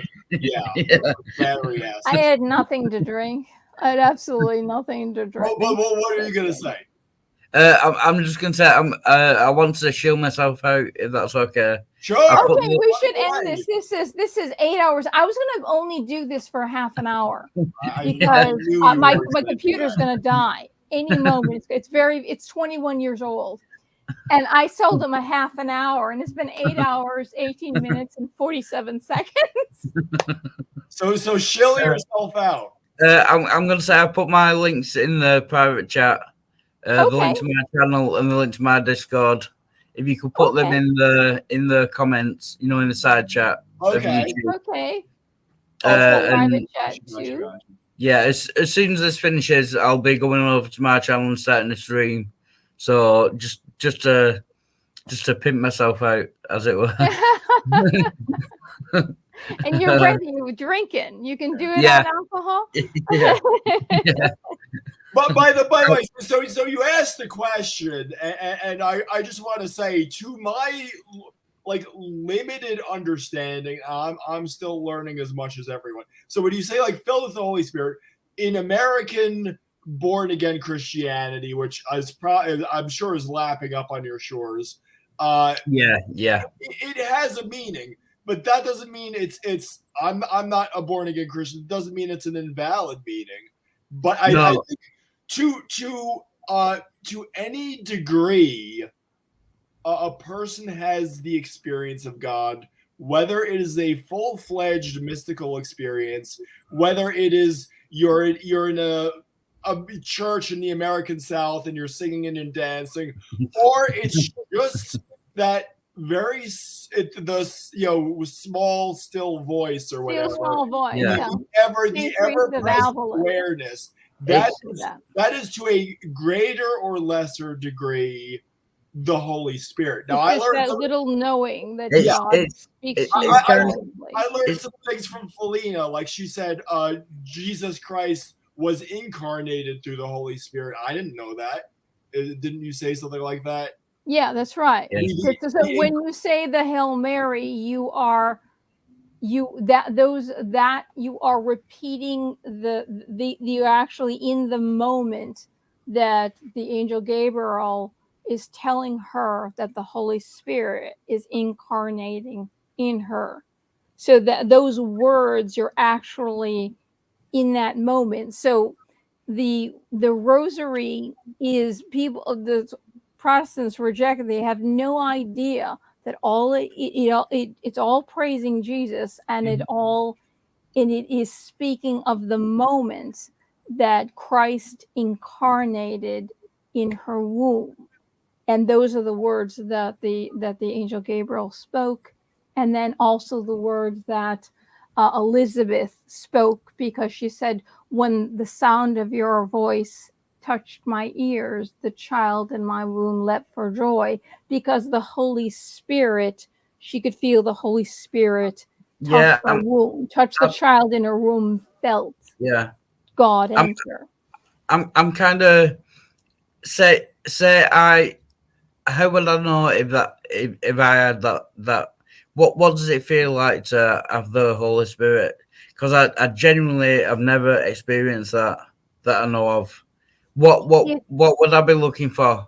Well, okay, I just give my shorter answer, because I know Felina is going to have a longer answer. Like I said, it could be anything. No, like I said, if you ask a born again Christian, they are going to have an answer. Again, I'm not dismissing that by any means. Yeah. But like I said, just that background, that awareness of the presence of God that I really carry throughout the day. It's not a revelation. It's not a ecstatic experience or something, but it's there in the background. Are you saying that you once it happens, you just know that that's what it is? Well, it's never happened to me. If it did, I would just know it. Well, that happens to people all the time. Yeah, right. I mean, I could tell you my experience on different levels. What the unknown, the anonymous writer of the Cloud of Unknowing says that those who are called to this work, you will feel the stirring of the Holy Spirit in your heart. Not always, but once in a while. So it's a stirring in my heart. It's almost like the feeling of joy. And it's almost like a little fire that doesn't burn, that spins. The Holy Spirit moves like this. Yeah. It's like a pillar of fire. When you feel it in your heart, it's almost like a tickle, but it's almost really the feeling of joy. Yet it almost feels like a fire that doesn't burn, and you feel it moving in there just a little bit. You just feel this little feeling. And say I'd never had that experience, that feeling. Are you saying that the first time I had that experience or feeling, I would know kind of instantly that was the Holy Spirit? I think you would know. Like sometimes I've experienced where receiving the Holy Spirit at a Catholic mass, healing mass, and I had no idea. I actually had no idea what it was going to be like, and it was different than a mystical experience, like just communion with God. And I was thinking, well, if I go up there and I'm going to receive the Holy Spirit, I should meditate on someone that needs healing or something that needs fixing.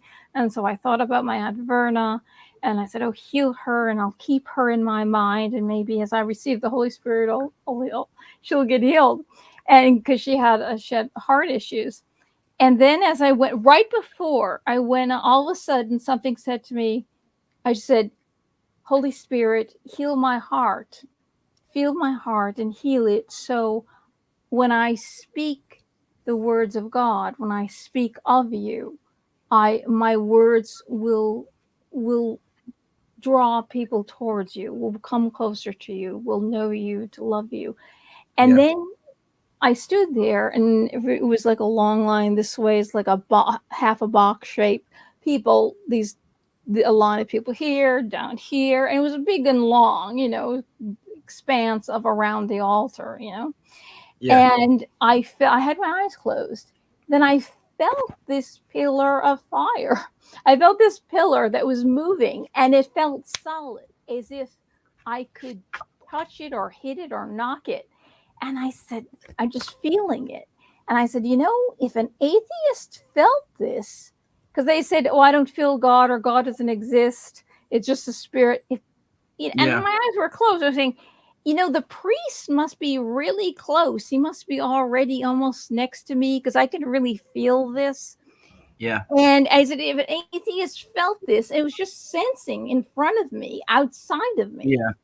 And it says here, and I think this is amazing. And I figured, I bet there was a priest and two nuns. Each nun had their hand on his back.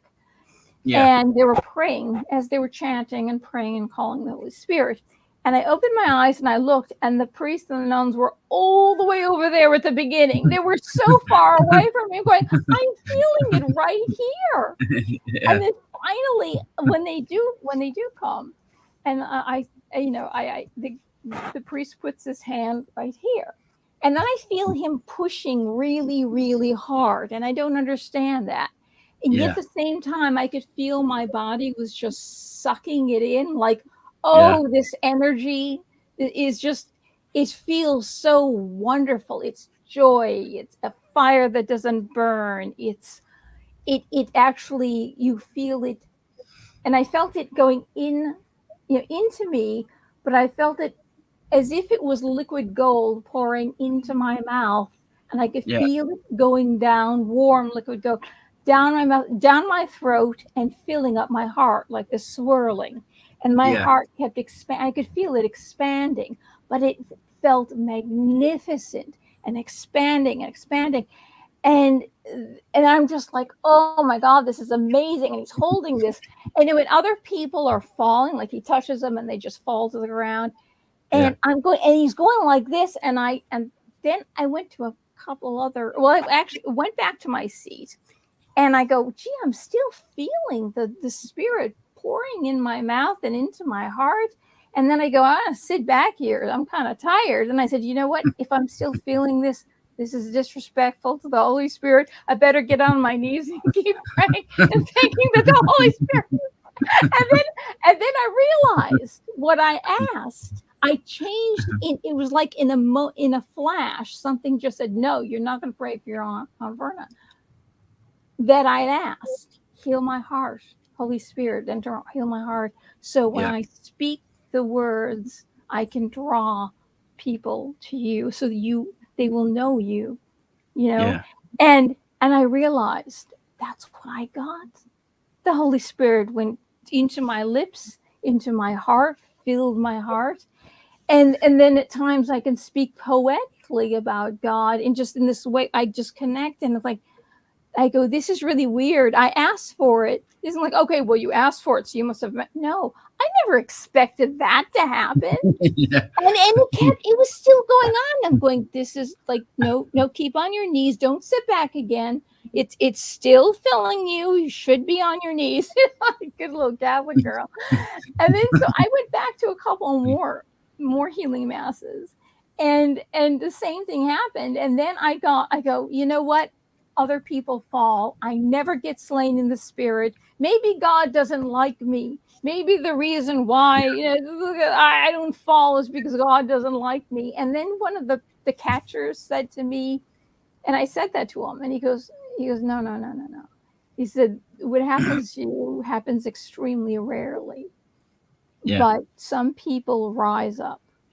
The reason why the priest had his hand on you and you felt this pressure, he was pushing you down. You were rising up. Yeah. And and I realized, and I go, well, maybe the reason is I just came back to California. I was studying, mysticism, and so the energy of God and the Holy Spirit, I loved. I just reveled in. Brought me so much joy. I was used to this energy. And I think people who have not experienced it, the second the priest puts his hand on your head, and you get slain in the spirit because it's a shock.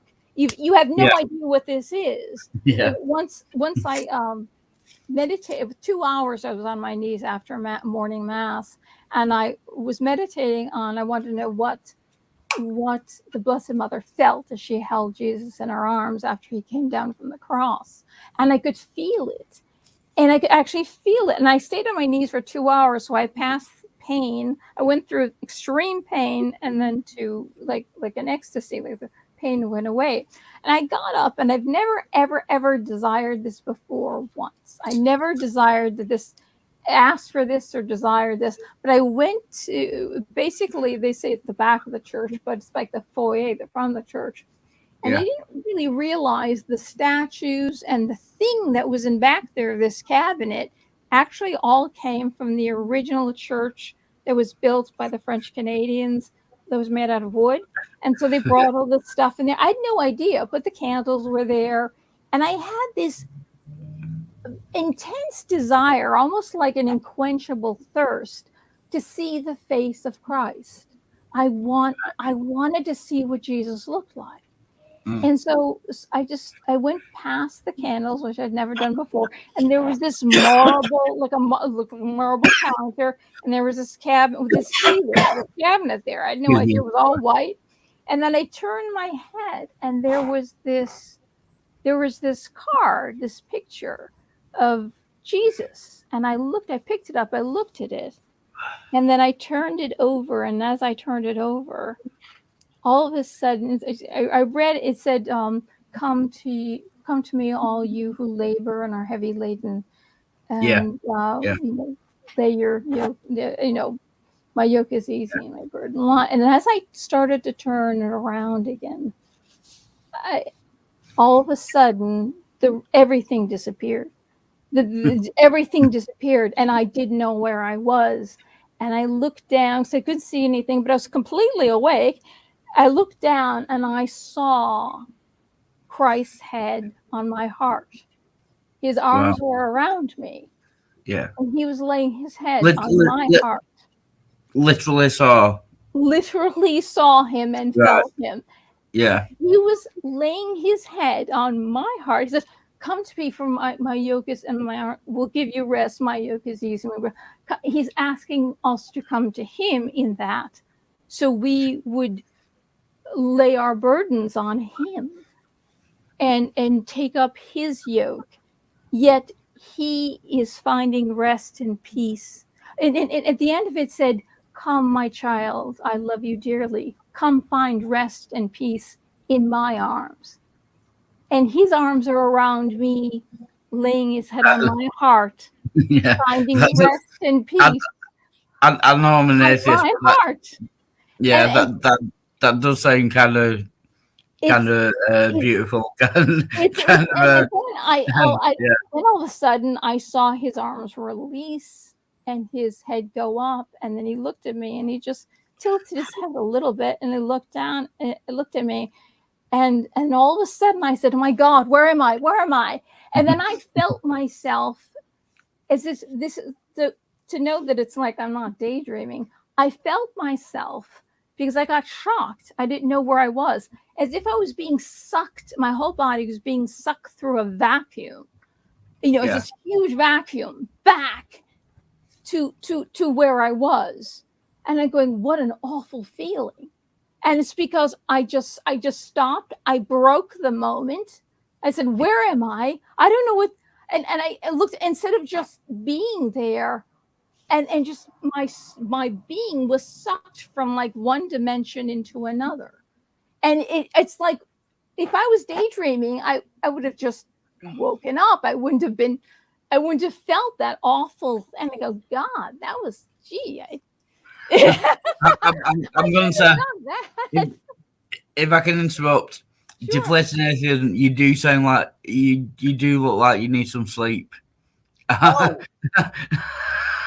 Okay, so please know my plan now is to stay up till probably 10 or 12. I'm happy to hours, I'm that's happy to keep going. I just wanted to mention that Yeah, you might need some sleep at some point.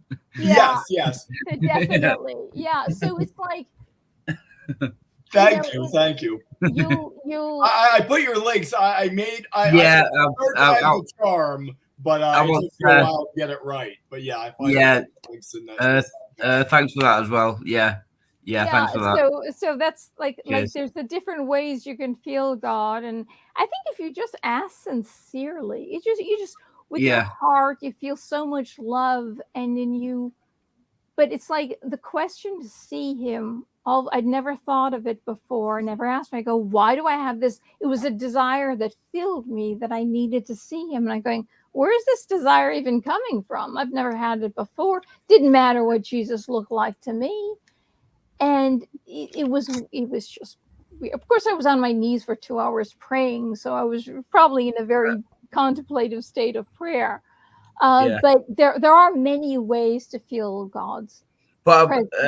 Some people, you feel it in nature. Sometimes you connect with nature, and they say in the Hebrew letters for nature and God adds up to the same number, which is really, I think, very interesting. Yeah, that is true. I will say that I mean, for me, almost that's the primary way that God's love is made manifest is through the beauty of nature. So that's a big thing for me. Since I'm walking, I used to take walks in the woods every single day. So that's a big thing. Like any way you know or feel or experience God. Of course, a requisite piece of knowledge to be put in here is, of course, that when we talk about the scripture being divinely inspired, of course, the Holy Spirit is the sort of the instrument of that inspiration. Yeah. But I came across, I heard this quoted yesterday, just this scripture, so it kind of falls in with this discussion. Mm-hmm. But it's 1 Corinthians 2:11. For who knows a person's thought except their own spirit within them? In the same way, no one knows the thoughts of God except the Spirit of God. So that's the Holy Spirit. Yeah. So he says, through the that basically that means that all our knowledge of God is through the Holy Spirit. So it could mean many things. It could be many things. Yeah. Corinthians is the love. Basically, Corinthians speaks about love. The basic thing I was thinking about is when it happens, if it does ever happen to me, because it hasn't happened in the past, would I know immediately that was God? Yeah, and it's also it can be a very pure feeling. All of a sudden, you just feel very, very pure inside. Yeah, and would I be immediately converted? Would it be obvious to me? I think so. Do you just think so, Rob? I think so, because it's kind of like it's a feeling like I'm not creating this feeling. Where's this coming from? Isn't like I'm in a desirous or I'm falling in love with another person. All of a sudden, this feeling comes upon you, and it's pure, and it's intense. The fire is intense purity, and you might feel extremely pure inside. But you'll feel that this is something powerful, but it's not something that's going to hurt you or burn you or damn you. It's something that fills you. But you will feel, and sometimes it's just a stirring. Like I said, sometimes it's a feeling of just pure joy, pure bliss. And you don't know where it's coming from. It's like there's nothing that actually caused this to happen, or sometimes you might just stop in a moment and you might forget the world, forget the things that don't matter, forget the things that distract you from connecting with God. And in that moment of forgetting, all of a sudden you'll feel God, because you've forgotten everything else that doesn't matter. There's just so much that we think about that really doesn't matter. We're distracted with so many things. We need big sensory excitement through big movies and stuff. And all of a sudden you forget everything and you're at peace. And all of a sudden you don't even realize that you've forgotten everything. And then you'll have this experience and you will feel it. You will know it. I believe you will know it. I do. Well, okay. So I kind of want to revise my answer, because when he asked the question, I did not hear is if I have that experience, will I, Wild Heart 999, convert to Christianity? I don't. You seem like a great guy. I don't know enough about you to answer that question. Yeah. My knowledge of the subject is very limited. But as far as a generic atheist goes, my answer is going to be not necessarily, because there are always going to be resistances. Ego is a huge resistance. That's what I'm saying. If you forget everything, if you let all the distractions go, that's what I'm saying. Which means even forgetting the ego is not in play anymore. You're in a moment of stillness. You're in a moment of, you're not distracted by anything. You just all of a sudden everything is forgotten, and you're in that pure moment when you're not being distracted by anything, and not even yourself. You even forget yourself at that moment. And in that moment, it is always a pure feeling. If the feeling is in any way impure or just power, it leaves you with a sense of purity and knowing that you're good and joy. There is bliss and joy. But remember the purity part. I was almost all of a sudden like you are washed clean. All of a sudden you feel that. It's because we're distracted from feeling it. The world distracts us from knowing that God is there, and that's why we all of a sudden we stop and we don't realize why we've stopped. Sometimes we've forgotten where we're going. We have no idea, and we've forgotten everything, even our name. In that moment, all of a sudden, you just feel it, and there's nothing else that you feel but that. But remember, it's a pure feeling. Yeah, this might be the whiskey talking, but I have just had a sense of kind of joy and but I don't know whether that's the Holy Spirit or just the whiskey. It depends on how does whiskey usually make you feel. You're watching the best YouTube channel there is. I have just had that sense of kind of overwhelming kind of joy and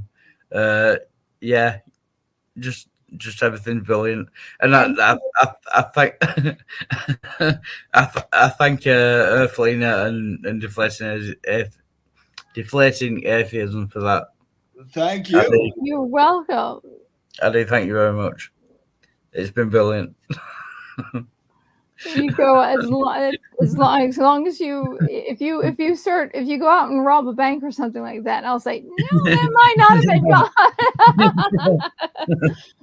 But if you're feeling joy and it feels pure, and also you feel good. It's almost like every sin you've ever done, there are no sins. Your soul is pure and clean. Yeah. Then that's God. God is in there. So you kind of wonder. Sin just means missing the mark, which means just missing the mark. We get distracted from God, so we went in the wrong direction. If you look at it that way, you realize, we're children of God. We miss the mark. That's all it is. And that God is not so vengeful as we think that he is. It's painful, the idea of being away from God. When we realize that we're separated from God, that's painful, and we want to be with him. But that's so right now you're probably hitting the mark, right? You're not missing the mark, and so you're feeling that pure joy. And that's like you're absolved of everything, because you're looking in the right direction now, rather than filling your mind with all sorts of things that don't really matter, things that aren't important. There's so many things. There are things that are important and things that aren't. And you're probably looking at the right thing at this moment, and so you're feeling that joy. I totally get what you're saying. That there you go. So I'm glad you're feeling that now. And can I just say, if you want to join the streams on my channel, I would love to talk to you more, or the Discord, both of you. Okay. Yeah, it's been brilliant. Yeah. I would actually very much appreciate that, because I've not been doing much of anything with my channel recently, and so it's been pretty dispiriting for me. Even though I got 200 subscribers in the last month, so but I haven't done anything with them. I'd like to keep in touch with both of you if that's possible. Excellent. Yeah, brilliant. Okay, so yeah, absolutely. So are you gonna start a stream now? As soon as this ends, yeah.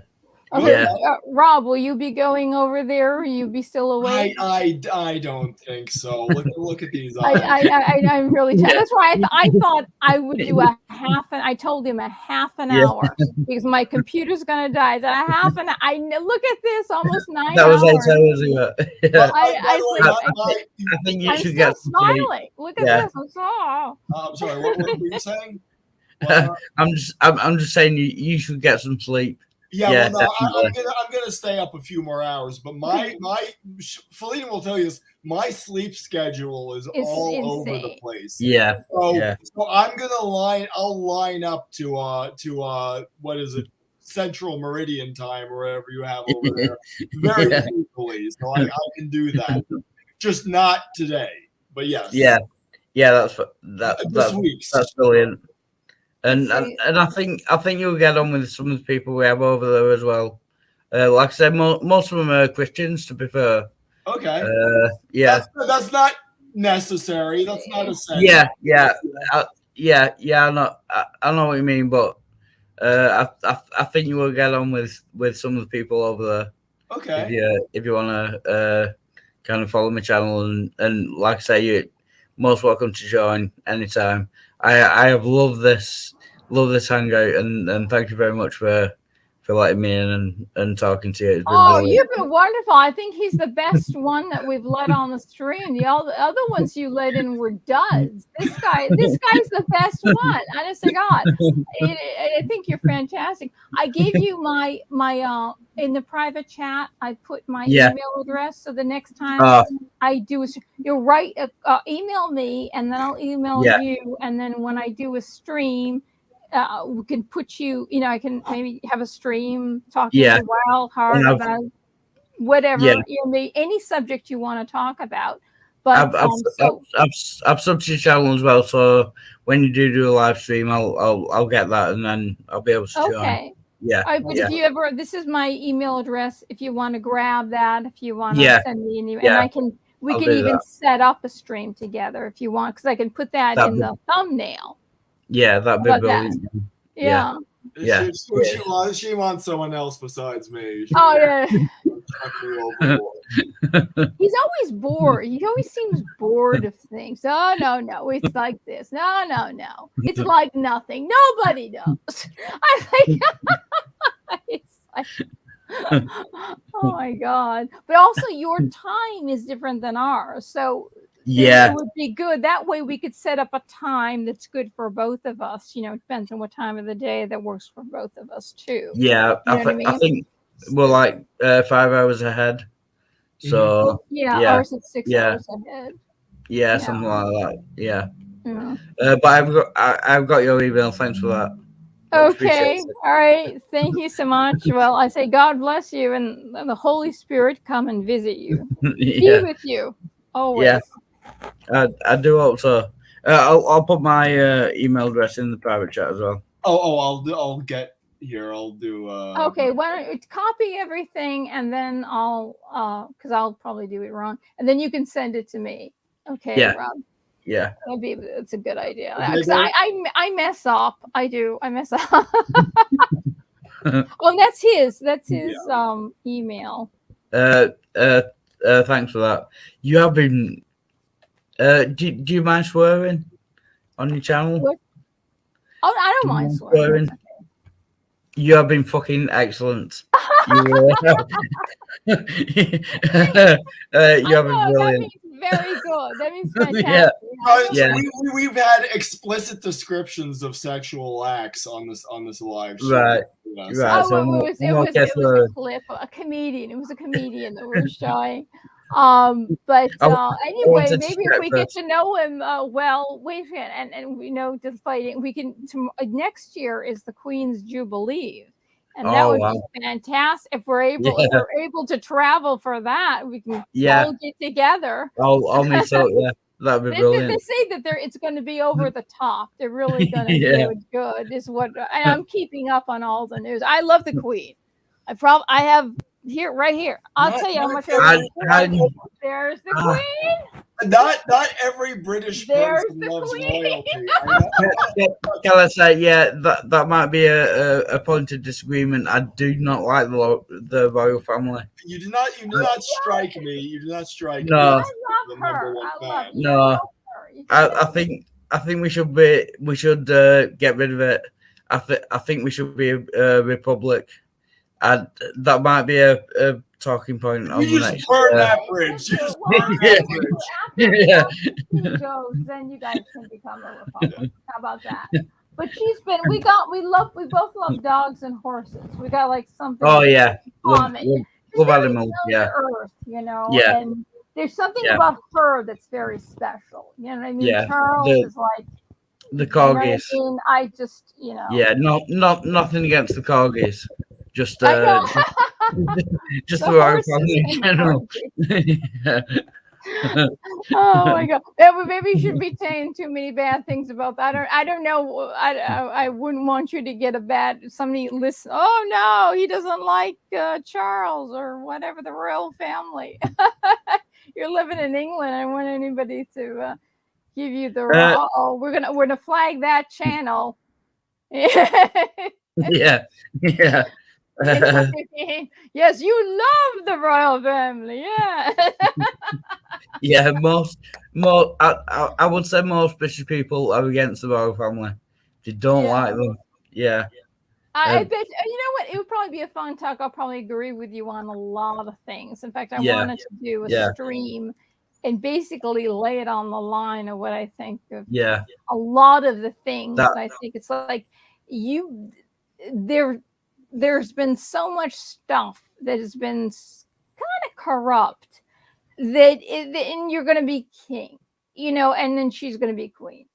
And I'm not, and I was saying, oh no, well, if they find out about it, Charles is not going to like me. And he's in with this whole climate change thing and global reset. And it's like, maybe I'm going to be in trouble if I say that I don't, you know, I'm kind of leery about that. But I wanted to get on YouTube and just say what I don't like. And I said, you know what? You could get in trouble. So, I mean, we could have a good talk about that. We probably agree on a lot of things. I'm going to tell you, probably agree. I'm going to say, I've just sent you both an email, just saying, just checking in. So you've got my email and all that. Okay. You know. All right. Cool. Okay. All righty. Bye-bye. God bless you. Cheers. Thanks a lot. Oh, cheers. That's right. Yeah. Well, we've been doing this for almost 9 hours. So. I know. I get half an hour. It's like because I had all this stuff to do on Saturday. I mean, I need to get my passport photo taken. I need to finalize my passport papers. The post office closes at noon. I've got to go to the printer place to get some certificates and documents made up. and go to UPS to send some stuff back. I had so much to do today. I'm not going to do any of it. And then the dogs are going to get me up in an hour. It's like, that's what I said, a half an hour. Oh my God. I really meant the reason. But he was lovely, wasn't he? Yeah. Yeah, he was very, very nice. I really, it'd be nice to have a pint with him in a pub. Exactly. I wish I had a drinkable alcoholic substance in my apartment.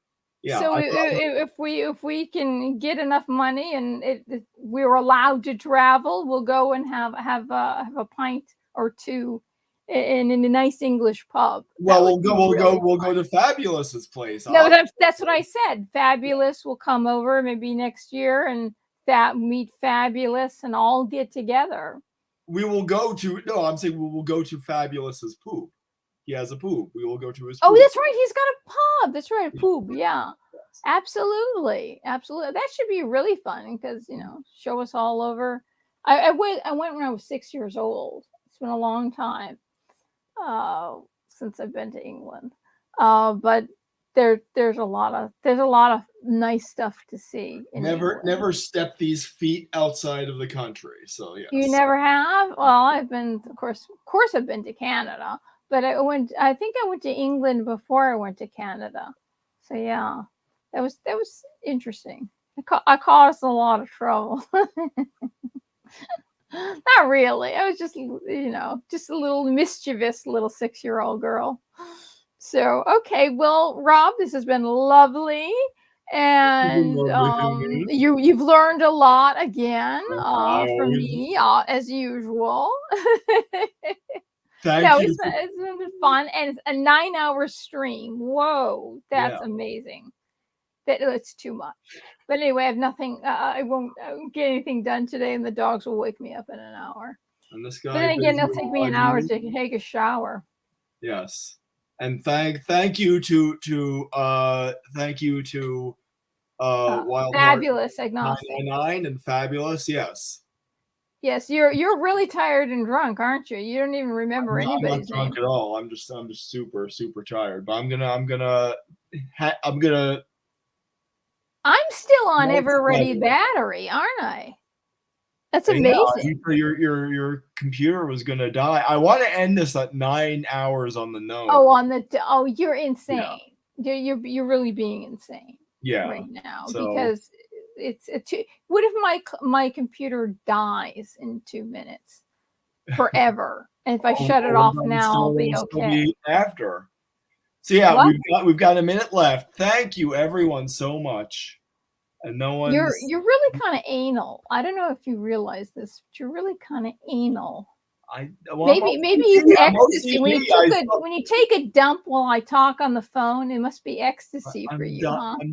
I'm diagnosed OCD. We're gonna end this on a really sour note, by the way. We have 40 seconds left. I know. All right, what should we talk about? Panda bears, baby pandas, baby otters, kitties. Panda bears.